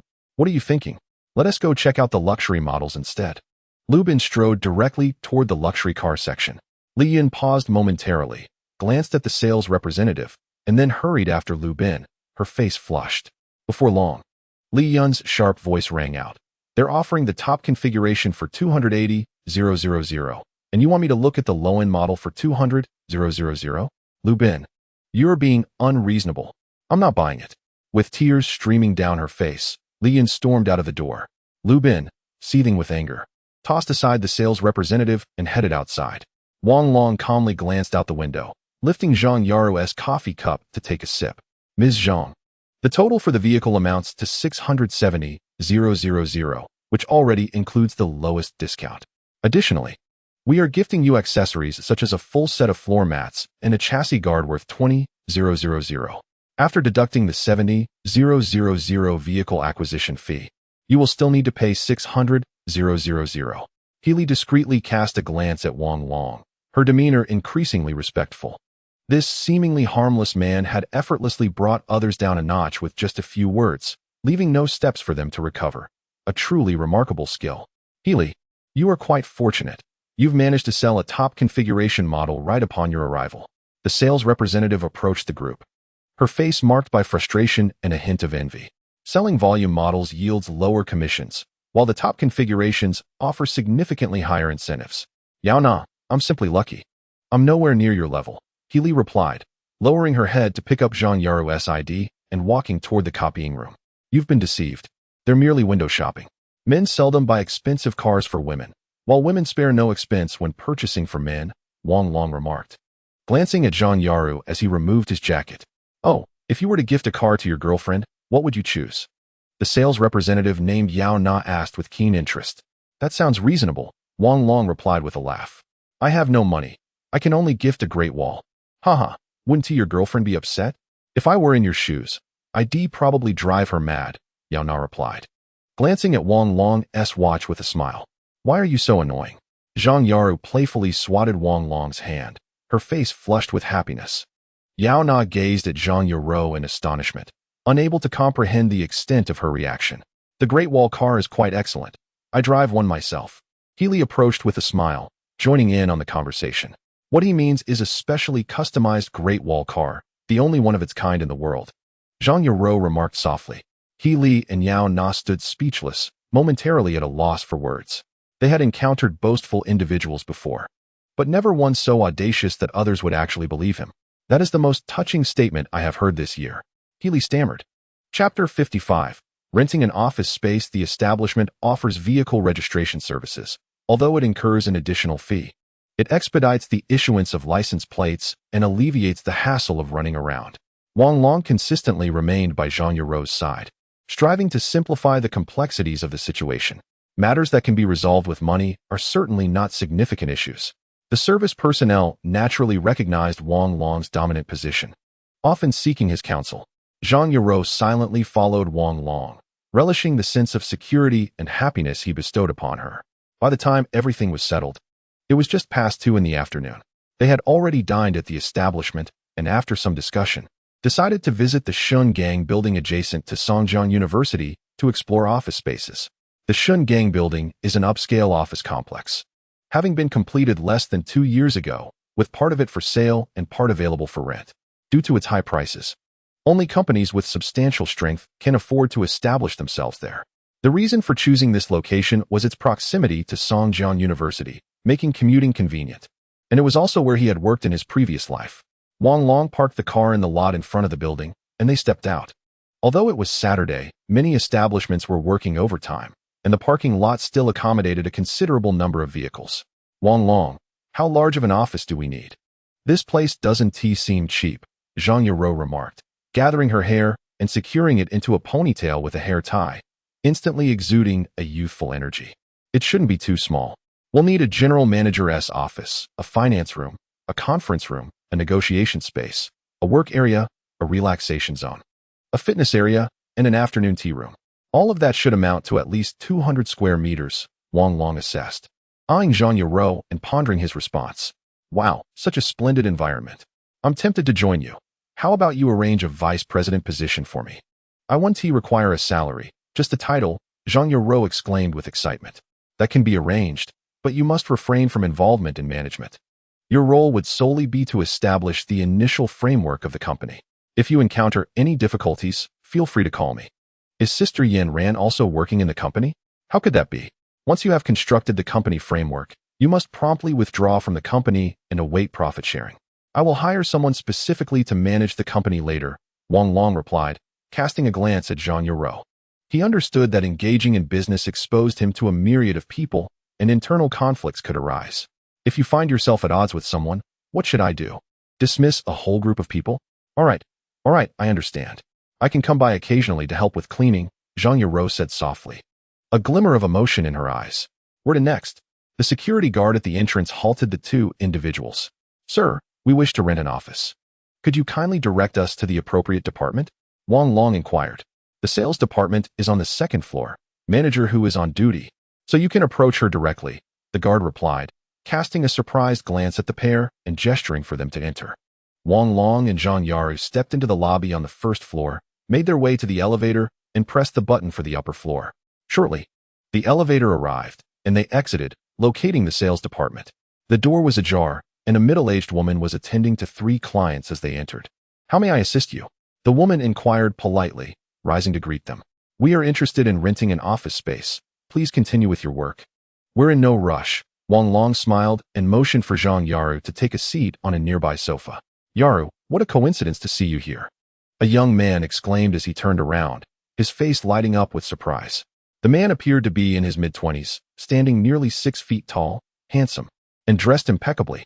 Gaoyang, what brings you here? Zhang Yaru responded, astonished, as she rose to her feet. I've started a gaming company and am looking to expand. The previous office is a bit cramped, so I'm seeking a larger space. Oh, by the way, my company is called Ida Technology, Gaoyang said, producing a business card from his bag and handing it over. Let us have dinner together tonight. I've had difficulty reaching you. Wang Long paused, glancing at Gao Yang with mild surprise. EDA Technology was already one of the leading firms in Songjiang by 2010, collaborating with several major domestic companies and boasting a research team of over 100. He had once interviewed there after graduation but was eliminated due to insufficient technical skills. I apologize, Gao Yang, but my boyfriend and I have other commitments tonight. Perhaps another time. Zhang Yara hesitated before handing over her own business card. No worries. Let us connect later. I just remembered I have other plans this evening. But seeing you made me forget, Gao Yang said with a smile, nodding towards Wang Long. Is this your boyfriend? He is quite handsome. Hello, Mr. Gao. My name is Wang Long. I am also preparing to establish a game development company. Wang Long introduced himself, standing to shake Gao Yang's hand with a smile. Really? Do you have prior experience in this field, Mr. Wang? Gao Yang asked, a hint of mockery flickering in his eyes. It can be quite costly. Hundreds of thousands to millions can vanish in an instant. So it's wise to proceed with caution. While I lack experience, several classmates are quite confident. We consider it a venture into entrepreneurship, Wang Long replied. I hope you're not still in university, are you? Gao Yang remarked, gazing at Wang Long with a knowing demeanor. Starting a business is quite challenging. It may sound glamorous, but the difficulties are known only to the entrepreneur. It might be prudent to gain some experience working for other companies before venturing out on your own. If you're interested, you could intern at our company. While we may not rival the larger firms, we are still among the leading enterprises in Songjiang. Gao Yang's tone carried a weight of earnest advice, tinged with an air of superiority.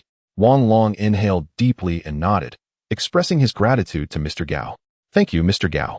We shall first attempt this ourselves. If it proves unsuccessful, we can revisit the matter. Yaru, your boyfriend possesses quite a stubborn disposition. Do encourage him. Should he encounter difficulties, he may approach me, and I can allocate some outsourcing projects to him. While it may not lead to riches, it will certainly suffice for basic sustenance. Gao Yang glanced at Zhang Yaru and smiled. Thank you, Gao Yang, but I truly wish for him to try on his own, Zhang Yaru responded softly, suddenly grasping Wang Long's hand. Since you are acquainted, I will take you to view the office, manager who interjected with a smile. However, we currently have no offices under 130 square meters available. Only those of 260 and 550 square meters remain. Of course, if you require larger spaces, renting multiple offices simultaneously poses no issue. Let us view together.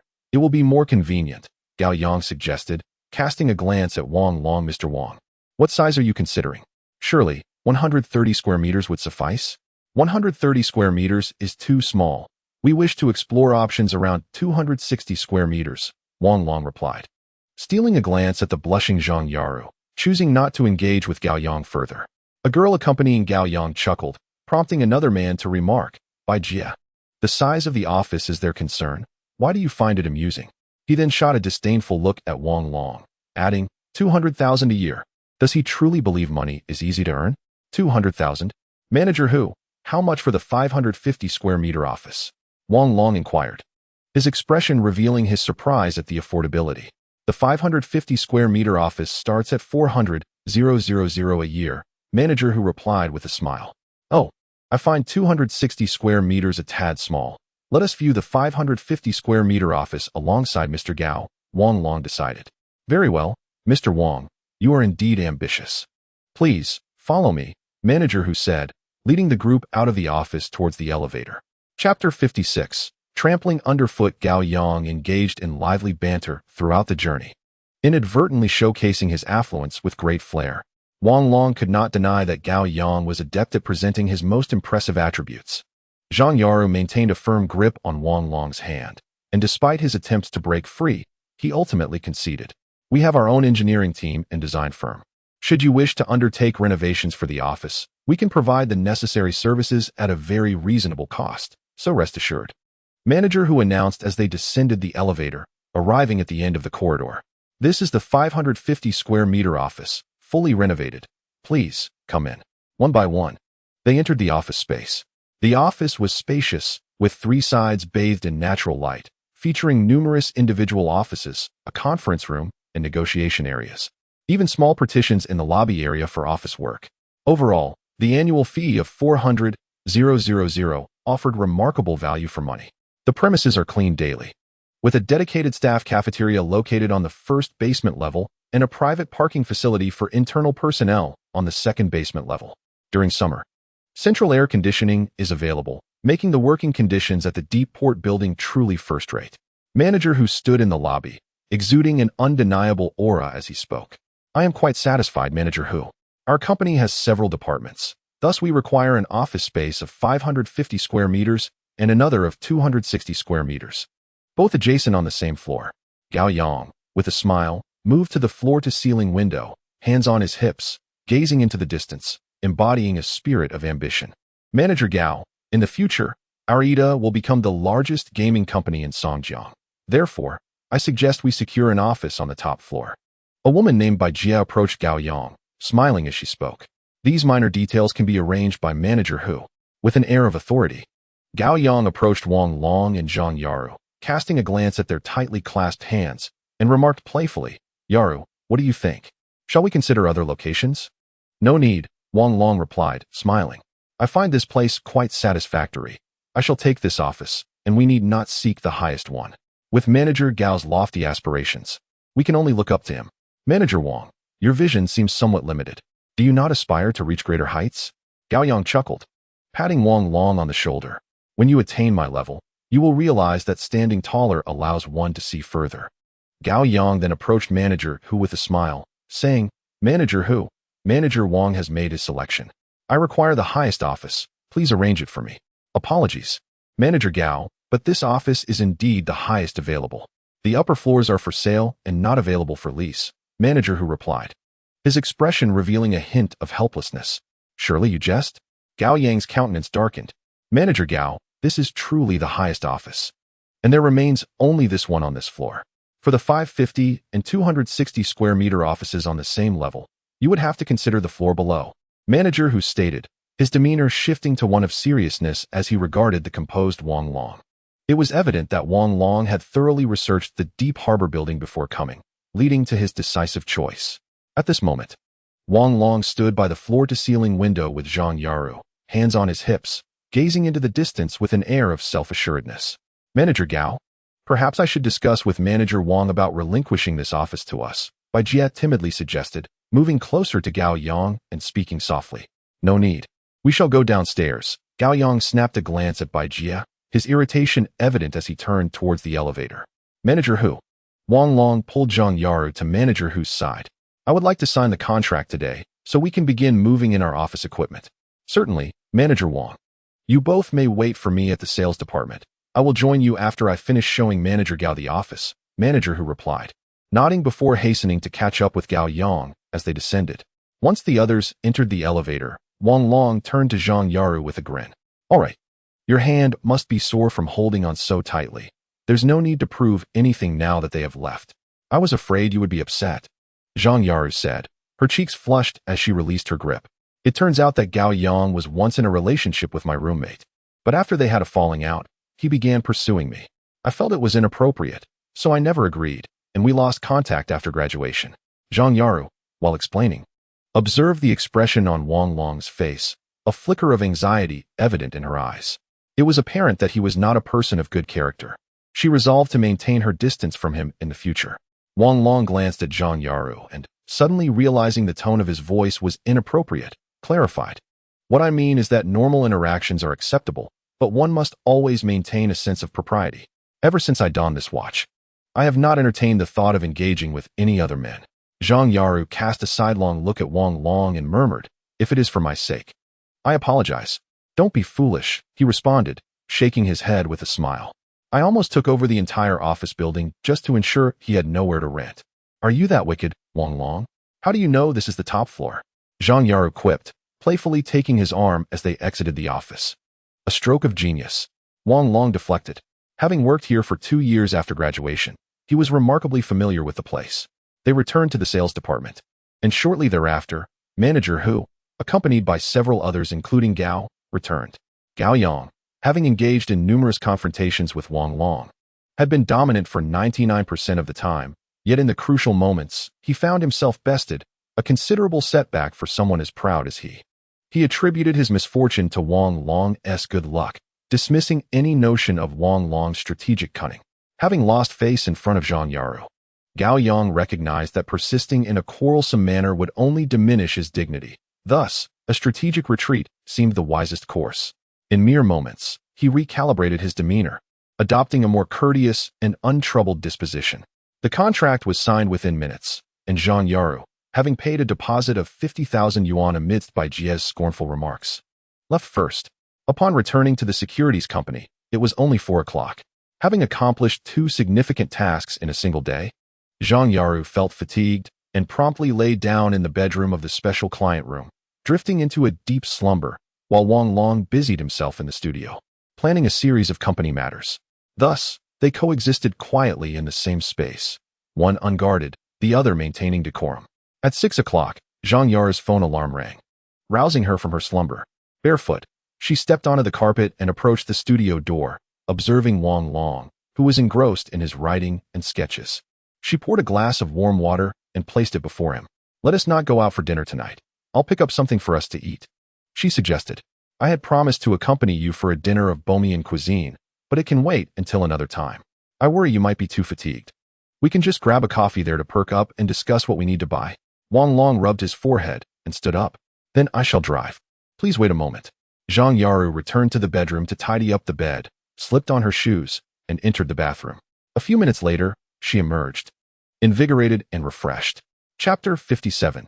The lone boat on the sea before the entrance of the upscale Western restaurant. Luxury cars are plentiful, symbolizing status and identity.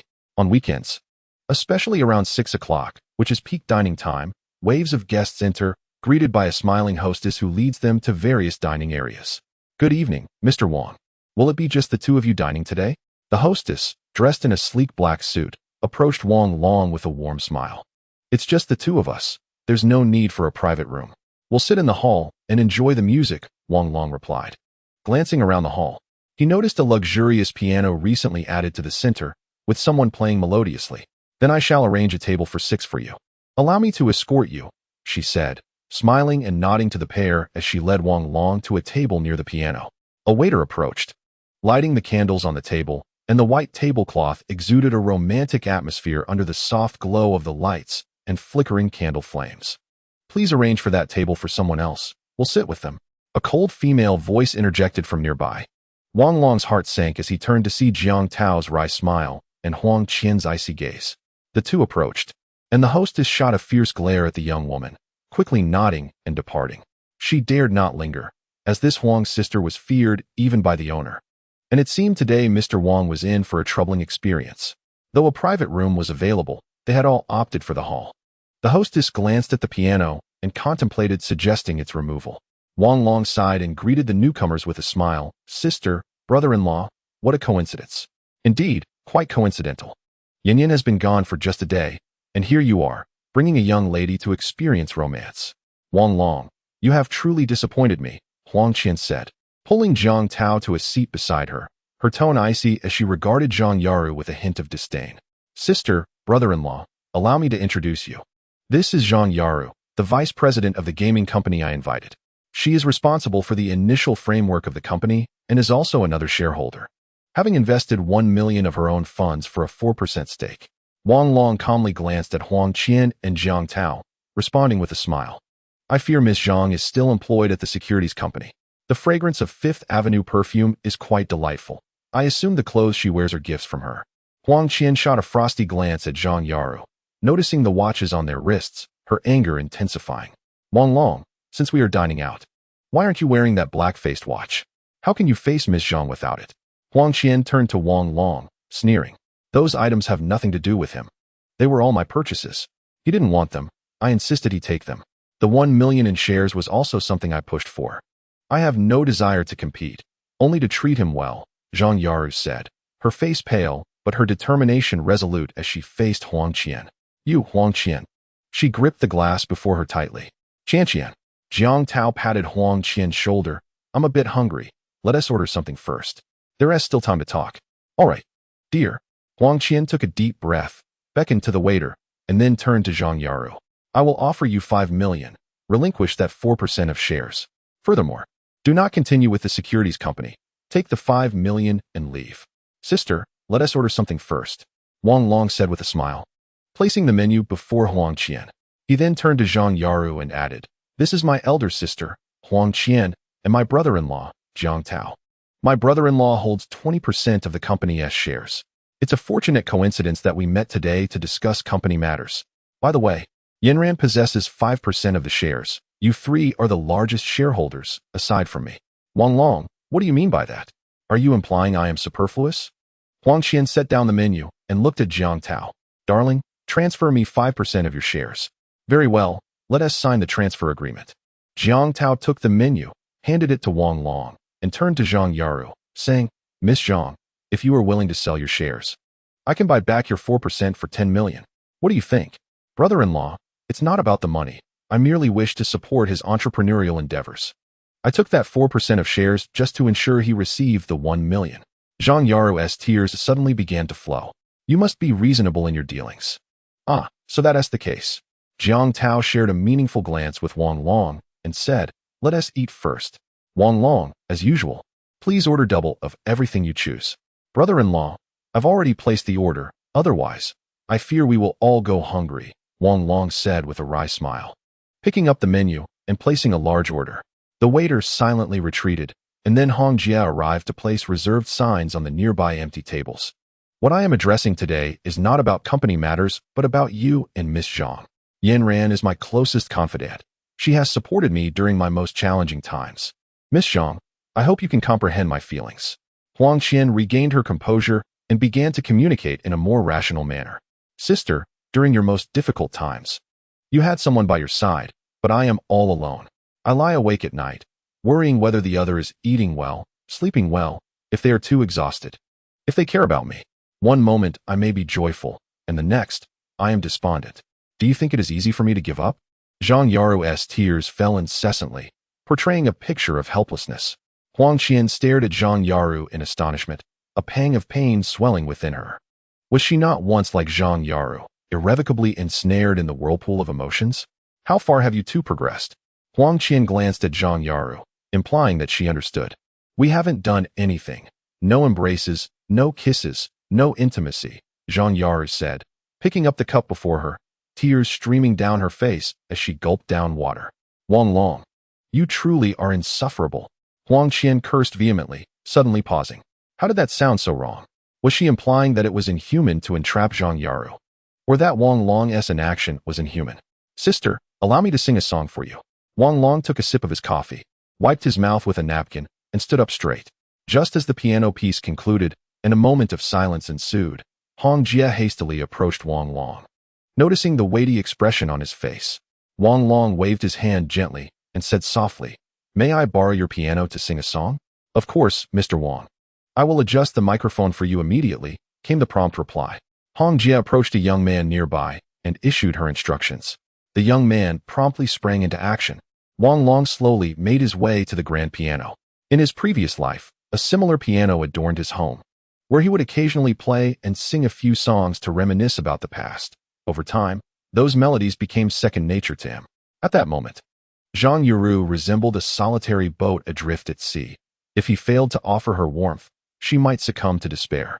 Suddenly, an enveloping silence fell around them. Many had begun to notice the unusual demeanor of the four individuals.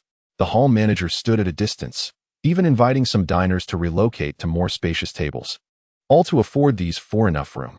As Wang Long rose and approached the piano, the diners immediately paused their meals and turned their attention toward him.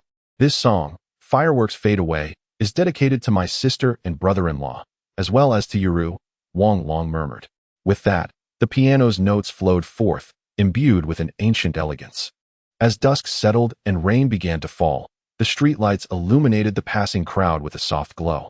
Occasionally, envious glances pierced through the large glass windows, peering into the restaurant's lavish, vintage ambience, reminiscent of another era. Within such an enchanting atmosphere, Wang Long's piano prelude seemed to meld seamlessly with the surroundings, transporting everyone back to an ancient city. The bustling sounds faded into silence, revealing the depths of existence. Life's burdens weighed heavily, as dreams turned cold through the cycles of life, entangled in emotional debts that seemed interminable. "As you have consented, I await the inevitable," the lyrics echoed, resonating with the melancholy of the past. In this moment, Wang Long's emotional journey had been tumultuous. He had scarcely encountered love that was unwavering and resolute. Thus, his perspective on relationships was often one of detached observation and careful calculation, where both parties took what they needed before parting ways, devoid of attachment or sorrow. Though the term love was frequently on his lips, even he found it hard to believe in such pure affection. Now, reborn, he unexpectedly found himself entangled in not one, but two such profound feelings, leaving him at a loss. The interplay between rational assessment and inner vulnerability created an unpredictable shift in his demeanor towards Zhang Yiru. He grappled with intense inner turmoil, reluctant to delve deep into his emotions. For if he truly opened his heart for others to see, he feared he would only be labeled as fickle. Though he harbored doubts about love, he possessed an innate understanding of its essence. In his rebirth, he witnessed the fruition of Huang Qian and Jiang Tao's relationship, observed the gradual waning of Zhang Yiru's vitality, and experienced the warmth Zhao Yanran brought into his life. Gradually, his once vigilant heart began to relax. However, this transformation in temperament simultaneously shattered the coldness and calculations he had cultivated. He found himself unable to treat Zhang Yiru with the same means he had employed before, primarily because he could not bear it himself. Yet, he remained at a loss as to how to achieve a harmonious resolution. The torment Zhang Yiru endured mirrored his own suffering. Thus, the tumult of his thoughts, the weight of pressure, and the pangs of guilt coalesced into the song, particularly resonating in the rap segment, which exuded profound anguish. In terms of artistic expression, Fireworks Are Easily Cold was truly unparalleled. Perhaps every individual with a story could find a fragment of their past within this song. Huang Qian felt the hairs on her arms stand on end, especially upon hearing the rap, and tears streamed down her face. Wang Long was genuinely moved. Though not weeping like a woman, the sting in his heart was undeniably real. The piano continued to play as Wang Long sang a second time, his voice tinged with a slight rasp, naturally adopting Jay Chou's stylistic nuances. Zhang Yiru silently wept, yet the sense of uncertainty within her heart dissipated.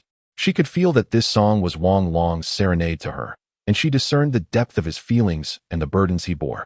The rain on the streets intensified, the sound of droplets striking the tin roof intertwined with Wang Long's piano and voice, captivating everyone as if under a spell. Everything in the restaurant came to a standstill. Destiny takes root, he mused. We at the Jialan temple listen to the rain and yearn for eternity. Wang Long exhaled deeply, his fingers pausing. Thank you, he whispered into the microphone, then rose and returned to his seat. The restaurant remained enveloped in silence, many still lost in the melancholic ambience. Sister, what do you think? This is my own composition. It should be better than the last two, Wang Long said casually, waving to Huang Jia. Bring over a bottle of red wine. Mr. Wang, I have prepared several for you. I refrained from serving them earlier to avoid disturbing you. Here you go. Also, this VIP card is a small token for the lady beside you. Huang Jia gently placed the card before Zhang Yiru before turning to leave. Qian, perhaps we should discuss company matters. Refrain from involving yourself in emotional affairs, Jiang Tao suggested, cutting a piece of steak and bringing it to his mouth. Huang Qian sighed and remarked, after hearing this song, I feel disinclined to discuss business. It feels so tangled. She glanced at Wang Long and thought, if Yanran knew of your flirtatious tactics, she might never sleep soundly again. How much are you planning to sell this song for? Huang Qian scanned the room, noting that at least 10 people had recorded his performance. It seemed he was destined for fame again tonight, as this song was irresistibly captivating. We'll see how it goes, Wang Long replied, pouring wine into Huang Qian's and Zhang Yiru's glasses. Sister, let my brother-in-law and me drive. Please, indulge us and share a drink with Yiru. Share a sip less with Jiang Tao. This bottle is too much for Yiru and me to finish. Huang Qian remarked as she took the wine bottle and poured a modest amount into Jiang Tao and Wang Long's glasses. Let us be candid. What valuation does your company aspire to achieve? I am curious to see how much Jiang Tao's 20% is worth. Actually, it's 15%. I promised you 5%, Jiang Tao replied with a smile. All right then, let me see what my 5% is worth, Huang Qian chuckled. The company's valuation will not dip below 5 billion in a year, conservatively speaking, Wang Long proclaimed, raising his glass towards Jiang Tao. Brother-in-law, let us have a toast. Huang Qian suddenly covered her mouth with a napkin and began to cough violently. Darling, it's all right, it's all right. Huang Qian grasped Jiang Tao's hand. gazing at Wang Long in astonishment, and whispered, "Are you suggesting that my 5% stake will be worth $2.5 billion a year from now? That's a conservative estimate?" "Indeed, sis. The gaming industry is a realm of wonders," Wang Long replied with a grin. "Zhang Yuro, no wonder you choose not to sell your shares. Your foresight is remarkable." Huang Qian raised her glass towards Zhang Yuro, signaling her to drink. With Wang Long, the money printer, you can just wait to reap the rewards. "Sis, that's impossible. How could there be so much money?" Zhang Yuro stared at Huang Qian, momentarily unable to grasp such a concept. If Wang Long's assertions held true, the 1 million she had insisted Wang Long accept would transform into 2 billion in a year. "Yuro, Wang Long will make it happen," Zhang Tao said, glancing at Zhang Yuro before turning to Wang Long. "I will transfer the funds to your business bank card first thing tomorrow morning. Initially, there will be significant expenses. And as for when to sign the contract, that's up to you." "Thank you, brother-in-law. This is a timely boost. Today's funds were all fronted by Yuro," Wang Long said, raising his glass with a smile. Only Zhao Yanran and Zhang Yuro would be so naive, Huang Qian thought, shaking her head. "Never mind. You two can handle your own affairs. By the way, Yuro, did you lend Wang Long some money for investment?" Huang Qian inquired softly. "I initially intended to buy Wang Long a car or a nice watch, but he declined. Instead, I invested $1 million for him, and surprisingly, it seems to have multiplied several times. However, I'm not too concerned. It's not due until June next year, and I might lose it all by then." Zhang Yuro replied nonchalantly.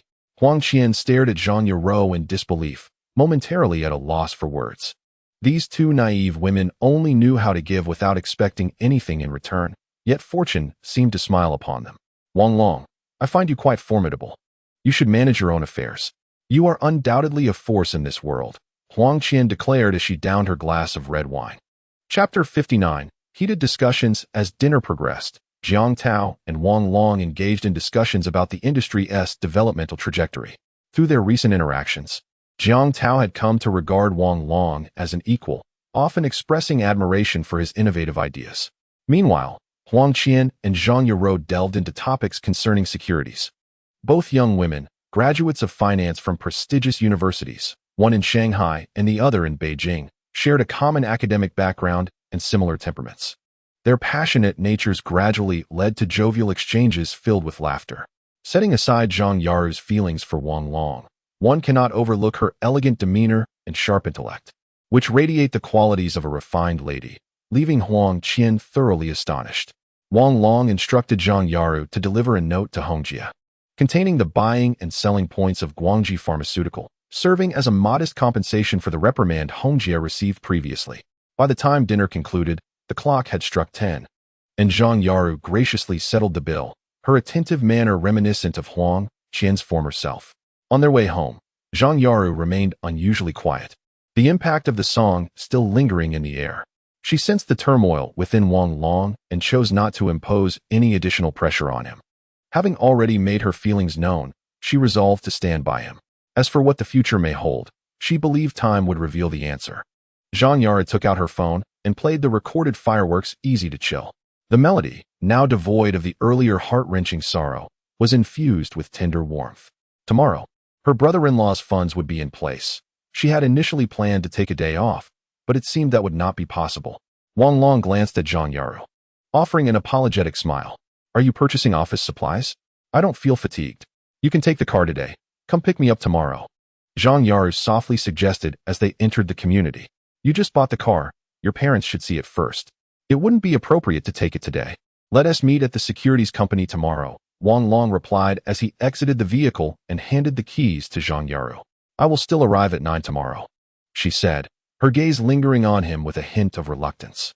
"Go on up. Your parents will worry," he urged, gently grasping her hand before releasing it. "I didn't buy coffee today. I will get it for you on the way tomorrow." Zhang Yaru suddenly leaned in and planted a kiss on Wang Long's cheek, then ascended the stairs with a light step. Wang Long stood momentarily stunned before shaking his head, hailing a cab to return to his rented apartment.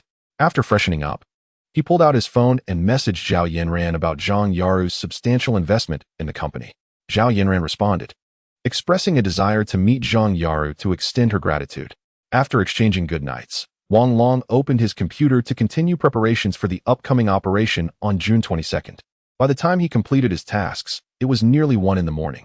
Wang Long logged onto the Qingfeng music forum. The song he had once cherished was now available, and he was eager to see the impact of its early creation. He soon stumbled upon a post titled Divine Song, Fireworks Easy to Chill, which had amassed over 1 million views. Clicking on it, he began to read. I am a first-year student at Songjiang University. Today, while dining with my parents, I heard a senior perform a song that can only be described as divine. Here are photos and the full track for everyone to enjoy. The student not only uploaded the recorded song, but also shared images of Wang Long from various angles during the meal. The comments flooded in like a flurry of snowflakes. Wow, the ambience is incredible, absolutely in love. I seek the lyrics. I yearn for the lyrics. I implore for the lyrics. Undoubtedly, this year's divine melody has emerged, echoing the essence of Zhou Dong's artistry. Ah, masterpiece indeed. A city lies vacant. A heart bears the burden of solitude, shattered, as the fleeting fireworks dim and tears cascade. This marks the third opus from the maestro, with the fervor of the previous 2 still lingering. Yet here we are with yet another transcendent creation, a rhythm that defies the heavens. The maestro exudes charm, yet alas, his vocal prowess falls short. Otherwise, he would undoubtedly achieve instant fame. My admiration knows no bounds. The law fight on the table is truly remarkable, as expected of such an extraordinary talent. Oh, the ambience. Have you glimpsed that young lady? She and the maestro are a perfect match. The senior has a girlfriend. This young lady must be his friend. So let us refrain from misinterpreting the rhythm. How could they be mere friends? What kind of inspiration would evoke such a poignant song? Ah, the turmoil of emotions.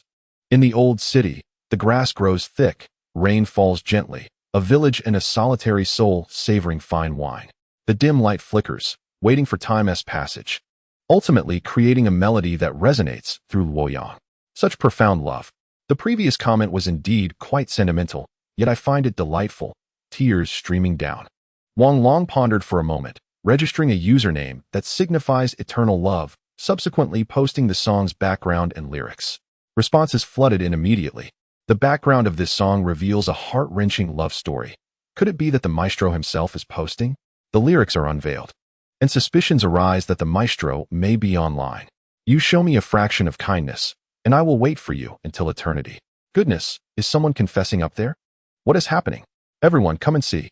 Wang Long sighed, opening a message. Zhang Yaru's avatar shimmered. He clicked on the avatar, and her message appeared. You show me a fraction of kindness, and I will wait for you until eternity. Good night.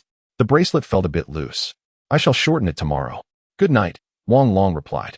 Yes, good night, came a bashful emoticon from across the screen. Wang Long stood, picked up the phone, and dialed Huang Qian. Sister, it's me. Wang Long, what's the matter?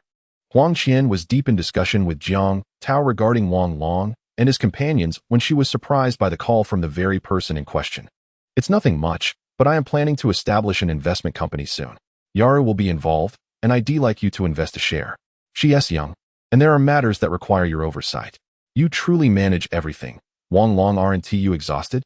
Huang Qian inquired softly. Wang Long fell silent for a moment, offering no reply. The registered capital for the investment company is set at 100 million. I will contribute 10 million for a 10% stake. If there are any issues, have Yara call me. I see you all are quite fatigued. Huang Qian felt a pang in her heart. No need, sister. That 10 million should be used to purchase some Maodai and 1982 Lafite for storage. We will drink together in the future.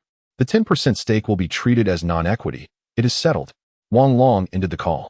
Huang Qian turned back with a wry smile, glancing at Jiang Tao. If she weren't unkind to you, would I also have to wait like Yaru? What happened? What has Wang Long stirred up in you? Jiang Tao questioned Huang Qian. He wants me to invest in the company for Yaru's sake. He truly is going all out. I mentioned needing 10 million, and he suggested I buy Maotai and Lafite with it, saying we would drink it later. Oh, is that what he said? Jiang Tao replied, astonished. Indeed. I remain unaware of his intentions. He is simultaneously apprehensive about my potential actions towards Yaru and concerned that she might face difficulties alone. You mention he is merely 20 years old, yet he behaves as though he possesses the cunning of a seasoned individual. Were he to directly request assistance over the phone, I might have genuinely considered declining. However, the fact that he has chosen to contact me directly signals that he regards me as an elder sister. All right, enough of the grievances. Haven T, I already acquiesced. Jiang Tao chuckled as he retrieved his phone and dialed. Lu Bai, it's your second brother. I would appreciate it if your winery could assist me in procuring 5 million worth of Matai and 5 million of the 82 Lafite. The vintage of the Matai is flexible. Just arrange it for me. The funds will be transferred to you tomorrow. Jiang Tao ended the call. You so casually spent 10 million. Wang Long was joking, yet you took him seriously. Huang Qian remarked with a smile. I suddenly realized you articulated a particularly insightful statement today, one that resonated deeply with me. Jiang Tao embraced Huang Qian. What did I say? Huang Qian inquired with a smile. You mentioned that Wang Long is the greatest in this world. I found that sentiment particularly relatable, Jiang Tao mused. I merely mentioned it in passing, and you took it to heart. Huang Qian laughed, then abruptly turned and said, that wine belongs to me. Each bottle requires a board meeting's approval before being distributed, so do not play the benevolent one by giving it away. Of course, it is yours, my dear wife. In due time, let Wang Long see that our 10 million has indeed been spent, not merely a gift of shares. Jiang Tao stood and stretched. After celebrating my birthday, I shall return to Yanjing. The economic situation in the United States is deteriorating, which is likely to have repercussions here at home. The major families are preparing accordingly.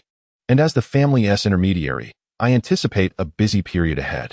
Jiang Tao glanced at Huang Qian and continued, my father has requested that we keep our marriage low-key. So I apologize for any inconvenience this may cause you. What inconvenience? After all these years, merely obtaining a license suffices. I am not entirely naive. Huang Qian's face radiated joy as she nestled against Jiang Tao. Chapter 60. A makeshift ensemble each morning presents a somewhat awkward moment for Wang Long. As the youthful vigor of his body intertwines with the lasciviousness of a 35-year-old man, compelling him to take cold showers to temper his desires. Had this occurred prior to his rebirth, he could have easily visited a bar for a quick meal or called a woman with whom he shared a hint of flirtation for a casual encounter, thus conserving energy while maximizing efficiency. Such actions posed no pressure for him and would not elevate to a moral discussion. He could publicly feign disdain for such behavior, yet his actions would tell a different story. However, now he harbors neither such thoughts nor the desire for action. It seems that with his rebirth, everything has shifted in some manner, transforming the good into the exceptional, rendering the ordinary brilliant, and allowing the dark, to diminish the negative energy to near zero. A cold shower invigorated him as he hailed a taxi, heading directly to the securities firm. Today he intended to purchase a plethora of office supplies, which would likely consume a good part of his day. Zhang Yaru awaited in the room, the lid of her coffee cup already removed, the aroma wafting throughout the reception area. There are guests in the CAF. I knocked for them to prepare it, Zhang Yaru said with a smile as she approached. Offering the cup to Wang Long exhausted, I have resolved to purchase a coffee machine for the office, which would simplify things immensely. Wang Long took a sip from his cup and stepped into the studio, retrieving the watch box. It felt slightly loose and required a link to be removed. Every time I see you wearing this watch, I am overcome with a sense of guilt. I have brought it for you today. However, sometimes circumstances are unavoidable, so do not feel disheartened. In the passage of time, such items will be abundant. I will transfer the money to you later. Since this watch is a gift from me, it would feel wrong to have you spend on it. Let us set the watch aside for now after adjusting the strap. Today, we have a multitude of purchases to make, and it wouldn't be convenient with all the commotion, plus we'll be meeting your roommates, which could be awkward. In truth, it's not whether you wear it that concerns me, but rather your feelings about it. Zhang Yaru placed the watch box into her bag, saying, just transfer me 520 yuan. Alternatively, I can add 520 yuan to the watch's price. Or you could opt for none at all. Which do you prefer? Wang Long opened the door and remarked, today, I will drive my car. Yours is new. Let us not risk any damage. Then let us proceed with the transfer and adjust the strap, Zhang Yaru replied with a smile, linking her arm through Wang Long's as they exited the room. By the time Wang Long and Zhang Yaru departed the bustling city mall and reached the computer market, it was already 11 o'clock. Yaru, let us first purchase 15 laptops and 15 desktop computers, along with 2 management machines, a CD burner, a projector, 5 switches, a slide projector, a copier, and a printer. Wang Long handed 2 sheets of paper to Zhang Yaru and chuckled wryly. Every endeavor begins with difficulties. If not for the high profits from gaming, I would be reluctant to engage. As the company expands, we'll need to bring someone on board, which will lead to a series of equity dilutions, personnel adjustments, and rivalries. My intention in keeping you away from this is to spare you any heartache. We covered some of this in our studies, and I can manage it well," he added. Zhang Yaru grasped Wang Long's hand, her expression filled with emotion. "You are more suited for the investment sector. By the way, I spoke with Huang Qian. Once the investment company is established, I'll ensure she holds 10% of the shares, and you will be the general manager. Should anything arise, you can contact Huang Qian. After October, you should consider resigning from here, as the entire industry is likely heading into a downturn." Wang Long squeezed Zhang Yaru's hand briefly before releasing it and stepping out of the car. "All right, where do you envision establishing the company? In Yinjing or in the Magic City?" Zhang Yaru inquired softly, moving closer to Wang Long. "Let us start in Yinjing. Our current connections are there. Once we gain traction, we can move to the Magic City. The gaming company will likely need to relocate as well. Yaru, we will one day establish our own commercial empire. Trust in me," Wang Long declared, taking a deep breath, his eyes reflecting unwavering determination. "I believe in you, Wang Long, regardless of the circumstances. I will stand by your side," Zhang Yaru replied softly. As they conversed, they entered the computer market and headed straight to the Lenovo store. Within 10 minutes, they had finalized all computer purchases and arranged a delivery time for the following day before continuing to acquire other related items. Upon exiting the computer market at noon, they proceeded directly to the furniture store, followed by fitness equipment and other supplies. By the time they completed these errands, it was already 2 in the afternoon. At Wang Long's special request, all the furniture was scheduled for delivery by 6 that evening, with installation to be completed that same night. The two individuals casually chose a restaurant to partake in a light lunch before driving to the Shanghai building. Their office resided on the 33rd floor. And given the well-organized layout, Wang Long saw no need for alterations, especially since there were only a handful of employees at present, should the company expand. Modifications could be addressed later. Wang Long retrieved his phone and called Zhao Yang, saying, "Boss, gather the team. The office lease is finalized at Shanghai Building 3301, and the furniture will arrive tonight. Everyone has work to do. Oh, and the vice president is here as well, so you can come meet her. Also, please purchase some cleaning supplies." "That was fast. I'll notify them right away," Zhao Yang exclaimed excitedly on the other end of the line. After ending the call, Wang Long turned to Zhang Yaru, contemplating for a moment before saying, "I suppose I should issue you a salary. Otherwise, it would be difficult to explain. Is 5,000 sufficient? They are earning 3,000, so I can manage for 1,000. In the future, if we hire someone experienced, it may require a hefty salary. So let us save where we can. I'll be stepping down in a month." Zhang Yaru walked to the floor-to-ceiling window, gazing at the distant buildings, and mused, "Wang Long, if we become wealthy in the future, let us buy this building."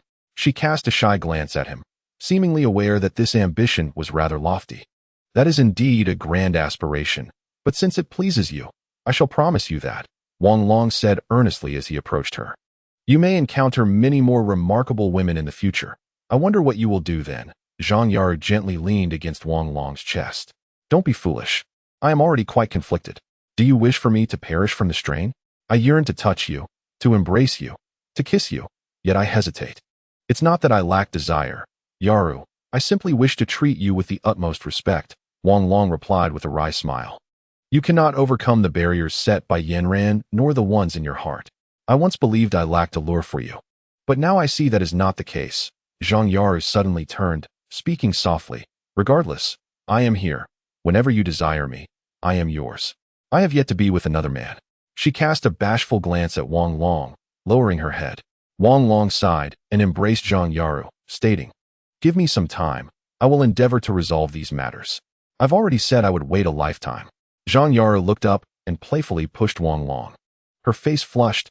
"You should go to the restroom. How can you face anyone like this?" "Oh, natural reaction." Wang Long awkwardly turned and headed towards the restroom. Zhang Yaru picked up a broom from the corner and began tidying up the room. Half an hour later, Zhao Yang and others gradually arrived, and upon witnessing the opulence of the office, they were momentarily rendered speechless. They had anticipated a modest space of several dozen square meters. Yet what lay before them was unexpectedly luxurious. The atmosphere turned somewhat formal as they stood in awe. "This is Zhang Yaru, our temporary vice president, responsible for the initial framework of the company, and she is also one of the shareholders. 1 million will be transferred to the company by Tuesday." Granting her 4% of the shares, Wang Long introduced with a smile. Greetings to all. It is a privilege to collaborate with each of you. For the time being, the company regulations have yet to be established, so you may call me Sister Yaru. Once everything is in order, we shall address one another by our official titles. Zhang Yaru surveyed the men and women before her, exuding not a trace of nervousness. Sister Yaru, you are absolutely stunning. Lu Jiao remarked shyly, gazing at Zhang Yaru. Sister Yaru, which university did you graduate from? You are truly impressive. Lu Jia expressed with admiration, her face filled with envy. Sister Yaru, you must be quite affluent. Where did Wang Long find you? Huang Qian inquired softly. Sister Yaru, you are the girl from the restaurant, right? Goodness, you are far more beautiful than in the photographs. Lu Ting exclaimed in surprise. Sister Yaru, from now on, we shall heed your guidance, or rather, both you and Wang Long's.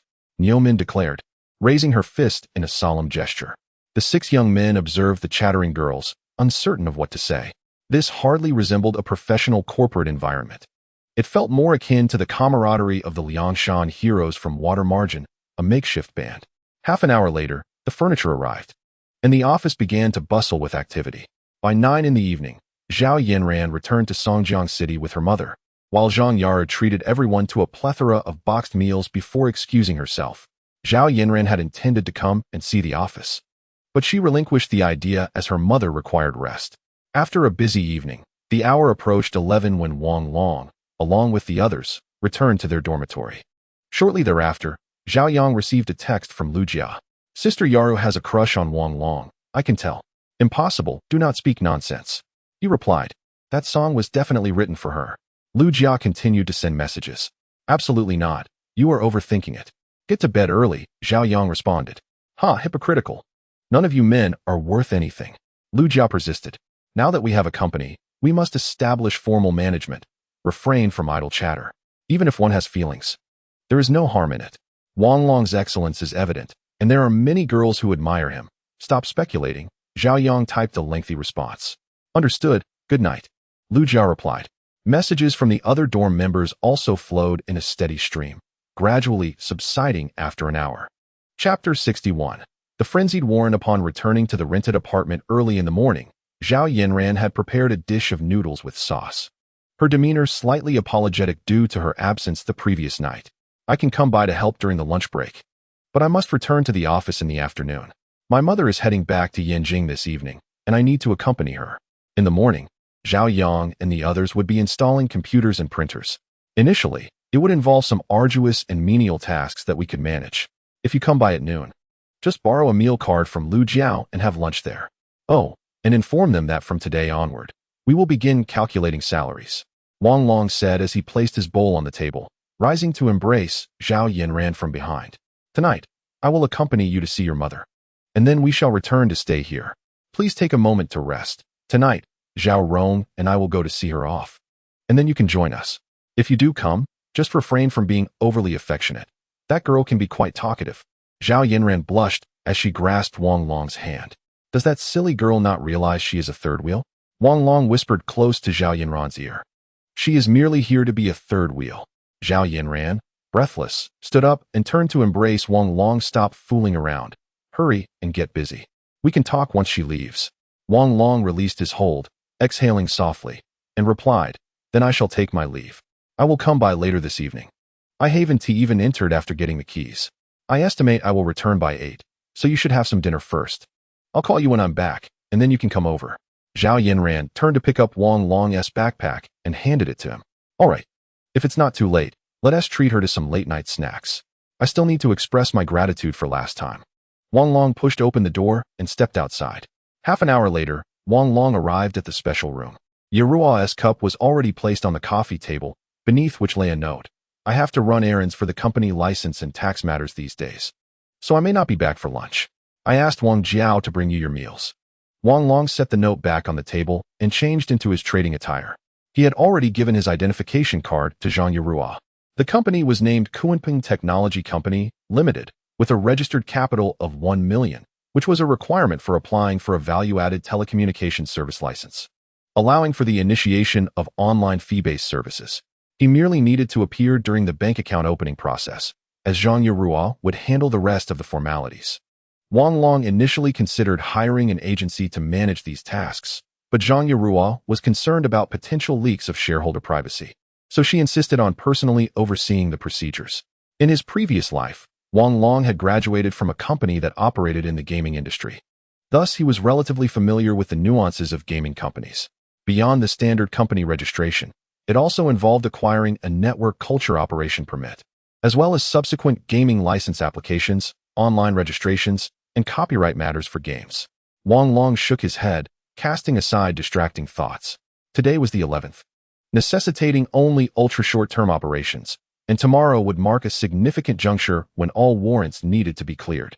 The past couple of days had been tumultuous, stirring a whirlwind of emotions, yet sitting in front of the computer now instilled a sense of ease within him.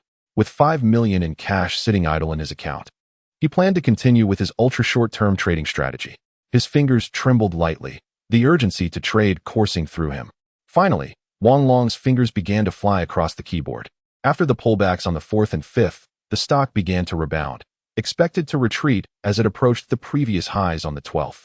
Time ticked away, and Wang Long focused intently on the minute-to-minute chart. Years of short-term trading had ingrained the technique into his very being. While seasoned warrant traders primarily reference 1-minute and 5-minute charts, few can truly execute trades with such speed and precision, completing hundreds of transactions daily. In Wang Long's memory, the record for warrant trading stood at 124 trades, accomplished at a brokerage in the Magic City. It was rumored to have been achieved by someone from the Shanghai death squad. Many stock analysts believe that during the bull market from 2006 to 2007, if one successfully traded without significant errors, the potential profits could reach an astonishing 20 to 30 times. Such profits may appear substantial, yet in the realm of adept warrant traders, even that would barely suffice for passing marks. In the previous life, on May 30th, 2006, a novice on the Union Forum managed to quadruple their capital in a single day. By June 12th, they achieved a staggering transaction volume of 1.8 billion, once again multiplying their profits fivefold. During the bull market from 2006 to 2007, numerous adept traders transformed modest investments of several tens of thousands into profits exceeding 10 million. However, a crucial factor in this scenario is the commission, which directly influences both the frequency of trades and the accumulation of profits. In the southern regions, a commission rate of 0.15 for substantial options trading had become commonplace, whereas in the relatively underdeveloped northern cities, special applications were still required. While ordinary investors celebrated daily gains of 10%, a host of discreet experts had already realized profits in the thousands of percent. Wang Long exhaled deeply, leaning back in his chair. What a delight! 5 million in cash had blossomed into 12 million, following 54 trades. A knock echoed at the door. Wang Long grabbed a towel to wipe his face and opened it. Wang Long, Yaro asked me to bring you lunch, said Wang Jiao, entering with a meal box. Wow, your place is so luxurious. Our company has such exclusive private rooms. She was clearly taken aback by the decor and wandered around the space. No wonder Yaru comes here so often. It's incredibly comfortable, exclaimed Wang Jiao animatedly. It's just quiet. Comfort is a stretch, Wang Long chuckled, opening the meal box and settling at his desk. All right, I won't disturb you further. You're a busy man. Yaru said to wait for her. She'll be back shortly to discuss some matters. With that, Wang Jiao tossed a parting remark and left. Wang Long paused momentarily, then rose to pour himself a glass of water, placing it on the desk. A few minutes later, the sound of high heels echoed in the hallway as Zhang Yaru entered. This morning went quite smoothly. I've completed the company name registration. This afternoon, I'll submit the documents. She placed tomatoes and chicken legs on the desk, adding, let me help you shred the meat. The tomatoes aren't even washed yet. Sweat trickled down her face, and her complexion appeared slightly flushed. Don't go this afternoon. Take a nap here instead. We can submit the documents tomorrow. You were up late last night, and I worry about you driving. Wang Long handed her the water. I'll take care of it. You rest for a bit. He grabbed a plastic bag from the desk and headed to the restroom. Wang Long, the lunch boxes downstairs are sold out. I'll eat yours. Zhang Yaru informed him as she approached. Go ahead. I'll have the chicken leg and tomatoes, Wang Long replied, washing the grease off his hands and returning with the plastic bag. I'm concerned about the tax aspect. Lubin works at the local tax bureau. Last time you put him in a difficult position, and I fear he might make things challenging for us. Zhang Yaru picked up a piece of meat and offered it to Wang Long. I'll go downstairs for a pair of chopsticks. Zhang Yaru stood up. No need for that. Just use one pair, Wang Long said, bringing a piece of chicken to her lips. I'll give Huang Qian a call to remind her. I almost forgot about it. He took a hearty bite of the tomato, savoring its juices. You don't need to. I'll call my sister. If she doesn't cooperate, I'll reach out to you. Zhang Yaru devoured her meal with remarkable speed. I plan to deliver some documents this afternoon. Once you leave, I shall come over for a brief rest. I am here, concerned that my presence may disrupt your regular transactions. As for the tax matters, it is still early. I shall make the call on the 14th. Tomorrow, after completing the transactions on the 12th, their account should approximately hold around 300 million. Wang Long picked up a wet wipe to clean his hands. Zhang Yaru paused for a moment, astonished by the amount. In that case, I shall make the call now. If she senses your intentions, it could backfire. Very well, you decide, Wang Long replied. Zhang Yaru retrieved her phone and dialed. Sister, it's Yaru. I have a favor to ask, her soft voice resonated. After a while, Zhang Yaru hung up the phone and turned to Wang Long, saying, she returns to Yanjing on the 16th. She mentioned that if we handle it before the 15th, she will accompany me. Otherwise, we should just give a heads up. Wang Long. Are we perhaps overreacting to such a minor issue? Wang Long had previously hinted at Huang Qian's background, and though not in detail, it had sufficiently shocked her. Her involvement would prevent future troubles. Otherwise, if we let this opportunity slip, we might face difficulties later. It would be best if you ended that call. There is a semblance of her in you. You have been preoccupied with too many thoughts. I shall take my leave now. Here is a bank card for Lu Jiao, containing 1 million, and I have already sent her the password. Zhang Yaru handed a bank card to Wang Long, then tidied the table, leaned down to kiss Wang Long on the cheek, and swiftly departed. The room returned to silence. The afternoon transactions continued to proceed smoothly. When Wang Long finally concluded the last sale, 5 million had escalated to 25 million, with the total trading volume reaching approximately 800 million for the day. Chapter 62. The Rules for Wang Long. The banquet of warrants was drawing to a close.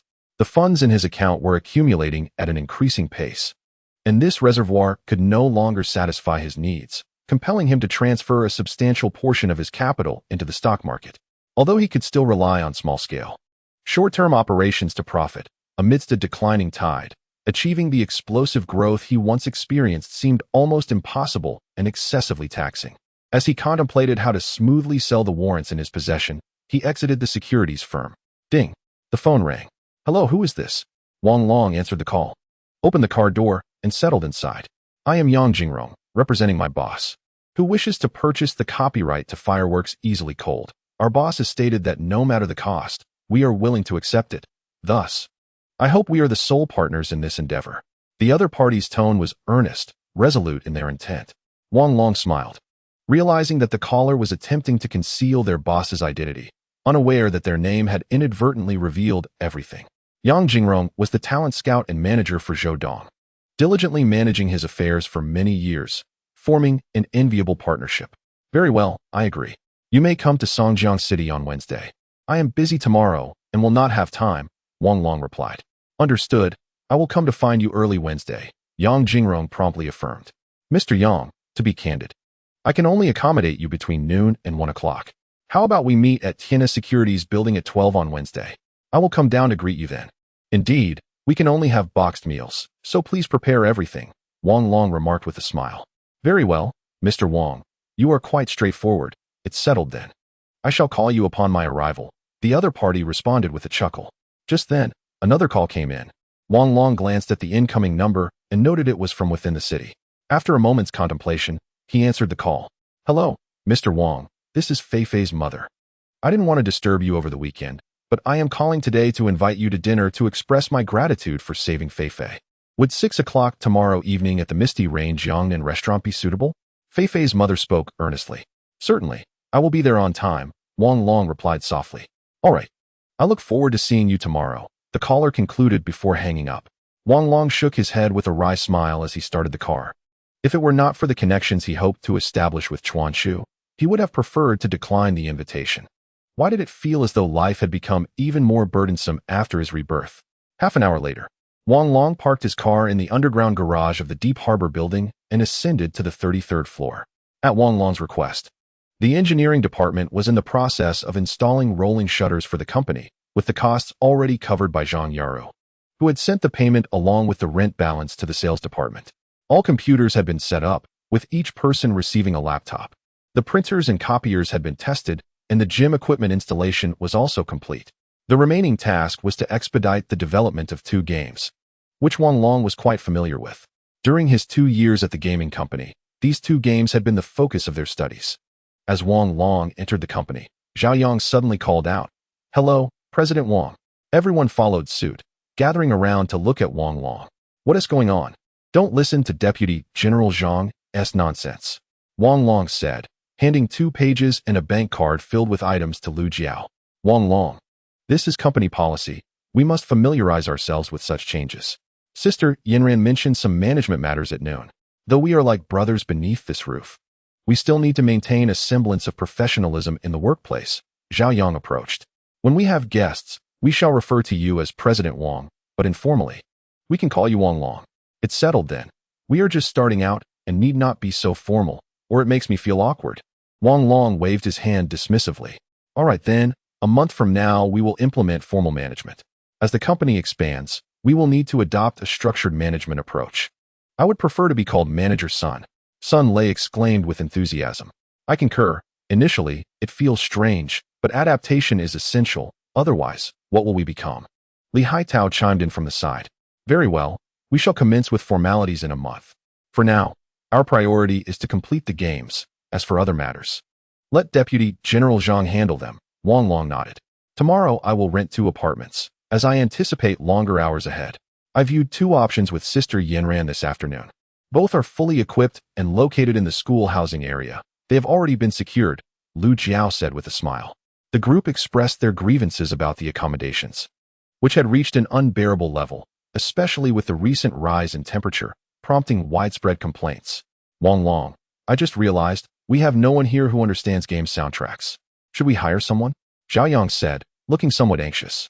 "I may not excel academically, yet I possess a certain proficiency in gaming, which I can adeptly manage through music composition software." Wang Long appeared remarkably nonchalant. "You seem to excel in everything. I had no idea you were so talented." Lu Yang gazed at Wang Long in astonishment. "I always thought we were on similar levels. I've learned quite a bit over the past 6 months." Wang Long replied with a smile. "Lu Yang, Haitao, let us focus on the game Minecraft, while Zhao Yang and his team will tackle Plants vs. Zombies, starting with the international version. All translation work will be overseen by Huang Qian, and feel free to consult me for any uncertainties." "Wang Long, you wouldn't happen to be proficient in English as well, would you?" Huang Qian asked, her expression one of disbelief. "I can manage the gaming-related English, but beyond that, I struggle," Wang Long chuckled in response. "We have exams together on Wednesday, and on Thursday, you have your database management test. Don't forget, all commence at 9 a.m., Zhao Yang interjected. Yin assured me, "Rest assured. I will pass," Wang Long replied with a grin. "When does our company commence operations?" Sun Lei inquired. "I will first develop some initial concepts, then proceed according to my vision. In the meantime, you should acquire some books on game development. We officially begin the development of these 2 games on July 1st. At that time, all internal matters must remain confidential, and discussions about these 2 games outside the company are strictly prohibited. We will also need to sign non-disclosure and non-compete agreements." Wang Long glanced at Zhao Yang, who had been tasked with securing all external computer interfaces, setting protective levels and access permissions, while also installing back-end monitoring systems and software controls. The work area will not connect to the external network, and the internet zone will consist of shared, non-specialized machines for employees. Furthermore, all laptops are prohibited from leaving the company premises, and no printed documents may be taken outside. Lastly, I hope you all can understand. Wang Long looked at everyone, stating that they needed to install a monitoring system to prevent external personnel from stealing the company's secrets. "Wang Long, you are quite impressive. I now suspect you have experience in a major corporation," Lu Ting remarked in awe. "This is the model of a large enterprise. I aspire for us, as brothers, to establish our own gaming company, and I will create a platform to support you all," Wang Long said, his serious demeanor softening into a smile. "Wang Long, how big do you envision our company becoming?" Zhao Yang asked. "It should reach a valuation of at least 1 billion. Wang Long replied cautiously, not wanting to frighten anyone with grandiose aspirations. "My 1% stake," Sun Lei exclaimed, pounding his chest in disbelief. "How stingy. I might as well marry you." Lu Ting playfully nudged Sun Lei's arm, speaking softly. Laughter erupted among the group.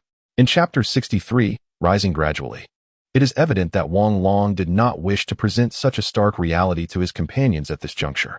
However, the significance of these two games compelled him to implement comprehensive protective measures, as they could easily be stolen and prematurely released, particularly with a competing company, Ida, located in the same building. Additionally, he hoped that those around him would swiftly transition from a student mindset to one more attuned to the societal environment. Though ideals are often bountiful, the reality can be quite stark. One may maintain an idealistic stance, yet it is essential to possess the means to navigate through various complex environments. To be frank, Wang Long does not harbor a profound sense of belonging towards this gaming company. His initial intention was to sell both the company and the game, cashing out and departing. However, in recent days, he has found himself wavering, thus opting to develop the company according to the management model of larger firms. The others have clearly sensed Wang Long's seriousness and have begun to express their support. During this time, Lu Jiao and several other women received a phone call from Zhang Yaru. As the company was just starting out, with myriad matters to attend to, Zhang Yaru took on more responsibilities to alleviate Wang Long's pressure. Vice President Zhang announced a meeting at 5 o'clock, mandating full attendance. Lu Jiao set down the phone and exclaimed, "I will go over there to make arrangements." Lu Ting turned and entered the meeting room. Wang Long glanced at his watch. It was already 4:30. The sound of Zhang Yaru's footsteps echoed in the corridor. Wang Long stepped out and intercepted her. "Are you trying to exhaust yourself?" he asked, pulling Zhang Yaru aside. "Not at all. Now that we're starting to receive salaries, shouldn't we be working?" Zhang Yaru replied with a bright smile, glancing at Wang Long. "It should only take about half an hour. After the meeting, you can leave. I need to take Lu Jiao and the others to buy some things. If there is anything to discuss, let us do it tomorrow at noon. Someone wants to purchase the copyright for that song tomorrow. Consider how much would be appropriate. We are short on funds. The more, the better." Zhang Yaru paused, looking at Wang Long. "All right, let us proceed with the meeting." Wang Long turned and walked towards the meeting room. The conference room, nearly 60 square meters in size, housed a long table at its center, accommodating around 20 individuals. The projector and overhead projector had already been activated. Zhang Yaru took a seat beside Wang Long. The company's name had been approved as Kunpeng Technology Company, Limited, with a total of 15 members on the board of directors. In addition to those present, shareholders Jiang Tao, Huang Qian, and Zhao Yanran were also included. According to regulations, the maximum number of board members for a joint stock company is 19, thus the figure of 15 was within limits. The customer service department would commence operations later. For now, Lu Ting temporarily managed the administrative and logistics departments, planning to return to her original role once the game launched. Zhang Yaru occasionally glanced down at her meeting agenda, seeking Wang Long's input when appropriate, and continued to speak upon receiving his approval. This 23-year-old girl maintained a calm demeanor, her words succinct. Although at times she appeared somewhat inexperienced, she displayed unparalleled talent and meticulousness. The atmosphere in the conference room was serious. After several motions were passed with raised hands, Zhang Yaru announced the commencement of the question and answer phase. "Vice President Zhang, is it mandatory to wear uniforms during work hours?" Sun Lei inquired, raising his hand. Zhang Yaru hesitated, turning to Wang Long for guidance.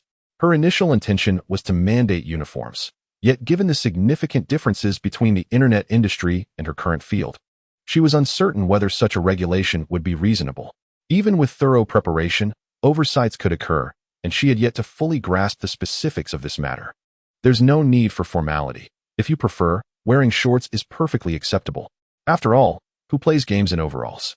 However, for official occasions, wearing overalls is essential, so we must ensure they are available for everyone." Wang Long waved his hand dismissively, advocating for a relaxed atmosphere during work hours to avoid a stifling environment. "I am eagerly looking forward to our two games," Niu Min exclaimed with excitement. Almost everyone shared Niu Min's sentiment. This was the company's first significant meeting, particularly heightened during the hand-raising vote, which imbued a sense of ceremony among the attendees. The exceptional office environment, relatively flexible working hours, and the company's rigorous yet innovative philosophy filled these soon-to-be graduates with anticipation for the future. "My goal is to complete both games within 3 months and then launch them for public testing. I will oversee the technical aspects." while Deputy General Manager Zhang will manage the daily operations of the company. Should I be unavailable, Deputy General Manager Zhang will take full responsibility for the company's operations. Wang Long declared with a serious demeanor. I'm all in. I'll be eating and sleeping at the office during the holidays. I need to request a sleeping bag. Lu Yang called out. After 9 hours, the overtime pay is 30 yuan per hour. Lu Yang, please take care of your health, Zhang Yuru remarked, casting a glance at Lu Yang. As for the sleeping bags, everyone will have one. And there's overtime pay? How splendid. Lu Yang replied, somewhat dazed. Not only is there overtime compensation, but once we stabilize, we will also implement a salary confidentiality policy and a profit-sharing plan of 30% at year-end. All these will be documented in the company's bylaws and gradually put into effect, Zhang Yuru stated, taking a sip from her paper cup. Are there any other questions? If not, we may adjourn. Lu Ting, Lu Jia, and I will be going out for supplies. The rest of you are free to do as you please. Everyone rose and exited the conference room, leaving Wang Long and Zhang Yuru behind.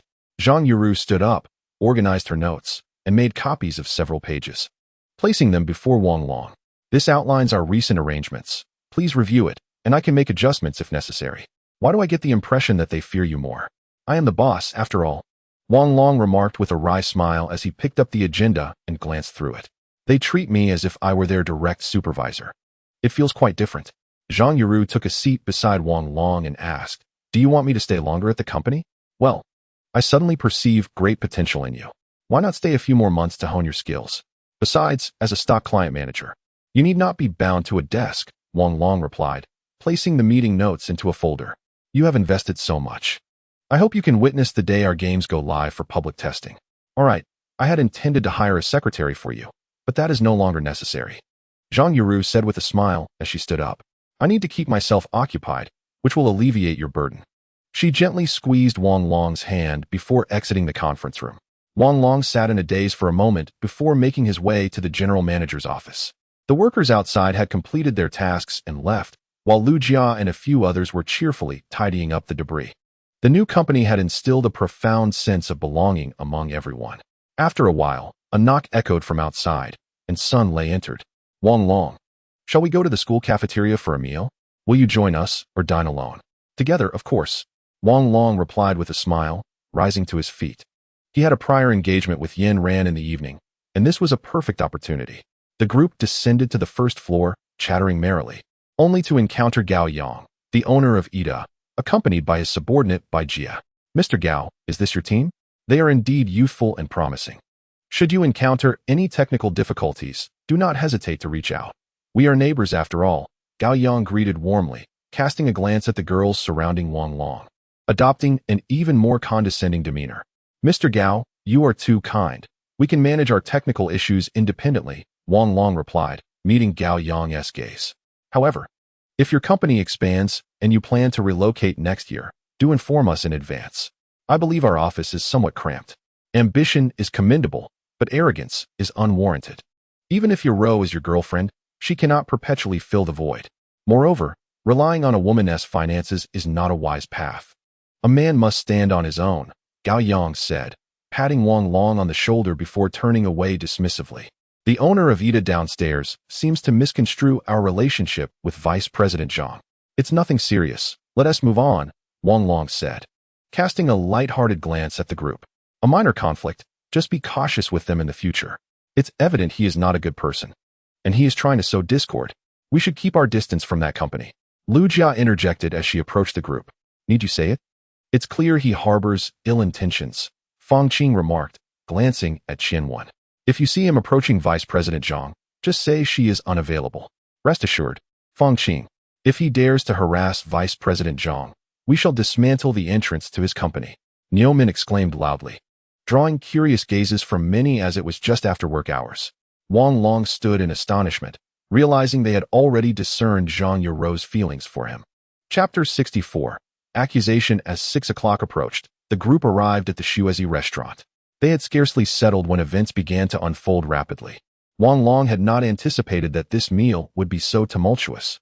A few first-year students approached him for autographs. One girl boldly professed her love, while another confronted him, questioning why he would write such songs for others despite having a girlfriend. Wang Long's emotions oscillated like a roller coaster. despite possessing the maturity of nearly 40 years. He felt utterly drained amidst the deliberation. Particularly when faced with the girl who challenged him, his frustration mounted. She was a classmate of Lu Ting, a gifted student from the journalism department, and also acquainted with Sun Lei. In a sense, she could be regarded as Lu Ting's confidant, articulate and astute. And with her striking appearance, she stood on a moral high ground, garnering considerable support. Wang Long initially contemplated retorting that it was none of her concern. Yet fearing damage to his reputation under the scrutiny of onlookers, he sought to dismiss her inquiry lightly. To his dismay, she brandished photographs from that evening, persistently pressing him. Even dissecting the expressions of those present while listening to the music, inadvertently drawing even more attention. In that moment, Wang Long found himself ensnared. Akin to a target in the midst of a storm. Fang Yun, first and foremost, my choice of dining companions is my prerogative. Secondly, you have infringed upon my right to privacy. Thirdly, you cannot simply deduce my fidelity based on your conjectures. Wang Long, of course, would not be foolish enough to engage Fang Yun in a discussion regarding the comparative significance of emotional versus physical infidelity, as that would undoubtedly lead him into a quagmire of accusations. Wang Long, you are now a public figure at our school, and I feel compelled to correct your inappropriate behavior. I believe that maintaining a romantic relationship while also engaging in flirtation with other women is morally reprehensible. Fang Yun, I see no necessity to respond to your inquiries, for I am guiltless. Should you attempt to morally coerce me, perhaps you should reflect on the true nature of morality. Additionally, allow me to offer a piece of advice. Love is a matter between two individuals. It is an intimate affair, devoid of moral implications.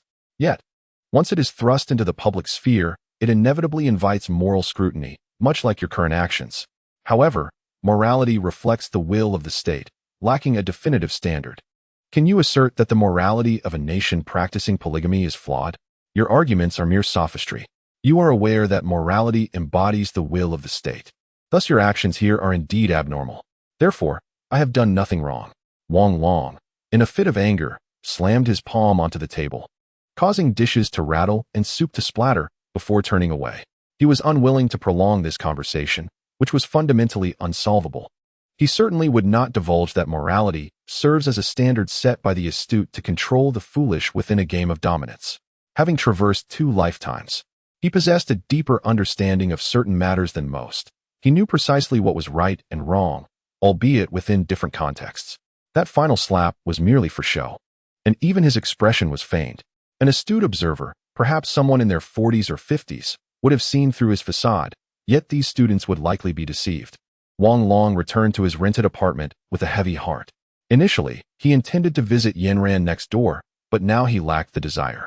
Perhaps he would have to endure another trial that evening, as Zhao Rong's loose tongue had likely relayed the entire affair to Yanran.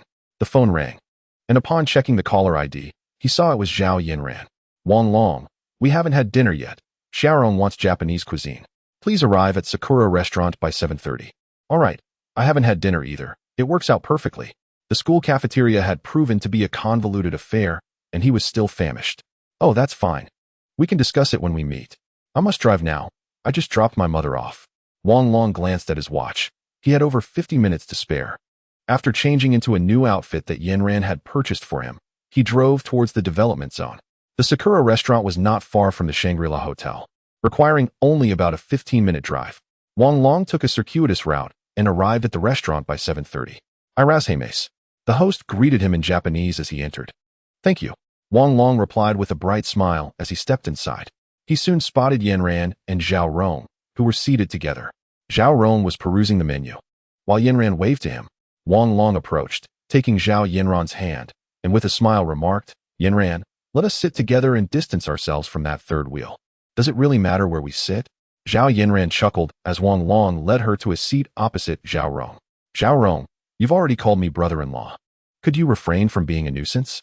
After all, we finally have the chance to be alone together, and here you are, intruding.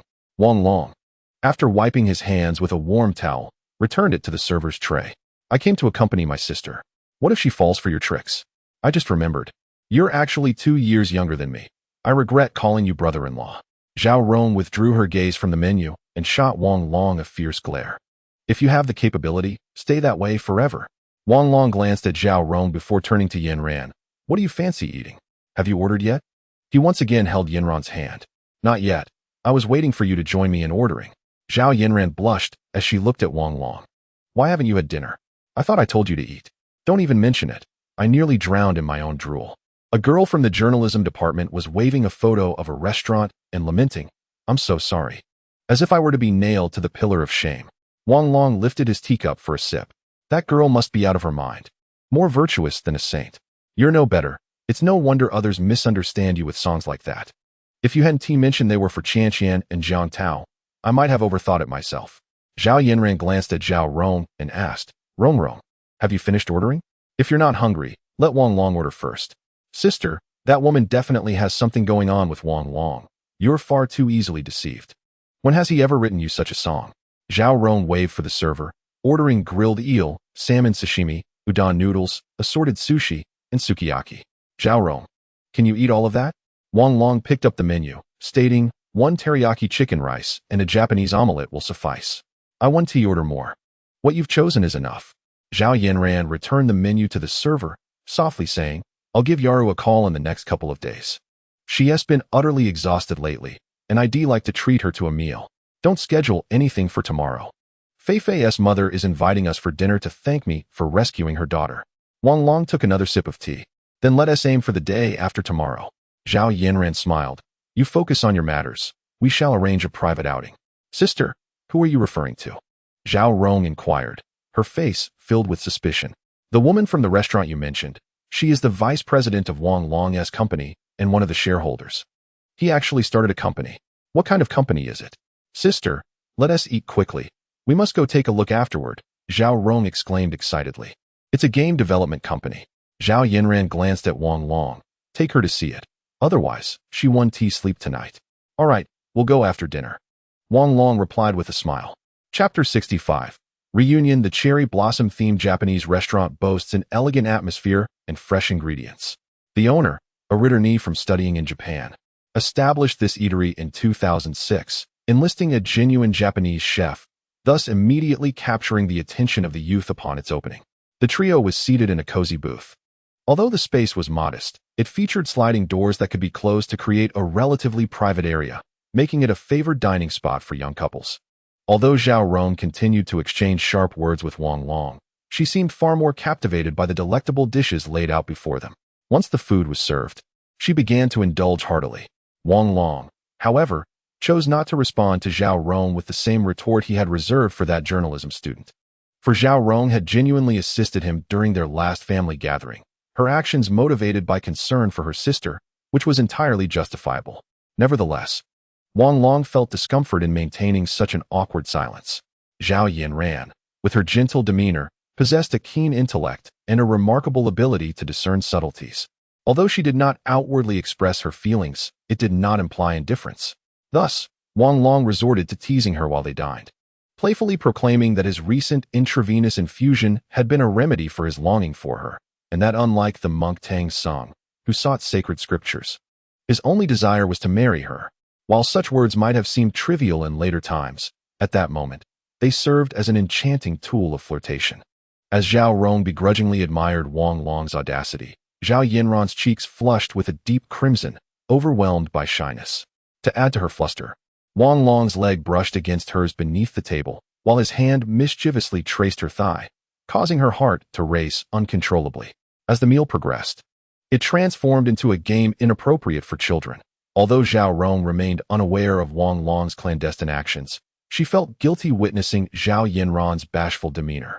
By the end of the dinner, both Wang Long and Zhao Yinran found themselves emotionally stirred. Had it not been for the obligation to escort Zhao Rong to her workplace, Wang Long would have been tempted to retreat to a nearby Shangri-La and consummate his desires with Zhao Yinran. Ultimately, unable to withstand Wang Long's playful torment any longer, Zhao Yinran fled to the front desk to settle the bill. Wang Long, a person like you is undoubtedly a calamity for women. My sister has completely succumbed. Zhao Rong mumbled through a mouthful of sushi. Aren't you concerned about gaining weight with such a hearty appetite? You should find a boyfriend and marry soon. Or else who will want you if you become plump? Wang Long wiped his mouth with a napkin and rose to his feet. I shall bring a man for you to see another day, Zhao Rong retorted with a huff as she exited. Wang Long shook his head, picked up Yinran's bag, and stepped outside the restaurant. The nightlife in the development zone was ablaze with lights, luxury cars flowed like a river, and throngs of people converged, transforming the area into the city's most extravagant haven. Wang Long, I shall see you downstairs at the company shortly, Zhao Yanran said, her face still adorned with a faint blush, appearing utterly radiant. All right, Wang Long replied, handing her the bag before turning to enter his car. The two artists departed the parking lot in succession, drawing the attention of many onlookers. To be so young, yet driving an Audi. They must be the offspring of government officials, one might speculate, for in 2007, Audi was synonymous with governmental transportation. 20 minutes later, the two cars arrived at the public parking garage of the Deephong building. Wang Long presented his access card to the security personnel and led the two women inside. Their footsteps echoed ominously through the vacant corridor. Sister, this place must be quite expensive, right? Zhao Rong inquired with excitement. Not too bad. Two shareholders invested 6 million, which is sufficient for the initial phase, Zhao Yanran replied with a smile. My goodness, Wang Long, how can you be so restless? While other university students are diligently studying in the library, you are out there tirelessly pursuing wealth. Do you think you can pass your exams? Zhao Rong glanced at Zhao Yanran and remarked, Sister, keep an eye on him. You have no idea how many young ladies are vying for his affection. He is not even wealthy, so there is no need to worry about that for now. Zhao Yanran chuckled softly as she followed Wang Long into the elevator. The elevator stopped at the 33rd floor. Wang Long was the first to stride towards his company. Oddly enough, why hasn't he the roll-up door descended? Wang Long pondered in surprise. Since there was a separate corridor in front of the office, the roll-up door had been installed there. The glass door of the office was unlocked, so Wang Long pushed it open and stepped inside. Wow, Wang Long. This place is incredibly luxurious. Zhao Rong gasped in a hushed tone before rushing further in. Wang Long, who would be here at this hour? Zhao Yanran asked quietly. It's probably Zhang Yaru. Wang Long replied, feigning calmness as he made his way to the vice president's office. I'll go with you. I missed out during the day, Zhao Yanran said. Joining Wang Long, he nodded, gently pressing the door, which opened soundlessly. Zhang Yaru was slumped over the desk, earbuds in, already asleep. A stack of paper lay in one corner of the desk, inscribed with the company's articles of association. I'm going to get a glass of water. I feel a bit parched. Wang Long felt a tightness in his chest and turned to leave the room. Sister, how grand is Wang Long's business? It's quite formal, Zhao Rong burst in, only to halt abruptly upon seeing the sleeping Zhang Yaru. Zhang Yaru jolted awake, momentarily bewildered by the sight of the two women before her. Yaru, I'm Zhao Yanran. It's a pleasure to meet you. Zhao Yanran smiled as she took a seat opposite Zhang Yaru. Oh, Sister Yanran, hello? I came to draft the company's articles of association and ended up falling asleep. Did you come here on your own or with Mr. Wang? Is this your sister? She is truly beautiful. Zhang Yaru stood up flustered, turning to the water dispenser to pour 2 glasses of water, which she placed on the table. Sister, you stay here. I'll check elsewhere. Zhao Rong exhibited a complex expression before exiting the office and gently closing the door behind her. Wang Long stood by the floor-to-ceiling window in the lobby, gazing at the distant lights. Zhao Rong seemed intimidated by Wang Long's aura, hesitating for a moment before retreating to the coffee room to grab a snack. Wang Long remained like a statue at the window. He had unconsciously crumpled the paper cup in his hand. He finally understood why he hesitated to sell the company. It was because every aspect of the company resonated with the presence of Zhang Yaru. It was because he had promised her he would buy this building. Taking a deep breath, Wang Long glanced at Zhao Rong in the coffee room and walked in. Would you like some coffee, Zhao Rong? He noticed Zhang Yaru's cartoon cup on the adjacent table. Brother-in-law, I don't drink coffee. You go ahead. Zhao Rong timidly glanced at Wang Long, feeling an inexplicable deep-seated fear.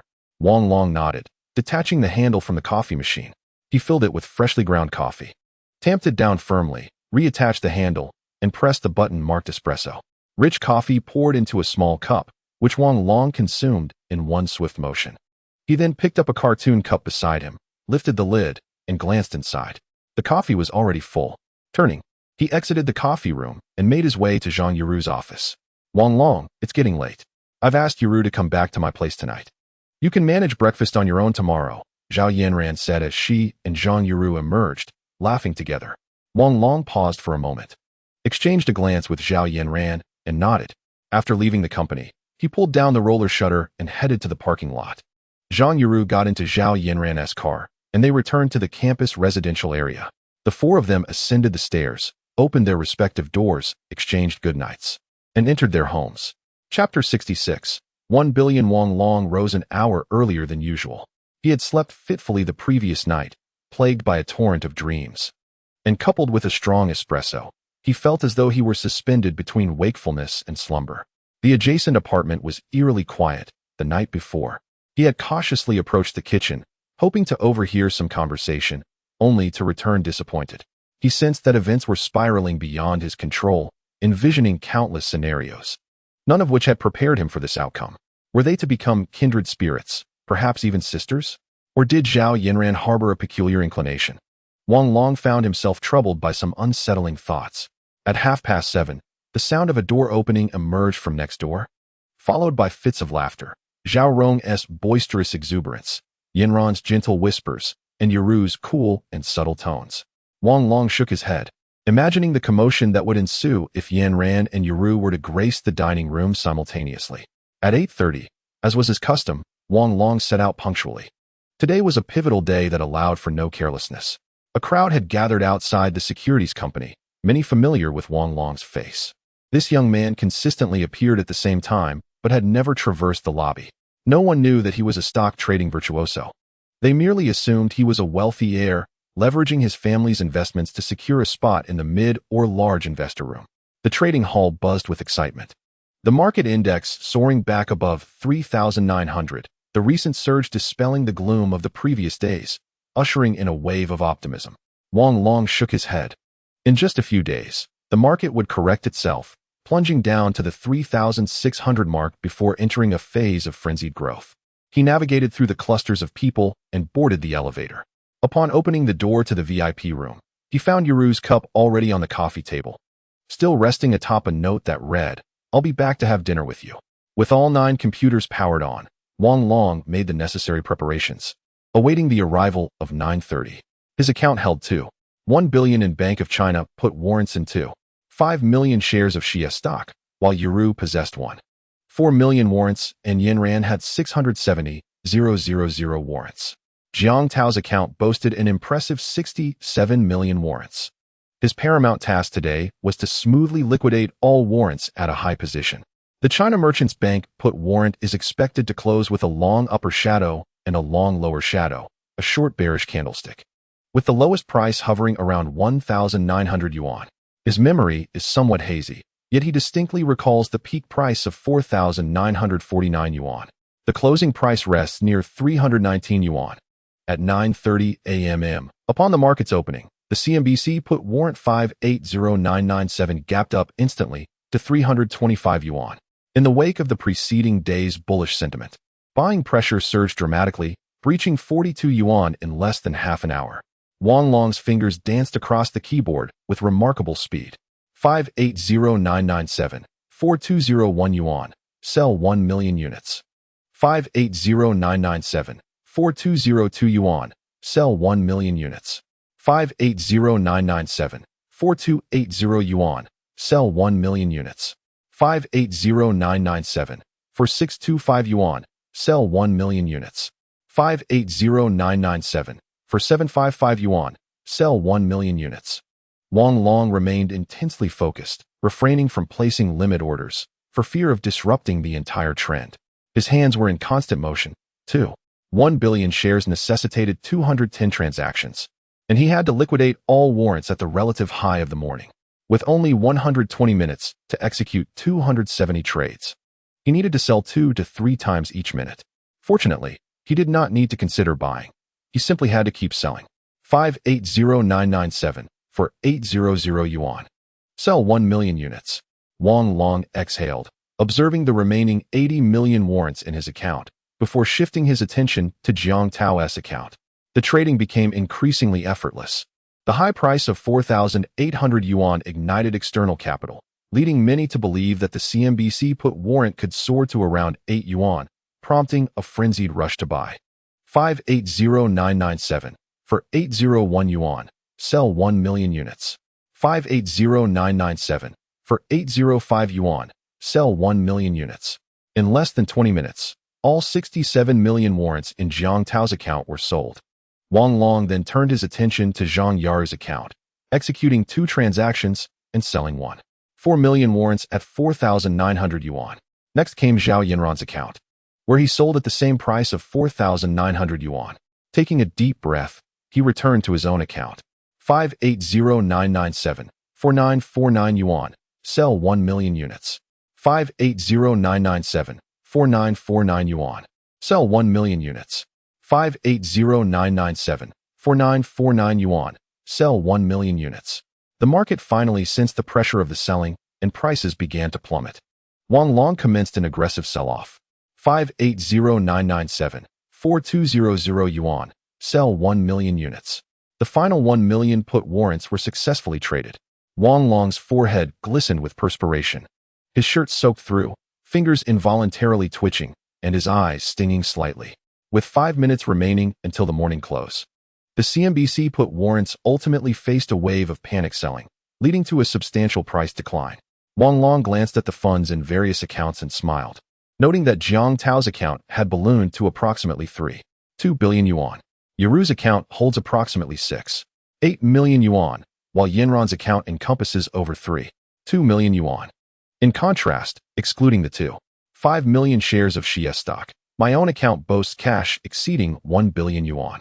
Wang Long shook his head, casting aside his excitement, and resumed tapping on the keyboard. He placed an order to purchase 3.5 million put warrants for China Merchants Bank at a price of 192 yuan from Zhang Yaru's account, subsequently placing another order from his own account to buy 10 million shares at prices ranging from 191 to 195 yuan. He intended to engage in short-term trading with Yinran's account in the afternoon, feeling somewhat awkward about spending a woman's money. Wang Long took a sip of coffee, stood up, retrieved his phone, and dialed Zhang Yaru's number. Please bring an extra box lunch up here. The musician is coming over at noon. I mentioned treating him to lunch yesterday. I just arrived downstairs and will head up immediately. Do you need anything else? No, just come up. We need to discuss how much to sell this song for. The more, the better. Ideally, we could sell it for 1 million. Zhang Yaru hesitated before responding. Yes, that sounds about right. Come up for lunch first. Wang Long ended the call. A few minutes later, Zhang Yaru arrived, her face somewhat pale. I hardly slept at all last night. I need to take a nap here soon. You can sleep after lunch. It's just a contract signing. It's fine, I can manage. I'll stay with you for the signing. Zhang Yaru opened the lunchbox and placed it in front of Wang Long. If you get tired of tomatoes and chicken legs, let me know, and I'll bring you something else. No need. I prefer simplicity. Even if you brought it for a lifetime, I would never tire of it. Wang Long took a piece of chicken leg and glanced at Zhang Yaru, inquiring, What were you talking about last night that kept you awake? Nothing much. I just feel as though I only like you because of your money, Zhang Yaru said. Her complexion pale. Well, that's a perfectly reasonable explanation. Wang Long observed Zhang Yaru before suddenly asking with a hint of mystery, Yaru, you and Yinran haven't done anything, have you?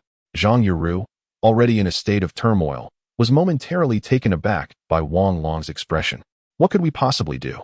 I mean, that woman might want to engage in things that women do. What are you talking about? How could you think so lowly? Zhang Yaru blushed fiercely, jumping up to twist Wang Long's ear. If nothing happened, then nothing happened. Don't be rough. Wang Long seized Zhang Yaru's hand, pulling her closer. I have 1 billion in my account. Just say how much you need. But don't think about vanishing. If I invest this billion, you'd be just a drop in the ocean, and I could still retrieve you. Am I really that important? Zhang Yaru's eyes glistened with unshed tears as she broke free from Wang Long's grasp and returned to her seat. Sister Yinran cares about you. She didn't even ask about the restaurant. I feel guilty. I should maintain some distance from you. Enough. You're not tired enough yet. I don't even have time to think about these things right now. Let us eat first, and we can discuss everything after you wake up. Wang Long, how have you become so wealthy? Others will surely think I like you for your money. How could others possibly know the extent of my wealth? Many have even suggested that I am sustained by a woman. Wang Long glanced at his phone, noticing an incoming call from Yaro. Please make a quick arrangement. The agent has arrived. I shall go greet him. All right, I'll be right there, Zhang Yaro replied, rising to tidy up. Chapter 67. An alternative expression. Yang Jingrong stood at the entrance of the securities company, observing the stockholders eagerly purchasing boxed meals. Feeling the palpable joy that assured him the morning stock market would undoubtedly close in the red, He had traveled a great distance, making several transfers from the island. Arriving here, and along the way, he had gleaned numerous tidbits regarding the stock market. Initially puzzled by Wang Long's choice of meeting location, he soon grasped the fervor of the stockholders and understood that Wang Long must be one of them. Though he had never met Wang Long, he was not entirely unfamiliar with him. The entertainment industry is rather small, and any whisper of news travels swiftly throughout the circle. Recently, the acquisition of the copyrights to 2 songs by Tianyu Entertainment and Dolphin Entertainment for a staggering sum of 250,000 had become common knowledge. With the creator being none other than the Wang Long he was about to meet, it was evident that the copyright for this particular song posed no issues. The only uncertainty lay in the price that would be demanded. He found it difficult to estimate the high price Wang Long might propose. This song was incomparable to the previous 2. Not only did it boast a significantly higher level of lyrical and musical composition, but it was also a heartfelt gift for a beloved woman, infused with the creator's profound emotions. Yang Jingrong had perused countless photos and comments on various music websites, each time raising the price he was willing to offer. This song was irresistibly enchanting. Should Jay Cho perform it, it would undoubtedly become a sensational hit. He hoped the asking price would not be exorbitant. Fortunately, the other party was still a student, despite any desires for wealth. It was unlikely he would demand an outrageous sum. He shifted his briefcase from his right hand to his left, loosening his tie to reveal a confident smile. The midday temperature had reached 28 degrees, with the sweltering summer making its presence felt. "You must be Mr. Yang. I apologize for the wait." Wang Long greeted him with a smile as he approached. Yang Jingrong vaguely recalled Wang Long's appearance from the news, and upon closer inspection, recognized him immediately. "Hello, Mr. Wang. You are even more handsome than in your photos," Yang Jingrong remarked, taken aback by Wang Long's professional demeanor. Wasn't he just a student? How could he possess such workplace poise? "Please follow me. I have prepared a boxed meal for you, and we can dine together before discussing business," Wang Long said, shaking hands with Yang Jingrong and smiling. "I won't be polite then," Yang Jingrong replied, following Wang Long into the elevator. He mused silently. "I wonder if there's a separate trading room. It can't possibly be the large account room." Yesterday, he had already annotated relevant materials regarding Tiana Securities and had gained a general understanding of the company.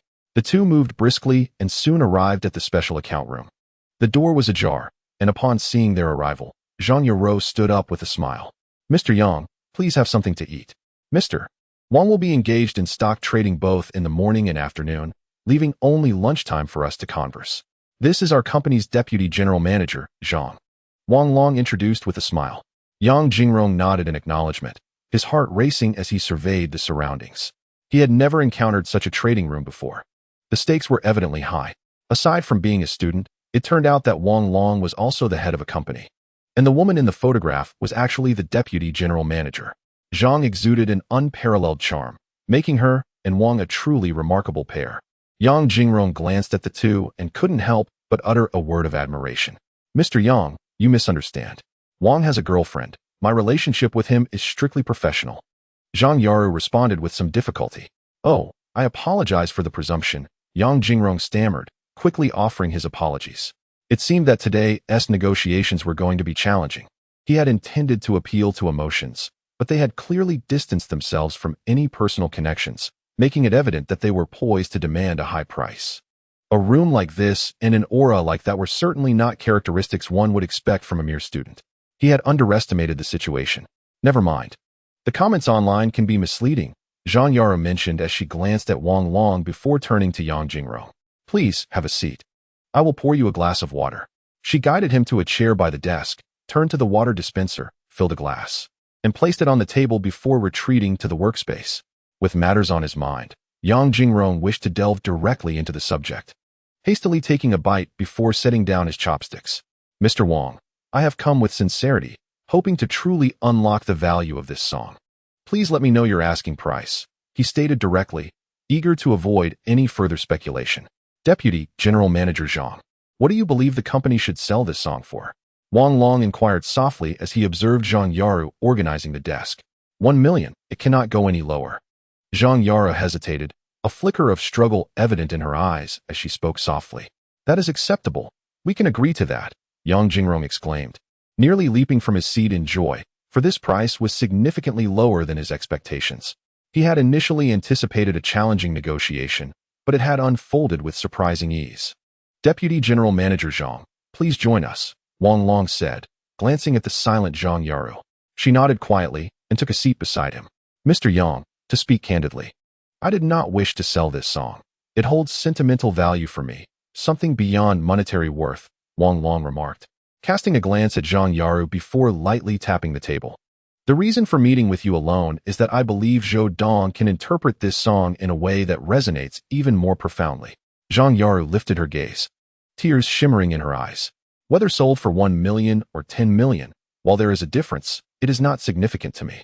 Deputy General Manager Zhang understands my feelings and knows that sentiment cannot be leveraged in negotiations, which is why such a low price was proposed. I hope you can appreciate that. Wang Long took a sip from Zhang Yaru's coffee cup. Yang Jingrong had already sensed Zhang Yaru's unusual demeanor and sighed inwardly. Even if feelings were mutual, a favorable outcome was not guaranteed. Over the years, he had witnessed too many separations and reunions.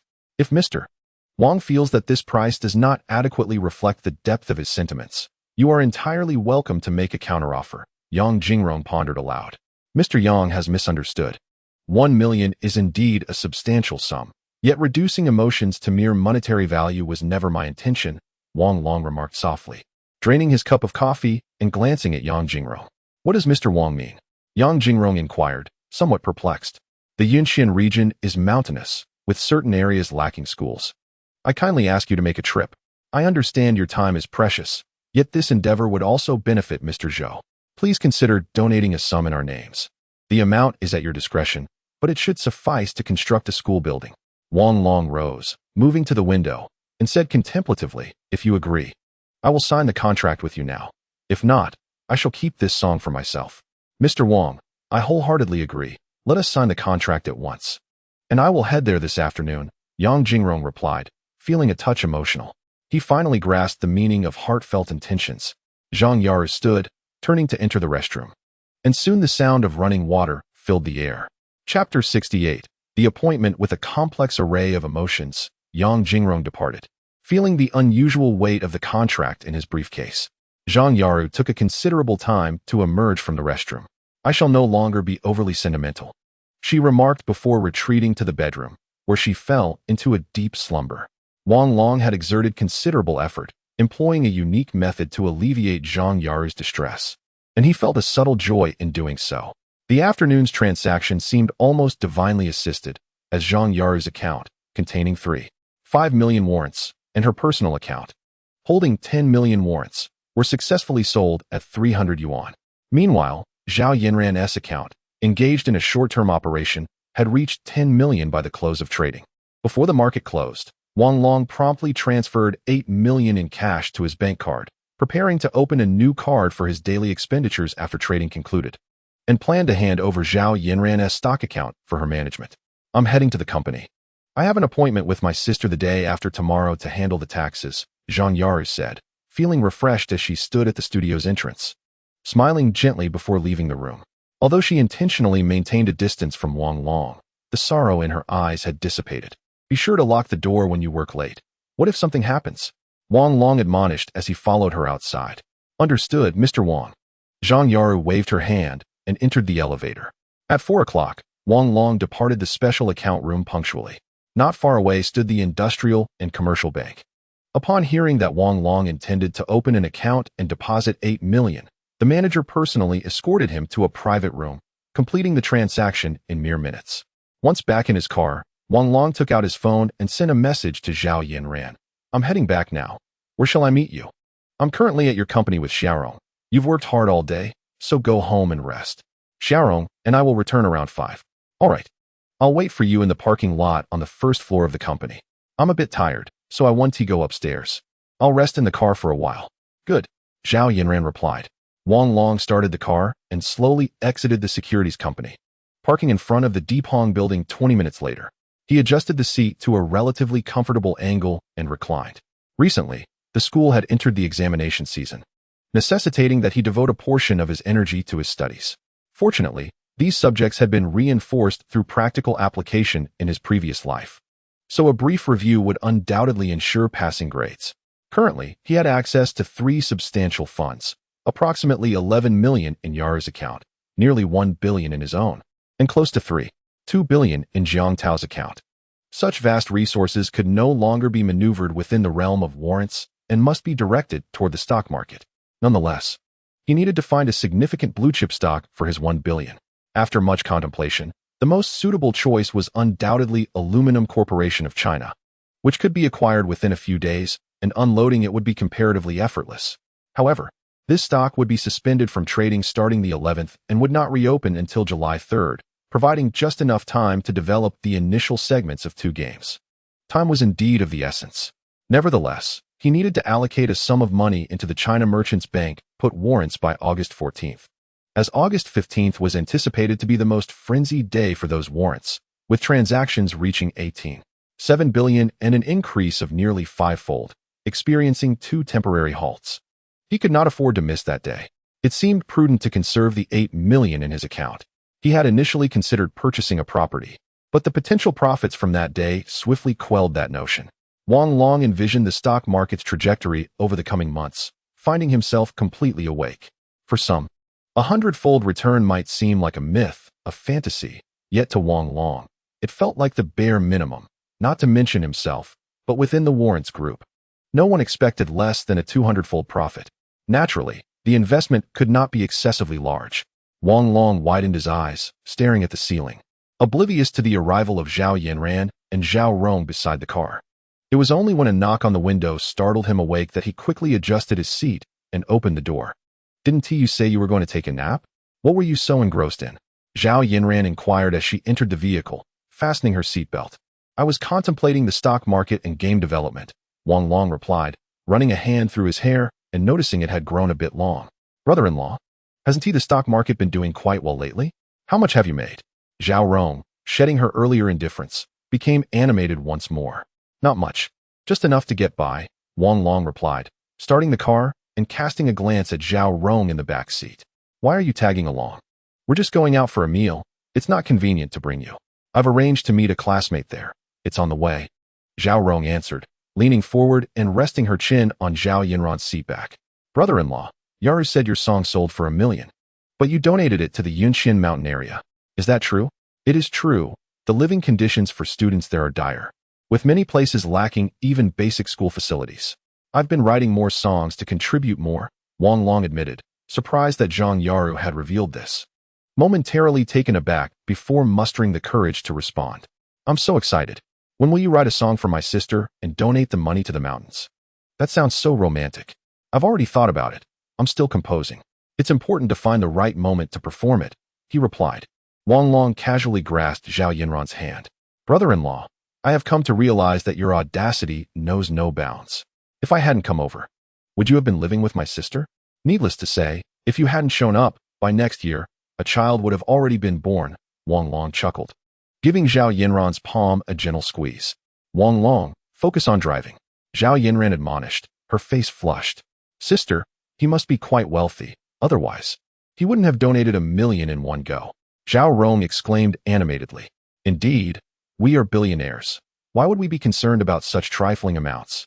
While they conversed, Wang Long gradually brought the car to a halt in the parking lot of the misty Jiangnan. Suddenly, his phone rang. "Hello, Mr. Jiang. I've arrived at the entrance. The private room 108, correct? All right, my girlfriend and I are on our way." Wang Long tucked his phone into his pocket and glanced at Zhao Rong. "You aren't going on a date with some boy, are you? Choosing such a formal venue?" "It is indeed a date. What of it?" Zhao Rong retorted as she opened the car door and stepped out.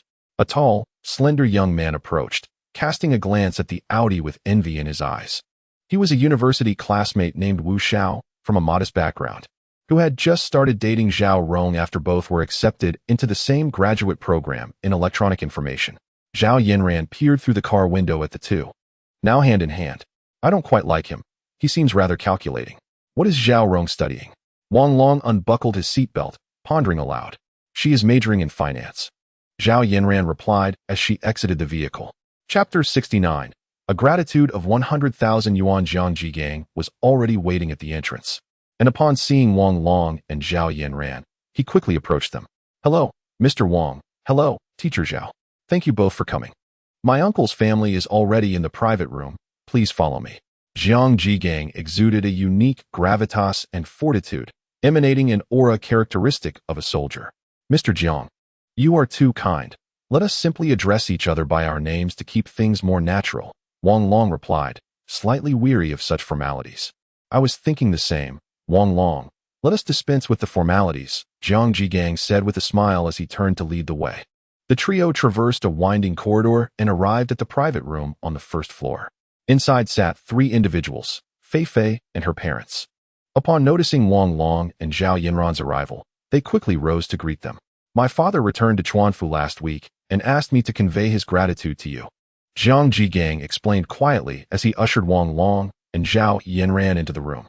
It's no trouble at all. It wasn't a significant matter, so there's no need for such formality, Wang Long responded as he and Zhao Yinran took their seats. How is Fei Fei doing? Has she received her score? Wang Long inquired. Turning directly to Jiang Fei Fei, Zhao Yinran subtly nudged Wang Long, seemingly cautioning him against broaching the subject. We didn't dare to ask. My previous approach was flawed, nearly costing me my daughter, Fei Fei's father lamented as he stood up, filling Wang Long and Zhao Yinran's teacups. Fei Fei's parents, both in their 40s, radiated an air of scholarly elegance, their demeanor reflecting a refined sophistication in their conversation and conduct. In the earlier pleasantries, Jiang Jigang had already introduced the professions of the 2 individuals. Fei Fei's father is a professor in the English department at a university, while her mother teaches Chinese language and literature there. This family can undoubtedly be described as one steeped in scholarly tradition. What is there to be apprehensive about? They dare to shake hands with death, so why fear an estimated score? Wang Long glanced at Jiang Fei Fei and remarked with a smile. I estimate it to be between 610 and 620. Fei Fei seemed to have emerged from her shadow, regaining the youthful vitality befitting a young woman. That's quite a respectable score. Have you decided which school to apply to? Wang Long asked, picking up a towel to dry his hands. I have a fondness for the Sichuan region, and ideally, I'd like to enroll in the University of Electronic Science and Technology. I'm open to adjustments, and once enrolled, I may consider changing my major, Jiang Fei Fei responded, exhibiting a newfound maturity as she sipped her tea. I suggested Fei Fei consider Sichuan. We can look after her there. And conveniently, she also enjoys the local delicacies. Hence, we might as well aim for the University of Electronic Science and Technology, Jiang Jigang added, affectionately ruffling Fei Fei's hair. Brother, I am no longer a child. I'm a young lady now, and I don't need you to look after me, Fei Fei shyly interjected. Haha, all right, Fei Fei. Since you are now a young lady, let us toast to Wang Long and teacher Zhao together, Jiang Jigang said, clearly more adept at socializing at the dining table than his uncle and aunt. Noticing that the dishes on the table were nearly finished, he began to enliven the atmosphere. Brother, I'm unsure how to address him. When he saved me that day, he referred to himself as uncle, and I assumed he was in his 30s. But today I realized how youthful he appears, Jiang Fei Fei confessed bashfully to Jiang Jigang. I can't just call him Mr. Wang, can I? Brother and sister-in-law will suffice. Wang Long stood up, raised his glass, and declared, after this toast, you may drink as you please. Jigang, drink less, we are driving. As for my girlfriend, she will abstain. Wang Long's demeanor was composed, his tone undisputable, exuding an air of authority reminiscent of a formidable leader. Jiang Jigang stared at Wang Long, momentarily struck by a resemblance to his father during meetings. Brother, sister-in-law, I raise my glass to you both in gratitude for your brother's life-saving intervention. This incident has enlightened me greatly. Jiang Fei Fei downed her drink in one gulp. Wang Long, I shall not be modest. I'll address you directly. Thank you for saving my daughter. You are a benefactor to our family, Fei Fei's father, Jiang Feng, said, visibly moved, his hands trembling and even spilling some of his drink. Aunt, you shouldn't drink if you are driving. I'll drink on your behalf, Jiang Jigang said, taking his mother's glass. Wang Long, should you ever require assistance, do not hesitate to call. I will treat it as a top priority. Jiang Jigang clinked glasses with Wang Long and then turned to Zhao Yinran, saying, Teacher Zhao, please join me for a sip of tea. Certainly, Zhao Yinran responded, taking a delicate sip from her teacup. Jiang Jigang swiftly finished 2 glasses of wine and turned to Wang Long, saying, let us drink to respect. Jigang, you truly have a remarkable tolerance for alcohol. Very well. I shall follow suit, Wang Long replied, downing his drink before taking a seat. Wang Long, This is a bank card with a sum of 100,000 yuan. Consider it our token of sincerity. Please accept it. Jiang Feng placed the card before Wang Long. Jiang Feng's face bore an expression of embarrassment, as if he were attempting to convey gratitude in a manner that left him somewhat flustered. Wang Long, please do not take offense. This is the utmost sincerity we can presently offer, said Feifei's mother, somewhat sheepishly. Jiang Feifei and Jiang Jigang remained silent, acutely aware that this approach was not without merit. At times, monetary gestures can indeed signify sincerity, including in matters of love, while certain sentiments elude quantification. There are occasions where financial expression becomes necessary before delving into other discussions. Zhao Yinran paused momentarily, her countenance darkening. We will not accept this money. Wang Long did not consider financial matters in his act of saving, she asserted, gazing at Feifei's parents across the table. I would never allow my man to be placed in jeopardy for the sake of money. Yinran. Wang Long interjected gently, patting the back of Zhao Yinran's hand. Allow me to speak. He turned towards Jiang Feng. Uncle, let it be this way. I shall accept this money. If I decline, you and Aunt may perceive it as a slight, and explaining the situation would be cumbersome, so I shall forego the need for explanation. Wang Long held the bank card in his hand. Zhao Yinran looked at Wang Long in astonishment, bewildered by his words. However, when Feifei holds her graduation banquet, you must call me. I will return this gift, otherwise, it would seem you are disregarding my sentiments. The group fell into a momentary stupor, unable to reject such an overture. It was a foregone conclusion that Wang Long and Zhao Yinran would be invited to the graduation banquet, a necessity regardless of the guest list. Therefore, Uncle, I await your decision. Would you prefer I take the bank card now, preserving it with great care to return later? Or would you rather reclaim it now, allowing me to enjoy a meal in ease? Wang Long regarded Jiang Feng, then passed the card to Jiang Jigang. Jigang, your father may need some time to adjust. You handle the explanation. This method is not misplaced, and I appreciate the gesture. Very well, Wang Long. You have truly broadened my horizons, Jiang Jigang remarked, raising his thumb in approval as he accepted the bank card and tucked it into his pocket. I will ensure the matter is clarified. At that moment, Jiang Jigang harbored no underestimations of Wang Long. Rather, he found every action of his to be imbued with a sense of grace. Even the act of passing the bank card was to spare the Jiang couple from discomfort. Suddenly, Zhao Yinran's phone rang. She glanced at the screen, then stood and exited the private room. After a brief interval, she returned, whispering, Zhao Rong's boyfriend is embroiled in a dispute with the restaurant. We should go see. Wang Long nodded, wiping his lips with a napkin as he rose. It's just a minor issue. I'll take a look. Jigang, please keep uncle and aunt company. We shall return shortly. I will accompany you to take a look. Jiang Jigang stated, standing up and placing the napkin back on the table.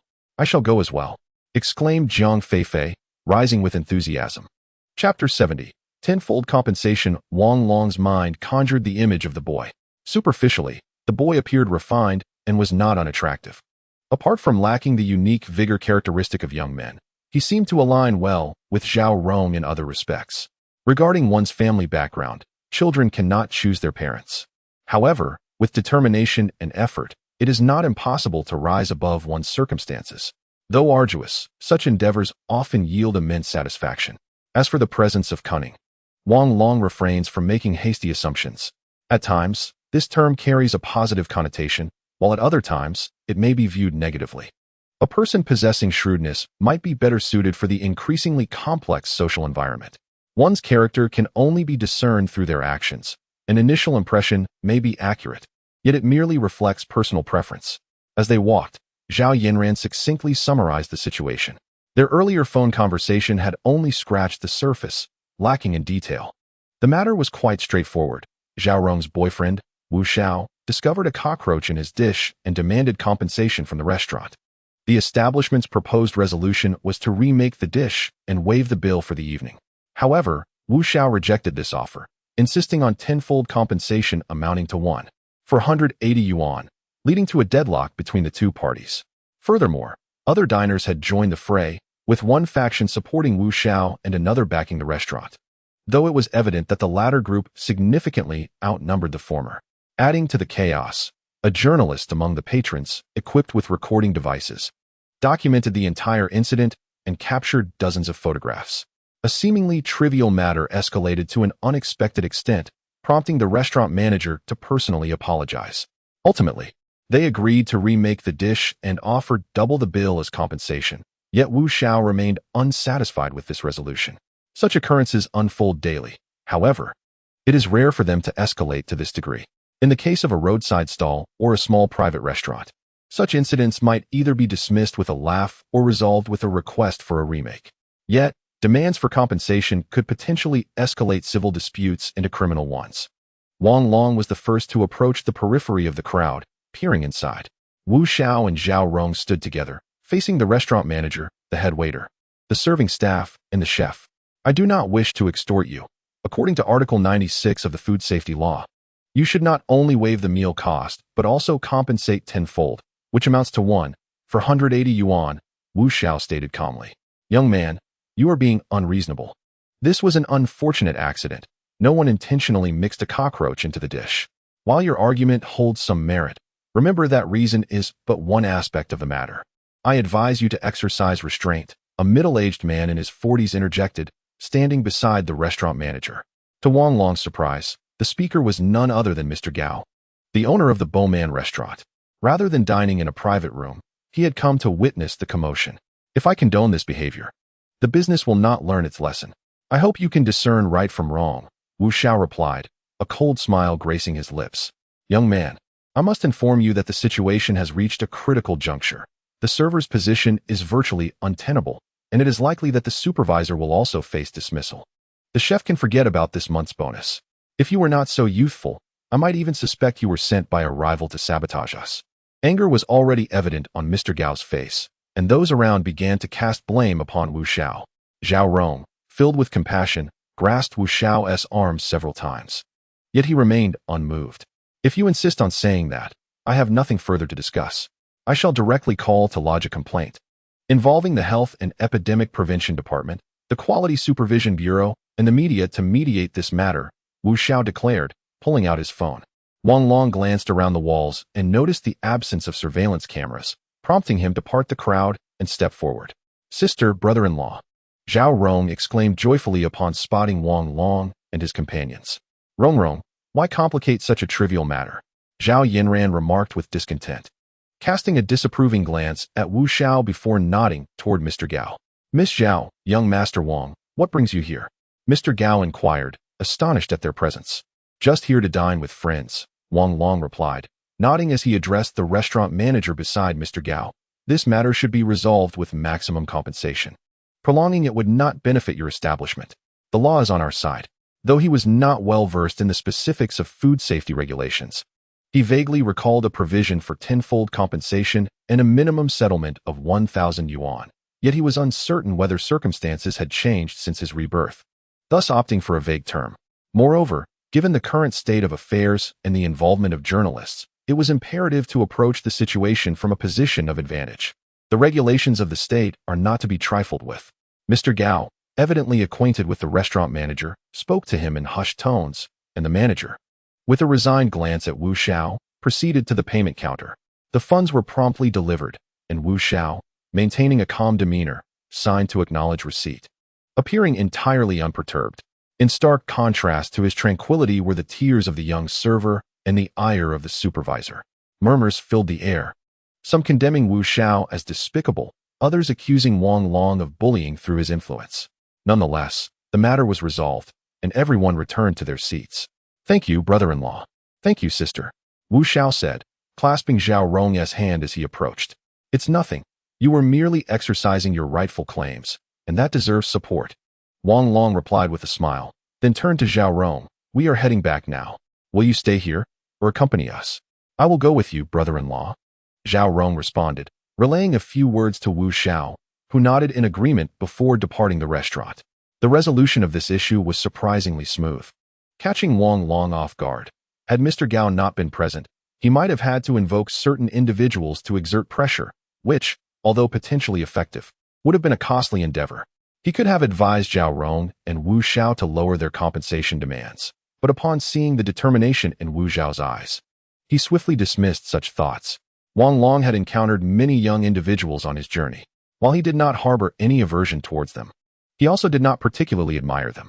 Such individuals were undoubtedly those who would disregard everything for their own interests, unhesitatingly severing ties when necessary. If one owed him even the slightest favor, he would remember it meticulously and would seek to reclaim it at the most opportune moment. However, such people were indeed capable of accomplishing many things.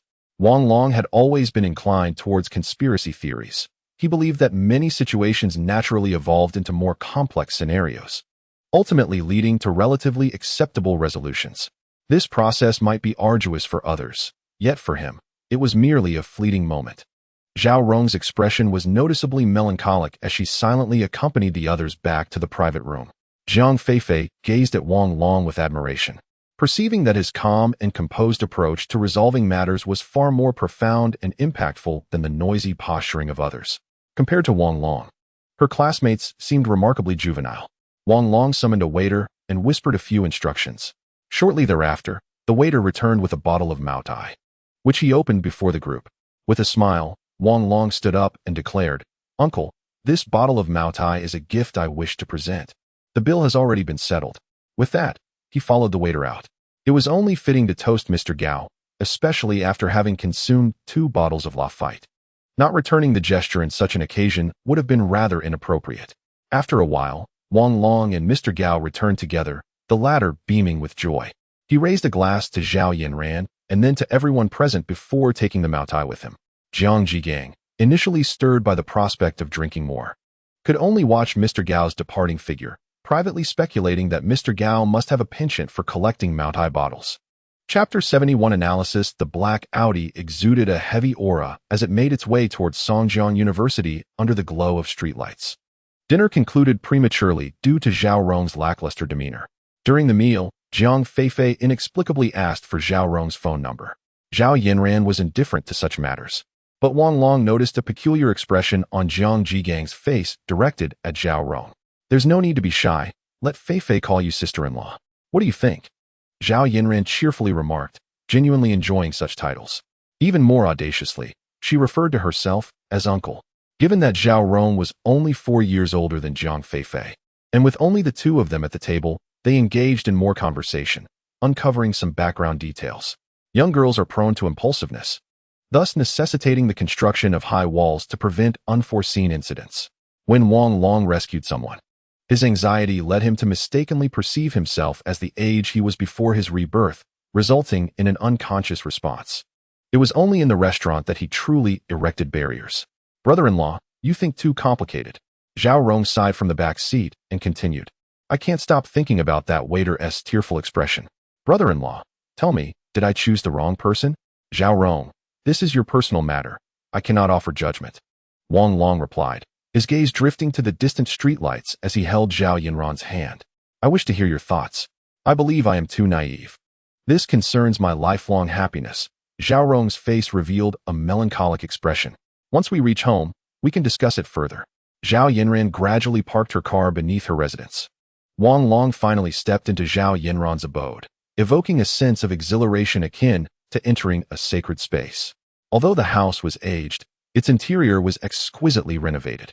The layout comprised 3 bedrooms, 2 living rooms, and 1 bathroom, with an estimated area of approximately 90 square meters. Wang Long wandered through the premises and discovered that all 3 bedrooms were livable, though the study contained a single bed. "I brought you a set of clothes.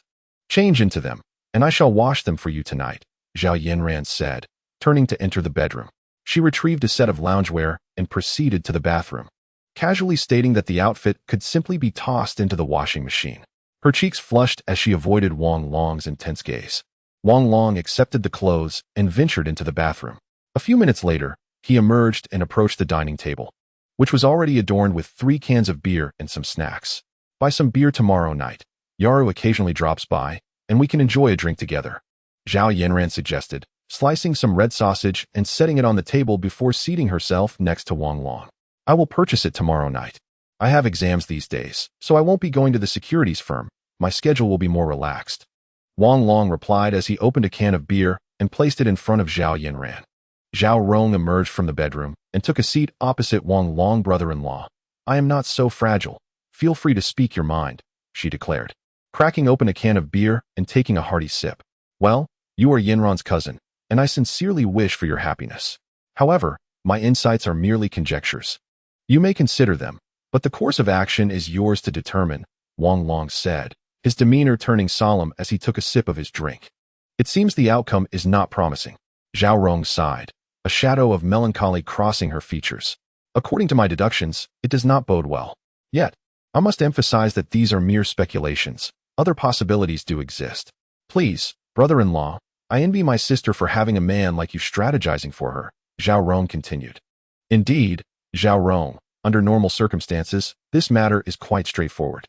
It suffices to remake a dish. If the diner is dissatisfied, the restaurant will waive the bill.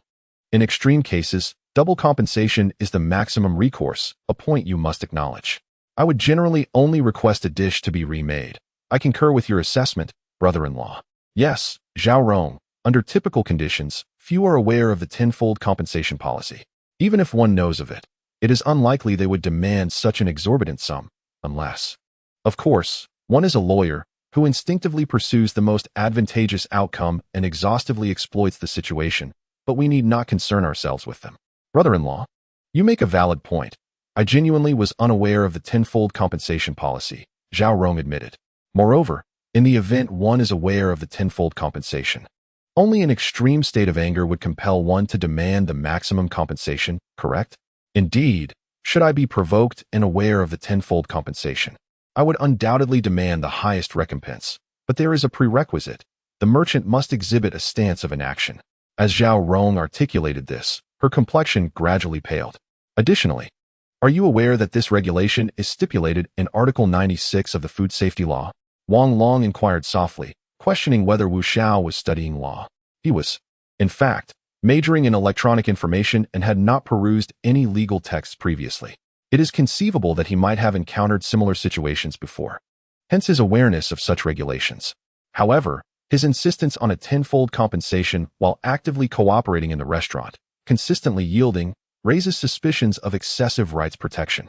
Brother-in-law, are you implying that he acted with intent, perhaps even bringing a cockroach to place in the dish? Zhao Rong gazed at Wang Long in astonishment. Zhao Rong, you possess a rather cunning disposition. I indeed entertain such thoughts, albeit without any substantial evidence. Yet, one thing I can affirm. Would you like to hear it? Wang Long cast an appreciative glance at Zhao Rong, acknowledging her potential to navigate future challenges deftly. Please, brother-in-law, we've ventured this far. What is there left unsaid? Demanding tenfold compensation is a perilous endeavor. If I were to pursue such a course, I would do so independently. I would never drag Yan Ran into a public spectacle to make such demands, as it is fraught with danger.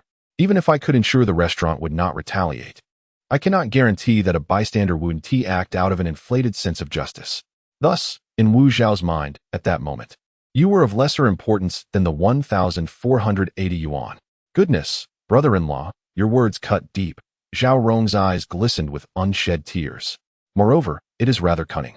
He may be employing this tactic to await our intervention, thereby saving face for both me and your sister, while simultaneously drawing closer to us. Wang Long downed his beer in one gulp.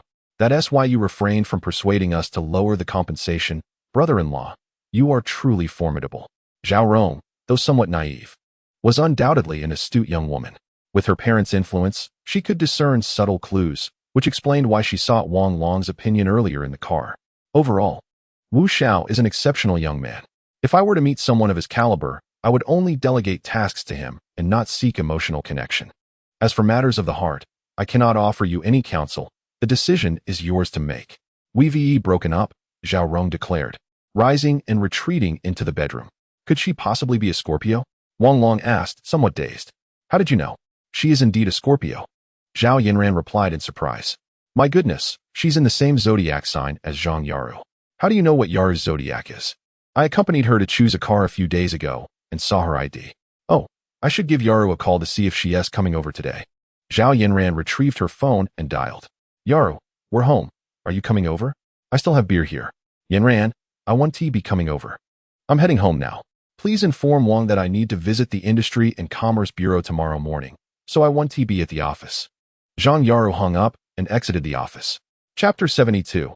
Taboo. Zhao Rong was speaking softly in her room, likely confronting Wu Xiao, while only Wang Long and Zhao Yanran remained at the dining table. exchanging glances filled with unspoken emotions. As Wang Long stood up to approach Zhao Yanran, he heard Zhao Rong open the door and step out. How despicable! You give me a bottle of perfume only to want it back, Zhao Rong exclaimed, her face flushed with anger. Miss Zhao, could we perhaps discuss a matter? If you come to my home to check on the stocks, I can have a word with your sister. How could that be? My aunt sent me here precisely to prevent you from engaging in any wrongdoing. All right, Zhao Rong. You are ruthless, Wang Long replied, pulling out his wallet from his backpack. He took Zhao Yanran's hand and said, Yanran, let's go to the balcony. I have something to discuss with you. Zhao Yanran, her cheeks flushed, stood up and allowed Wang Long to lead her to the balcony. The space was impeccably maintained by Zhao Yanran, adorned with purple floral curtains that imparted a cozy ambience. A row of flower stands displayed over a dozen pots of fresh blooms, with jasmine flowers currently blossoming, their fragrance wafting through the air. What is it, Wang Long? Zhao Yanran asked softly. I am returning your bank card to you. The market has been favorable, and I've made quite a profit. I've left 2 million in your stock account, while I will take the remaining 8 million. Once I earn a bit more, I intend to purchase a property in Yanjing and put your name on the deed, as a promise to you and your parents. Wang Long smiled as he placed the card in Zhao Yanran's hand. After all, I won't charge my own wife any fees. Wang Long, how could you have earned so much money? Zhao Yanran looked at him in disbelief, her expression one of astonishment. Just leave me the principal. You can continue using the rest. We'll discuss that later. Yanran, you need to prepare yourself for something, Wang Long said, taking a deep breath, his demeanor growing serious. He had decided it was time for Zhao Yanran to understand her own financial situation. He wanted her to possess a strong foundation before heading to Yanjing. In such a tumultuous environment, even with the support of Huang Qian and Jiang Tao, and with a solid family background, if she was unprepared, it would be exceedingly difficult for her. Is it about Euro? Zhao Yanran suddenly tightened her grip on Wang Long's hand, her eyes reflecting a sense of urgency. The intensity of her anxiety struck Wang Long's heart. It has nothing to do with her, don't overthink it. Wang Long pulled Zhao Yanran closer and embraced her. You remember that 5,000 you gave me? Well, that sum has now turned into 100 million. So you can freely spend the 2 million I left you without holding back. Zhao Yanran, previously ensnared in her own melancholic thoughts, found herself momentarily stunned by his words. She questioned whether she had misheard him. Though she had once fantasized about a life of immense wealth, it had always been a mere figment of her imagination. Her parents held a respectable social status and were on an upward trajectory, adequately fulfilling most of her desires. Thus, her dreams of sudden riches felt somewhat unattainable. The idea of purchasing an island with her beloved, constructing a Santorini-style villa, and owning a luxurious yacht was her innermost yearning. Yet, such aspirations seemed more like a fairy tale to be envisioned in her mind. That truly requires a considerable fortune. As the years pass, the fairy tale dreams have dwindled to become almost unattainable. She occasionally reflects on them, merely smiling and labeling herself as naive. Regarding other matters, although she harbors vanity and pride, she does not feel compelled to compare herself to others. It implies that you have now become a billionaire heiress, capable of liquidating your wealth at any moment to purchase whatever your heart desires. I have already discussed this with my mother, though at that time, your fortune was not as substantial. Wang Long began to make advances. May I presume that your net worth has reached 1 billion? Zhao Yanran grasped Wang Long's hand, her breath uneven. That is about the gist of it. However, I must allow my wealth to continue to grow. If you do not urgently need the funds, it would be prudent to let it sit for a while. Wang Long kissed Zhao Yanran. After a considerable duration, they parted ways, and Zhao Yanran appeared somewhat disheveled, her eyes clouded with daze. It is no wonder my mother took the contract. My father instructed me to lend you the car. How did you become so remarkable? I am at a loss as to what gift I should present you. Zhao Yanran leaned against Wang Long's chest, whispering softly, Why are you so kind to me? Your kindness to me warrants my reciprocation, Wang Long sighed, feeling a surge of desire. The glass door leading from the kitchen to the balcony dimmed momentarily. Zhao Rong stealthily approached. That money is essentially ours. I have no immediate use for it, so let it rest with you for now. I would feel anxious if I were to take it. I am unsure how to spend this 2 million. Perhaps I should buy you a car. Zhao Yanran hastily adjusted her clothes, murmuring, Not at present. An Audi suffices for now. Once you arrive in Yanjing and we purchase a house, we can then consider a vehicle. I wish to acquire a larger property once we assess the new developments. Wang Long, We do not require such a grand residence. Zhao Yanran glanced at him, stating that a 2-bedroom apartment would suffice, even with a child. Her voice was scarcely above a whisper. Yes, we shall discuss it later. It will likely be around mid to late August. I must return now, as I have an examination tomorrow morning that requires preparation. Wang Long released Zhao Yanran's hand. I heard you will perform a piano piece at the graduation gala. What song will you be singing? Yesterday Once More, an old English classic, is the closing act. Zhao Yanran tucked a strand of hair behind her ear. My English is proficient, particularly when it comes to singing English songs. I can nearly rival Zhang Liangying. Splendid. Just what we need for the game, a voiceover and a theme song for level completion. You should give it a try. Wang Long clapped his hands in excitement. At that moment, he decided to replace the original singer of the level completion song from Plants vs. Zombies, Laura, with Zhao Yanran. As long as you believe it can work, that is sufficient. Zhao Yanran cast a glance at Wang Long. I misjudged you earlier. I apologize. She genuinely likes you. And I can discern that feeling. It's quite familiar, akin to my time with Huang Qian. I will handle this matter appropriately, Wang Long sighed. Sensing the formality in Zhao Yanran's tone, he felt that employing flirtatious tactics would be excessive. I initially intended to have a private conversation with her, but ultimately, I relinquished that notion. Do you know why? Zhao Yanran clasped Wang Long's hand tightly. Yanran, I don't know, Wang Long stammered. A hint of panic in his voice. The inevitable had finally come to pass. In the office, she had confided in me that she no longer favored Dior perfume and instead wished to wear taboo fragrance. Zhao Yanran's eyes glistened with unshed tears. Do you understand the significance of this perfume, Wang Long? Wang Long gazed quizzically at Zhao Yanran, unable to fathom how a mere fragrance could elicit such profound emotions. It is a perfume designed by Givenchy for Audrey Hepburn. Few are aware of it, but I happen to know, Zhao Yanran said, tears streaming down her cheeks. It symbolizes a lifetime of waiting for love. I love you, do as you please. Surely it can't be that dramatic, Yanran, Wang Long replied. Though he recognized the names, yet struggled to connect them meaningfully. You wouldn't understand. Perhaps other things could suffice, but the 39 taboo fragrance embodies this sentiment. Whether she realized I comprehended the essence of this perfume or not, the outcome remained unchanged. She was prepared to silently guard her love for you throughout her life. Zhao Yanran, observing the melancholy in Wang Long's eyes, continued, so I asked nothing. I am neither foolish nor indulgent, Wang Long. I cannot blame her. This bond would accompany us for a lifetime, inescapable for anyone involved. Wiping her tears, Zhao Yanran took Wang Long's hand and led him back to the living room. Chapter 73. Qian Wen's anxiety breakfast was shared between Wang Long and Zhao Yanran. Their conversation sparse, the atmosphere somewhat stilted. Wang Long had scarcely slept the previous night, meticulously reviewing all the knowledge points of the curriculum, while Zhao Yanran, tossing and turning, had also endured a sleepless night, torn between joy for Wang Long's success and emotional turmoil. Throughout breakfast, Zhao Rong was conspicuously absent, likely affected by the tumult of her recent breakup, which had disturbed her slumber. Today's examination was a joint assessment for the computer science and software engineering departments, with randomly assigned testing locations.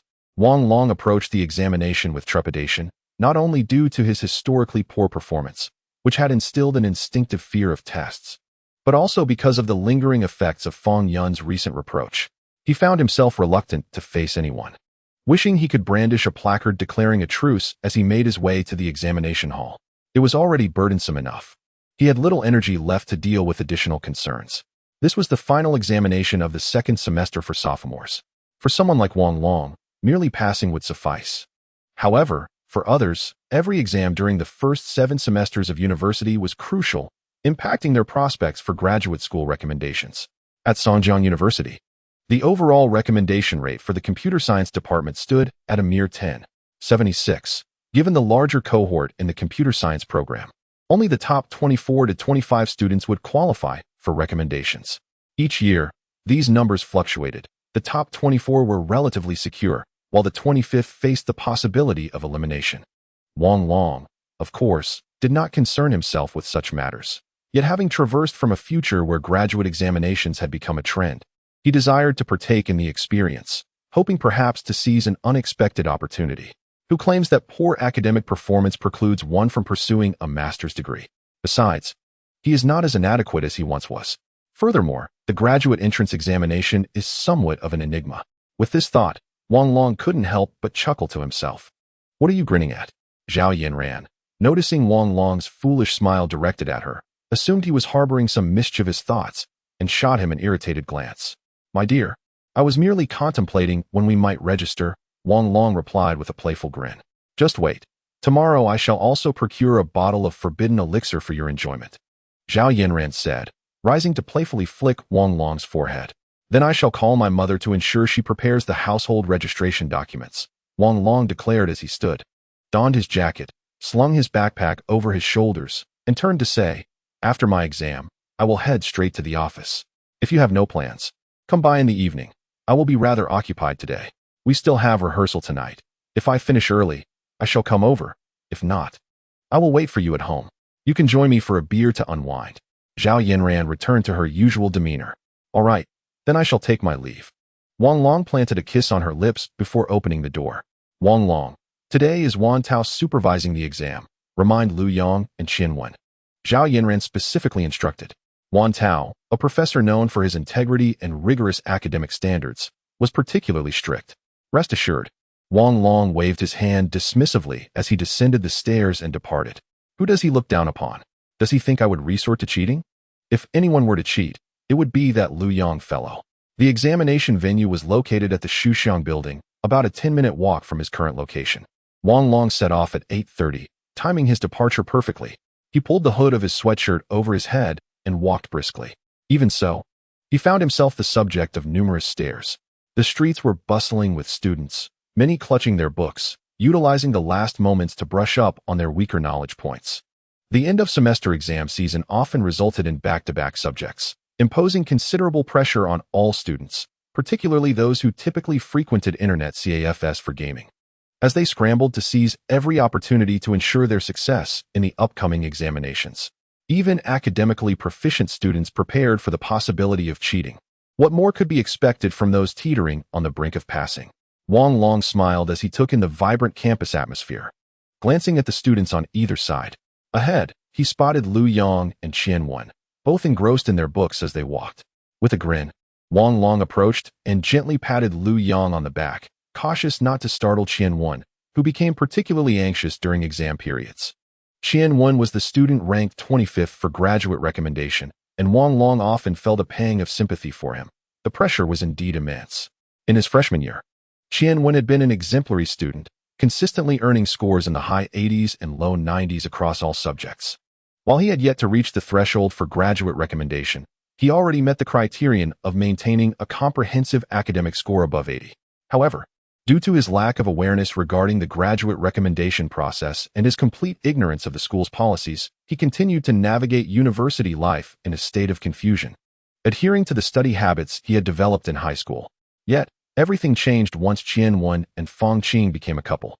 As Fang Qing entered university, she set her sights on postgraduate recommendations, consistently ranking among the top 10 throughout the academic year. This ignited a competitive spirit in Qian Wen, who began to exert himself fully. However, as he finally reached the threshold for postgraduate recommendations, he found himself unable to advance further. After all, this was university. No one could invest their entire being into their studies.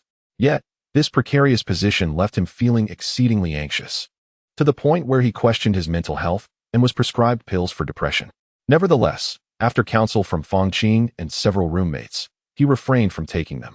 Such situations are not uncommon in universities, but experiencing it firsthand only amplifies the tension. Qian Wen, relax a bit. If you can't do it, then truly no one else can, Wang Long said, removing his hood and lightly patting Qian Wen on the shoulder. Yet, everyone in the dormitory knew that Qian Wen's weaknesses lay in his academic performance, which had never quite met expectations. I understand, Wang Long. It's just habitual nervousness.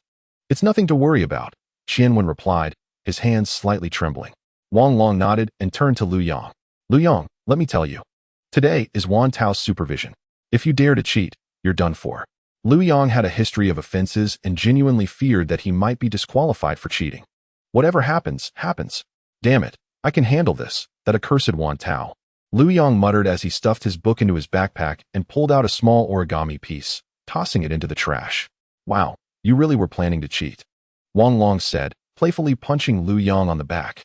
Wang, this is inappropriate. You're assaulting your subordinate, Lu Yang retorted, pretending to stumble backward.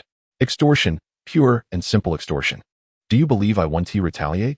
Wang Long raised his fist in a mock threat. The two engaged in playful banter to draw Wen's attention and help him relax. Yet, although Wen smiled, the tension in his face remained rigid.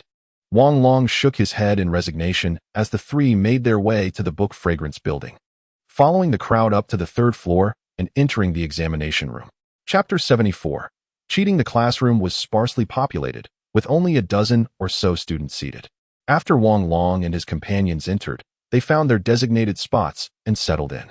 The classroom was arranged to accommodate 20 students, with seating adjustments made to minimize the possibility of cheating.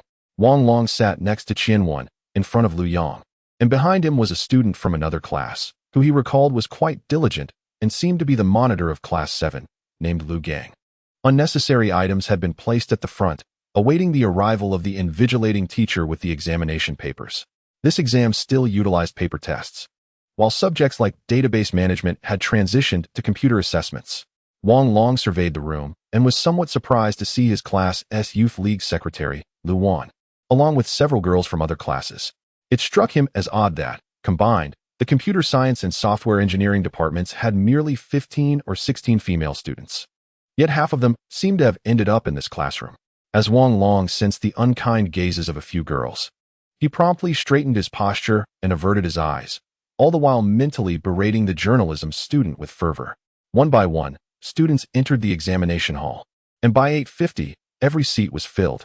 Sunlight streamed through the glass, illuminating the classroom with an extraordinary brightness. Wang Long took a deep breath, inhaling the faint scent of books, and a subtle smile graced his lips. Ah, how I have missed my university. This was his first time stepping into a classroom since his rebirth. He had been so preoccupied with life that he scarcely had time for his studies. Moreover, with Lu Yang assisting him in signing attendance, he had been living in a state of detachment from university life. If he delayed any longer, he might forget what university life even entailed, having already taken nearly half a year off. A man in his 40s, clutching a folder and wearing a serious expression, entered the room. This was the stern-faced Wan Tao, his hair somewhat grizzled and his forehead thinning, a common affliction among those in the computer industry. He placed the unnecessary items at the front to avoid causing discomfort later on.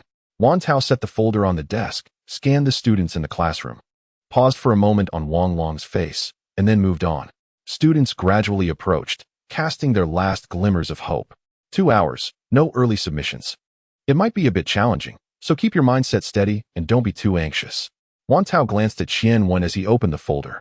Though strict, Wan Tao was genuinely kind, rigorous in his academic approach, and dedicated to teaching. While students might not relish his role as an invigilator, they generally held him in high regard. Grumbles of discontent echoed through the classroom, with students wishing to vent their frustrations on the exam setters. The crisp sound of the bell announcing the distribution of the exam papers rang out. Wan Tao began handing out the tests. Wang Long looked at the paper in his hands, casting a surprised glance at Wan Tao. Wasn't it supposed to be difficult? How could it be so simple? After scrutinizing the paper twice more, he confirmed its ease beyond doubt. Wang Long, is there an issue? If you find it difficult, just answer the questions you're confident about. Wan Tao noted Wang Long's absence from many classes, thus adopting a gentler demeanor. Nothing, Teacher Wan, Wang Long replied, redirecting his focus to the exam. Since early submission was prohibited, he decided to take his time. He opened his pen and began to meticulously inscribe his name and student ID. This was his first examination since his rebirth. He aimed for nothing short of perfection. The scent of ink wafted through the air as the sound of his pen gliding across the paper resonated in the classroom. Wan Tao took a seat, observing the faces of the 20 students below him, feeling a wave of nostalgia. How he cherished university life. Though many companies had extended invitations, he ultimately chose to pursue teaching. There was a certain purity in being an educator. His gaze fell upon Wang Long, who was engrossed in his answers. A smile flickered in his eyes. He had never encountered a student quite as dynamic as Wang Long, whose recent exploits seemed to be the talk of the town. With curiosity, he opened a copy of the exam on his desk and began to peruse it. He was involved in the formulation of the questions this time. Although the difficulty level was merely moderate, it was undeniably a formidable challenge for these students. whether preoccupied with romance or engrossed in gaming. Even those with the intention to study diligently might struggle to fully immerse themselves. The number of students who truly acquire knowledge during their university years and seamlessly integrate into the workforce post-graduation is dismally low. Reflecting on this, Wan Tao placed the exam paper back on the desk and cast another glance at Wang Long. He wondered how many questions Wang Long could answer. He was tempted to approach and scrutinize this notable figure's exam paper, yet he hesitated, fearing it might hurt Wang Long's pride. Thus, he stifled his curiosity and began to scan the room. As the minutes ticked away, only 20 remained until the exam's conclusion, and the classroom remained eerily silent, though some students were already exhibiting signs of anxiety. Eventually, someone could no longer contain their impulses and began to fidget. Wan Tao stood up and started to walk slowly along the side of the classroom entrance. There were 20 multiple-choice questions, each worth 1 point, 10 fill-in-the-blank questions, each worth 2 points, and 6 essay questions totaling 60 points, making the exam worth 100 points in total. Wang Long exhaled lightly as he completed the answer to the final essay question and set the paper down, not wishing for Wan Tao to see his responses just yet. He aimed to execute a grand reveal, providing his classmates with a dazzling display of brilliance. With 10 minutes remaining in the exam, Wan Tao passed by Wang Long's row and was somewhat taken aback to see him resting his head on the desk. Having observed numerous covered exam papers during his previous passes, what could there be to feel embarrassed about? Surely, he couldn't have answered none. Wan Tao shook his head and walked past Wang Long once more. In front of them, Lu Yang was glancing around nervously, while Lu Wan frequently bowed her head, and Qian clenched his left hand tightly, even beginning to tremble. The atmosphere in the classroom was thick with agitation, and the once pleasing sunlight now felt oppressive. Wang Long lifted his head, feeling a sense of contentment as he surveyed his surroundings, tinged with a hint of pride. Was it not in this very classroom that he had sat for the same exam in a past life? Had he not shared this examination room with Lu Yang and Qian? Today, he would finally have the chance to stand tall. As he meticulously searched his memory, vague recollections of another scene emerged. It was indeed peculiar that the Department of Computer Science and the Department of Software Engineering were being assessed together. It had not been this way in his previous life. Shaking his head, he glanced at Lu Yang, then at Qian, as an unsettling feeling surged within him. Memories flooded back with alarming clarity, revealing information about that exam. No way. Wang Long felt a chill run down his spine as he abruptly leaned forward, grasping Qian's left hand. Qian jolted, causing a string of origami to tumble from his grasp beneath the desk. Wang Long swiftly retrieved it, intending to return it to the desk. "Teacher, I accuse Qian of cheating," Lu Gang proclaimed loudly. "Teacher, I can attest that Qian is indeed cheating." Another boy from Qian's right side stood, his voice rising even higher. "Teacher, it was I who cheated, not Qian. This matter has nothing to do with him." Wang Long cast a fierce glance at Qian, his heart bleeding. His grand transformation had been mercilessly thwarted by this very moment. The origami fell from Wang Long's hand, stretching almost a meter in length. At that instant, he appeared somewhat ridiculous, yet imbued with a sense of tragic grandeur. Chapter 75. A benevolent lie. The scenes from his memory grew increasingly vivid. Wang Long observed Qian, whose pallid face trembled with fear, and suddenly exclaimed, "Qian, should you dare to take this matter upon yourself, we shall sever all ties." Qian's desperate attempts to rise faltered at this declaration. "Teacher, it was I who intended to plagiarize." "No, I misspoke." Lu Yang abruptly stood, meeting Wang Long's fierce gaze, and quickly corrected himself. "I can attest that it was Wang Long who plagiarized. That small note belongs to him." Lu Yang nearly stifled a laugh at the absurdity of his own words, for this small note was, astonishingly, longer than his own work. "Ru Gang, I suspect you two are deliberately framing Qian," Wang Long calmly retorted, shifting the blame back onto the boys behind him. In his recollection, the events were not particularly convoluted, yet the outcome was undeniably distressing. Ru Gang ranked 24th in their academic year, while another student who stood up to correct him, Tao Zhe, ranked 26th.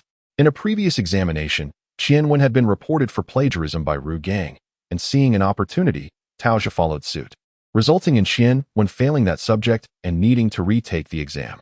According to the regulations at Songjiang University, any instances of failing a subject would nullify one's eligibility for postgraduate recommendations, making Tao Zhe the primary beneficiary of this incident. The blow to Qian Wen's spirit was profound. Compounded by Huang Qian's mild reproach, his already fragile psyche crumbled. A once tenuous mental loop unraveled, plunging Qian Wen into a state of moderate depression with tendencies towards self-harm. Ultimately, he withdrew for a semester to recuperate before returning to university. Huang Qian, feeling remorseful, stayed by his side until their graduation, after which they parted ways. In this affair, Ru Gang was unwittingly cast as an embodiment of justice. A student ranked 24th reporting a student ranked 25th would not be perceived as an attempt to elevate himself at Qian Wen's expense, while Tao's corroboration was merely opportunistic. Thus, following the incident, the discussions among peers were rife, ultimately lamenting Qian Wen's misfortune. However, the truth was that Ru Gang felt pressure from Qian Wen, whose cumulative evaluation score was only slightly lower than his own, while Tao's score trailed by nearly a full point. Rather than allow Qian Wen to chase him relentlessly, it was safer to let Tao advance. Consequently, it was difficult to hold either of these two accountable. Their actions were not erroneous. The sunlit side casts no shadow, for shadows lie behind. You speak nonsense. It was clearly Qian Wen who plagiarized. Ru Gang, flustered, pointed at Wang Long, nearly succumbing to apoplexy. He had awaited this opportunity for so long, only to see it slip away at the final moment. Teacher, I can prove that it was Wang Long who plagiarized. Luan stood up. For heaven's sake, sister, you are the group leader. Can you not speak such absurdities? Wang Long turned to Lu Wan, his expression one of astonishment.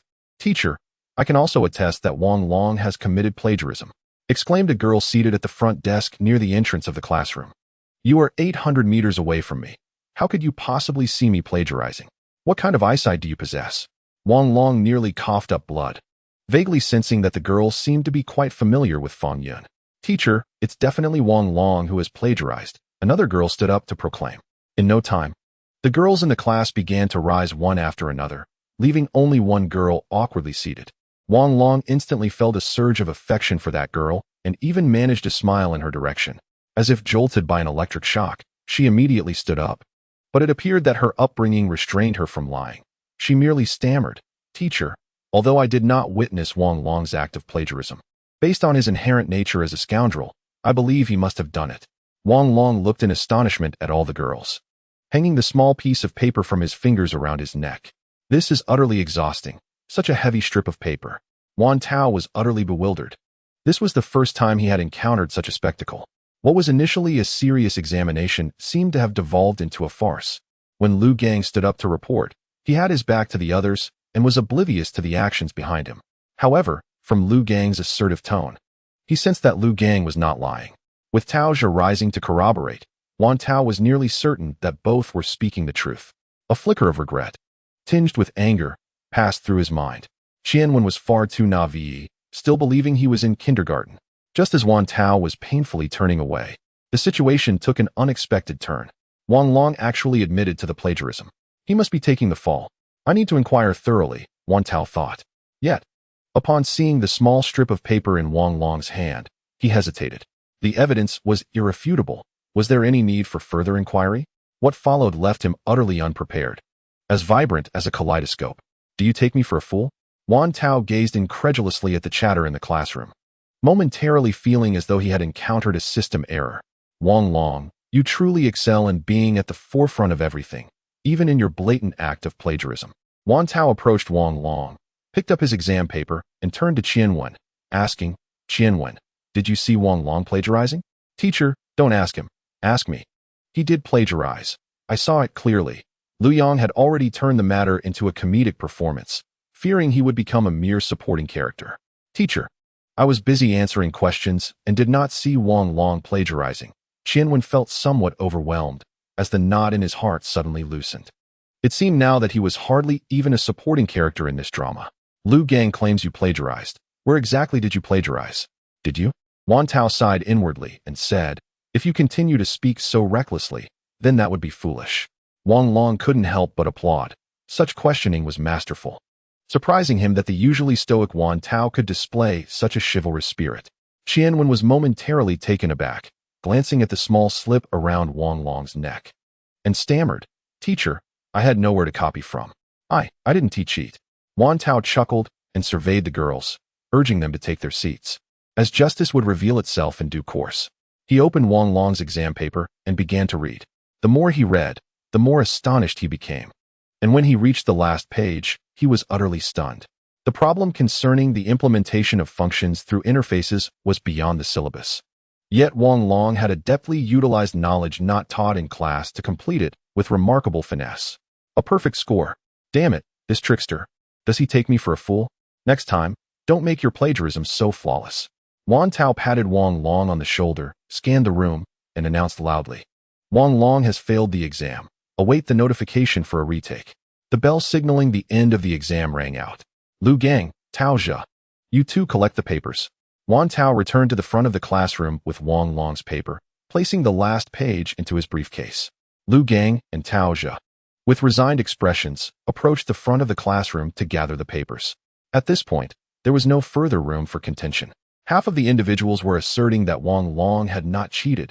Who would believe it? The facts in the eyes of the crowd were irrefutable.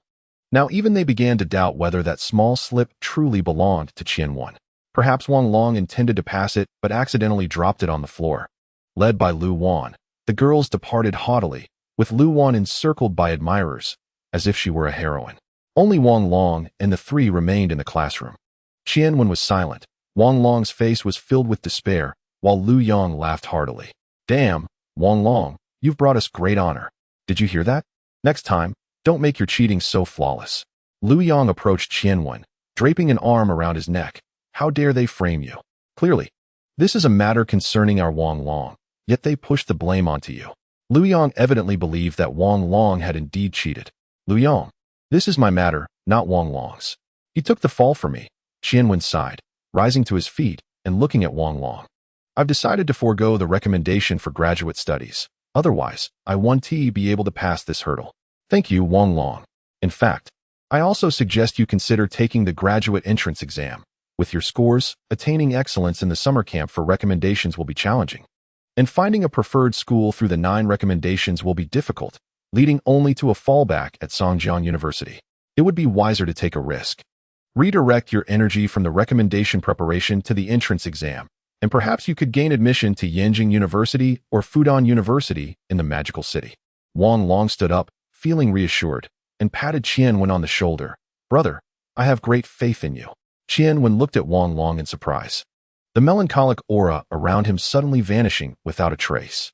In that instant, he finally released all the burdens on his heart and regained his composure. Wow, Qian, you've changed. It seems you've learned to lie as well, Lu Yang exclaimed in astonishment. You wouldn't understand. This is what we call a benevolent lie. Wang Long replied, patting Lu Yang on the shoulder, and informed them, we will have a meeting at 12 noon, and lunch will be downstairs at the company. Chapter 76. The fortunes of offspring. Qian's decision to abandon his pursuit of postgraduate studies was precisely the outcome Wang Long had hoped for. This hope was not rooted in a sense of fairness or justice, but rather in the understanding that Qian was simply unable to bear such immense pressure. The burden of plagiarism, which had been thrust upon him, would inevitably leave a psychological scar, and the intertwining of these two elements would eventually lead to an explosion of emotions. Thus, Qian's withdrawal represented not only an acknowledgement of his mistakes, but also a form of self-redemption. With this in mind, Wang Long presented Qian with a loftier goal, opening a broader horizon for him and allowing him to dispel all lingering shadows. During the meeting at noon, let us refrain from mentioning today's events, Wang Long contemplated, adding, it would be best not to inform Fang Qing either. Surely not, Wang Long. We are all comrades here. If others misunderstand, that is one thing. But I cannot allow my brother to misunderstand you, Qian replied, his face flushed with embarrassment. Trust me, let this matter remain a secret. If you wish to harm Teacher Wan, then you may speak freely, Wang Long countered, shaking his head. This is not how things should be handled. You may allow others to speculate about the truth, but you must not reveal it, especially since it involves others. But I feel guilty towards you, Qian murmured. That is of no consequence, my brother. I will purchase 1% of your shares for 1 million. If you sell them to me, it will settle the debt. Wang Long said, his eyes gleaming with excitement. You cannot be serious. Is it truly worth 1 million? Qian exclaimed in astonishment. If that is the case, can I forego the entrance exams altogether? That is for you to decide. Regardless, if you choose to relinquish your 3% stake, I will guarantee a buyback of 5 million. Goodness, Wang Long, you have startled me. Never mind. I shall retain my shares and choose to feel guilty towards you.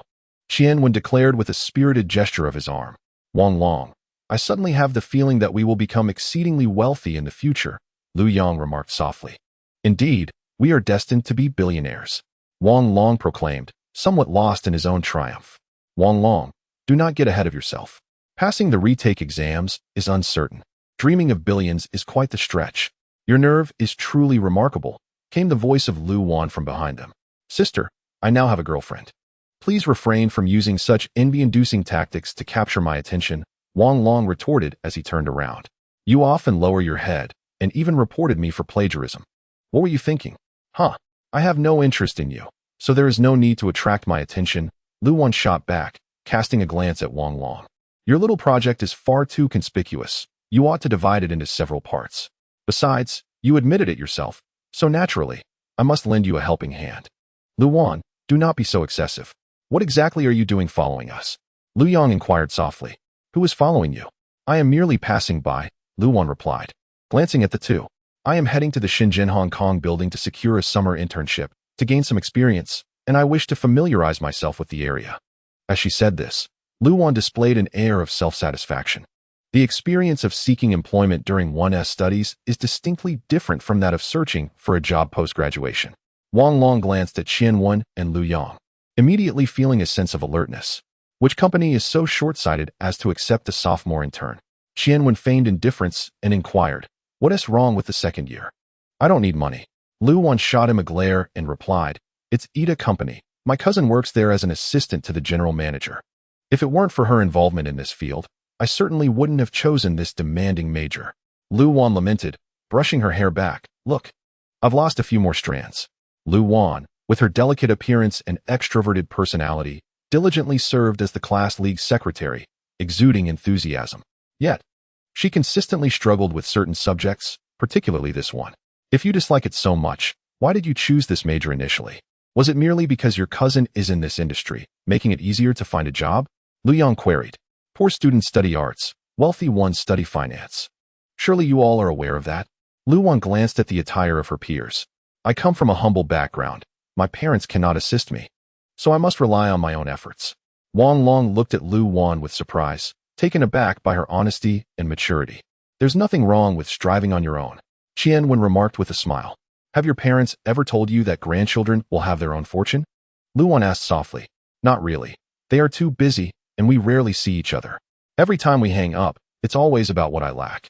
What I need, if I have enough money, Qian replied, bewildered by Lu Wan's question. My parents have said it, Lu Yang interjected, glancing at Lu Wan. It's nothing unusual. It's an old saying that everyone mentions. Perhaps I am unfilial. Every time I hear that phrase, it makes me quite uncomfortable.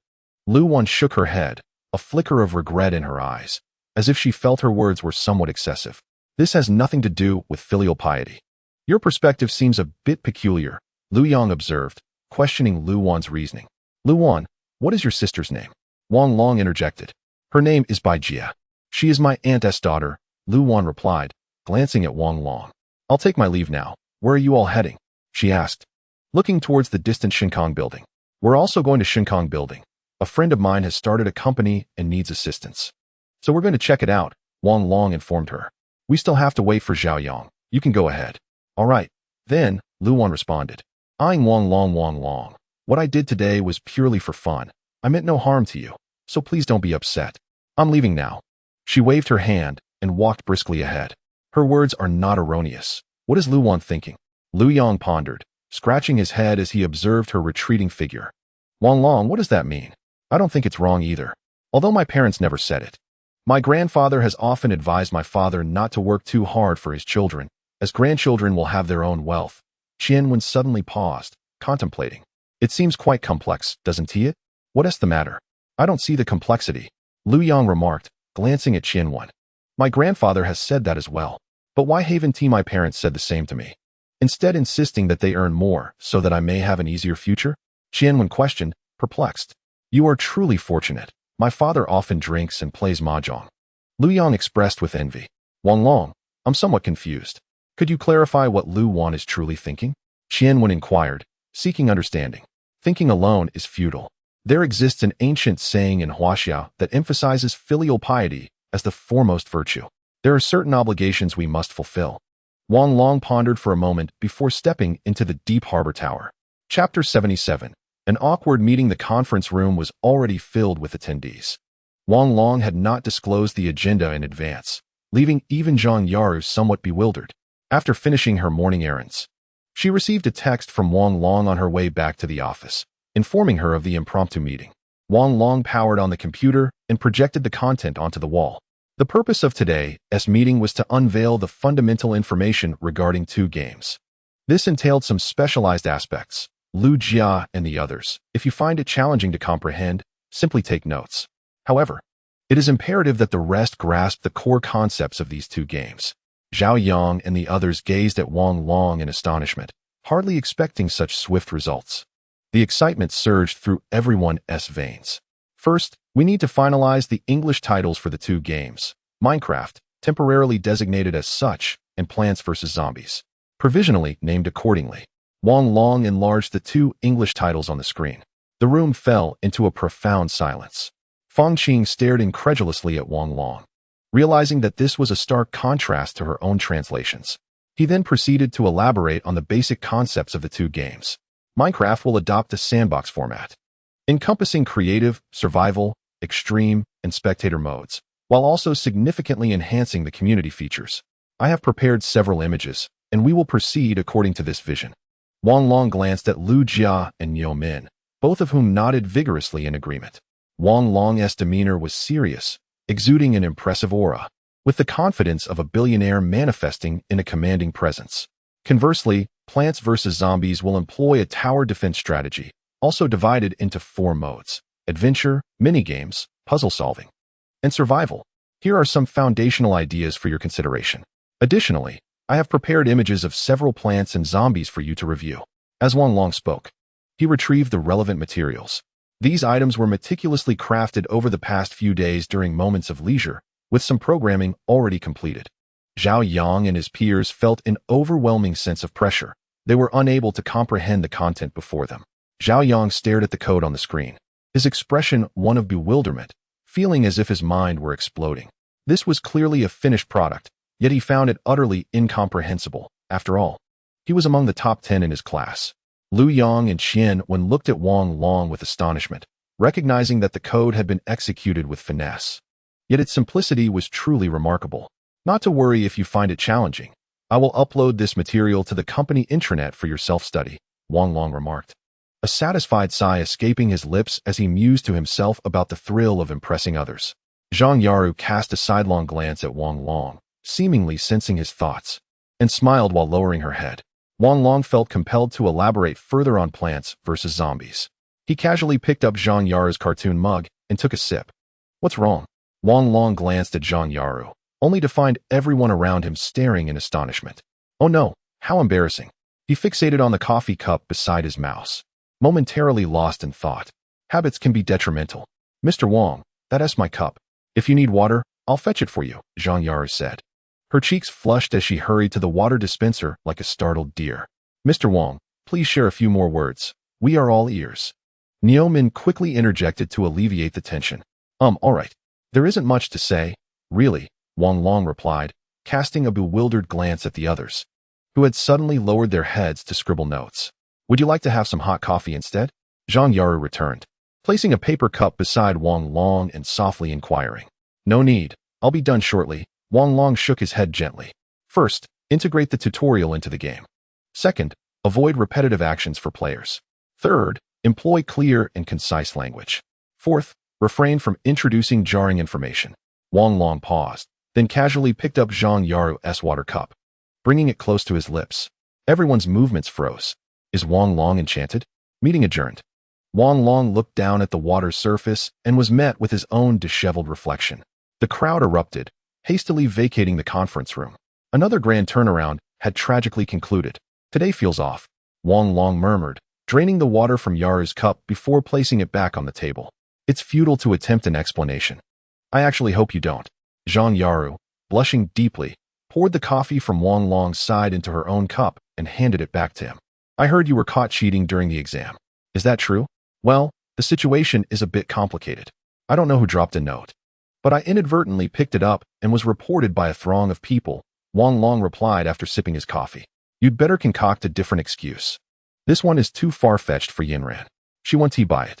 Zhang Yaru produced a wet napkin from her bag and offered it to Wang Long. Since you're not comfortable discussing it, I won't pry further. It's really just a minor issue. Well, I'll head back to the office now. Let us discuss the contract details shortly, Wang Long said, passing the cup to Zhang Yaru. Please bring it in later. Today has been quite troublesome. I'm feeling apprehensive. All right. I'll return to the office and come over soon, Zhang Yaru replied, turning to leave. Wang Long organized the items on his desk, feigning nonchalance as he returned to his office. The crowd in the hall had scattered, genuinely startled by the meeting. It was a stark contrast of realms. Everyone seemed eager to abandon their current tasks and revisit the lessons they had learned.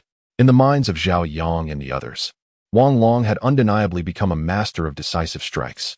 However, Wang Long had not chosen this day for the meeting solely to showcase his capabilities. Rather, it was to instill confidence and impose pressure upon everyone. He had far too many responsibilities to remain tethered to the computer daily. If that were the case, he might as well develop these two games independently without seeking assistance from others. The purpose of establishing the company was to expedite the development process as swiftly as possible. With a clear direction, the possibility of completing development within 2 months, or even 3, is not entirely out of reach. In a previous life, the creator of Plants vs. Zombies had commenced the development of this game by the end of 2006. If this world remains unchanged, I must expedite the public test launch. Wang Long pondered while searching for Baokai Company, only to find it non-existent. Even the game gem maze was developed by another company. Could it be that this is truly a parallel universe? A sense of trepidation washed over him as he glanced out the window. Zhang Yaru entered the room, noticing Wang Long's unusual demeanor, and inquired with concern, "What's wrong? Are you feeling unwell?" She placed her hand on his forehead to check his temperature, finding it normal. "Are you just not sleeping well?" "No, it's fine," Wang Long replied, sneezing. "I recently switched to a new perfume. You might not be accustomed to it. I'll apply less in the future." Zhang Yaru placed a stack of contracts before him. "It smells quite pleasant. Actually, strong yet refreshing. I really like it." Wang Long glanced at the contracts.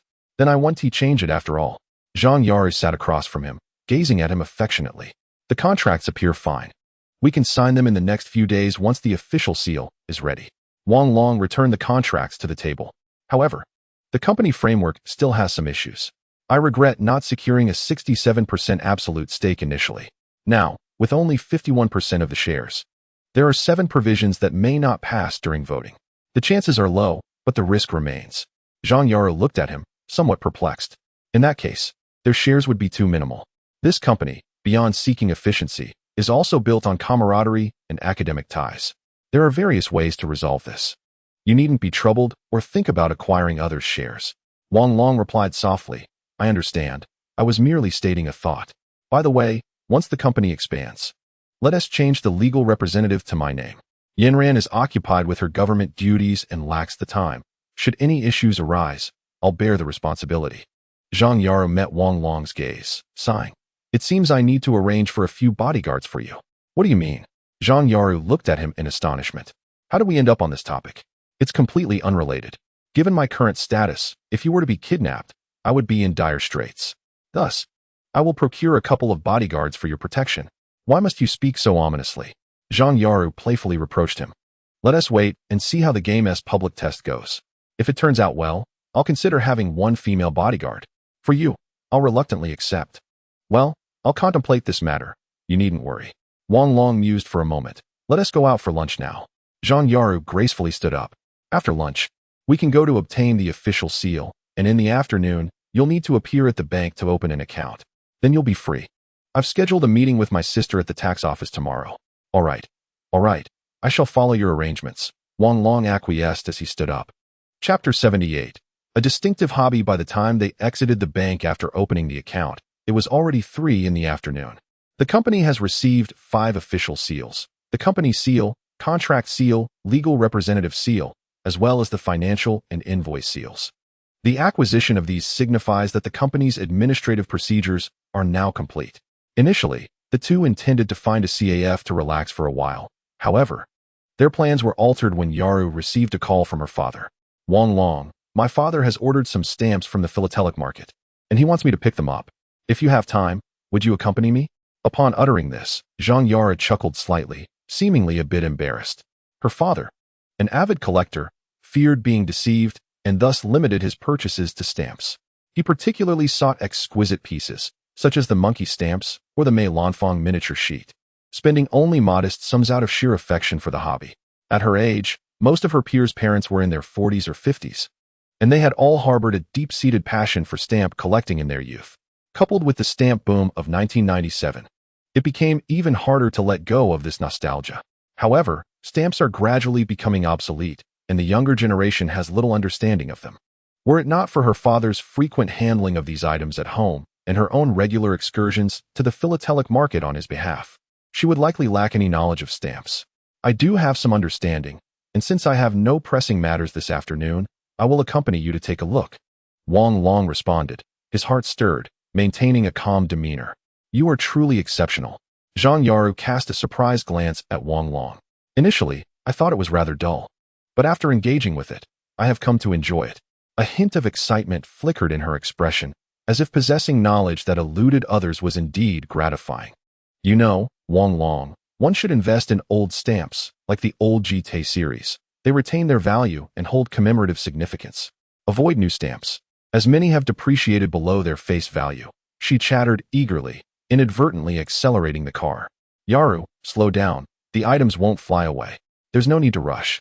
Wang Long gently reminded her. Occasionally, I accompany my father here on weekends, and the experience is quite different. There's a thrill akin to that of shopping on Taobao.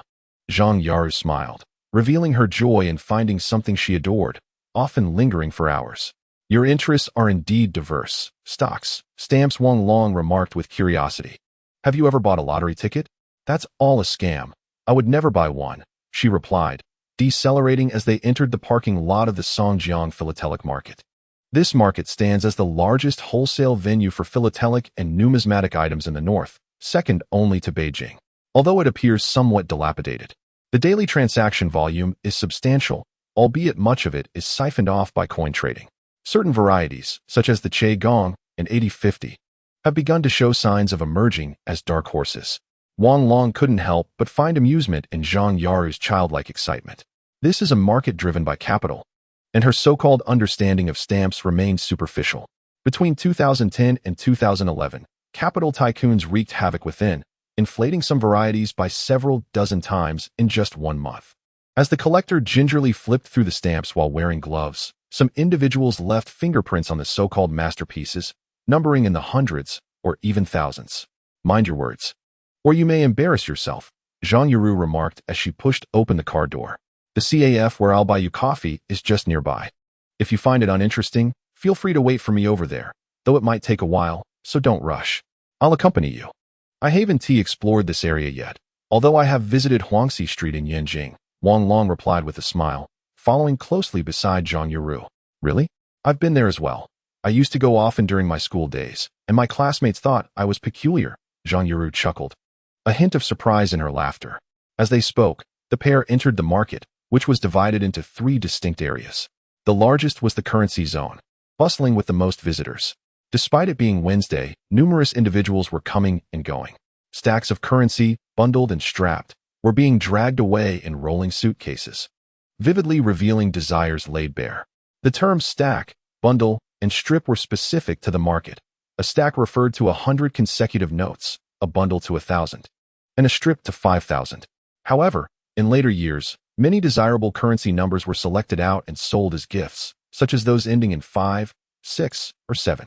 In stark contrast to the lively currency zone, the stamp area exuded an air of desolation. Only about 100 counters were operational, with nearly half closed for business. The number of patrons was scant, with only a handful of over 20 wandering about. Zhang Yaru briskly approached a boutique named Albus Stamps. The boutique was less than 20 meters long, staffed by a woman in her 50s and a girl in her mid-20s, presumably a mother and daughter. 2 groups of customers were already present, one purchasing a large stack of yearbooks from 1981 to the present. Wang Long glanced over and noted that the yearbook from 1980, featuring the monkey stamp, was priced around 8,000 yuan, making it a rare purchase. The other group comprised a well-dressed man and woman examining a series of large zodiac stamps, not the monkey stamp, but the large editions for the rooster from 1981 and the pig from 1983. Each edition consisted of 80 stamps, making them quite substantial, hence referred to as large editions. These later became a general term for uncut sheets. The mother and daughter were all smiles, exuding patience. In such a sluggish environment, having any customers was indeed a privilege. "Yuru, could you please wait a moment?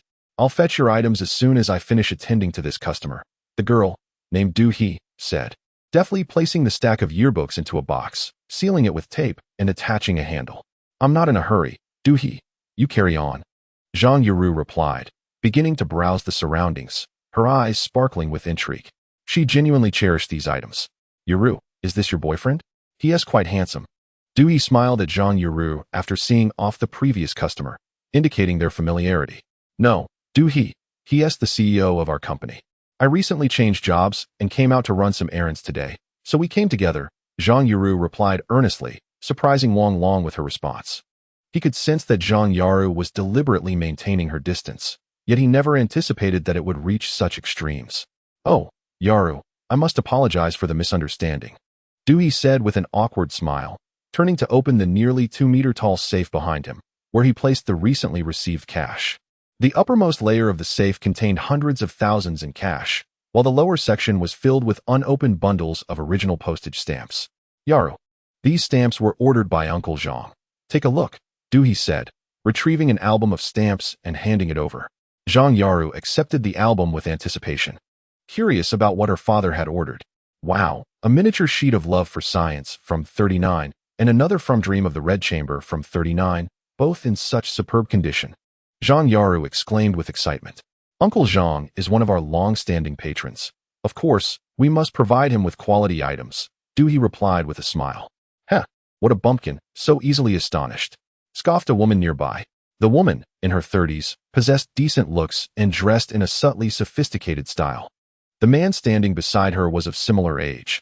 Initially, they were both inquiring about the zodiac-themed stamps at the counter. However, after Zhang Yaru's arrival, the man frequently glanced her way, stirring the woman's jealousy. The man, however, displayed no overt signs of lewdness. His demeanor seemed purely one of astonishment. Zhang Yaru gazed in astonishment at the woman, unable to comprehend how she had become the object of such disdain. 100 sheets of the chicken stamp.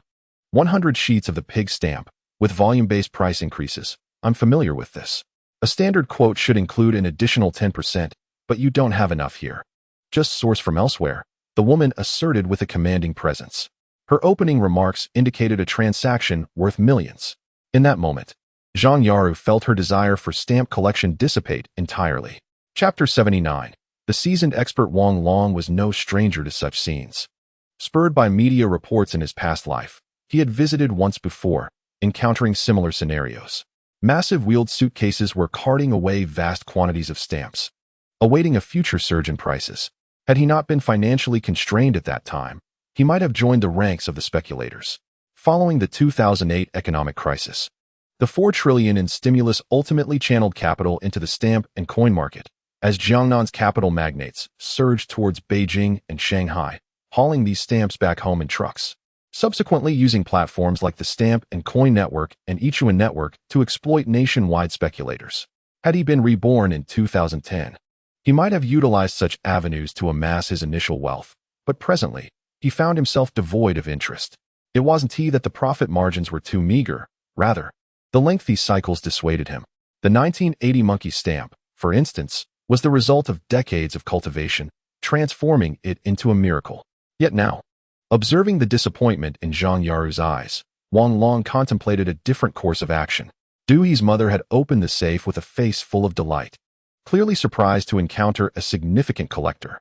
Wang Long stepped beside Zhang Yaru and turned to Du He, saying, "Please fetch Yaru a complete set of the 2003 miniature sheets, all in pristine condition, and also a set of the 2006 large edition album for her to examine." "Certainly, sir," Du He responded. Du He smiled apologetically at Zhang Yaru and retrieved 2 exquisitely packaged albums from the counter. She had initially intended to speak a few words of fairness on behalf of Zhang Yaru, but the presence of the two individuals nearby made her hesitate. It had been 2 or 3 years since she had encountered such significant customers.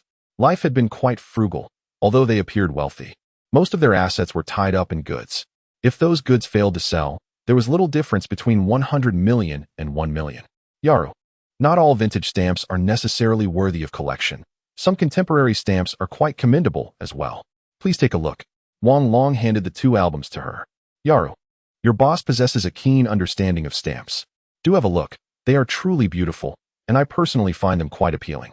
He cast a shocked glance at Wang Long before turning to Zhang Yaru. All right, I will take a look. Yaru received the hardcover edition, steadied her emotions, and began to flip through its pages. The 2003 miniature sheet was a special format released by the state, featuring exquisite printing. Due to its limited circulation, it was highly regarded by many merchants. However, in conflict with larger format stamps, it was deemed a freak, causing prices to stagnate and plunging the market into a downturn, with some varieties even falling significantly below face value. For instance, the Guqiao miniature sheet soared to 800 yuan per sheet in 2011, yet at this time was only 18 yuan. The United Against SARS stamp, valued at 2,750 yuan in 2011, is now merely 40 yuan. The large format stamps from 2006 marked a year when the government commenced limited releases to salvage a precarious market. Regulations mandated that these stamps must be torn from their sheets for sale. However, only the Alanfu series disclosed their circulation numbers, while the quantities of other varieties remained undisclosed until the end of 2007. Consequently, few recognized the scarcity of these stamps, leading to a plethora of varieties plummeting below their release prices and being discounted for sale to various universities. For example, the Alanfu series, which had been speculated to reach 2,600 yuan per sheet in 2011, is now worth only 65 yuan. In terms of pure stamp investment, the stamps from 2006 present an excellent opportunity. Not only are they rare, but the large format albums from this year were the first publicly issued by the state, marking an essential milestone for large format philatelists. How beautiful! Zhang Yaru exclaimed as she flipped through the pages, continuously marveling. Do you like them? Wang Long inquired with a smile. If he found them appealing, it was no surprise that a girl would as well. What good is beauty if it lacks value? Collecting stamps should yield appreciation, scoffed the woman beside them, casting a disparaging glance at Zhang Yaru as she approached. Young lady, apart from the Alanfu large format stamps from 2006, the rest are worthless. You probably wouldn't understand this, but collecting stamps without a significant quantity is futile. The woman picked up the large format album, flipped to the page of the Alanfu stamp, and pointed it out to Zhang Yaru, exuding an air of authority and eloquence. Yaru, what this lady says makes sense. Perhaps we should consider purchasing more. Wang Long nodded in agreement, smiling. Wang Long, I am solely interested in collecting. I have no desire to speculate. Zhang Yaru, suddenly noticing the amusement in Wang Long's eyes, paused momentarily and said, You decide. I truly adore these 2 albums. Wang Long nodded and turned to Du He, saying, Miss Du, for the 2003 Foot United Against SARS issue, we require 100 original packages with numbers. Please make a note of that, along with a few other varieties. Wang Long smiled at the seemingly dazed Du He. The United Against SARS issue has only one version, successfully sidestepping market controversies. Du He, jolted from her astonishment, hurriedly grabbed a pen. The woman beside her looked at Wang Long in disbelief, equally stunned. 100 original packages equates to 20,000 copies. This is quite absurd. Where could one possibly find such a vast quantity of original goods?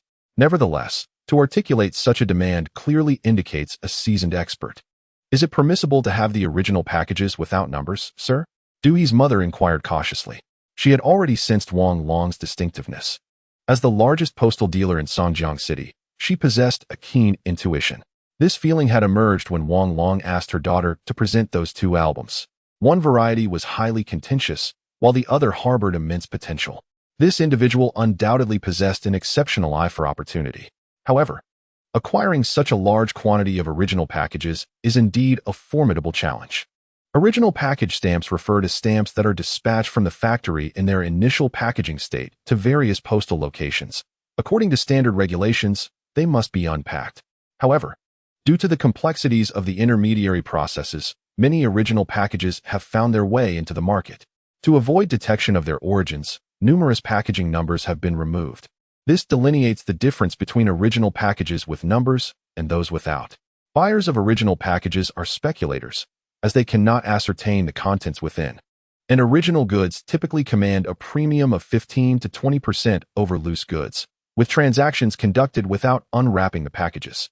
Nevertheless, counterfeiting is challenging due to a specialized identification method. It is possible, Wang Long nodded. We require 500 copies of the 2006 large edition album, including 5,000 copies of the Alanfu version, preferably all in original packages.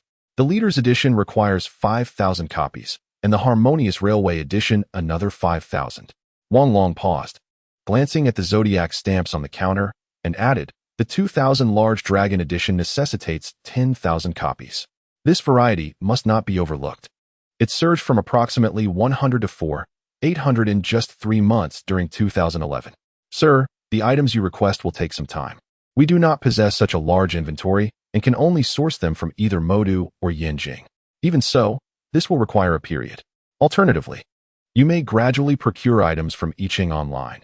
I can assist you with receiving and inspecting the goods, in which case we would only charge a 1% commission. Duhe softly suggested. Acquiring 10,000 copies of the Dragon Large Edition would amount to 1 million, while 500 copies of the 2006 Large Edition album would cost around 800,000, bringing the total for these varieties close to 3 million. Such a substantial order left her astounded. This young executive, exhibiting such professionalism, could not possibly be unaware of market prices. However, obtaining such a significant quantity at market rates seemed nearly impossible. It was a common understanding among stamp traders that bulk purchases typically come with price increases. Yet, she found it impossible to gauge how much could be added to secure such a large inventory. Young brother, my girlfriend's words may not be particularly pleasant. I hope you do not take offense. Investing in stamps is not merely an act of spite. If the money you invest appreciates, that is well and good. However, should it not, liquidating your assets may prove exceedingly difficult. The market is unlikely to absorb such stock, forcing you to sell at a loss, with a 30% deficit being considered mild. You might inquire about the price discrepancies between purchasing and selling from the proprietor. The man beside him gazed at Wang Long with a mix of suspicion and uncertainty, sensing something amiss. How could someone so seasoned engage in such a foolish endeavor? Aside from the Alanfu stamp, which soared to 13 in 2006, and the sheet stamps reaching 300, all other varieties have been in a steady decline. Duhe, please accompany your row to the nearby CAF and wait for me. After I conclude my meeting with these two gentlemen, I shall join you. Duhe's mother subtly signaled to her daughter.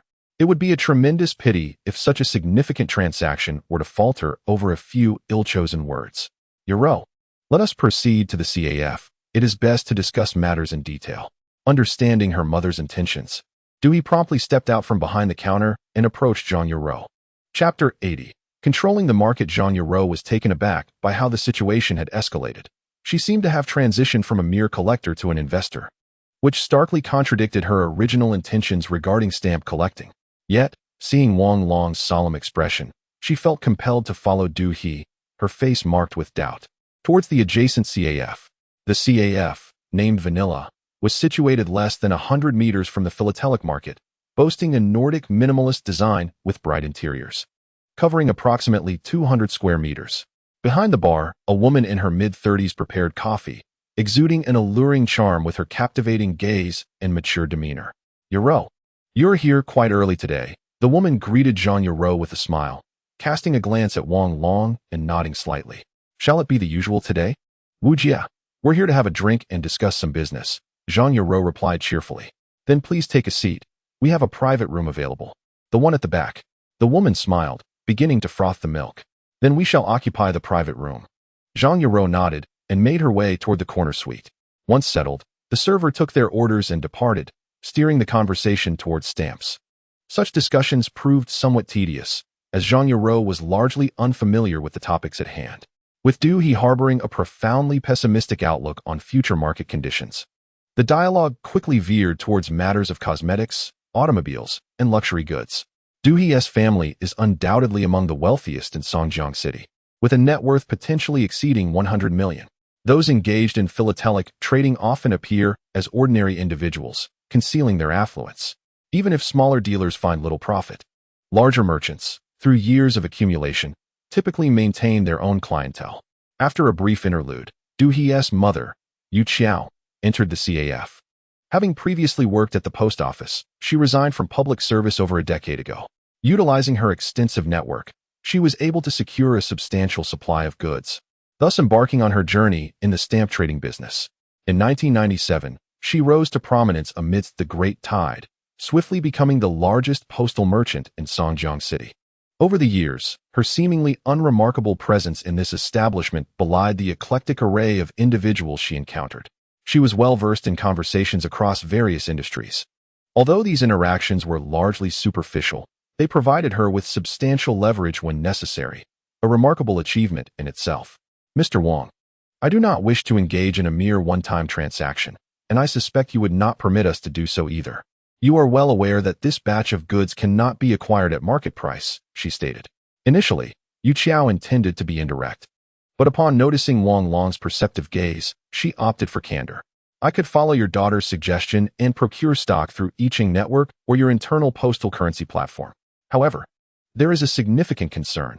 I am unaware of the counterpart's credibility, and I would need to remit payment up front to confirm the goods, thus presenting a considerable risk. Wang Long chuckled. To verify a seller's merchandise requires an advance payment, while confirming a buyer necessitates goods up front, such as the convention of online transactions, barring any special arrangements. How about this, Mr. Wang? I will post a request for goods on the website, acquiring them in batches of 500. This approach will prevent market fluctuations, and you won't need to pay in advance for the goods. I will inspect the items and deliver them to you before you make payment. I will provide you with a detailed account of each transaction, and you may also browse the confirmation details in my posts. However, we will need to charge a commission of 2%, Yu Qiao proposed, laying out her thoughts candidly. In a climate of heightened market enthusiasm, such a method might deter sellers from parting with their goods, yet in this profoundly sluggish environment, it stands as the most straightforward and transparent approach. Everyone should remain open-hearted, devoid of suspicion towards one another, even if clandestine dealings were to occur. They fall within acceptable boundaries. A commission of 1% is the maximum I can concede. Frankly, Yuani, this is not a one-off transaction for me. I intend to pursue these particular varieties in the long term. If you agree, we shall embark on this collaboration. If not, I will seek alternatives, Wang Long remarked, sipping his coffee while gazing out the window. In this desolate market atmosphere, 1% is indeed not insignificant. If it were not for his regard for Zhang Yaru, he might have even considered a mere half of 1%. Mr. Wang, do you have a place to store inventory? If not, it can be kept with me. Yu Qiao inquired tentatively. Do you take me for a child? I am well acquainted with the strategies employed by postal merchants. I have my own storage facilities, Wang Long replied, casting a stern glance at Yu Qiao. Many postal merchants sell goods entrusted to them without informing their clients, profiting from the price differential, and even absconding with funds post-liquidation, resulting in substantial losses for their clients. Yet, this practice is alarmingly prevalent among postal merchants. Clearly, I underestimated you, Mr. Wang. I am an old acquaintance of Yaru's parents. I merely inquired out of curiosity, with no ulterior motive. Please do not take offense, Yu Qiao said, her eyes reflecting admiration as she glanced at Wang Long. I accept the commission of 1% and look forward to a pleasant collaboration. Very well. If that is the case, please coordinate with Yaru for any future matters, as my schedule is quite demanding. By the way, let's assign Du He to oversee this. I will determine the daily posting prices and send them to Yaru for transmission to you. Wang Long cast a glance at Yu Qiao, who remarked, "Aunt Yu will also receive a commission of 1% for her own goods." Very well, President Wang, let us proceed with this arrangement. We shall return now, and you can have Yaru send the pricing to my daughter tonight, Yu Qiao stated with a smile as she rose. All right, Aunt Yu. I shall not see you off any further. Once all the goods are received, I will treat you and Du He to a meal, Wang Long replied, his demeanor now radiating warmth. No need to see me off. I have already sold my shares here. What matters is that President Wang continues to look after our business. Yu Qiao waved her hand as she opened the door to the private room. I assure you, this will be a long-term business venture. Wang Long smiled as he watched Yu Qiao depart. Wang Long, what are you planning? Where do you intend to store the stamps you purchase? After all, we have no place to put them. You cannot just pile them in the office. Zhang Yaru expressed her irritation. To settle the score for me. It shouldn't be to this extent. Tomorrow, Let us find manager who to rent an office space of over 100 square meters to store the incoming goods. Wang Long suggested as he took a seat opposite Zhang Yaru. Though it's to vindicate you, this isn't merely a whimsical decision. Yaru, I aim to control the market for the 2006 large edition stamps. Were it merely to ride the wave of the 2010 market, Wang Long would not have been so impulsive, perhaps spending only 300,000 to 500,000 on a few varieties for leisure. However, if it involves market control, the timing could not be more opportune. Zhang Yaru stared blankly at Wang Long, momentarily lost in thought. After a pause, she sighed. Though the company will soon be less busy, I am not well versed in these matters. This is entirely different from stocks.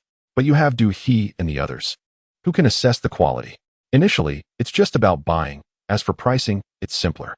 Identify a long-term blue-chip stock. Tomorrow will be akin to the lowest point.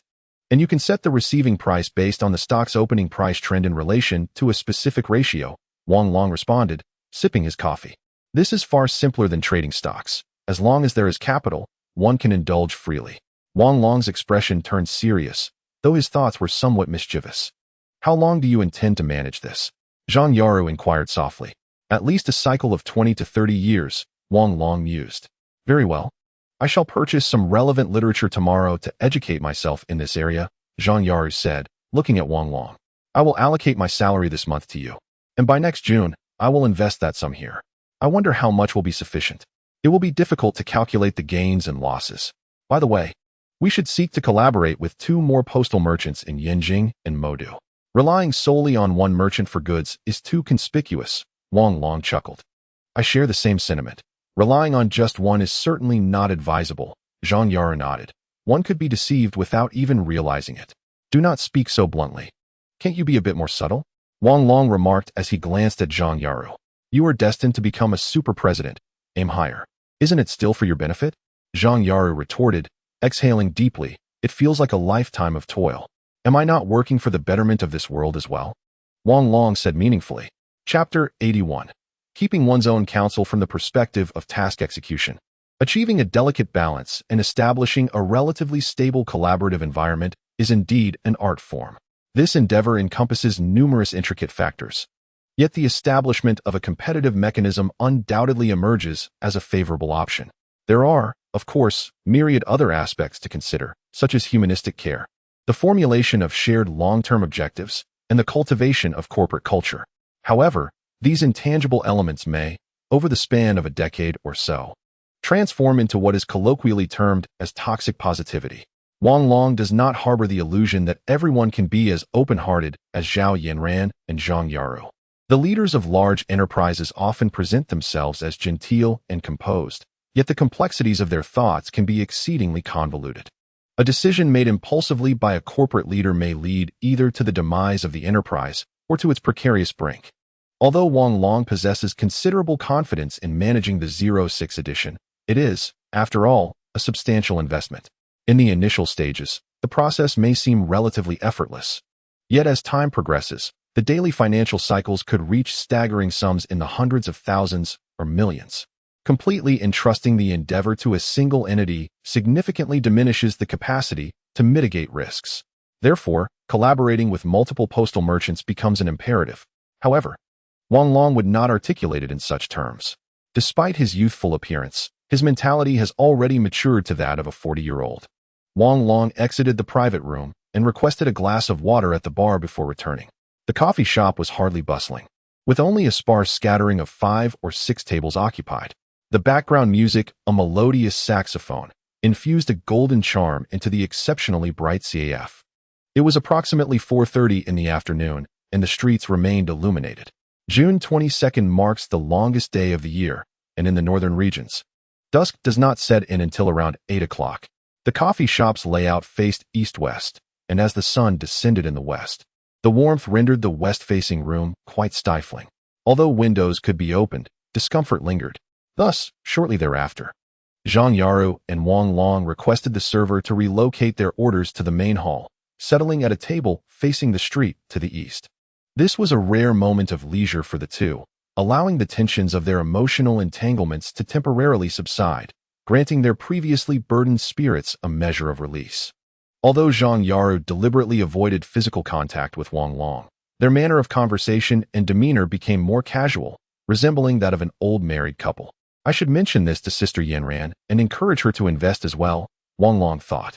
Initially filled with apprehension, he now felt a surge of exhilaration at the prospect of controlling a particular stamp and, under his guidance, achieving a remarkable price, an experience that promised immense satisfaction. Wang Long. Sometimes I think you are a genius, Zhang Yaru mused, increasingly excited, as if she were on the verge of creating a masterpiece for the world. What's so remarkable about it? Isn't that precisely what market manipulators do in the stock market? Wang Long remarked, intrigued by Zhang Yaru's youthful exuberance. Ah, but it is different, Zhang Yaru replied, opening her stamp album and pointing to the stamps within. They are tangible before me. I can see and touch them. The sensation is entirely distinct from that of stocks. Your affection for stamps evokes such sentiments, while I am confronted solely with frigid numbers. Wang Long chuckled softly, initially intending to correct Zhang Yaru's perspective, yet ultimately relinquished the notion. His adage was to refrain from forming emotional attachments to any investment. However, he hesitated to voice this to Zhang Yaru. She was the type of person whose emotions ran deep. Once she set her sights on something, she would pursue it with unwavering dedication. How pedestrian. Zhang Yaru cast a disapproving glance at Wang Long. If tens of thousands of Dream of the Red Chamber miniature sheets were laid before you, causing your fingers to cramp from counting, you would not hold such views. Wang Long resolved to temper Zhang Yaru's fervor. Are there truly that many? Zhang Yaru abruptly ceased her texting, gazing at him in astonishment. 810,000 were issued. If you truly desire to collect them, simply throw money at the problem. You've been to Huangxi Street before.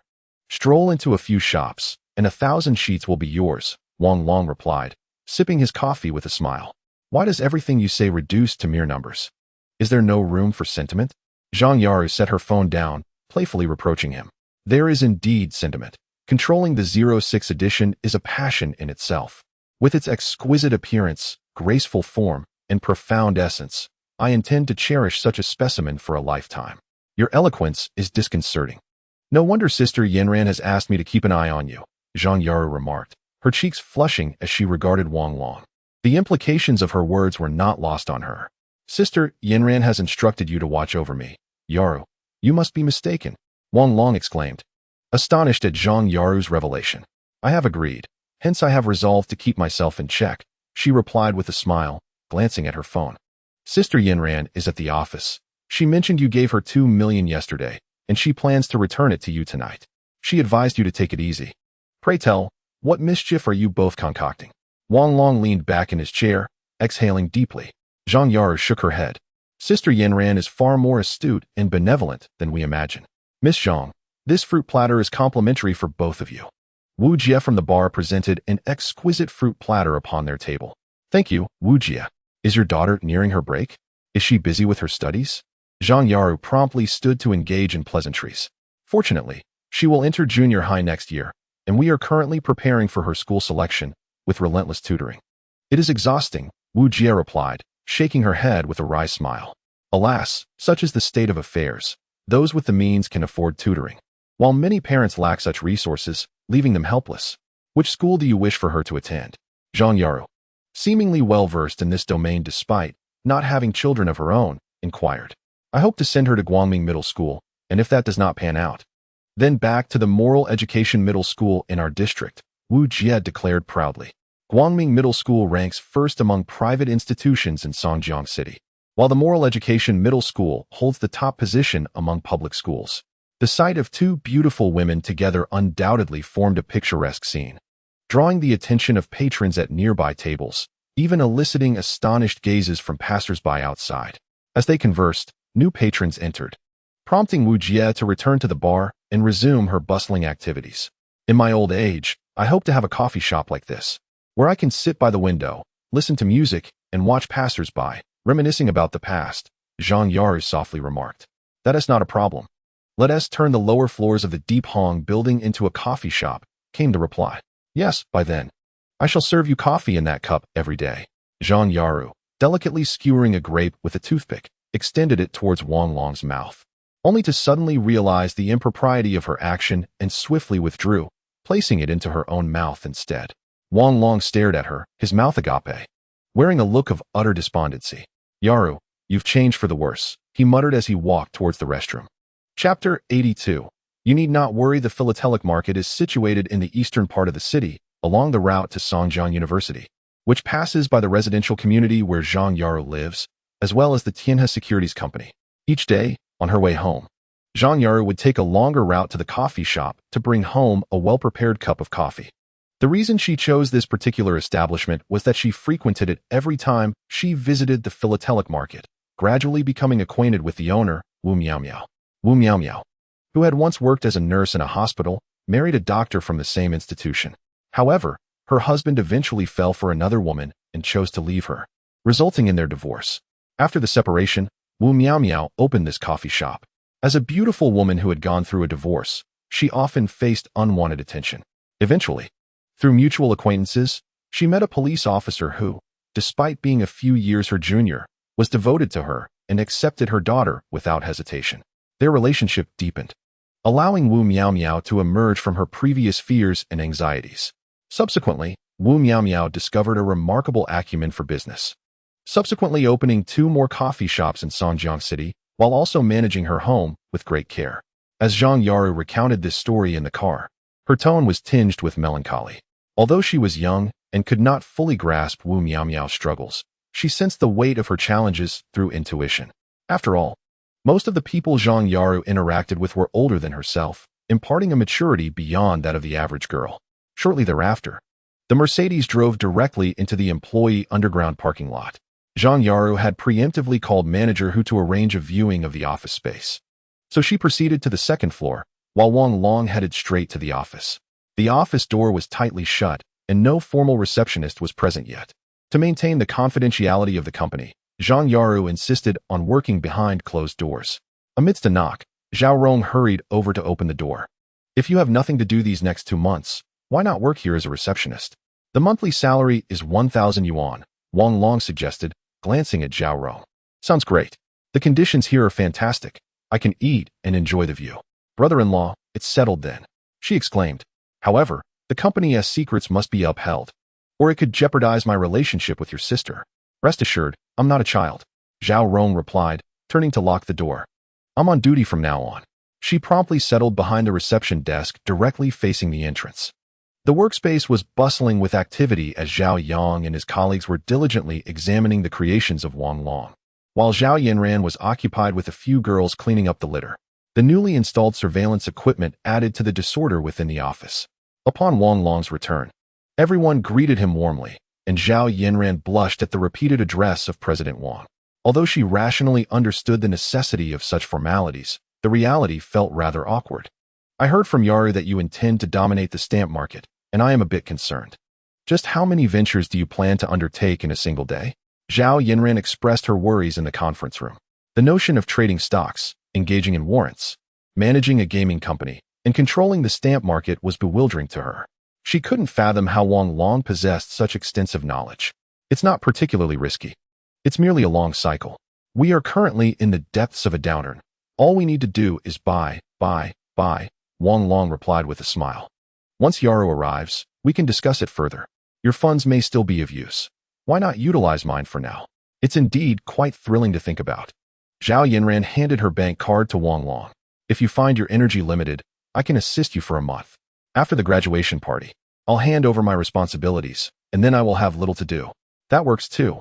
It's just a matter of keeping track and recording transactions for now. As we aren't yet considering selling, Wang Long said, placing the bank card into his pocket with a grin.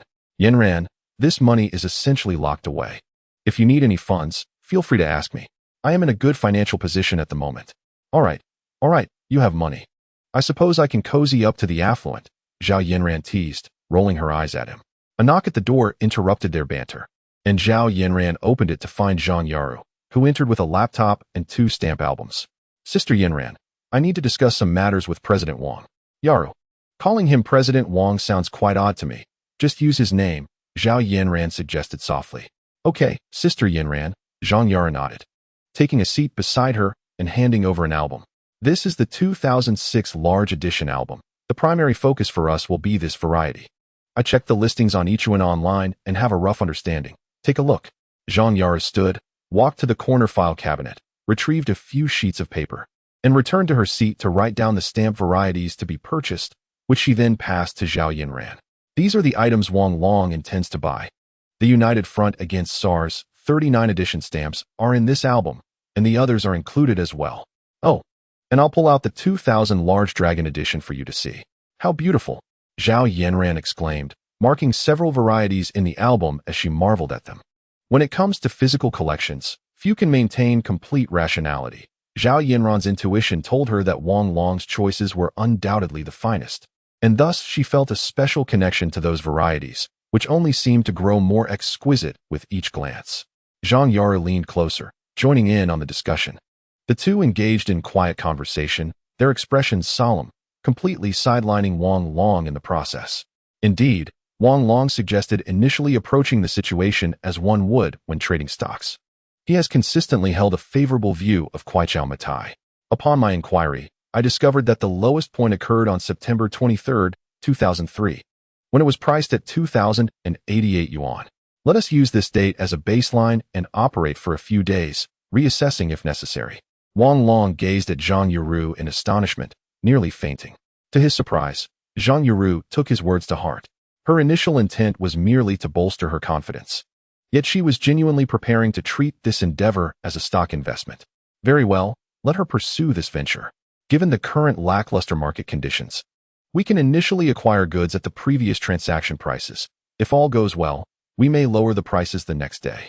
Conversely, if things do not progress favorably, we can adjust the prices upwards on the following day. Zhao Yinran, while browsing the online transaction prices, suddenly felt a surge of excitement. Wang Long, you need not concern yourself with this matter. Zhang Yuru and I will handle it. You merely need to provide the funds. What did you say? Wang Long could scarcely believe his ears. This seemed rather uncomplicated and would not impede my work. I shall confer with Yuru daily. I find this quite entertaining. All right. Sister Yinran, I too believe this is manageable. The inspection and receipt of goods can be delegated to others. We shall simply determine the pricing. I almost forgot. Zhang Yuru glanced at Wang Long. The office is on the 3rd floor, convenient for storage, and the shelves will be installed by tomorrow morning. Returning her gaze to Zhao Yinran, she declared, Sister Yinran, I would also like to invest 2 million. Let us jointly take on the first order. Agreed. Zhao Yinran nodded. Turning to Wang Long, she instructed, Wang Long, please hand your bank card to Yuru. I fear you may become overwhelmed. A faint blush colored Zhao Yinran's cheeks, as this endeavor genuinely piqued her interest. Very well. If you wish to proceed, just temper your expectations. It is prudent to pause occasionally to allow the market to cool. Wang Long handed his bank card to Zhang Yuru, cautioning against treating this as a stock investment. It is merely a trial at this stage. Forget it, let it be. I shall say no more. You may proceed as you wish. Wang Long chuckled and exited the conference room. After a night of little sleep and a morning fraught with tension, he was now ravenously hungry. Unable to endure any longer, Wang Long pulled Lu Yang along to the basement, where they purchased a plethora of items to bring back to the office pantry. By the time they concluded their tasks and returned home, it was nearly 10 o'clock in the evening. Exhausted, Wang Long collapsed into bed without even removing his outer garments.